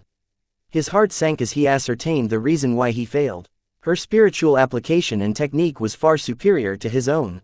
Instead of forming a solid projection, it instead consisted of countless tiny building blocks that chained and meshed together in incredibly complex abstruse patterns that reminded Vase of circuitry. Such an arrangement bespoke of an extremely deep proficiency in spiritual engineering, the likes of which went far beyond Vase could ever conceive on his own. The disparity between his simple spiritual mallet and Cassandra's incredibly refined spiritual probe was too much. Vase darkened even further. Did he have to expend some of his F-Stone's offensive charge in order to destroy this interloper? Though he was sure that Cassandra wasn't strong enough to withstand its destructive power, Vase was very hesitant about wasting the F-Stone's remaining potency. Having found no other spiritually reactive exotic like it, Vase wanted to preserve it as a trump card against truly implacable foes. Right now, using it on something that he should have been able to defeat on his own was an incredible waste. I guess I'll fall back to the stupid option then. I don't believe you can withstand my attacks forever. If a certain amount of brute force didn't work, then Vase could always employ it again. And again, and again, just like how mech armor designed to withstand laser fire would eventually succumb to a bombardment of lasers. Vase believed that Cassandra's defenses still incurred at least some damage with every hit. Total immunity didn't exist in mechs, so it shouldn't exist in the spiritual arena either. His spiritual energy expenditure increased enormously as he kept hammering and stabbing Cassandra's unusually resilient spiritual probe like crazy. William Urbesh's half-constructed spirit started to stagnate and regress due to being neglected. It didn't help that Vase was acting like a bull in a china shop and tore up some of the surrounding spiritual shards. He didn't care about the collateral damage right now. All that mattered to him was eliminating this uncontrollable outside factor before it ruined his entire experiment. Though Vase drew on his P-Stone energy reserves like he was thirsty, his efforts finally achieved the desired effect. At some point, his attacks caused Cassandra's probe to reach a limit. Like an egg, it finally popped and leaked a scattered and unregulated amount of spiritual energy all over William's mind. Unfortunately, before Vase could clean up the mess, the scattered energy all sank into the loose spiritual shards, merging with them to such a degree it was impossible to dig them out. Damn it, this was another trap. Even if Cassandra failed to finish her targeted manipulation, she still managed to secure a consolation prize by merging a part of her spiritual influence in William's spirituality. At this moment, Vase faced a very unattractive prospect. He was halfway through the spiritual restoration process that he could not afford to pause or stop. Doing nothing or halting the process would quickly degrade the quality and integrity of the spiritual shards. If Vase decided to try again later, he would have much worse ingredients to work with. Right now, they were still relatively fresh, but if he wanted to try again, the ingredients would have certainly spoiled and rotted by then. He only had one chance to make this right. I'm not dealing with a regular spiritual product either. I'm working on a real human life here. What would happen to William Urbesh if his body lacked the necessary spirituality? Would Vase still be able to merge William's reconstructed spirituality back to his body if he delayed the matter by a couple of days? Vase didn't know the answers to these questions, but he could not afford to be reckless on this front. His keen sense of risk told him that it would be best if he proceeded with the operation as best as possible regardless of the uncontrollable variables that Cassandra introduced. As an artist and a creator, this was a profoundly awful decision to make. Vase felt as if he spent a lot of time to cool a meal for himself, only for one of his enemies to dump an entire cup of sugar on his casserole. Would he still be able to stomach the finished product after it had been tampered with to such an extent? Unfortunately, eating something excessively sweet was better than going hungry. What a devious plan, Cassandra. I guess you win this time. Vase was in a bad mood throughout the remainder of the session. He tried his best to separate his emotions from his work and ensure that William's spirit received the best care possible. It was difficult. His patience frayed and he was reaching the limits to his tolerance. His distaste in integrating spiritual shards that had been contaminated with a hint of Cassandra's spirituality sat very poorly with him. If possible, Vase vastly preferred to throw away these contaminated shards. If Vase was creating an ordinary spiritual product, then he would have done so without another thought. I can't do that here. I'm not creating something new that begins from scratch. I'm trying to rebuild a human who already exists. It was vitally important for Vase to retain as many shards as possible. Any loss, however minor, might have devastating effects on the new William Urbesh. What if Vase discarded a spiritual shard that was related to his ability to pilot mechs? If William's mech piloting ability incurred damage, then how could he possibly advance to expert candidate? Cassandra's scheme went deep. She made it so that Vase had no choice but to accept the tainted ingredients. Regardless of the trap it represented, Vase had no choice but to dive head in because any other alternative was worse. Though Vase felt like changing his mind and giving up several times, William's importance to his future plans were far too great for him to quit while he was at this stage. As Vase breathed more life to William's recomposing spirituality, he finally noticed something remarkable. Each of his spiritual products always started off on a relatively strong footing compared to other young and underdeveloped spiritual entities. This was mostly due to the vast amount of energy contained in either the ingredients or the catalyst that Vase provided with his spiritual energy. The ordinary process of creating spiritual products already injected them with a significant amount of spiritual energy. The special part about this was that at the moment of creation, there was no rejection. The developing product absorbed any and all sources of spirituality, regardless of how much it conflicted with another source of spirituality. This was why the shards originating from the cowardly side of William managed to merge seamlessly with the shards from Nixie's aggressive and domineering side. What Vase found notable was that aside from the fusion of these two elements, the contribution from both Vase and Cassandra also added into the mix. Aside from contributing some of their spiritual attributes, they mainly gifted the product with a huge amount of spiritual energy. Both of them contributed in different ways. Vase provided a large quantity of relatively low-quality spiritual energy. He may not be as evolved as more developed spiritual entities such as xianxia and Cassandra, but he had a lot of excess spiritual energy at his disposal. In contrast, Cassandra only had a tiny amount of spiritual energy at her disposal. Yet the quality of her spiritual energy was so high that its addition soon caused the product's overall quality to grow. The ultimate result of all of these factors was that William's reconstructed spirit was actually at least an order of magnitude stronger. There's more. As long as the creation process was still underway, Vase had extensive access to the incomplete product. He could alter or tamper with any details he wanted.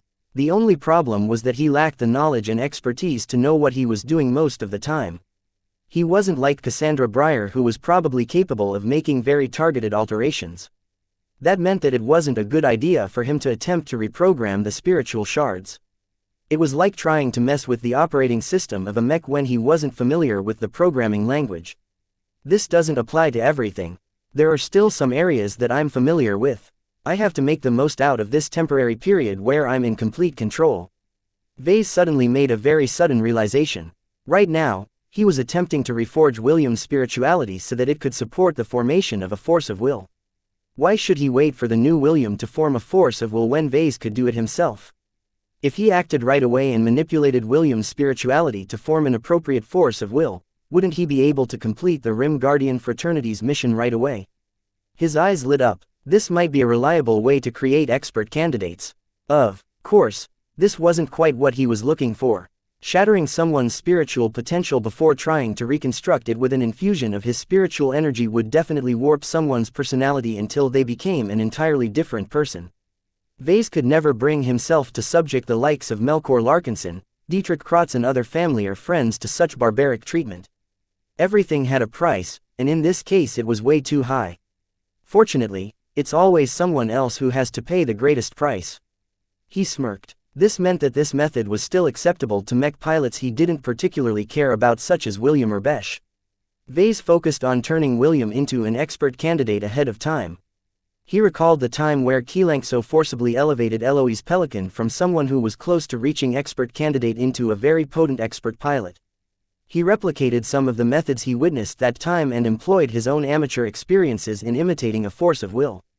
It wasn't actually very complicated. Vase just had to grab William's spiritual energy and try and fuse it with his strongest will, emotion or thought. At this advanced stage in the process, the nearly complete spiritual product was already starting to connect and affect William's unconscious mind and body. Since Vase had distorted William's spirituality into developing an obsession for the pursuit of strength, his mind soon started to produce a long of thoughts related to this ambition. This is quite convenient. His earlier preparation paid off. Vase soon identified enough of William's new obsession and forcibly blended his spiritual energy in it. Though the method was extremely crude and very forced, the inherent compatibility between the two soon sparked a fusion. William Urbesh finally achieved the goal he always dreamed of. He became an expert candidate. The only caveat was that Vase wasn't sure how much of the old William would be left by the time he next woke up. Chapter 1840. Job well done. Vase practically collapsed onto a seat once he finally completed William's corrective surgery. The process had been anything but uneventful. Though plenty of steps proceeded exactly according to his expectations, the sudden intrusion of Cassandra Breyer and the discovery that he could form a force of will for his test subject in advance came as two massive surprises. He reflected on his actions and experiences. He grabbed hold of the Larkinson mandate and used its reassuring spiritual warmth as a source of comfort. Nya, the golden cat brushed against his hand as if she wanted to make him happy. Though weary, Vase nonetheless channeled a small amount of his spirituality in his hand in order to scratch the young ancestral spirit's head. Hee, you're too cute. While Vase came to his senses, Gloriana sat down next to him and looked at him in concern. I'm not entirely sure what went on just now, but it seems to me that William's treatment didn't go according to plan. He huffed. That's putting it lightly. You yelled something about Cassandra. His girlfriend studied him carefully. Do you mind telling me who she is and how she interfered? Oh, did he mention her name out loud? He and his stupidly loose tongue. He did not wish to reveal the existence of the mysterious escape pod and its mummified occupant to his girlfriend. Though he trusted her to some extent, he did not wish for her to get overly snoopy and investigate the Scarlet Rose in person, thereby drawing the attention of the rest of the Hexers. Once the Hexers found out that the former Fredaman ship possessed the ability to churn out a continuous amount of Briar alloy, they would definitely take her away. He decided to go for a mix of truth and falsehood. Cassandra isn't who you think she is, he said as plainly as possible while he was still recovering from his mental exertion. She's a powerful but homeless spirituality energy I bumped into when I was still running from the Coalition Reserve Corps. Her real body is a dried, mummified corpse that has been drifting through interstellar space for at least a century. I never wanted anything to do with this ugly witch. His disparaging description of Cassandra managed to melt Gloriana's jealousy. She could sense that he was being honest with his disgust towards the spiritual sorceress. So if I get this right, a wandering wraith or god has been haunting you since you escaped captivity. Vase nodded. That's right, I keep beating this strange witch back, but she keeps harassing me. It's annoying because I don't know a thing about her or why she sought me out in the first place. Whatever her motivations, I'm certain it's bad news. It sounds like Cassandra is a very clear threat to you. She frowned. Unfortunately, I don't know any methods to repel these kinds of wraiths. How do you plan to deal with this threat? I already have a countermeasure in mind. It will take a lot of time to develop it though. Right now, I'm too busy with other priorities to build up my spiritual defenses. He tried to be as vague as possible and quickly changed the subject before she inquired any further. It's not all that bad. Despite the bumps along the way, I think William has turned out right. Mostly. Did you succeed? We'll have to wake him up and determine his new personality to be sure, but from a spiritual perspective, he's better than ever. Oh, did you manage to resolve the contradiction between the two sides? Vase nodded. That and more. Actually, I found out that I could do even more during the procedure. If I did everything right and my theory pans out, then it's possible that I managed to turn him to expert candidate while I was reconstructing his spirituality. It took a brief moment for Gloriana to process his words. She started to look increasingly shocked at him. As far as she knew, a reliable method of producing expert candidates, the precursor to expert pilot, didn't exist. Not even the Terrans and Rubarthans cracked the code. They poured an endless amount of money and resources to figure out a reliable and practical way to produce expert candidates, but the best answer they came up with was to subject their mech pilots to brutally harsh training programs designed to stimulate as much potential out of them as possible. Even then, the success rate of those crazy training programs was minuscule. Naturally, there were rumors that the MTA and certain organizations from the first-rate states managed to discover a method as well, but hardly anyone believed in these conspiracy theories. In any case, if Vase truly discovered a reliable, practical and repeatable method to transform regular mech pilots into expert candidates, then he would definitely become one of the hottest people in the galaxy. A brilliant smile bloomed on her face. The more her boyfriend dazzled her, the happier she became. The power he developed was definitely enough to benefit them in many ways as long as they used it wisely. Vase watched her changing impression with concern. Don't misunderstand, Gloriana. While it's technically possible for me to turn a normal mech pilot into an expert candidate, for now the price is too much to bear. Oh, do tell. He gestured towards William's resting body in the testing chamber. Just like how I create my other spiritual products, I need to kill the mech pilot's spirit before using the pieces to create a new one. Would you ever want that to happen to your brother Brutus or someone else you care about? She realized the downsides of this procedure. Oh, you're right. I would rather keep my friends and family mortal than to kill their nascent divinities in order to birth a new but unfamiliar god. It's not a given that the new William is completely unrelated to the old one.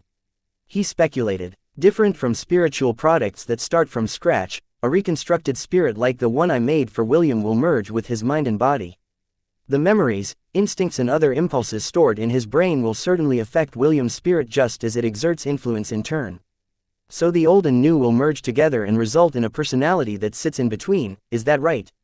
That's my prevailing theory right now. We'll have to wake up William and see what he is like to be sure. They waited a couple of hours for William to wake up on his own accord. Vase refused Gloriana's suggestion to wake him up right away because he could sense that the newly constructed spirit needed some time to sink into William's body. It was like watching a parasite latch onto William's mind and body. There was something vague, foreign and out of sync about William's new spirit. Due to this incompatibility, the spirit had to slowly ease back into place in order to buy time for both sides to reconcile with each other. The spirit affected the mind and the mind affected the spirit. Both of them altered each other as Vase had predicted. However, the spirit of an expert candidate was vastly stronger than William's unevolved mind. This caused William to interpret and process his memories, emotions and motivations in a significantly different light. Vase observed this transformation taking place in real time. While he wasn't good enough to understand the particulars, he was still able to ascertain that the fit between the different elements increased due to the spirit imposing itself onto the weaker spirit and body. Brain activity is increasing. There's a lot going on inside William's head, Gloriana reported as she kept her eye on the active lab console. I'd say the level of activity is very concerning for someone who is supposed to be unconscious. This process shouldn't take much longer. The mating process has almost finished, he said. Once the differences between the different elements had been narrowed, the changes petered off. Vase saw that William's mind, body and spirit all managed to form a tight, mutually reinforcing bond. The main adaptation process should have finished. While Vase noticed that smaller transformations still took place, he no longer wanted wait. He needed to wake his test subject so he could ascertain the results himself. Wake him up, please. Gloriana manipulated the console and commanded the testing chamber to inject some chemicals in William's body. Several indicators signaled that William was rapidly gaining lucidity. He soon opened his eyes and stared blankly at the empty ceiling of the testing chamber. 5 whole minutes passed by in complete silence. Vase and Gloriana waited with bated breath for William to do something. Though the lab console continued to transmit all kinds of activity, William himself did not move or speak. Please like and follow the Cultivation Audiobooks channel up at all. Is he defective? Gloriana asked, her puzzlement evident on her pretty face. I don't believe so. His new personality ought to be very taciturn. Staying silent is his natural state. Though William's new personality seemed problematic, so far Vase was not concerned with how much humanity his test subject retained. Instead, Vase directed an increasing amount of attention on William's nascent force of will. Initially, it seemed a bit listless and dormant, as if it didn't belong to William. Only after William's spirit managed to settle in did the force of will become more active. It was as if the unity between mind, body and spirit provided fertile ground for his force of will. Even then, Vase observed several problematic instances. A force of will was one of the most important expressions of a mech pilot, and it was vitally important that it completely embodied the mech pilot's values and ambitions. The fact that the force of will that Vase constructed for William failed to integrate completely was a very serious problem. Fortunately, just like everything else, William's spirit already started to correct for this incompatibility. This time, the process was much slower as the force of will was very difficult to change. In the end, Vase wasn't sure whether William actually possessed the strength of an expert candidate. The only way to find out was to stuff William inside a mech. Let's enter the chamber and talk to Mr. Urbesh, he suggested. His mental and spiritual changes have subsided. Vase and Gloriana entered the testing chamber with their cats in tow. Both of them regarded the restrained mech pilot with wariness. They witnessed the experiment from the side and knew that something was very different about William. Meow, meow meow. With Lucky clinging cautiously behind his shoulder, Vase stepped forward until he loomed over his test subject. William Urbesh, do you know who you are? The mech pilot directed his steely eyes at Vase. No words escaped from his mouth. Vase wanted to palm his face. He purposefully aimed to make sure that William remained averse to communication. This also happened to apply to him, so Vase wouldn't necessarily be able to gain anything from William's mouth. It's clear he's still silent, William, Gloriana remarked as she hugged Clixie like a baby. What now? Let's throw him to Dr. Rania and Dr. Lupo so that they can examine his physical and mental condition. I want to make sure there is nothing wrong with his body and mind. Once we know that Silent William isn't breaking down for whatever reason, I guess we'll stick him into a similar pod next. If Silent William became a true expert candidate, then he should be able to pilot a virtual mech with ease. Sounds good. They proceeded to emerge from the lab chamber and order some subordinates to bring William Urbesh away. For now, the pair had been busy long enough and weren't in the mood to do anything more. It would take some time for the doctors to complete William's examination. Whether Vase satisfied the demands of the Rim Guardians remained to be seen. He had a good feeling, though. As long as everyone conveniently ignored William's drastic personality changes, he truly had the grounds to revive the Urbesh clan now that he advanced to expert candidate. To Vase, this was a job well done. Chapter 1841 Better Shield. During the time William Urbesh underwent examinations, Vase and Gloriana turned their attention to other matters. The day after the experiment, they returned to the design lab in order to design a custom revision of the Aurora Titan. The variants developed by the two design teams gave Vase a lot of ideas and decent solutions. Naturally, neither Vase nor Gloriana intended to borrow from them wholesale. The quality of the revision would only drop if they blindly took over the work of novices and apprentices. When the pair settled down in a private design office, they began to plan out their own changes. This revision is not meant to renew the Aurora Titan line, Vase explained. Instead, it's solely meant to upgrade a single copy, the one that my cousin Janzi Larkinson has adopted. Does that mean you intend to fabricate a brand new Aurora Titan? Vase shook his head. No, Janzi cares a lot about her unique mech and developed a very strong bond with the machine. It's vitally important for her progression that she can maintain her bond with the Shield of Samar. We can do so by ensuring sufficient continuity between the old version of this mech and the new version of the mech. She has to pilot the same mech, essentially. Not only did the Shield of Samar accrue some history and forge a bond with its mech pilot, it also carried the ardent wish. Both of them were priceless qualities which couldn't be replaced. Though Vase set a simple-sounding condition, Gloriana immediately recognized a problem. Modifying an existing mech inherently changes its properties. How many alterations can we get away with before the Shield of Samar is no longer the same mech? That's a good question. He became stumped by this question. How much could he change while still making sure the Shield of Samar still retained its identity as an Aurora Titan mech? Vase knew from various modifications done to his mechs that they possessed a decent amount of tolerance towards these kinds of changes. For example, the LMC was aware that some mech designer once swapped out many of the parts of the Blackbeak and converted it into a rifleman mech. These changes, though drastic, still retained at least some portion of its X factor, thereby retaining its connection to the Black Phoenix, the Blackbeak's long-standing design spirit. Maintaining the design spirit's connection with the mech was an essential requirement. Without its bond with xianxia, the Shield of Samar would never be able to work so well with Janzi. This clued Vase into the answer of this complicated question. The heart and essence of the Aurora Titan model has to be retained. He guessed. What I mean by that is that the character, vision and concept should remain the same. If you think about it, an Aurora Titan is still an Aurora Titan if you strip out its armor system and replace it with something with similar or better properties. However, it's an entirely different story if you replace it with an uncompressed armor system that is vastly inferior. The former change retains or improves the defensive character of the Aurora Titan, while the latter change removes that to a large extent. Gloriana followed his logic. Correct. As the lead designer of the LMC, I've observed many different files on LMC mechs that have been modified by their owners over the course of their uses. The amount of desolate soldiers that have been modified far beyond their factory configuration and specs probably amount to more than 100,000 units.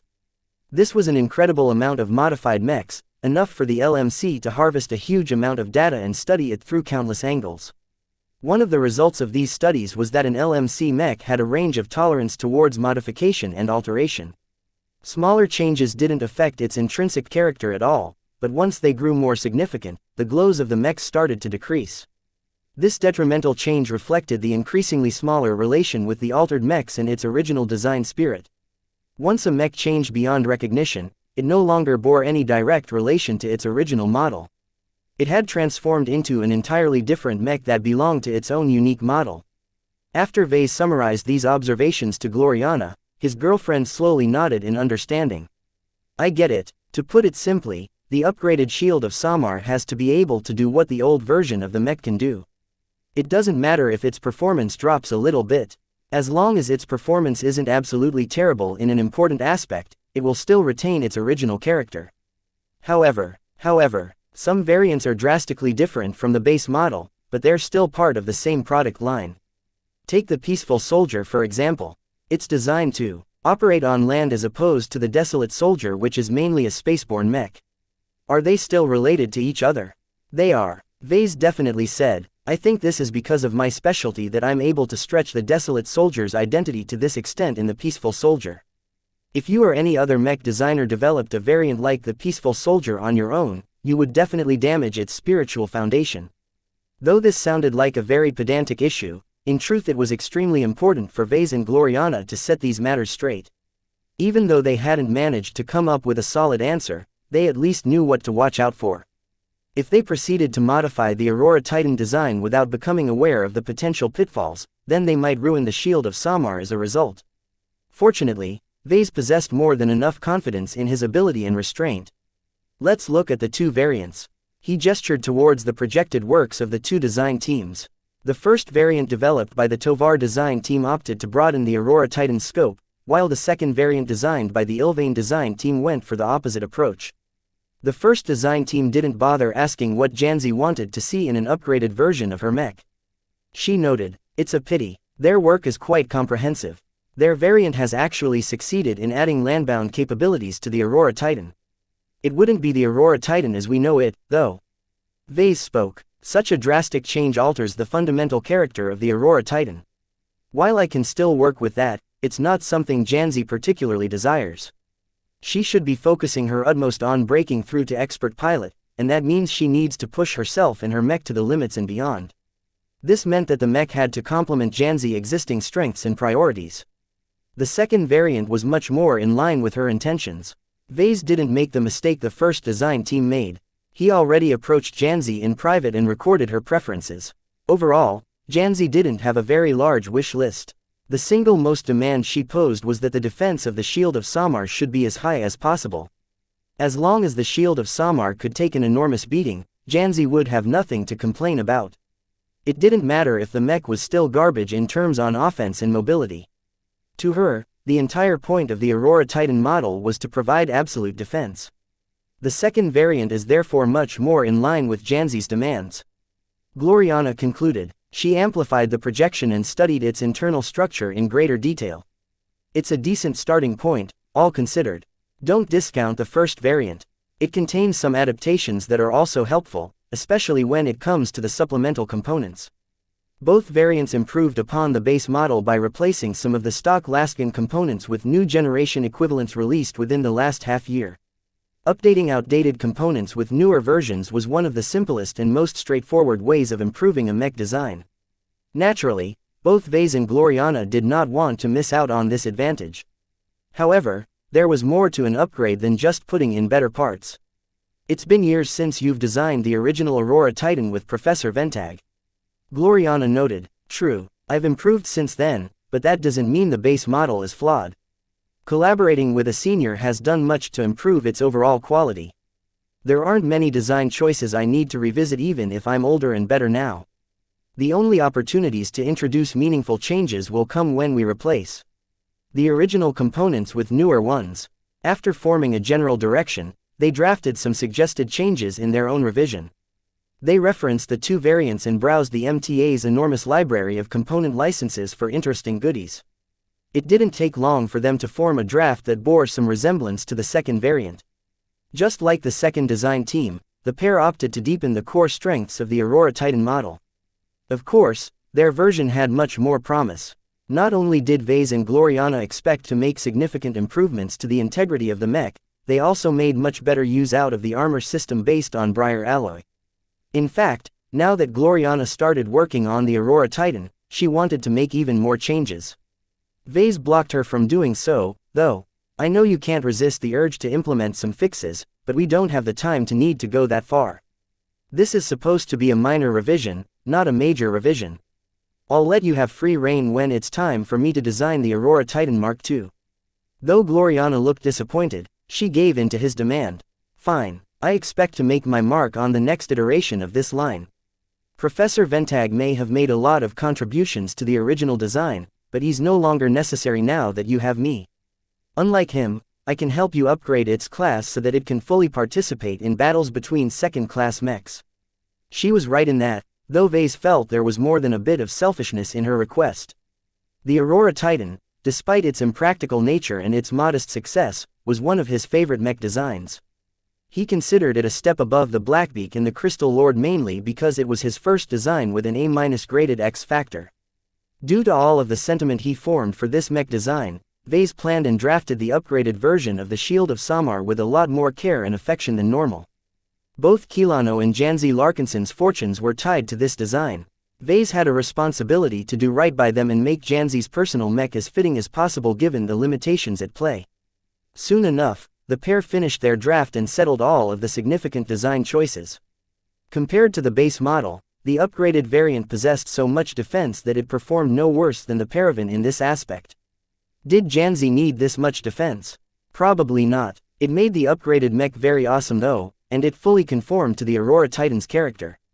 As a super medium space knight, the mech vastly overperformed in all of the specs that mattered in terms of defense.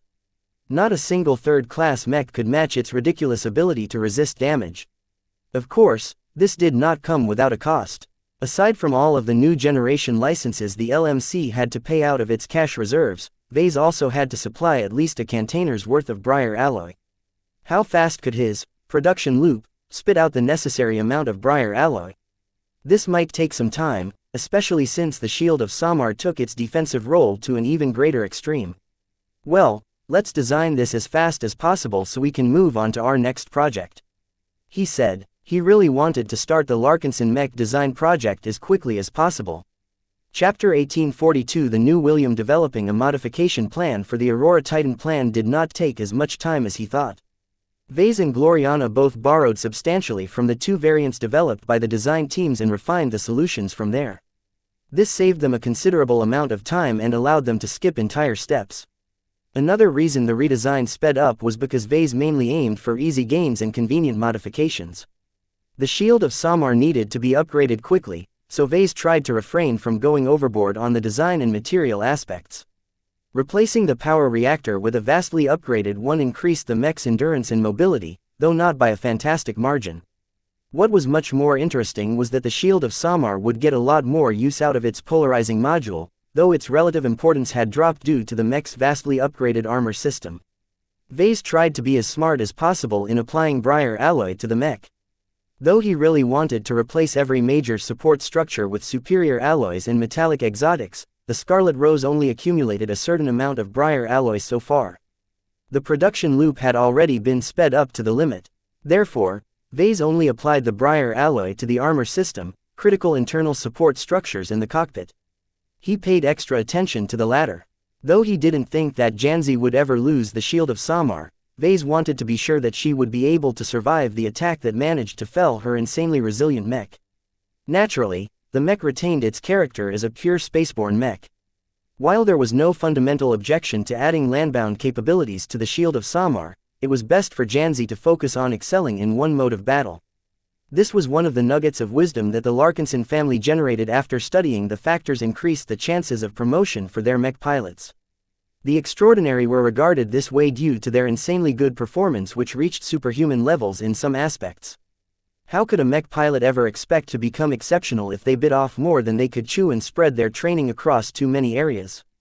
That said, it wasn't impossible for a mech pilot who dabbled in everything to advance to expert pilot.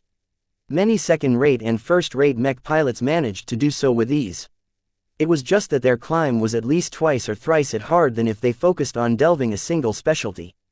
To be honest, designing the upgrades for the Shield of Samar was so effortless to Vase that he spent more thinking power on updating its aesthetics. The current appearance of the mech still reflected its former allegiance to the 7th Apocalypse Heralds of the Mech Corps. Aside from hastily painting over its regimental markings and other military badges, the mech still bore the red-black-brown camouflage pattern of its former mech regiment. "This has to go," he stated. Just like any other exceptional mech pilot, Xianxia transferred to the avatars of Myth, so Vase applied the distinctive golden coating to the minor revision. The default color scheme of the avatars looked very attention-grabbing, with their reflective golden coating interspersed with black elements and navy blue accents. For some reason, Vase found this plain color scheme to be rather gauche. He wanted to add a spark of originality to the Shield of Samar's appearance so that it looked a bit special than the other Aurora Titans assigned to the avatars. "You could break up the monotony with a pattern," Gloriana suggested. The Apocalypse Heralds did just that. "Maybe we can go for something more sophisticated than a generic camouflage pattern." "Ah, good idea." Appearances mattered. The image a mech conveyed could make or break a battle. That was what Vase believed. He applied gold and black on the Shield of Samar in uniform, diagonal strips. This had the very interesting effect of disguising some of the exterior contours of the mech, thereby making it harder to distinguish key components or vulnerabilities. In order to break up the monotony of the pattern, Vase applied navy blue coating on specific external components. Overall, the mech still looked impressive and premium, but in an entirely different fashion now. It stood out from all of the other avatar mechs, which was exactly what Vase intended. For the tower shield, Vase decided to go apply the same colors in a diamond pattern.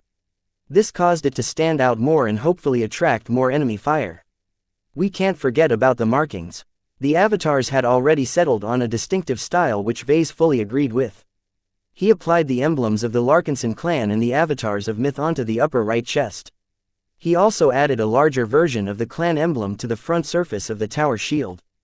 The emblem of the Larkinson clan consisted of a stylized golden cat head. So far, the emblem hadn't been spread around too much. The Shield of Samar would be the first mech to bear this symbol with pride. The avatars of Myth adopted their own emblems some time ago. Vase recalled Commander Melkor submitting his proposal for approval. The emblem which he settled on consisted of a Vitruvian mech, which looked fairly strange but also deep. With both of these markings adorning the Shield of Samar, its allegiance became undeniable. As final visual touch, Vase and Gloriana both added their signature looks to the forehead of the Shield of Samar. The glowing third eye surrounded by the crystal hexagon conveyed a mystical quality to the mech, which added yet another dimension to the custom mech's distinctiveness. Due to the Shield of Samar's extreme importance, Vase whimsically decided to splurge on the third eye. He ordered a high-quality crystal from the Ilvain Protectorate that cost as much as a premium mech in order to make sure it was strong enough to resist a huge amount of damage. Not only that, he upgraded the lighting mechanism that allowed the third eye to glow at varying intensities according to the alignment between the mech pilot and the design spirit of the mech. Janzi's bond with xianxia was so powerful that the third eye couldn't glow bright enough to reflect this strength. Vase therefore amplified the upper range of the third eye's glow until it resembled a beacon in the dark. As Vase continued to add miscellaneous little flourishes to the Shield of Samar's upgraded design, Gloriana continued to look on with a look of amusement. "You really enjoy this, do you?" Throughout this entire design session, Vase constantly had a smile on his face. He had to admit that he truly did get caught up in redesigning the visuals of the Shield of Samar. "I've been swamped with work lately," he told her. "I'm also shouldering a lot of responsibilities. I've just founded the Larkinson clan and already the Larkinson family is sending more relatives to us due to recent developments. Both the Sandmen and the Fredamen are constantly looming over my head. I'm under a lot of time pressure as well. It's rare for me to find a moment of pure enjoyment in my days. Isn't designing mechs enough? It's more than sufficient to carry me through to the day. Don't misunderstand me. It's just that mech design is mostly work, while visual design is largely an expression of art. They're different to me. It's not necessary for me to invest so much effort in the latter, but I've decided to do so anyway because I enjoy it. I guess you can call it my hobby. You should consider building figurines of mechs," Gloriana suggested. "I know some mech designers dabble in it as a means to relax and to sober their minds. I've considered this option multiple times. I'm not sure I have the time to spare on such frivolities. Working on actual mech designs is far more interesting than working on miniature fakes." Her questioning did prompt Vase to rein himself in and finalize the project. Once they completed the revision, they passed it on to the design teams and tasked them with subjecting the new design to various stress tests in order to determine its theoretical performance. Once the revised design didn't show any obvious flaws, Vase wanted to upgrade the Shield of Samar right away. He had no idea what the latest movements of the Sandmen hinted at, but Vase faintly had a feeling that the climax of the Sand War might be getting closer. Finishing the minor revision to the Shield of Samar came just in time to Vase. After a couple of days, William Urbesh should have undergone a thorough examination. Both his mental and physical state were highly important to his future as a mech pilot. They visited a temporary treatment center set up by the Vase Larkinson Foundation for wounded veterans and met with Rania and Lupo. "So what are the results?" Gloriana asked her cousin. "Mr. Urbesh is physically healthy," Rania Woden hesitantly answered. "Aside from some strange abnormalities concerning his central nervous system, he is as healthy and strong as any second-class mech pilot. His augmentations are all working fine." "What's the problem then?" Vase asked. Rania briefly directed an unreadable expression towards Vase before turning back to her cousin. "The main issues we have with William are related to his abnormal mental state. Compared to the files we have on him before he participated in the Sand War, he was by all accounts normal, if a bit quick to fright. He was a coward," Vase bluntly stated. "Yes. Well, somehow, he experienced multiple personality changes over the course of his stay with the Larkinsons. I contacted Commander Melkor Larkinson to hear what he thought about Mr. Urbesh. Evidently, another shift has occurred because Silent William has become much more reticent to communicate than before. In the past, he was at least willing to communicate nonverbally or make his opinions clear through his actions. Now, he just sits or lays on his bed while ignoring virtually every attempt to communicate." Vase grimaced while Gloriana looked at him with a doubting expression. Had he botched the correctional surgery? Did he go overboard with amplifying the silent part of William's personality? Tell me something else. Is there anything about him that is better? He's an expert candidate now. Doctor, Lupo shouted, interrupted the Hexer exobiologist. It's fascinating to examine an expert candidate in the flesh. We've detected all kinds of interesting brain activity. It's unfortunate that none of us specialize in neurology, but the data we've gathered is doubtlessly interesting. Vess's eyes lit up. He was already confident that William had reached the standard of an expert candidate, but it was nice to hear independent confirmation from another source. How strong is his resonance strength? Has his brain activity increased or decreased in the last few days? Has he shown any desire to pilot a mech? As Vase rapidly peppered drive, Lupo with a number of questions, both Rania and Gloriana shared a deep look with each other. The latter nodded her head minutely before shaking her head a moment later. Their silent communication only lasted for a short moment before they turned their attention to the conversation held by the boys. Once Vase gained a better sense of Silent William's state, he moved to recovery room and faced him in person. The Urbesh clansman looked at Vase in silence. The mech pilot's eyes reflected very little emotion as Vase examined him both visually and spiritually. Though it was a bit unnerving to face an eerily silent mech pilot, Vase actually found William to be a bit more pleasant than before. The old influence from Nixie had disappeared. The William that underwent the latest corrective surgery may have inherited William Urbesh's memories, but his personality and consciousness was completely detached from his former self. To all intents and purposes, the William of the past had died. A new William had taken his place, one who didn't carry the baggage of the past. After confirming this shift, Vase grinned and stepped forward to extend his hand. Welcome to your new life, Mr. Urbesh. I hope you can live up to your potential and bring your clan back to power. Everyone else looked surprised when William responded to Vase by shaking his hand. Chapter 1843 intended Rasul. It should have been unnerving to see the new William. His old personality and consciousness had died the moment Vase shattered his spiritual potential. Vase truly killed him at that time. The fact that he managed to bring William's spirit back to life did not discount the reality that the old William was gone. Neither his original existence nor the contamination from Nixie survived the transition intact. Instead, they had been broken up into shards and merged back into an entirely new whole along with some other ingredients. The result was a new entity that resembled William Urbesh but actually bore only a partial relation to his old self. Yet it was exactly because of this new start that Vase became reassured by how William ended up. While he may behave taciturn and antisocial in the presence of others, that was actually something good. Vase designed many aspects about William's new personality. To see them come to fruition proved that it was actually possible to program a living entity through spirituality. Not only that, but Vase could also employ his rudimentary understanding of spiritual engineering to induce someone with spiritual potential to develop a force of will. This news alone was enough to upend the entire galaxy. The implications were staggering, and so were the ethical concerns. Though he was immensely pleased that he finally managed to turn William into an expert candidate, the price the beneficiary paid was significant. A lot of mech pilots yearned to become expert pilots. Some would even be willing to kill their entire families just to experience apotheosis. Yet even the most selfish bastard would never contemplate killing themselves in order to reach this strength. Even if they had the chance to become famous and renowned throughout the star sector after gaining this strength, they wouldn't be alive to enjoy their success. This was because other entities steered their bodies. With such a hefty price, Vase would never allow his own people to undergo this process. It's a pity, he sighed. Meow. Lucky morosely replied right afterwards as he hung on his shoulder like a piece of laundry. Vase, Gloriana and their cats currently visited a training ground the Larkinson clan leased from the local government of Kesseling 8.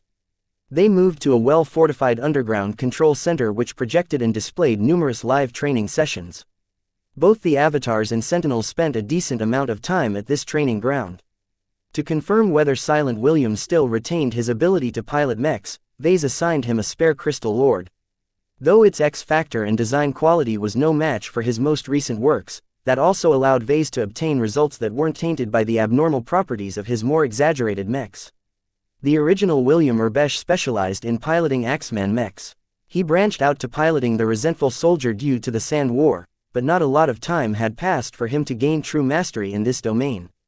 By all accounts, Silent William's ranged combat skills should have been mediocre. A couple of months of intensive battle may have stimulated him to improve quickly, but he shouldn't have been a match to someone who truly specialized in marksmanship such as Melkor. It therefore came as a shock that the results from the current training session completely reversed the rankings. Silent William's Crystal Lord weaved through various obstacles and mounds of dirt while skillfully shooting down target drone after target drone with pinpoint accuracy. The mech had seemingly come alive under his control. Not only did the premium laser rifleman mech maintain optimal speed throughout its run, the machine also became a conduit for Silent William's lethal attacks. The mock battles against the flying target drones showed that the mech pilot improved massively in terms of marksmanship. However, it was his battle against a projected target mech that proved his expert candidate chops. The dogfight that ensued between the Crystal Lord and a substantially more superior simulated opponent quickly turned into stomp. Silent William's Crystal Lord always managed to weave and move around enemy shots by taking maximum advantage of its agility and range motion. The rifle in the Crystal Lord's hands continually spat our laser beams that always hit the same set of spots with hardly any deviations.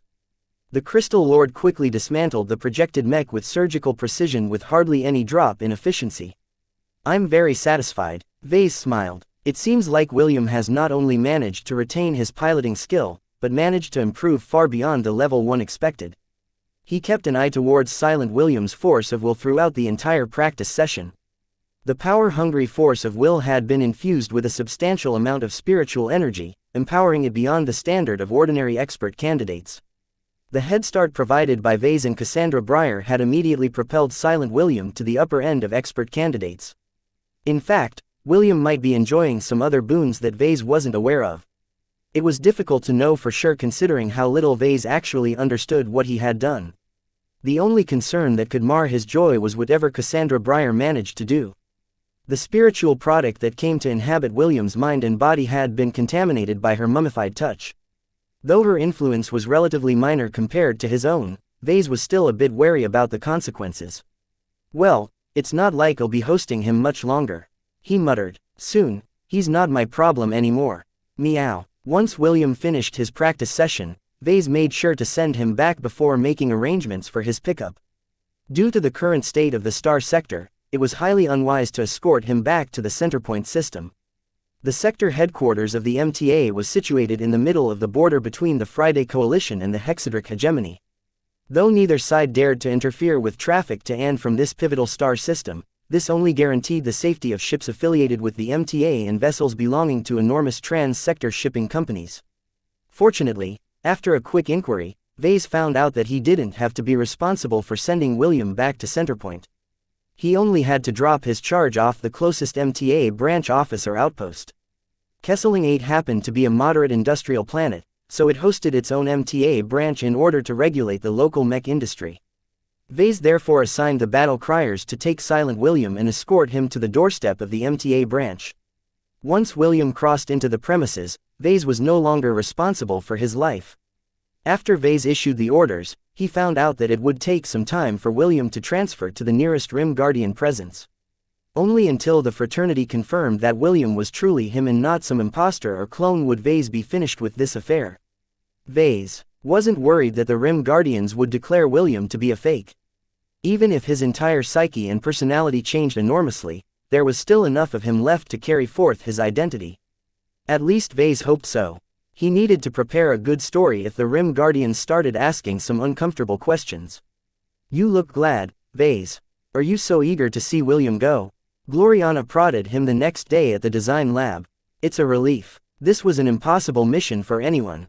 I don't really know why the Rim Guardians came up with this demand in the first place. I think they'll be quite surprised when they see a hopeless case return stronger than they had ever conceived."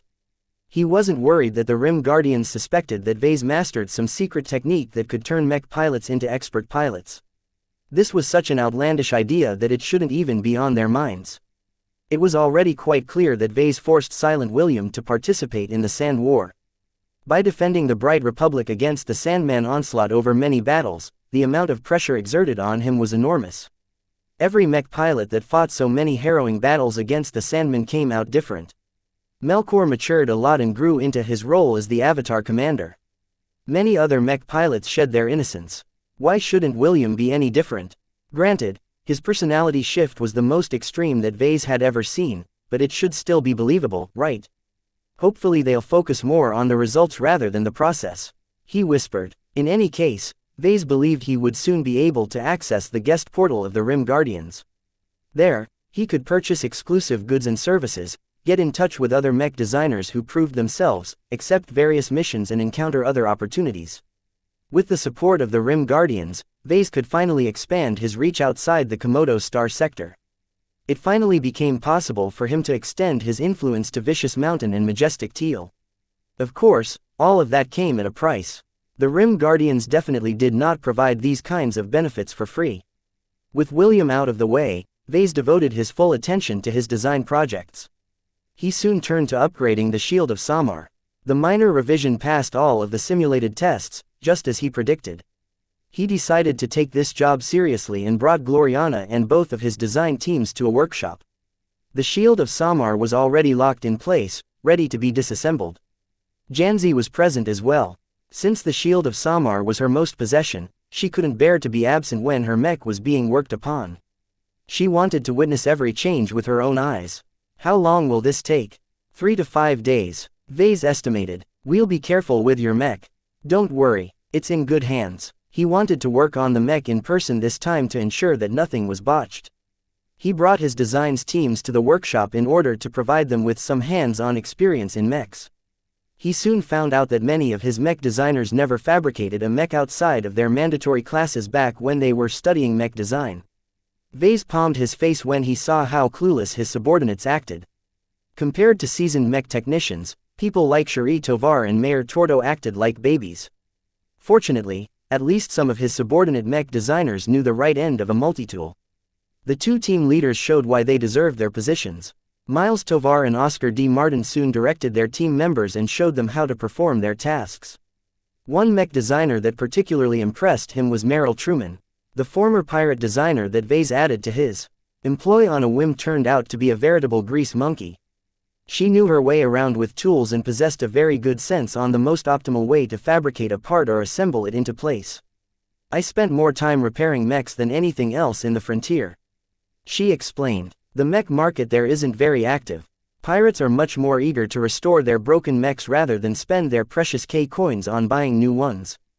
That made sense to Vase. I see, you had to become very good at making the most out of suboptimal conditions. She smiled grimly at him. Sometimes, my mech workshop for the day was literally a junkyard. Try restoring a mech under those conditions. I had to build my own rudimentary assembly system in order to build a mech out of a collection of parts. Her circumstances in the frontier were much worse than Vase had ever experienced. While he had access to a considerable amount of supplies and infrastructure from the flagrant vandals, Meryl could only work with whatever the depraved pirates could supply. Perhaps Vase should pay more attention to Meryl. Chapter 1844 What Pirate? Discovering that Meryl Truman was right at home in a mech workshop came as a pleasant surprise to Vase. He had become incredibly disappointed at the lack of hands-on fluency in his other subordinates. While he didn't insist that every mech designer should have the same competences as him, he still thought it was an awful idea for someone of his profession to neglect this side of the job. How could mech designers possibly know what they were dealing with when they never put a mech together piece by piece? How could mech designers expertly model and anticipate the performance of mechs if they never came close to a component weighing several tons? How could mech designers possibly claim to understand mechs when they never saw the consequences of battle in person? All of these questions and more weighed on his mind as he considered the shortcoming in the development of most of his mech designers. Even the more experienced among them, such as the team leaders, weren't entirely comfortable with working in a mech workshop. Manual work is demeaning. Miles Tovar spoke frankly to Vase. While it is necessary for us to know the basics of what is happening in a mech workshop of a manufacturing hall, it is better to leave the heavy lifting to the mech technicians. Vase wanted to summon the Amastandira, press its muzzle right against his temple and pull the trigger. He almost couldn't believe what Miles was saying. Was he such a high-born elitist snob that he completely ignored the benefits of gaining practical experience in working with mechs? I'm not asking you to be as proficient in tools and speckled with grease stains as an actual mech technician, he said. I just expect you all to know what you are doing. You don't have to be as good in the workshop as Meryl here, but at least you should be capable of putting together a mech during an emergency. None of the Tovars looked very enthusiastic about that idea. We didn't learn that in school. Not everything you learn in school is correct. Vase shouted. Different teachers have different ideas. Different curriculums emphasize different aspects. Gloriana placed her hand on his shoulder in order to calm him down. I think he's right. At Kelma University, one of the best mech design schools in the hegemony, I learned how to build a mech on my own. My professors and instructors didn't insist on these classes because they believed we needed to be humbled. They wanted their students to understand on a deeper level what they were actually designing.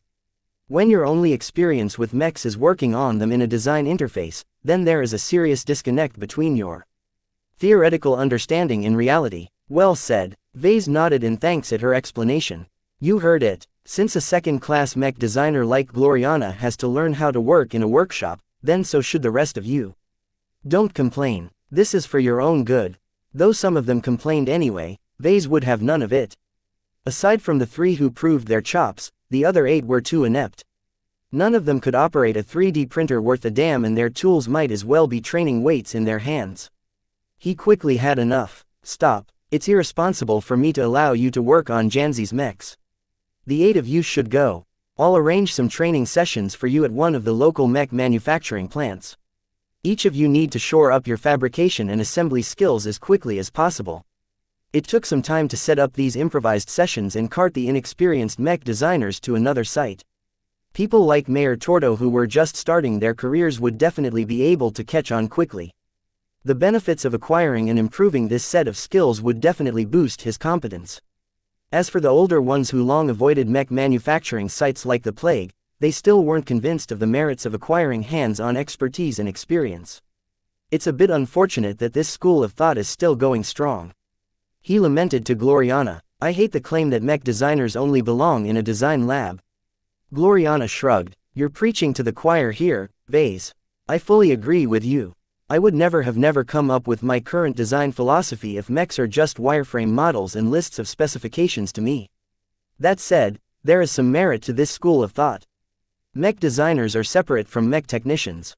This idea is particularly prevalent in the more prosperous parts of human space. That didn't change his opinion. What those first-rate mech designers do is their business. In my company and workplace, my rules are in place.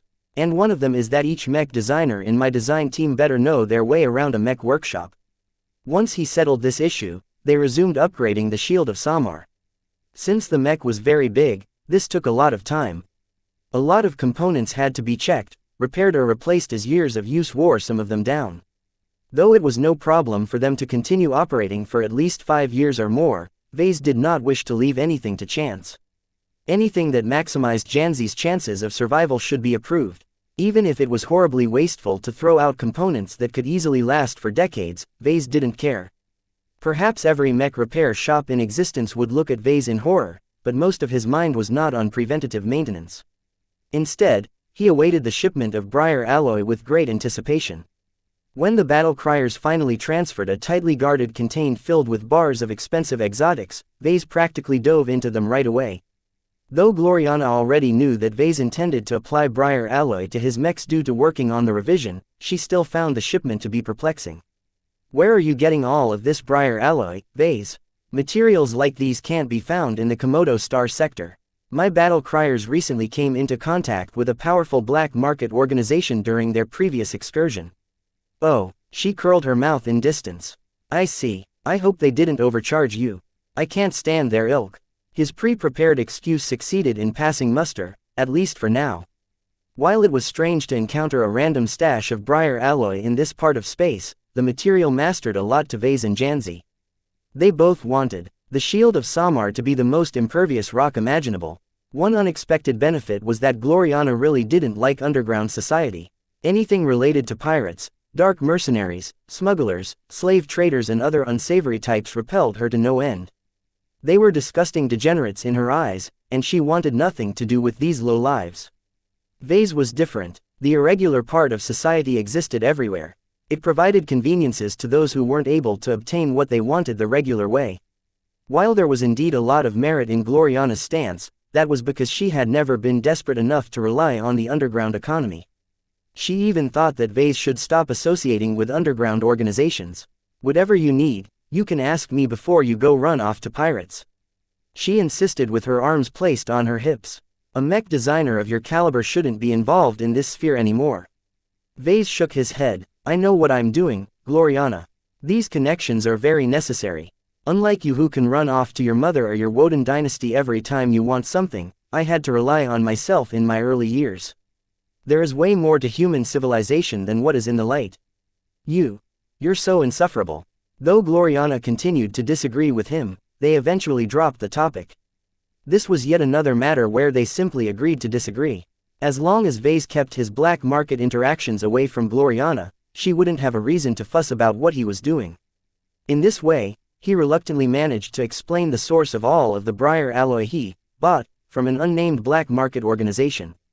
They soon resumed their work.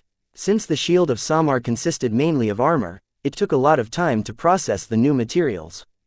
Briar alloy and its constituent materials were incredibly potent or resilient. This made them very hard to work with compared to other materials. Fortunately, the workshop they were working from had already been outfitted with all of the high-quality fabrication equipment that originally belonged to Gloriana's Stellar Chaser. With all of the machines available, Vase and Gloriana slowly shaped the Briar alloy into armor plates shaped to match the contours of the Shield of Samar. The three subordinate mech designers proceeded to examine the fabricated plates extensively to make sure they were up to par. Once they determined that the component met the standard, they proceeded to assemble it in place. Vase found out that neither he nor Gloriana needed to pay too much attention to the assembly work. Meryl turned out to be so skilled, precise and thorough that she managed to earn both of their trust. In fact, Vase found it strange that Gloriana approved of Meryl so quickly even though the latter used to be a pirate designer. Don't you know she used to muck about in the frontier? He asked. It doesn't matter, Gloriana said as she adjusted some controls on the console of a production machine. Miss Truman is a woman. What? That's it. He looked completely confused. If you don't understand my point, then don't bother asking. Meow. Clixie echoed her owner's opinion. Lack of understanding aside, Vase was glad that Gloriana didn't find fault with Meryl. He was worried that his decision to add a former pirate designer to his crew would lead to a lot of controversy, but Meryl was so well behaved and normal that hardly anything about her screamed pirate. Work proceeded without any further interruption. Over the course of 4 lengthy days, the Shield of Samar began to regain its life. The stripped-down Shield of Samar slowly started to regain its skin as more and more grayish armor plating covered up its exposed insides. All the while, Xianxia observed the work being done to her mech with rapt attention. She only left in order to sleep or do her daily necessities. Other than that, she tried to witness as much as possible. You don't have to be present here, he told her one day. You hardly understand the technical side of mechs. You aren't gaining anything from observing the refit operation. Xianxia Larkinson shrugged. I still want to be here.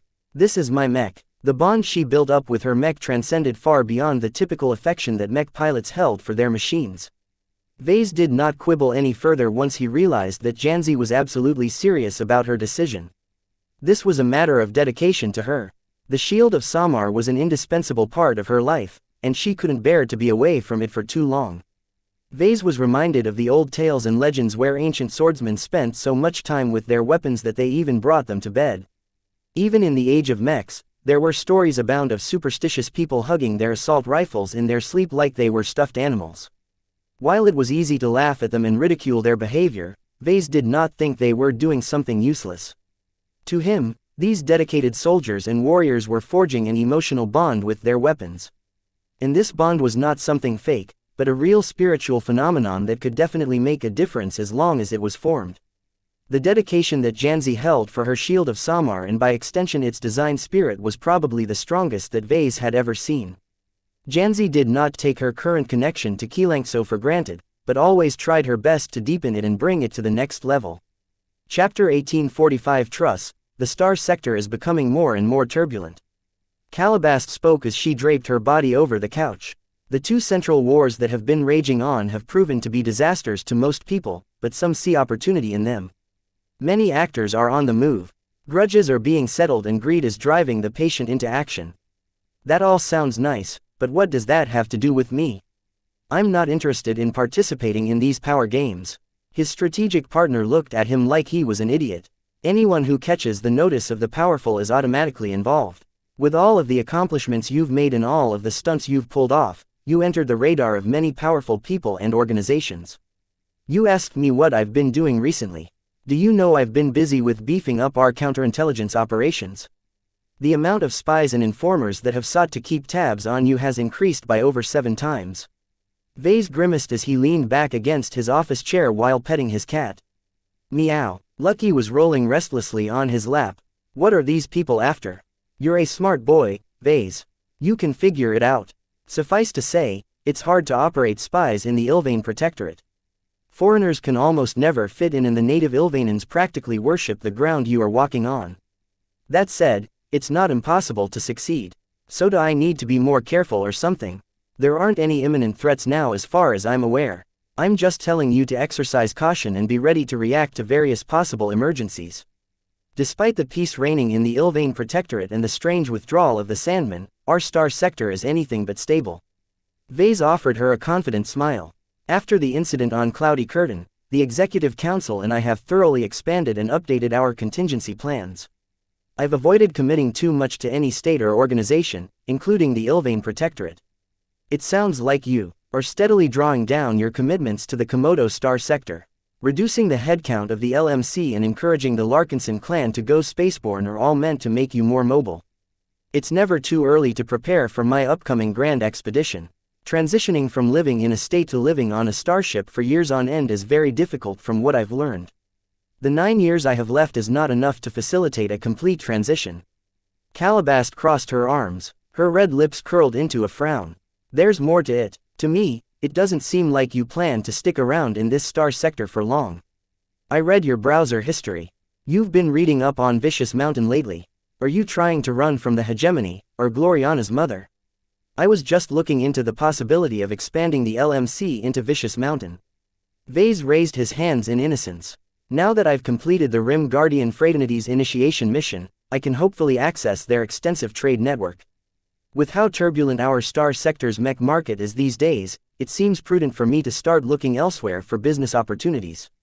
It just so happens that Silent William can serve as a liaison for us in the Garland Empire. Ah, yes, Mr. William Urbesh. Interesting fellow. His personality completely changed during the time he was under your care. She chuckled. Perhaps it's wrong for me to use the word care. Hey, he's an expert candidate, at least. What's a little trauma compared to the opportunity to transcend your mortal limits? William incurred more than a little trauma in my books. You should be careful of the reaction from the Rim Guardians. You may have completed the letter of their request, but the spirit. His spirit has never been better. He used to be a complete waste of space and a disgrace to the Urbesh clan. If he continued to remain as useless as he was before, his clan would have certainly fallen due to a lack of qualified successor. At least I managed to make him strong to the point where he can single-handedly lead his clan back to prominence in the Slicer tribe. Her long legs dangled in the air as she reluctantly nodded. Your efforts benefit the Urbesh clan. I'll give you that. From my analysis, the Rim Guardians have a stake in the clan. They're not completely indifferent to the local factions of the star sectors they govern over. While the MTA ordinarily likes to pretend they are neutral and indifferent to the affairs of those they govern, the truth is a lot murkier. Some states, organizations and factions enjoy the secret of the MTA or certain factions or individuals within it. Be careful in participating in their schemes. As she talked, Lucky seemed to have enough of Vase. He jumped from his owner's lap and floated over to rest against Calabast's chest. The woman grinned and started pampering Lucky with intensive ministrations with her slender fingers. The cat was loving it. His eyes squinted and his tail flitted around like he was an excited dog. Meow tilde. Vase ignored the display in front of him. No matter how petulant Lucky behaved, he always went back. Other people may hold his attention, but only Vase was his master. Well, there was his mother as well, but that didn't count. He turned his attention back to the conversation. There had to be more behind Calabast's visit than provide him with a vague warning. Does that mean the Komodo War has their hand in it, Calabast? Her grin turned devious as Lucky continued to purr in her grasp. The possibility can't be ruled out. Still, the MTA has been traditionally hands-off when it comes to the governing of far-flung star sectors. Not even the Rim Guardians treat Komodo with importance due to its lack of development and value. Still, that doesn't preclude meddling from smaller players. I thought here were supposed to be rules against such overt meddling. The MTA sets its own rules. She pointed out. Do you truly believe the MTA sticks to its own rules when they are their own arbiters? From what he knew of the MTA, almost certainly not. I see. Besides, the affair concerning William Urbesh is the clearest example yet that the MTA or at least the Rim Guardians are not above picking sides. Without their intervention, the Urbesh clan would have certainly collapsed in time. All of this was starting to confuse him. Vase wasn't interested in all of these machinations. He was just a mech designer. He just wanted to design and sell interesting mechs. Calabast noticed his lack of interest. Look, what I'm trying to say is that in these turbulent times, it's okay to give in to your paranoia. This time, I approve of your overabundance of caution. Few organizations can be trusted to have your best interests at heart. They are all looking out for themselves. Meow. Lucky rolled onto his back and started batting his paws at Calabast's palms as she tried to rub his belly. Meanwhile, Vase let out a dismissive huff. Tell me something new. Okay, since you can't seem to take a hint, let me be plainer. Don't trust anyone. Don't trust Gloriana. Don't trust the Ilvanans. Don't trust the Brighters. Don't trust the Kinners. Don't trust the Fredaman. Don't trust the Hexers. Don't trust William Urbesh, and especially do not put your trust in the Rim Guardians. Vase was momentarily speechless. While I admit I'm a bit too paranoid sometimes, even that goes too far for me. How can I possibly live without trusting at least someone? Besides, what about you? Should I continue to put my faith in you when you are telling me to trust no one? I'm not saying that. Calabast stared at him in the eyes. Friendship and sentiment are too unreliable to be used as a basis for trust. Only mutual interests can serve as a basis for enduring trust and cooperation. The agreement we share between each other is something that continues to benefit both of us. As your fortunes have risen, so have mine. The same goes for your Larkinson clan, which you have expressly bound to you through a mix of familial sentiment and cold hard monetary interests. I understand that, but you're telling me to watch out to too many people. I can't possibly keep an eye on them all. That's what I have you for. Is there anyone I need to be wary of specifically? Calabast sighed and pressed her fingers against her forehead. While I'm doing my best to look out for you, I'm not omnipotent. Otherwise, I wouldn't have failed you the last time. You can make my job so much easier if you don't trust others blindly and keep exercising caution. If you want me to tell you who to be concerned about the most, then you should definitely maintain a sober stance towards the Rim Guardians. This is the second time you've warned me against them. Do you know something about them? Why are you discouraging me from growing close to perhaps the only organization I'm friendly with that can bring us to the Red Ocean? The Rim Guardians have a history of casting their net wide and associating with a large number of prominent locals. Do you think they are doing it for the good of the Galactic Rim? It's kind of in their name. Ha ha ha, Calabast laughed. The Galactic Rim is just a means to an end. Due to the opening of the Red Ocean, the Rim Guardians are beginning to pay a lot more attention to the New Dwarf Galaxy. From what little I can gather from their galactic movements, the Rim Guardians are planning to invest substantially in associates such as you. They want their best and brightest to become galactic pioneers in order to expand their presence in the new colonies. Their merits might come easier, but the price for that is agreeing to become their pawn. Though her words sounded ominous, Vase did not really consider it to be a big deal. You make it sound like the Rim Guardians will exploit me or take advantage of me. I don't think this will be the case.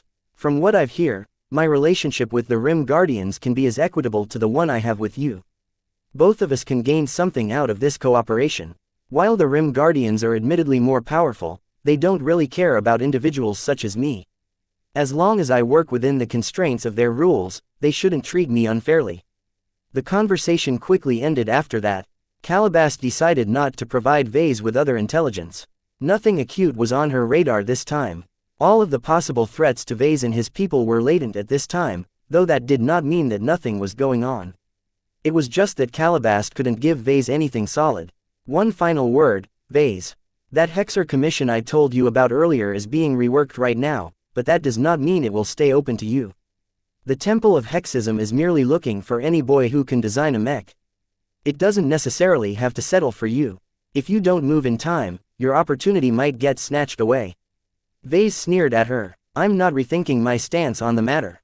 I'm not going to play along with these dangerous or ridiculous schemes.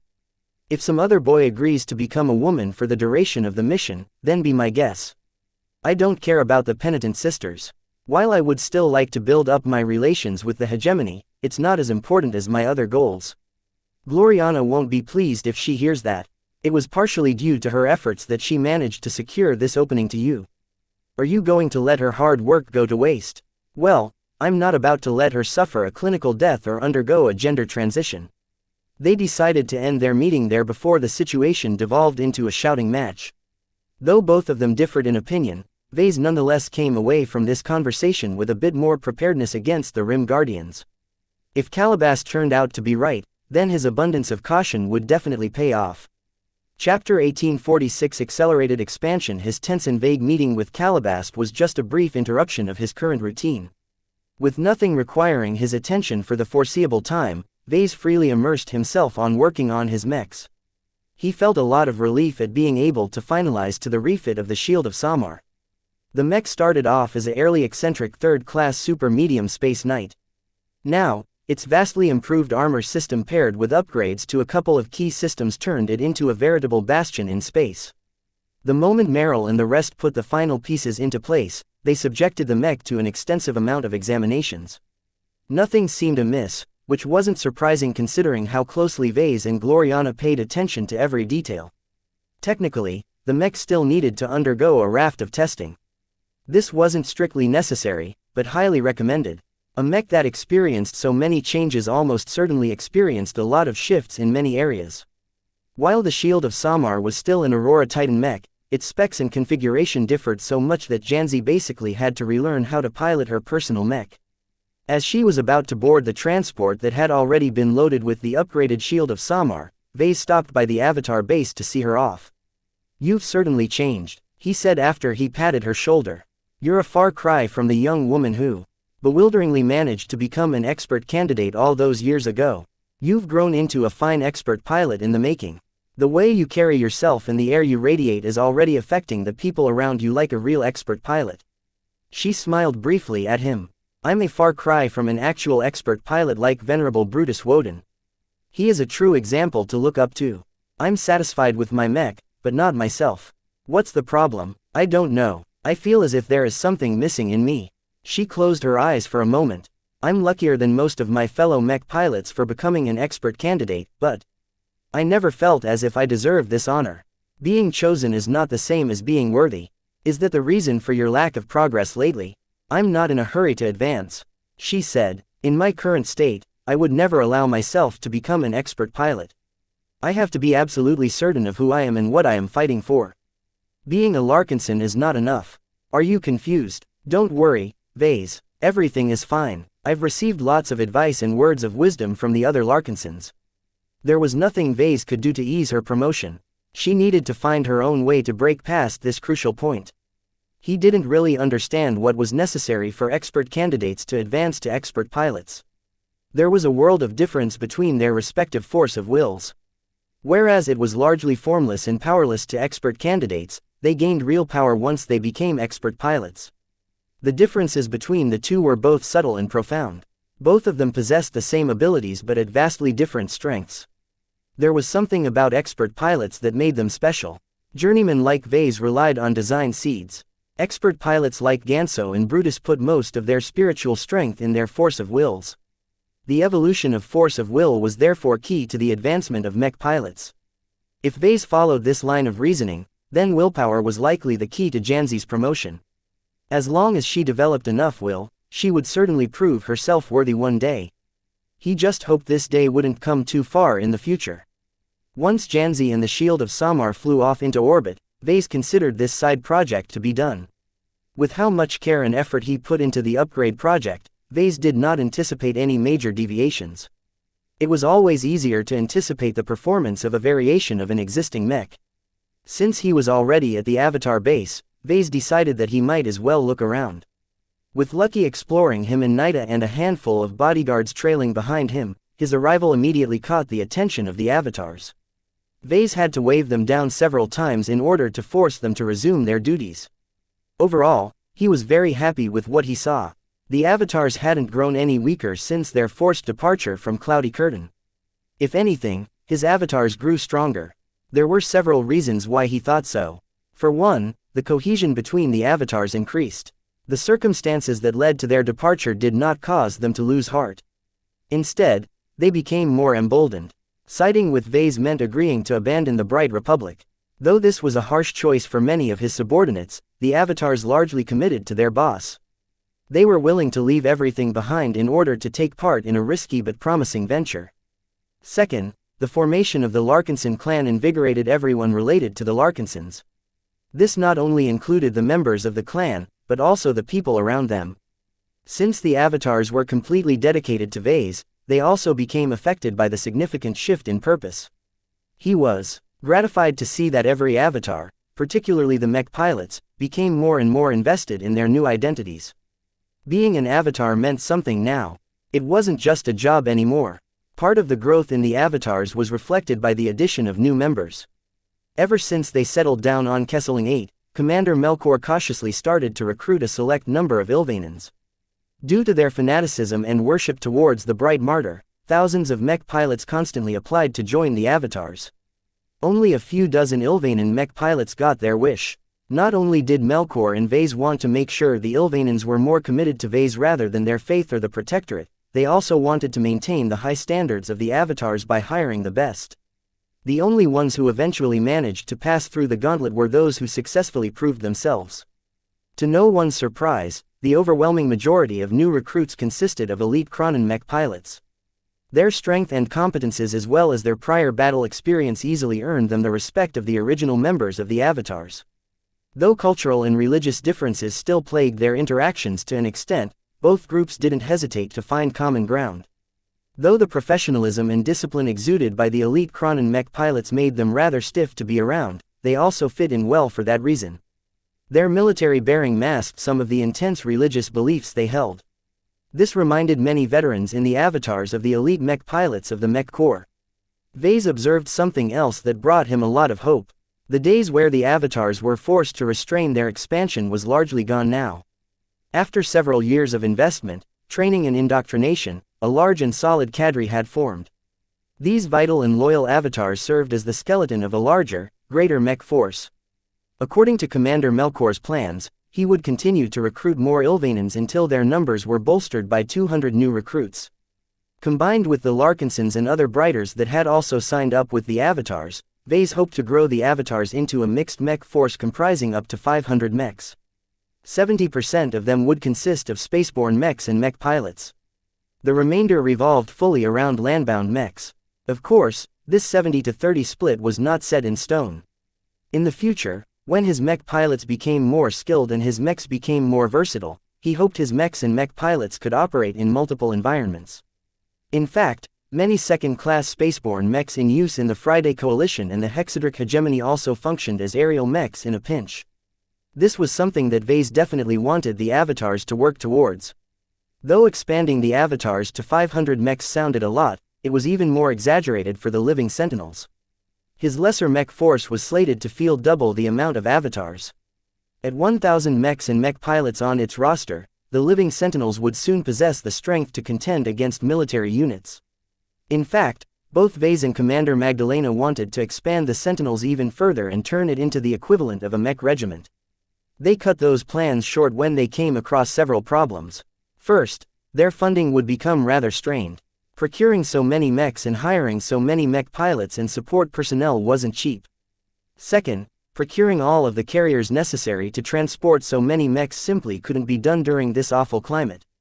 Ever since the Sand War broke out, the demand for starships had gone through the roof. The Sentinels had long tried to order starships in the Bright Republic without any luck. Fortunately, the Ilvane Protectorate wasn't as impassive towards Vase and his organizations. Due to his popularity among the Ilvanans and the support provided by the Kurans, a number of Ilvanan shipyards were willing to take his orders. Of course, there were limits. He could only order light carriers which could be built quickly and cheaply as the Protectorate's economy was still in shambles. He also had to pay full market price for his ships, which basically meant they were inflated by at least 3 times compared to pre-war price levels. All of this meant that in the short term, the strained supply of starships was the primary bottleneck that limited the expansion of his forces. They could only get away with expanding the avatars to 500 mechs and the sentinels to 1,000 mechs because of the various accommodations made by the Ilvanans. Vase tried not to impose too much on their generosity.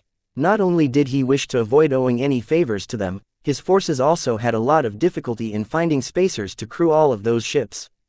We're already leaning heavily on our host state as it is, he muttered. Over half of our ships will primarily be crewed by Ilvanans. That made him feel rather uncomfortable. He had no problem when his organizations mainly consisted of Briters. Yet the introduction of so many Ilvanans would inevitably make their faith take root in his expeditionary fleet. He snorted. Well, if I had a choice between Hexism and the Ilvanan faith, I would definitely choose the latter. As Vase continued to spot more signs of Ilvanan influence due to the influx of so many local mech pilots and support personnel, he began to feel more restless for change. Staying in the Protectorate was supposed to be temporary. He just wanted to take refuge in the friendly state until he and his organizations were ready to move on. The moment they received all of their starships and put them in working order, Vase contemplated leaving for greener pastures. He contemplated several possible destinations as he finished his casual tour. He waved at the mech pilots gathered around the 4 second-class practice mechs and nodded briefly at Venerable Brutus before he left the base. What do you think of the avatars, Nida? He asked his bodyguard as he settled into the shuttle with Lucky using his head as a nest. They're impressive, she said. They are formidable, much more so than most Kinner mercenary corps. I believe they will do a fine job in protecting you against hostile mechs and other larger threats. I hear but, coming. She smiled grimly at him. But the enemies you attract these days are often vastly more formidable. It doesn't matter if you invest in your own mech division. The Friday Coalition can easily smash your avatars and sentinels if it gets serious about defeating you. As we have learned at Cloudy Curtain, the power and authority of a state transcend personal strength. She was right. Being able to field 1,500 mechs might make Vase invincible against most pirate and mercenary outfits, but it was still incapable of deterring the actions of states or incredibly powerful organizations. Chapter 1847 Constant design. Though Vase had been delayed in starting his main design project, he did not consider it a waste. Working on the Aurora Titan, talking to Janzi Larkinson and touring the Avatar base gave him a deeper understanding of his people. Ever since Vase formally took responsibility for the Larkinson clan, his mentality experienced a shift. He no longer purely looked out for himself. He also started to consider the impact of his decisions on his relatives and clan members. Though he was also responsible for the LMC, he never considered it to be indispensable to him. Even if the company went bankrupt or got taken over by someone else, Vase would always be able to start anew. This wasn't the case with the Larkinson clan. For better or worse, he formed a bond with the Larkinson Mandate, causing him to become committed to his role as clan patriarch. So long as he held the Larkinson Mandate, he had a duty to lead the clan in a wise and responsible fashion. This was the rule he set for the position of clan patriarch, and it was a rule that Vase could not afford to break. Verbal or written promises meant little to Vase. He never abided by the rules once they no longer suited them, and he often got away with it because it was impossible to penalize his transgressions. It was different now that he became spiritually connected to the Larkinson Mandate and the Golden Cat. The book and the ancestral spirit it nurtured watched over every Larkinson, including himself. By design, the Larkinson Mandate was an heirloom that functioned as the spiritual heart of the clan. What this meant was that the book should essentially be able to keep the clan cohesive and united even if it grew into a massive power in the future. The Mandate would gradually grow in power and become more potent as the clan grew in might and numbers. For now, the spiritual nature of the book remained weak. This also meant that it was malleable. If Vase exhibited crooked behavior in performing his duties as clan patriarch, the Larkinson Mandate would eventually reflect that. Not only that, but the Golden Cat, which always looked up to Vase, would certainly take over some of his morality, which would be a disaster to the Larkinson clan. In order to make sure they developed into the pillars the clan could depend upon, Vase had to make right decisions for the clan. Ones that not only ensured its survival, but also its integrity. Perhaps those who knew who Vase truly was like would state that he should be the last Larkinson to hold the seat of clan patriarch. They were right. Vase was anything but an upstanding specimen of humanity. He didn't care, though. In this merciless multiverse where everyone was out for themselves, the Larkinsons needed someone to make the decisions they would never contemplate. The Larkinson Mandate only governed decisions that directly related to the Larkinson clan. As for other decisions, the book shouldn't pay much attention. In any case, the Larkinson Mandate and the Golden Cat played vital roles in his next mech project. The modular mech platform that Vase envisioned should embody the strengths and virtues of the Larkinson clan. This was very hard to do under ordinary circumstances, but the presence of the Golden Cat during the design process should remove much of the guesswork. He affectionately tapped the Larkinson Mandate floating by his side. I'm counting on you to make sure my mech does right by the Larkinsons. The presence of the book in the design lab caused the entire chamber to be immersed with a formative glow. The intrinsic Larkinson values of duty, family and courage had already started to shape up. The more the Golden Cat matured, the closer she developed the glow that would come to represent the clan. No one could ignore the glow. Not when they were this close to the book. Vase had called Gloriana and his 2 design teams in order to make an important announcement. From this moment onwards, the Larkinson Mech design project will officially start. He spoke with pride. Technically, all of the preparation work that took place beforehand should have been included as well, but nobody cared about these details. The only thing that everyone knew was that Vase had finally decided to commit his full attention towards designing this complicated new mech. Gloriana grinned and clapped. I've been waiting for this. This will definitely be interesting. He threw her a brief glance. Have you recovered already? Not quite yet, but it won't be a problem for me to participate in the initial stages of the design process. I'll get back to normal in another week or 2.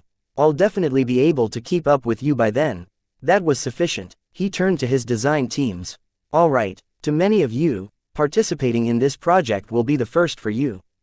Every mech designer adopts a different approach to mech design and project management. I'm someone who wants to be very thorough and methodical about our approach. This means that I plan to complete this project step by step according to a predetermined plan and vision. Is that clear? His question was mainly directed to the second design team. They all nodded in understanding. How big of a role will we play in this project? Mayor Tordo asked. Like most design teams, your primary responsibility is to follow our instructions and do the work we assign to you. Going by prior experiences, most of your tasks consist of taking our design choices and fleshing them out. Performing lots of tests and simulating the performance of the various iterations of our design is another major responsibility. Do we have any input on the design at all? The design team couldn't be blamed for asking such a question. Every mech designer wanted to see their efforts reflected in the end product. Vase understood this, so he didn't outright say no even if he wanted to. If you genuinely spot a flaw or come up with a good suggestion, feel free to bring them up to me. As long as they are good enough, I'll definitely include them into the design. Just take into account that Gloriana and I will probably come up with them first. This answer satisfied his subordinate mech designers. Each of them had faith in their specialities. Any other questions? Yes. Meryl raised her hand. What exactly are we designing? This question was a lot harder to answer than Vase anticipated. While he had a lot of reasons in his mind, it was difficult to convey them to his audience. He had to pause and think on how to word his reply. The goal of this project is to design a mech that can adopt 4 different configurations for the Larkinson clan. The major requirements of this mech are threefold.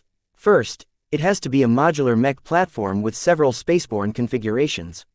Second, it has to be a mech that embodies and represents the Larkinson clan. Third, it has to be able to facilitate the promotion of third-class mech pilots to second-class mech pilots. All of this sounded simple, but to combine all of these priorities in a single mech was a very considerable challenge. The first and third priorities were easily understandable to the mech designers. While they were extremely challenging on a technical level, at least the mech designers could rely on their design and engineering expertise to solve most of the issues they encountered. It was the second priority that caused a lot of confusion. What do you mean exactly when you say you want to design a mech that embodies the Larkinsons? Meryl asked in confusion. Vase recalled that Meryl and most of the other mech designers in the second design team hadn't worked on a major design project with him before. Unlike the Tovar design team, they weren't versed in the principles and methods mandated by his design philosophy. I'll teach you some of the concepts that pertain to my specialty later. He promised. Suffice to say, it's all about the mindset. The mentality you adopt and your understanding of the Larkinson clan all affect the intangible qualities of our mech design. As Vase briefly summarized some of the theories that he freely shared to his subordinates, he noticed a difference between his mech designers. The Tovars were already familiar with his methods. While their brighter skepticism prevented them from embracing his theories fully, they were nonetheless accepting due to all of the proof they witnessed. Of the second design team, the Ilvanans were already similar. In fact, their expressions were so intense that they were acting as if Vase was speaking the gospel. The only mech designers who didn't share in the obvious worship of the Ilvanans was the foreigners. Both Meryl Truman and Mayor Tordo viewed their Ilvanan colleagues with distaste. Both of them were clearly secularists and viewed every religion with distaste. While this difference was a little concerning, Vase did not plan to transfer them to the first design team. The Ilvanans already became increasingly more involved in the avatars, the Sentinels and the LMC. Though Vase was gratified by their high spirits and enthusiasm, he did not wish to see their faith take over his organizations. The Ilvanans needed to learn to get along with people who didn't share their beliefs. Segregating them into their own work groups was not the solution. That would only encourage the functions and cliques to stay apart from each other. In the long-term evolution of his organizations, this would certainly lead to a potential schism.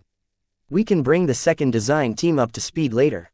Let's get back to something more immediate, Gloriana suggested, such as, tell us your ideas on the 4 configurations. How much do they deviate from each other? What aspects do you wish to emphasize for each of the different configurations? Well, before I explain what I want the configurations to be good at, let me explain what they ought to share in common. Vase answered. He activated a projection of their very rudimentary draft designs. If you take a good look at the drafts, what stands out to you? Gloriana smiled but refrained from answering. She had been a part of the drafting process, so she played a huge role in setting the initial design choices. Oscar D. Martin was the oldest and most experienced mech designer. He participated in many different projects, so he quickly figured out the common thread. All 4 configurations are designed to be as similar to each other as possible. They're not very divergent from each other. That's correct. Vase nodded. Can someone else explain how that is reflected in our configurations? Gilbert Tovar, who was very sensitive towards differences in mass and layout, pointed towards the rifleman mech configuration. Ordinary rifleman mechs aren't as thick and sturdy as this draft configuration. It possesses an excess amount of armor that is strictly customary for this mech type. It's less mobile and able to evade damage, but it's a lot more resilient against damage as a result. That's not always a good idea. Vila Tovar added. As a ranged mech specialist, she wasn't comfortable with this configuration. One of the main reasons why rifleman mechs prefer to mitigate damage through evasion is because their rifles are always a lot more fragile than the frames themselves. If the mech becomes too easy to hit, then it's a lot more likely that an enemy will be able to snipe their primary weapons. A slower ranged mech is also one that is less able to kite pursuing melee mechs. The instant a light skirmisher or lancer mech manages to close the distance, that ranged mech is a goner. All of these points were valid. Both Vase and Gloriana fully agreed with conventional wisdom. Yet just because a certain decision turned into conventional wisdom did not mean it applied in every situation. Chapter 1848 The One Mech. There is a reason why the rifleman mech configuration is so bulky. It is the same reason why the Space Knight configuration is a bit skinny. Vase tapped the projected interface until all of the common parts of the drafted configurations lit up in green. These are all of the common elements borne by the basic platform underneath the unique parts. Do you see how much they share in common? Every subordinate mech designer noticed how much stayed in common between the 4 designs. The proportion of constant elements was a lot higher than they expected. Vase smiled. Like any modular mech platform, the goal is to keep the differences between the configurations as small as possible. The more elements stay in common, the less time and effort required to swap configurations. This can be a crucial factor in battle. Equipping the design with a lower proportion of specific parts brings many advantages and makes the mech more efficient as a versatile battle platform. You lose out in efficiency in other ways, though. Gilbert Tovar noted. The rifleman mech is arguably too slow, while the Space Knight is more of an offensive mech than a defensive mech. His mass optimization focus caused him to be very sensitive towards the implication of his impactful design choice. The decision to aim for a high degree of uniformity came at a very severe cost. Both Vase and Gloriana recognized the implication of their decisions. You're correct, he said. Modular mech platforms aren't widely used for this reason. Compared to specialized mech designs, there is a lack of focus in adaptable platforms that is difficult to leverage in reality. Many attempts to employ them in battle have failed because specialized mechs always outperform them on the battlefield.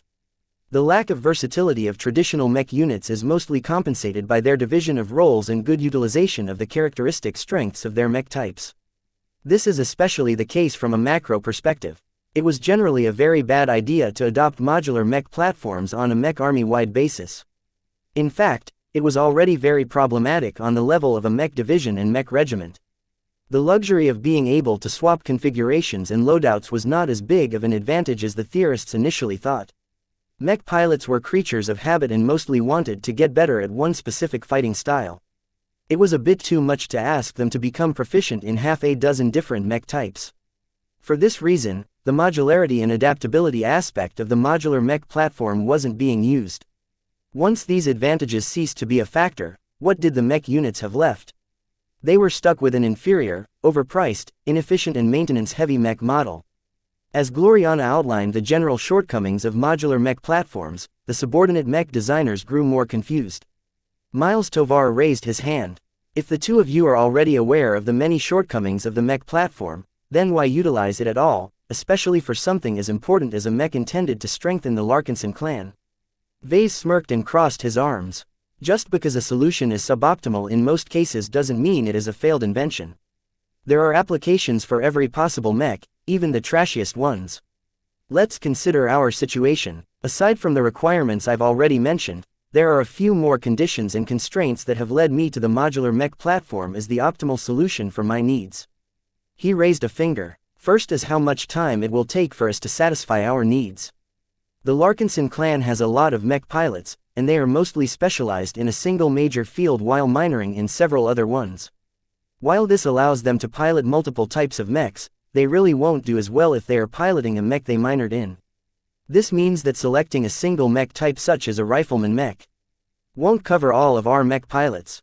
Gloriana added something else. It's also a bad idea to adopt a single mech type throughout an entire unit unless it is part of a greater group that operates in unison. This means that I will definitely have to design multiple mechs in order to equip the vast majority of our mech pilots with my Larkinson mechs. This will take a lot of time which we don't necessarily have.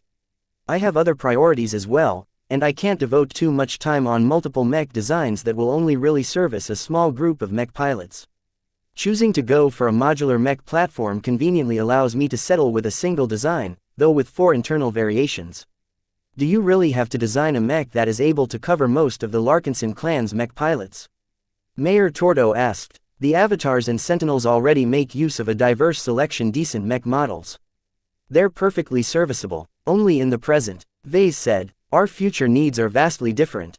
Don't forget about the goal of trying to design a training platform. Depriving this mech from over half of our mech pilots won't accelerate their promotion to second-class mech pilots. They understood now. To a mech designer, it was simply more efficient to design a single broad mech design than multiple specialized ones. Why the high proportion of uniformity, though? Meryl Truman asked. The pirate designer had a much greater sense towards mech in actual use. The configurations all look kind of weak. They look like mechs designed by committees. They are too balanced and not distinctive enough. The rifleman mech and space knight configurations are especially far from what we are used to seeing in those mech types. Vase sighed. It's true that there is a bit of laziness and compromise behind the decision to minimize the amount of uniqueness in the configurations.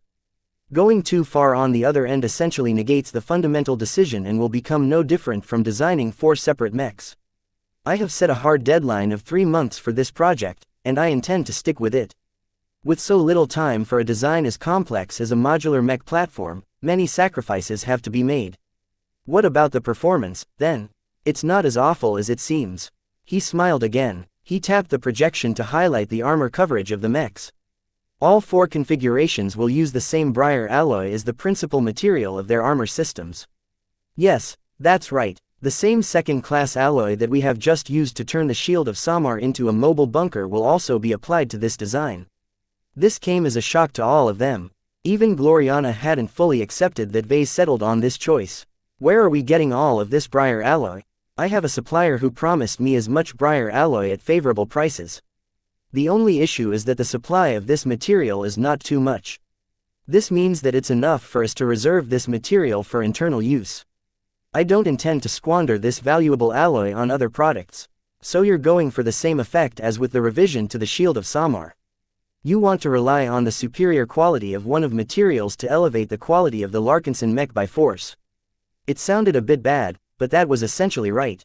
Vase felt as if he was getting further and further into the wasteful mindset of a second-class mech designer. Why rack his head over coming up with a sophisticated implementation when he could just fork over more money and solve the problem in an instant? Regardless of whether this pattern of behavior was detrimental to his development as a mech designer, the constraints on this project left him with very little choice. He had to bow to reality and make many decisions he wasn't proud of in order to meet his goals. The armor system and structural supports won't be the only elements that are out of the norm of what is nominally a third-class mech design. I also intend to upgrade some other elements of the modular mech platform in order to make it viable against second-class mechs. Mind you, they won't be competitive against superior mechs, but at least the gap has narrowed to the point where my Larkinson mechs can pose a threat to them under favorable conditions. A Larkinson mech would never be able to defeat a true second-class mech in single combat, but it was a different story if a squad of Larkinson mechs ganged up on a superior mech. Considering his contentious relations with the Friday Coalition, Vase could not rule out the possibility that he would clash against their forces again. If a confrontation couldn't be avoided, then the last sight he wanted to see was hundreds of avatars and sentinels dropping like flies as they confronted a single mech company of coalition mechs. He still recalled the grossly uneven battles between his battle bots and the mercenary mechs of the Great Zona Republic. The sight of just 4 mech-like machines laying waste to hundreds of inferior mechs like they were cannon fodder still made an extremely strong impression in his mind. Such a disparity between mechs was nice when Vase was on the side of the mechs that stomped the competition, but now he was on the opposite side. Vase could never ask his friends, family and subordinates to recklessly endanger their mechan lives by throwing them against superior mechs with only a tiny chance of victory. The Larkinson mech therefore needed to be powerful enough to threaten second-class mechs. As long as he could reduce the proportion required to defeat a superior mech from 100 inferior mechs to just 10 inferior mechs, then the Larkinson clan would truly have the power to protect itself in the Star Sector. To put it all into context, the ultimate goal is to develop a single design that can single-handedly uplift the avatars, sentinels in the Larkinson clan. Gloriana clapped and grinned impishly. One mech to rule them all, one mech to find them, one mech to bring them all, and in darkness bind them, in the red ocean where the phase water lies. Everyone looked at Gloriana in confusion, including her boyfriend. What? Oh, it's nothing. She playfully stuck out her tongue. The point is that we are attempting to accomplish much with just a single design. This is a very steep challenge, but as long as we succeed, we will definitely be able to go far, and it's all thanks to us, the designers of this one mech. Not everyone looked as confident as Gloriana. That's very ambitious. Is it even possible? We can do it, Vase declared with conviction. I have a track record of designing impactful mechs. Just as how the Transcendent Messenger and the Deliverer changed the fabric of the Ilvain Protectorate, just as how the Desolate Soldier and its variants single-handedly saved the third line of defense in the Sand War, so will our one mech be able to elevate the Larkinson clan to power. Both Vase and Gloriana were hopeful about the design despite its many technical challenges. Their sheer confidence and conviction inevitably infected their subordinates, causing them to look forward to what they could shape in the end. As the design teams were preparing to perform their assignments, Vase briefly held the Larkinson mandate in his hands and randomly flipped through its pages. The golden cat appeared to know what was in store for her. Her intangible form gazed up at him with the cutest eyes he had ever seen from a spiritual product. Nya, be patient, I'll get you your mech design soon. Enough, you'll be able to join your friends xianxia and the Solemn Guardian in watching over your mechs. He lovingly caressed the golden cat's head with a spiritual projection. The Larkinson mech would definitely affect her development as an ancestral spirit. For the sake of the clan, Vase had to make sure the mech design met all of his goals. Chapter 1849 Associate, and into this design, he poured his cruelty, his malice, and his will to dominate all life. Vase bonked Gloriana's head with his fist. Ouch, what was that for, Vase? Stop muttering vague literary nonsense and help me solve this slotting mechanism. You're much more suited to solve this problem than me, you know. Gloriana slapped Ves's arm. Why do you keep coming back to me with these kinds of issues? Can't you solve these problems yourself? You've grown lazy. I'm not lazy, I'm efficient, he retorted. Both of us specialize in different aspects of mech design. It makes sense to offload all of the complicated technical puzzles to you. On average, You are 4 times faster in solving these problems than me. Since we're so strapped for time, we'll have to distribute our workload as optimally as possible. And that just happens to leave you with all of the easy work. She sneered at him. Don't mistake me, I agree with your arrangement. It's just that you could do some heavy lifting as well, you know. The more you engage in these kinds of problems, the more you develop a structural sense for mechs. It's not good for your development if you continue to skip all of the challenges. I already have plenty on my plate, Gloriana. Not only am I supervising and integrating the efforts of our design teams, I'm also constantly working on the spiritual foundation of our mech design. The Larkinson mech was an extremely pivotal design that truly determined the future of the Larkinson clan. With so much at stake, Vase wanted to invest as much strength into its design as possible. He was not content with treating the design as another commission or business project. This was a passion project to him. Investing a disproportionate amount of effort and resources into the project was a given. As soon as he stopped arguing with Gloriana and entered into a groove, his passion for this project heated up. He became more and more eager to flesh out their drafts and turn their vision into a reality. Gloriana soon got caught up in his enthusiasm as well. As the days passed by, her prior mental exhaustion no longer made any impact at all, causing her to bring her full passion and emotions to bear. Seeing her work so passionately and high-spirited made him happy. She was just as invested in the design as him. Their shared passion also eased their cooperation and allowed them to accomplish some synergies. That said, designing the mech was anything but easy. Not only did they have to design 4 unique configurations, they also had to design a base platform that had to be able to keep up with vastly different demands. The rifleman mech configuration needed to be agile and precise while offering plenty of capacity for either energy cells and heatsinks or lots of ammunition. The swordsman mech configuration needed to possess an adequate amount of defense and mobility. At the same time, they also had to improve its strength and make sure it could perform most of the possible moves that were common in mech swordsmanship. The Lancer mech configuration possessed some of the same demands of the swordsman mech, but had to excel in the charge. This meant that the mech ideally possessed more mass and frontal armor while at the same being able to pump a lot more power into its flight system in order to ensure the mech wouldn't take forever to deliver an overpowering blow. In addition, this configuration also had to be able to absorb an immense amount of shock. Finally, the Space Knight configuration had to excel in defense. While this configuration did not need to be as mobile as the other configurations, it had to be able to withstand blows that could have felled 5 of the other configurations. This meant Vase and Gloriana not only had to find a good way to apply extra armor plating onto the Space Knight configuration, but also pair it up with a very hefty shield.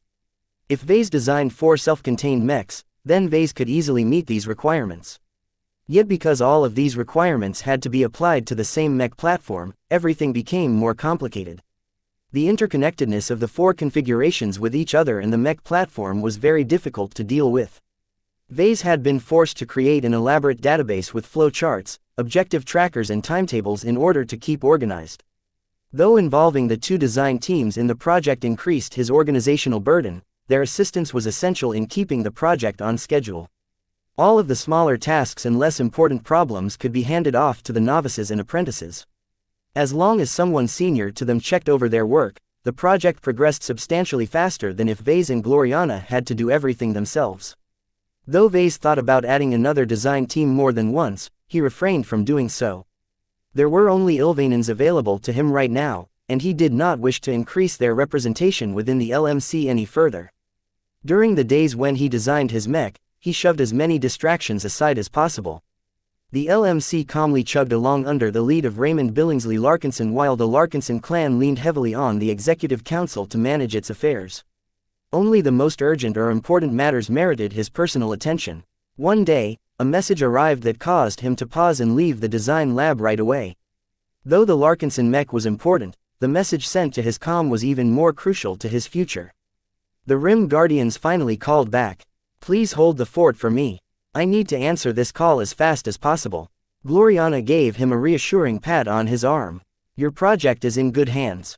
I'll make sure that everything proceeds according to schedule. Thank you. I'll be back as soon as possible. He picked up Lucky in the Larkinson mandate and entered a small, enclosed office. He made sure to erect some privacy measures while leaving his communication line intact. Only then did he answer the call. A familiar uniformed female officer appeared into view. Lieutenant Rezi Perk's projection studied Vase with a very curious expression. "Congratulations, Mr. Larkinson. On behalf of the Rim Guardian fraternity, we acknowledge that you have completed your mission. We have examined William Urbesh in great detail and have definitely confirmed that he has broken through to become an expert candidate. This is quite a surprise to us. Would you mind accounting for the methods you've employed? I admit that we treated Mr. Urbesh a little rougher than was strictly safe." Vase carefully stated. "You know how he was before. He would have never been able to step foot on the battlefield if we didn't smack some sense in him. Well, after smacking him enough times until we completely scrambled his mentality, we finally succeeded. Pushing mech pilots and throwing them straight into battle is a tried and true Larkinson method that has always succeeded in producing expert pilots for our family. While it was a gamble, I'm very glad it worked out this time. William can be proud of himself now that he has transcended his mortal limits. In mortal coil, for that matter, the William that inhabited his body was very different from the William that originally cowered before his feet." Lieutenant Ferk looked as if she could smell all of the nonsense he spewed. Though the signs of long-term physical stress and heavy mental trauma are concerning, the Urbesh clan's response to William's unexpected advancement was very jubilant. Their fall has finally been arrested with the hopes of a potential expert pilot taking the helm. This is extremely crucial for any group looking to prosper in Vicious Mountain's Garland Empire. In this regard, we have no reason to quibble over the roughness of your treatment." Vase relaxed. He knew it would be hard for him to explain what he had done should the Rim Guardians press further. Luckily, they didn't appear to be too interested in William's well-being. They didn't help William and the Urbesh clan out of friendship. Instead, they were repaying a favor or advancing some kind of other scheme related to the Garland Empire. "Does this mean I'm an associate now?" "You are," she smiled. "As I've said, welcome to the Rim Guardians. You not only have the right to join the ranks of our external associates, but we have also rewarded you with 50,000 MTA merits." 50,000. While that was a tiny figure compared to the 100 million MTA merits needed to redeem a second-class Beander ticket, it was still a generous reward. "Thank you, Lieutenant. Those merits will come in very handy. Are you aiming for the Red Ocean?" "I am. A lot of mech designers have made the same choice. Whether you can pass through the Beander Gate depends on your efforts. All I can say is good luck. You will need to work harder than any other mech designer and exceed our expectations over and over again if you want to earn merits required to become a galactic pioneer. A new future awaits at the Red Ocean. Grasp it before it is too late."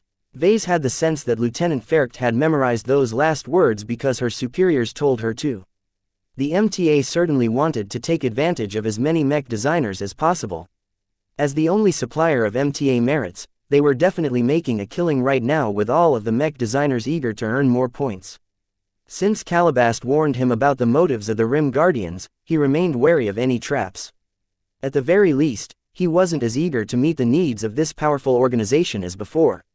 Everything had a price. Even the discount to the Beander tickets likely involved all kinds of commitments that Vase wasn't sure he wanted to accept. "So what do I have access to as an external associate? Becoming one of our associates is a great privilege," the lieutenant emphasized. "However, do not think that makes you better than your peers in your star sector. An associate is nothing without the merits to exchange for goods and services. The more merits you possess, the more we can offer you. If we aren't able to provide you with what you need, then our many partners certainly will." That sounded a bit less than he expected. Even if he was an associate, without any merits, he wouldn't be able to take advantage of his access to the Rim Guardians. In order to make this relationship pay off, Vase essentially had to keep earning more merits. This was probably exactly what the Rim Guardians wanted.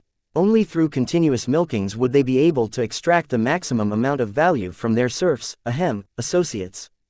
The officer continued her spiel. "This is an exciting time, Mr. Larkinson. With the opening of the Red Ocean, countless influences are vying to reach its vast, unclaimed riches. With an entire dwarf galaxy ripe for taking, we are also taking a heavy interest in how its bounty can enrich the galactic rim." "Yeah, right. The Rim Guardians would probably spend all of their gains on themselves, leaving the vast but sparse galactic rim to its own devices." Of course, he didn't tell her that. "I am very eager to do my best to prove myself worthy to travel to the Red Ocean. Your chances are small, but not non-existent. While the road is long, the Rim Guardians offer several means to make the journey easier. You'll be able to find out how soon enough. Even if you decide you wish to take route closer to home, we are still able to provide you with an abundant amount of help. I always enjoy it when enterprising young mech designers such as you get to become an associate. It is my pleasure to serve as the backbone of the Rim Guardians. Vase slavishly lied. If you keep this mindset, it will be a breeze for you to earn our merits. We can be quite generous to those who are eager and capable enough to complete our challenges. Chapter 1850 Rim Exchange. The MTA lieutenant conjured up another projection. It displayed a small diagram that showed what he can do now that he gained surface access to their organization. For now, you have access to 3 different spheres within our fraternity.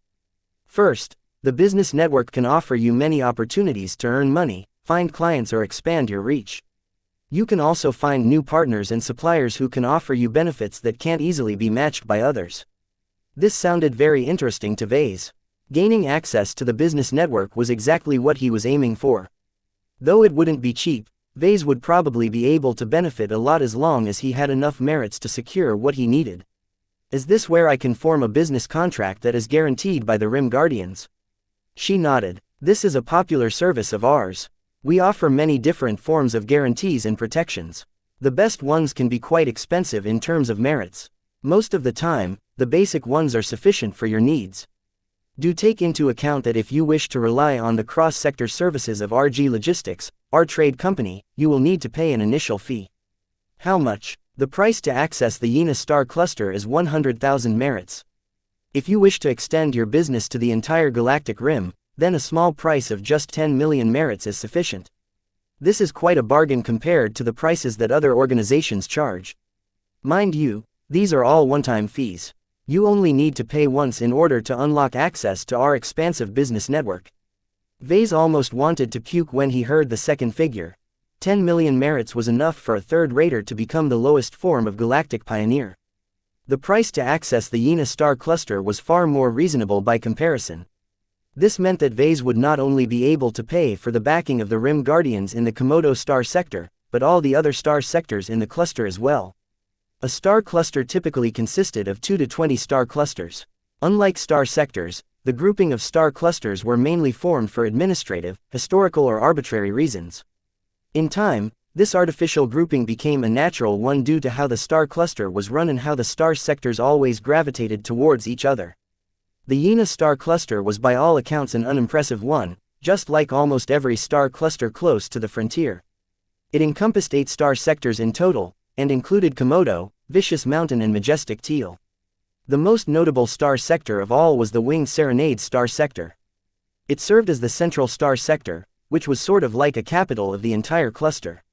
It not only hosted the cluster headquarters of the MTA, it also attracted much of the wealth and trade goods provided by the peripheral star sectors. Everything was substantially better at Winged Serenade, from the states to the quality of their mechs.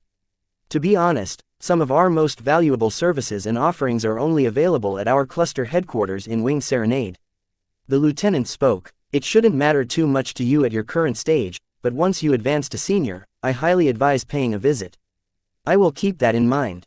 It would take several decades for him to advance to senior. He would have definitely reached the Red Ocean by then. The lieutenant's advice was unnecessary for this reason. By the way, you can access many of our services through our virtual portal, the Rim Exchange. For most interactions, it is unnecessary for you to travel to Centerpoint or any of our other headquarter systems. I understand. Good. Let's proceed to our second amenity. The trade platform is exactly what it says. It's a platform where we facilitate trade and transactions between associates or our organizations. Mech designers looking for rare materials or collaborators with very specific specialties can find whatever they seek here. Those with useful and unique specialties such as you are always able to find great collaboration opportunities at this platform. This sounded very interesting to Vase. He knew the potential of his own design philosophy and the ease in which he could collaborate with other mech designers. Even if he wasn't able to synergize with another collaborator, at the very least his specialty would always allow him to empower a mech beyond the means of technology. Will I be able to earn MTA merits from the trading platform? No. Lieutenant Ferrick shook her head. Most offers and commissions posted on the trade platform are private in nature. You are transacting directly with other associates most of the time. The Rim Guardians won't be involved other than to witness or guarantee a contract when our services are called for.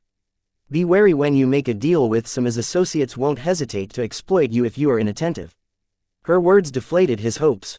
I see. The trade platform does allow for ways to spend your merits, if you wish. We operate a virtual auction house that is tied to our physical auction houses. It holds period auctions that cater to various kinds of mech designers and people of means. Some of the auctions require you to bid with merits, while other auctions allow you to bid with MTA credits or other valuable goods. This didn't sound as interesting to him. The goods and treasures that showed up in auctions mostly weren't relevant to him. Unless there was an opportunity to snap up one of the rare exotics needed to complete the system's annoyingly difficult supply missions, Vase did not intend to waste his time at auctions. The lieutenant soon moved on the most important benefit of becoming an associate. Now, I'm sure it has dawned upon you that you can't avoid spending merits if you wish to make the most of your associate status. Our merit hall is the venue where you can find many opportunities to earn merits. MTA merits, to be clear. You can exchange your merits for many possible benefits from us or the MTA, though I advise you to stick with us. We offer substantially more merits for our missions, and we charge less for everything we offer. Even if the Rim Guardians provided its associates with better deals, Vase had no illusion that they would recoup their investment in time. The more an associate curried favor with the Rim Guardians, the less the associate would approach rival organizations. Once an associate was knee-deep inside the swamp of the Rim Guardians, it was too late for them to leave. This was what Vase suspected after Calabast passed on her warning. The difficulty was that Vase needed lots of MTA merits. The advantages provided by the Rim Guardians were far too important for him to ignore. Therefore, even if the Rim Guardians presented him with a trap, Vase still intended to dive head first into the swamp. What kind of missions do you offer? Oh, there are many missions, far more than our associates can ever complete. None of them are easy, though. The missions we issue to our associates are mostly errands that are too trivial or low priority to require our intervention. Many of them do not involve any states or local organizations. Instead, our missions are mostly related to the safety and stability of the galactic rim. The most dangerous and lucrative ones are often related to the deep frontier. This means that there is a high chance that you will clash against aliens over the course of your mission. Most mech designers would probably react with horror when they heard that they might have to travel to the deep frontier to complete a mission. Vase was not like most mech designers. He barely exhibited any fear or surprise when he heard that the best missions required him to travel very far away from civilized space. In fact, he was looking forward to accepting some of these missions. Not only would he be able to earn buckets of merits, he could also treat them as practice runs for his upcoming grand expedition. When his grand expedition finally reached the Red Ocean after setting off, they would soon be roaming entirely new regions of space where humanity had only just arrived. Basically, outside of the regions where the Big Two have already fortified, the overwhelming portion of the Red Ocean should be little different from the deep frontier. Considering the abundance of threats and the lack of safe harbor, his expeditionary fleet needed to be ready to handle any possible emergency. Failing to prepare his grand expedition for every possible contingency was incredibly unwise. Is there any other way to earn a lot of merits?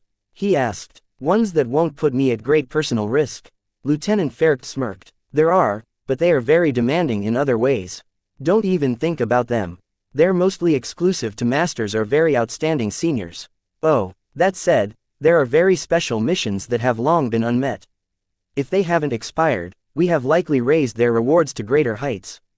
If you think you are confident and capable enough to complete them, then you should accept them. Mind you, many of their requirements are abnormal. Is there anything else that can earn me a lot of merits? Ones that doesn't demand something specific? Well, the only other opportunity available to you are high-priority missions. These are time-sensitive tasks that have been issued on short notice. Mind you, many associates are waiting night and day for such a mission. They are very lucrative but not as dangerous as deep missions. I advise you to visit the Merit Hall as soon as possible to scan all of the latent missions that have piled up. Who knows, one of them might be a good fit for your peculiar specialty and strengths. As Lieutenant Fercht outlined the main types of missions offered by the Merit Hall, Vase took notes and formed a list. Standard mission. Low rewards, low risk, low demands priority mission. Medium rewards, medium risk, medium demands long mission. Medium rewards, low risk, low demands deep mission. high rewards, very high risk, medium demands high mission. High rewards, low risk, very high demands latent mission. High rewards, low risk, special demands. Overall, Vase needed to navigate the list of missions carefully in order to earn as many merits as possible in the limited time he had available. He already ruled out standard missions and long missions. They rewarded too little merits. For the amount of time and effort needed to complete them, it would probably take a century for Vase to earn 100 million merits this way. In order to leave the Milky Way galaxy as soon as possible, Vase almost certainly planned to consider deep missions, priority missions and latent missions. The most desirable mission to complete was the so-called latent mission, which no one managed to complete for a very long time. Yet their requirements were so weird that most of them probably required skills and abilities that Vase didn't possess. As for priority missions, Lieutenant Fercht already told him that they were only available for a very short time. Perhaps they might be up for a single second before a very fast associate snapped them up. There was no way Vase could compete against these desperate mech designers. Therefore, deep missions sounded like his best hope. Vase felt he was very lucky that he was expanding and upgrading his mech forces. As long as he could form a fleet that was as strong as a mech regiment, then he would be able to withstand most threats. If he equipped the majority of his mech pilots with his upcoming Larkinson mech, then his effective strength would almost certainly shoot up. As long as he managed to add some expert mechs and expert pilots to his lineup, then the strength of his fleet would definitely be a match for an entire mech division.